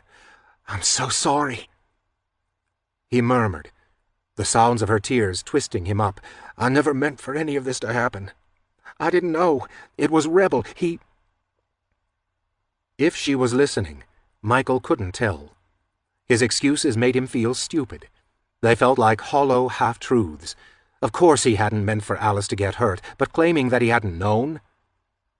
That was nothing short of a lie. Reb and Michael had broken the rules together, and Michael had gone along with it because his emotions had blinded him. Alice had infected him with hope. "I'm going to cut you free," he said, picking the knife up from the floor. "But you gotta promise me you won't run." Alice shot him an incredulous look, as though he was nuts for asking her to stay put. "This isn't my idea," he explained, "but I don't know where Reb is, and if you go out there—" He clenched the muscles of his jaw, his gaze meeting hers. "Just please don't run out there, okay? I don't know where he is. We're going to get out of here together, but you gotta trust me, okay?" She watched him with terrified eyes as he worked the tip of the knife beneath the rope and cut it free. Her still-taped hands dropped to the floor, and she immediately skittered away from him, frightened, an animal in need of escape. "You killed Lucy." The accusation tore out of her in a sob so raw it stung. "You killed my best friend, you son of a bitch!" She threw her weight against him, tried to barrel through him like a runaway semi through a chain-link fence.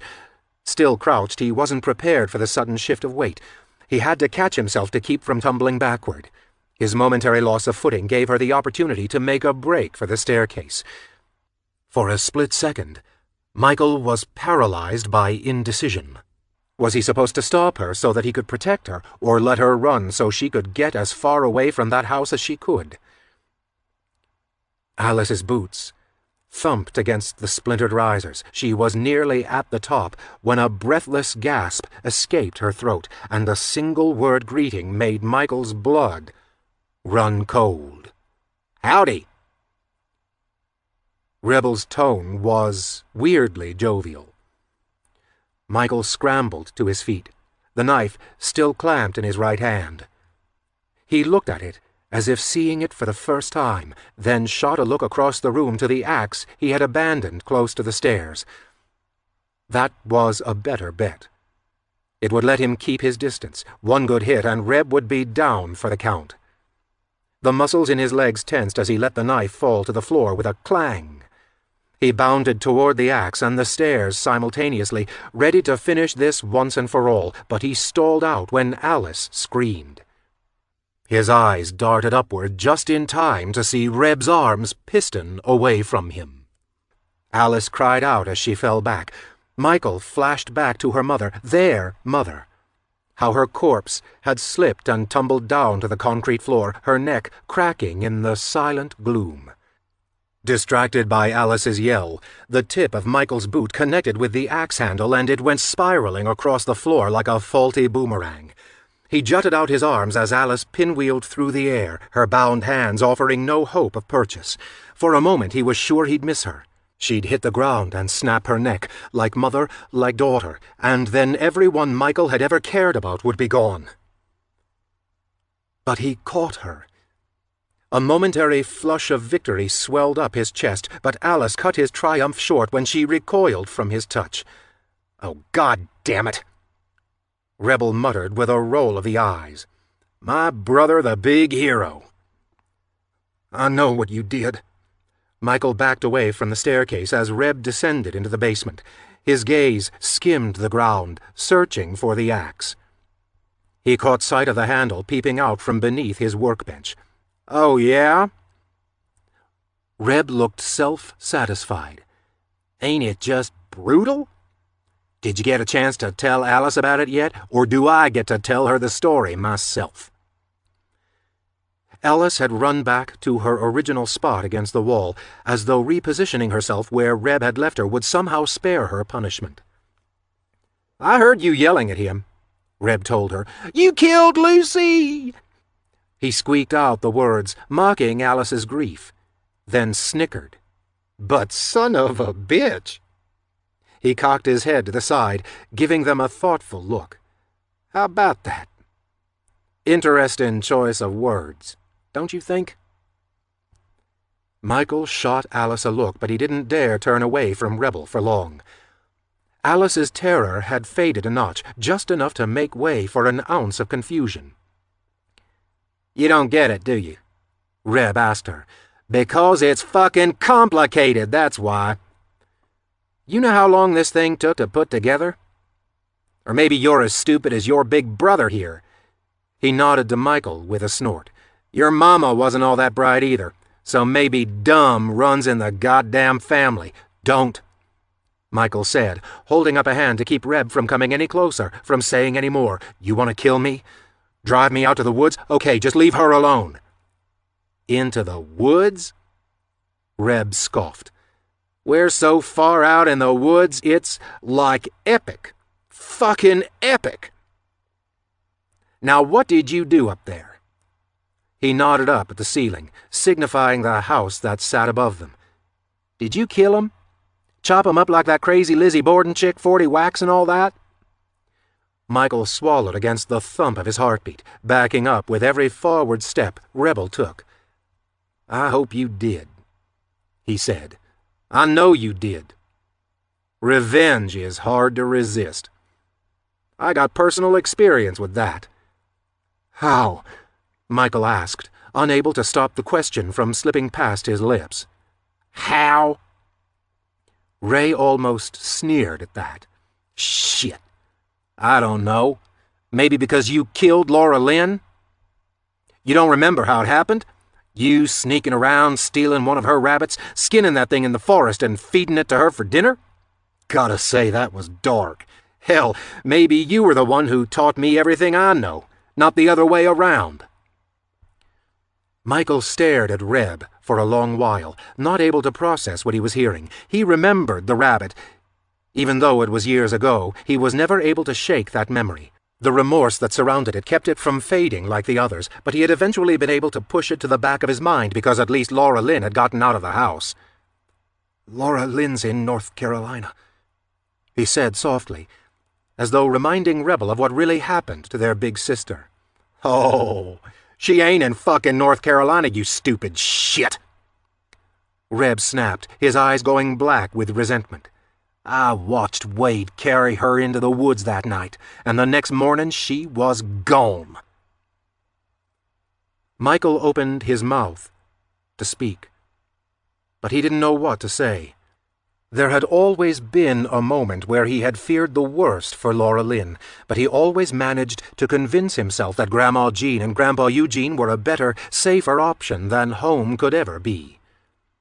Though I guess it was better that Claudine bashed her brains in rather than sending her to live with them two psychopaths to get raped by that dirty old fucker over and over again. I didn't know," Michael croaked. His hands still held out in front of him. He was nearly backed into the corner now. Alice was less than 3 feet behind him, her breaths coming in quick, terrified hitches. But Rebel refused to stall his steps. "Don't matter," Reb murmured. "It don't change the fact that you did what you did. You took my sister from me, Mikey. Yeah, it pissed me off that she paid more attention to you than she did to me, but I could have lived with that. I could have roughed you up now and again and made peace with it, but then you went off and got her killed, and what kind of a loving brother could let that slide? At first I thought I could take it all out on the girls, but Claudine..." He laughed, shook his head. "No, Claudine insisted on girls that looked like her, like Misty, like goddamn Laura Lynn. And you can see how that could hurt a guy like me, can't you?" "Yes." The word was nothing but a dry grunt. Michael had noted the similarity between Mama's girls and Misty Dawn, too, but there was no point in questioning Mama's tastes. Mama got what Mama wanted. If she didn't, Misty was at risk. But during all that time, Rebel had been watching her kill Laura Lynn over and over again instead, and it had slowly poisoned his already twisted mind. "Can't blame me for turning my interests to other things," Reb said. "Can't blame me for looking away from the thing that hurt me and looking toward the thing that would hurt you instead." Michael blinked as his shoulder grazed something behind him. Alice yelped as he stepped into her, Rebel cornering them both. "Hey, Alice," he said, a dark smile crossing his face. "I found your long-lost brother for you, but I think you two may have already met." Michael couldn't breathe. Alice's mouth formed a surprised O. She stared at Michael, finally putting it all together, finally realizing that Rebel calling Michael her brother wasn't a euphemism. It was real. "Not sure you guys will want to hang out after this, though." Reb shrugged. "He helped me drag your mama out of the house a few nights ago. You know, out of that cute little place in the hills with the green shutters around the windows. He hung her right here." Reb caught the chain hanging from the ceiling directly above the drain in the floor. "Cut her throat. Drained her blood. Gutted her. He did that." Alice's face twisted with a kind of anguish Michael had never seen before. It was all-encompassing, so consuming that it seemed as though it would swallow her whole, tear her open, from the inside out. "And then we had her for dinner," Reb added casually. "Probably still have leftovers if you're hungry." His jackal smile curled up at the corners, forming a devil's grin. Michael's chest heaved. Rage. It burned his stomach like battery acid. He knew he should have been devastated, but those emotions had hit him earlier. All he wanted now was to shut Reb up, to never hear his voice or see that hideous expression again. "So, you see, that's the beauty of all this, brother. I tricked you into killing your own family, and then I tricked you into killing your adoptive family, too. Way better than leaving you in the woods to die, don't you think? You just abandoned yourself." A low moan drifted up from behind Michael. It was ugly, mingling with a ravaged sob. Michael wanted to move, but he was frozen in place. No matter how hard he willed himself into action, he couldn't bring himself to step away from Alice and put her in harm's way. He would derail Rebel's plan by standing there forever, and Reb would be wrong. Michael wouldn't have killed his entire family because Alice would still be alive. But then Alice's voice grew into a wail, the full understanding of what Reb had just revealed unspooling inside of her. She pressed her hands to her ears and shook her head so violently that Michael was afraid she'd break her own neck. The suffering poured out of her, her cries startling him into motion toward the axe.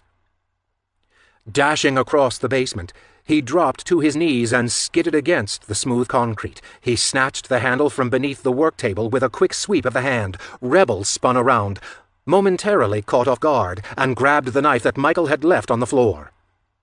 Stepping back to the thrashing, hysterical girl, Reb grabbed Alice by her short hair, the knife glinting in his grasp. "Go on. Put her out of her misery, Mikey. You killed her mama and her best friend. You ruined her life, man. You think she's ever going to forgive you for that? You think she's ever going to want to see your ugly face again?" Michael hurried to his feet and hefted the axe over his shoulder, making a run for them both. Rebel blinked, surprised by his younger brother's sudden volition. His grip shifted to the front of Alice's t-shirt, yanking her away from the wall as the axe came down. Had Reb not moved, the blade would have landed square against his chest. But with him gone, it only sparked against the stone wall. Michael pulled the axe back again and swung. Ray anticipated it this time and dodged it again, but rather than parrying away, he stepped forward, using Alice as a shield. The strategy immediately derailed Michael's attack. "You always gotta make shit difficult," Reb complained from behind her shoulder. "Don't you get it? It's too late. The damage is already done." "Your stupid plan," Michael spoke from between short, quick breaths, his grip readjusting along the axe's handle. "It don't make sense, Reb. For it to work, I gotta kill you too." Alice whimpered between them when Rebel burst into sudden laughter, as though he was at a good party rather than in a basement standoff. For half a second, the sound of cold amusement threw Michael off. It simply didn't belong, an affront to everything that made sense. "I guess that would be true if I wanted you to win," he said. "Except that would be stupid. Me thinking a loser like you could win anything. You think a sorry sack like you could do something right for once?" Reb's right arm jerked forward as if punching Alice in the kidney. Alice's whimpers went quiet. Michael took a single step backward, and though he couldn't see it, he imagined his own expression matched hers, shocked, terrified. Her black t-shirt didn't offer any clues, but the blood that pooled around the sole of one of her boots was proof that Rebel had just elevated the nightmare to another level. If Michael refused to finish the game, Reb would finish it for him. Reb's lips pulled away from his teeth. He shoved Alice toward Michael, and she stumbled forward, her face in agony, her hands pressed to her abdomen in bewildered horror. The knife in Reb's hand was stained red nearly up to the hilt, the wet blade winking in the sickly yellow light. Michael's heart threatened to fail as Alice crumpled to the ground at his feet.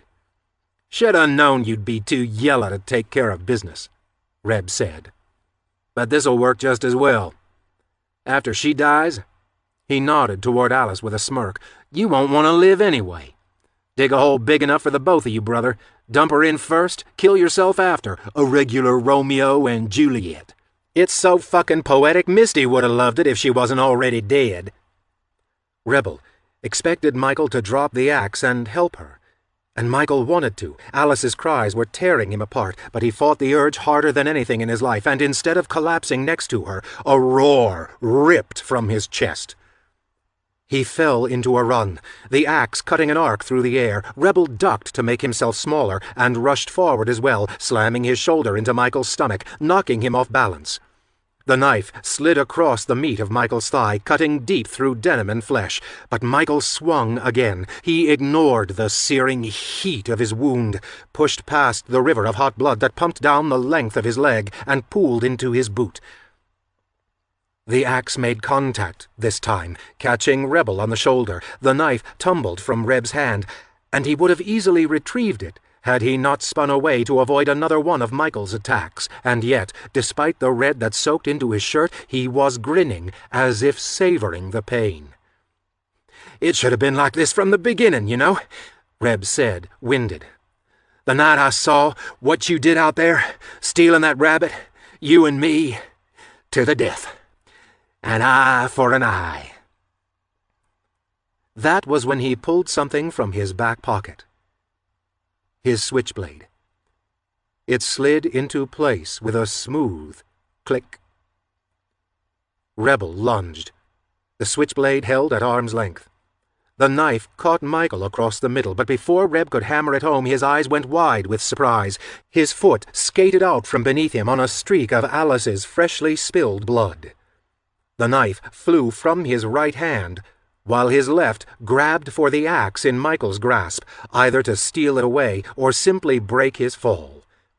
The handle slid from Michael's hand, the blade hitting the floor next to Reb's prostrate frame. Michael moved fast. He dropped to his knees, shoved the switchblade away, and grabbed the kitchen knife Reb had previously dropped with both hands.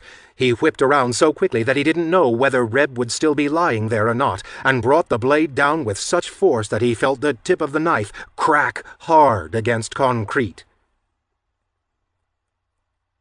Reb stared up at Michael with a look of surprise, as if stunned that the coward before him had enough guts to go through with one last kill. When Michael finally looked away from his face, he found his hands cupped against his brother's chest.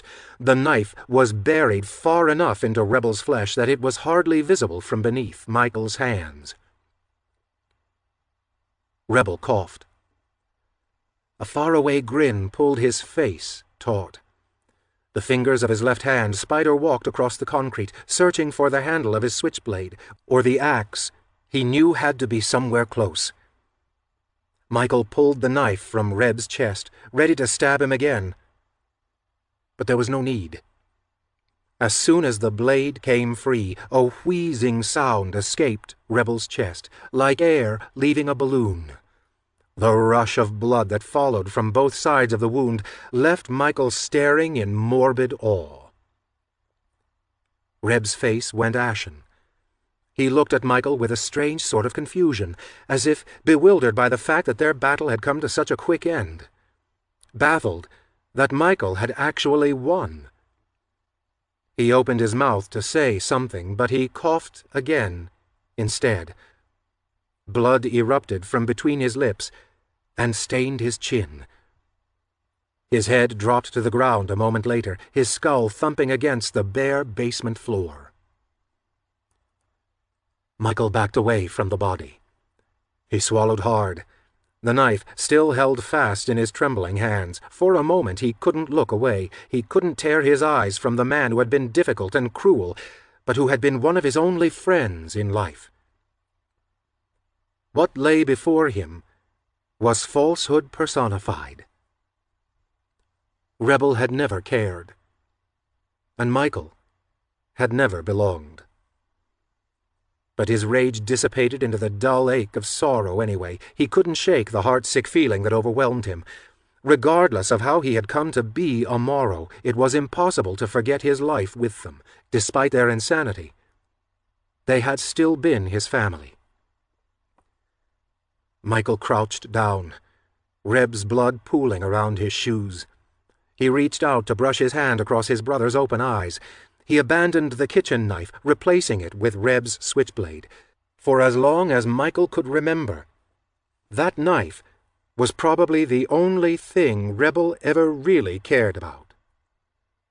But, like Mama, Reb wasn't entirely at fault. He'd been led by the hand, by grief. Overwhelmed by the sadness he hadn't been allowed to feel, the anguish he hadn't been able to express. Michael turned his head away, unable to look at Reb's lifeless face any longer. Pushing his heartache aside, he had to focus on the only thing he had left. Alice. Expecting to see her dead only yards away, his nerves buzzed when he looked to where she had folded in on herself and found that she wasn't there. There was blood on the steps leading out of the basement. Somewhere overhead in the darkness, Alice was running in the opposite direction of the Morrow farmhouse, slowly bleeding to death. He bolted up the stairs and careened into the heat of the night. His injured leg tingled, as if half asleep, red, hot needle pricks biting at the flesh beneath his jeans. The sweltering temperature served up a fresh helping of vertigo. He had to hold on to the side of the house until his head stopped spinning, until the fireworks ceased exploding behind his eyes. When he finally got moving again, he had no idea which way to go. Alice could have run anywhere. The trees would have given her cover, but the road leading away from the house gave a false promise of salvation. If she had any idea how far they were from the state highway, she would have broken beneath an onslaught of hysterical depression. The rutted dirt road was enveloped in shadow, but it wasn't dark enough to conceal the blots of black that dappled the path. She was hard to see, a good eighth of a mile ahead of him on the straightaway. Her black jeans and shirt rendered her nearly invisible, nothing but a pair of pale and disembodied arms floating in the air. She stumbled, her wrists still bound with tape. Catching herself mid-fall, her palms pressed against the hard-packed earth. She tried to get up, but only managed to stagger forward a few feet, then ended up on all fours once more. When she shot a look over her shoulder, Michael slowed his steps. He didn't want to scare her any further, but that didn't seem to matter. Despite his slow approach, Alice began to sob as she rose. Tapping into a reserve of determination, she began to run. "Alice, wait!" Michael fell into a jog after her. He pressed his hand against his wounded thigh, his jeans slick and warm with blood. Bleeding to death wasn't only a possibility for her. Footfall after agonizing footfall, Michael started to think it was a reality for him as well. He gritted his teeth and increased his pace, pushing himself into a flat-out run despite the pain. He had to save her, had to redeem himself so that she'd know, whether he lived or died, that he had never meant for any of this to happen. When he caught her by the arm, Alice began to scream. She tore out of his grip, her face a mask of frenzied indignation. "Wait," he said, his words nearly swallowed whole by her cries. "Alice, please!" But she wasn't listening. She turned around and around, her eyes impossibly wide, searching the night for some form of defense. Startled by the pool of blood that was gathering at her feet, Michael made another grab for her, but she ran on, her boots clamping against the dirt. She tripped, crashed to the ground. He dropped to his knees beside her as her arms flailed above her head, warbled yelps of refusal tearing from her throat. That was when he realized he was still holding Rebel's switchblade. The knife glistened dark and wet in the moonlight. Seizing her wrists, he caught the edge of the tape with the tip of the blade and cut through her bonds. Then he dropped his weapon to the road, ashamed that he had been chasing her, with a knife in his hand, all while expecting her to not be afraid. Her hands flew apart, the strip of tape still clinging to her right wrist, but the fact that he had freed her failed to give her pause. Her hysteria overpowered reason. She continued to fight him off. "I'm sorry," he said, struggling to catch her flailing hands. "I'm sorry, Alice, I'm sorry." He wanted her to understand, was desperate for her to say something, anything that would assure him that she understood. This wasn't his plan, it never had been. But she continued to shriek, her hands fluttering above her head in a tangle. "Please, stop," he begged. "Just listen to me. I just want to tell you, you killed Lucy." "I had to," he insisted. "I swear I never would have if you killed my mother." She screamed, up to the sky. "You killed her! And you killed my best friend! And now I have no one!" Her frantic despair shifted in a way Michael had seen before. Her own words sank in deep. And suddenly she was drowning in an ocean of self-realization and defeat. All the fight drained out of her as she crouched in the middle of the road. She pressed her hands to her stomach and wept. Michael wanted to believe that she was different from the rest. But she looked just like the other girls as she gave up hope. "I trusted you," she sobbed. "I thought you were special." He winced at her words. No amount of explanation would ever come close to describing how he felt. He wanted to sweep her up into his arms and hold her for the rest of her life, wanted to apologize 1,000,000 times in 1,000,000 different languages to hopefully strike a chord. And at the same time, he wanted to grab her by the shoulders and shake her until she went quiet, because why couldn't she understand? Why did she refuse to listen, to see that he wasn't hacking her to pieces, but releasing her back into the world? He had killed for her. He had destroyed his own life to make up for annihilating hers. He stepped away from her to make it clear that he wouldn't touch her, that he meant no harm. Turning his back to her, Michael lowered himself to the ground and stared at the bank of trees lining the side of the road. His mind drifted a mile away to misty dawn. If he was going to die, he wanted it to be on that hilltop next to her, watching the sun rise over the vista of endless tree-covered hills. Of all the people in his life he had meant to hurt, Misty and Alice least, and yet he had done them the most harm. "I never meant any of this," he said softly. "I didn't know." If, on the day he had walked into the dervish, he had been aware that this was his future, Michael would have let Rebel kill him before he had ever learned Alice's name. He would have killed himself before he would have helped Reb drag Alice's mom, his mom, out of her home like a sacrificial lamb. He would have killed Reb long ago if he had seen this coming, be it in a dream or a nightmare or a flash of divine telepathy. Sitting in the middle of the road, he twisted to look back at Alice.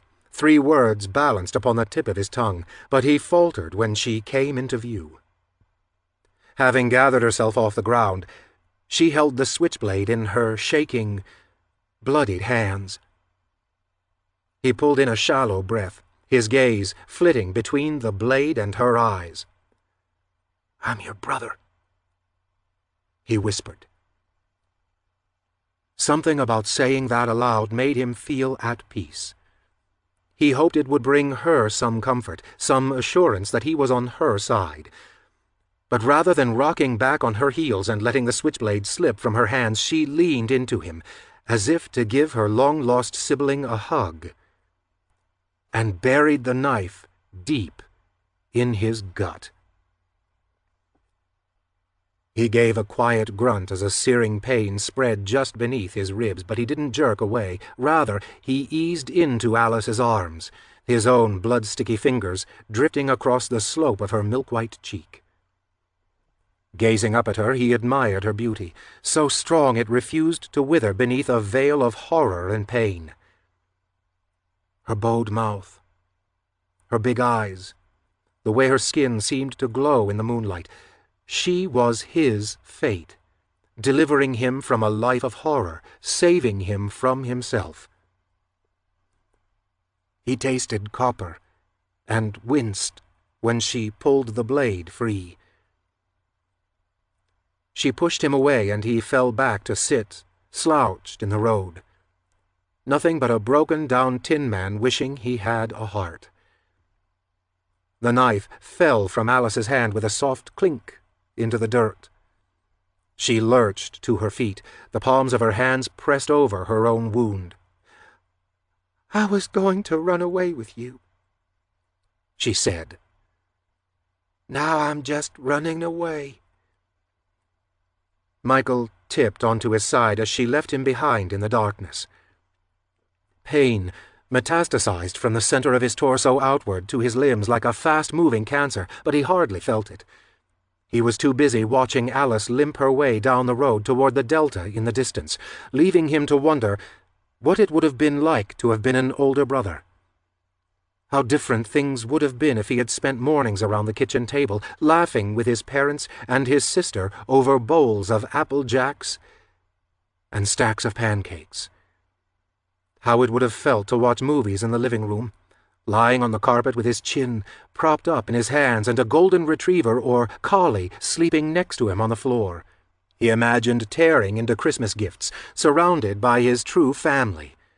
Imagined how it would have felt to lie on a blanket in the grass and stare up at the fireworks every 4th of July, a million fractured sparkles drifting back down to earth like falling stars. But mostly he wondered if, growing up, Alice had been the type of girl to dance and twirl in her room, just like Misty Dawn had.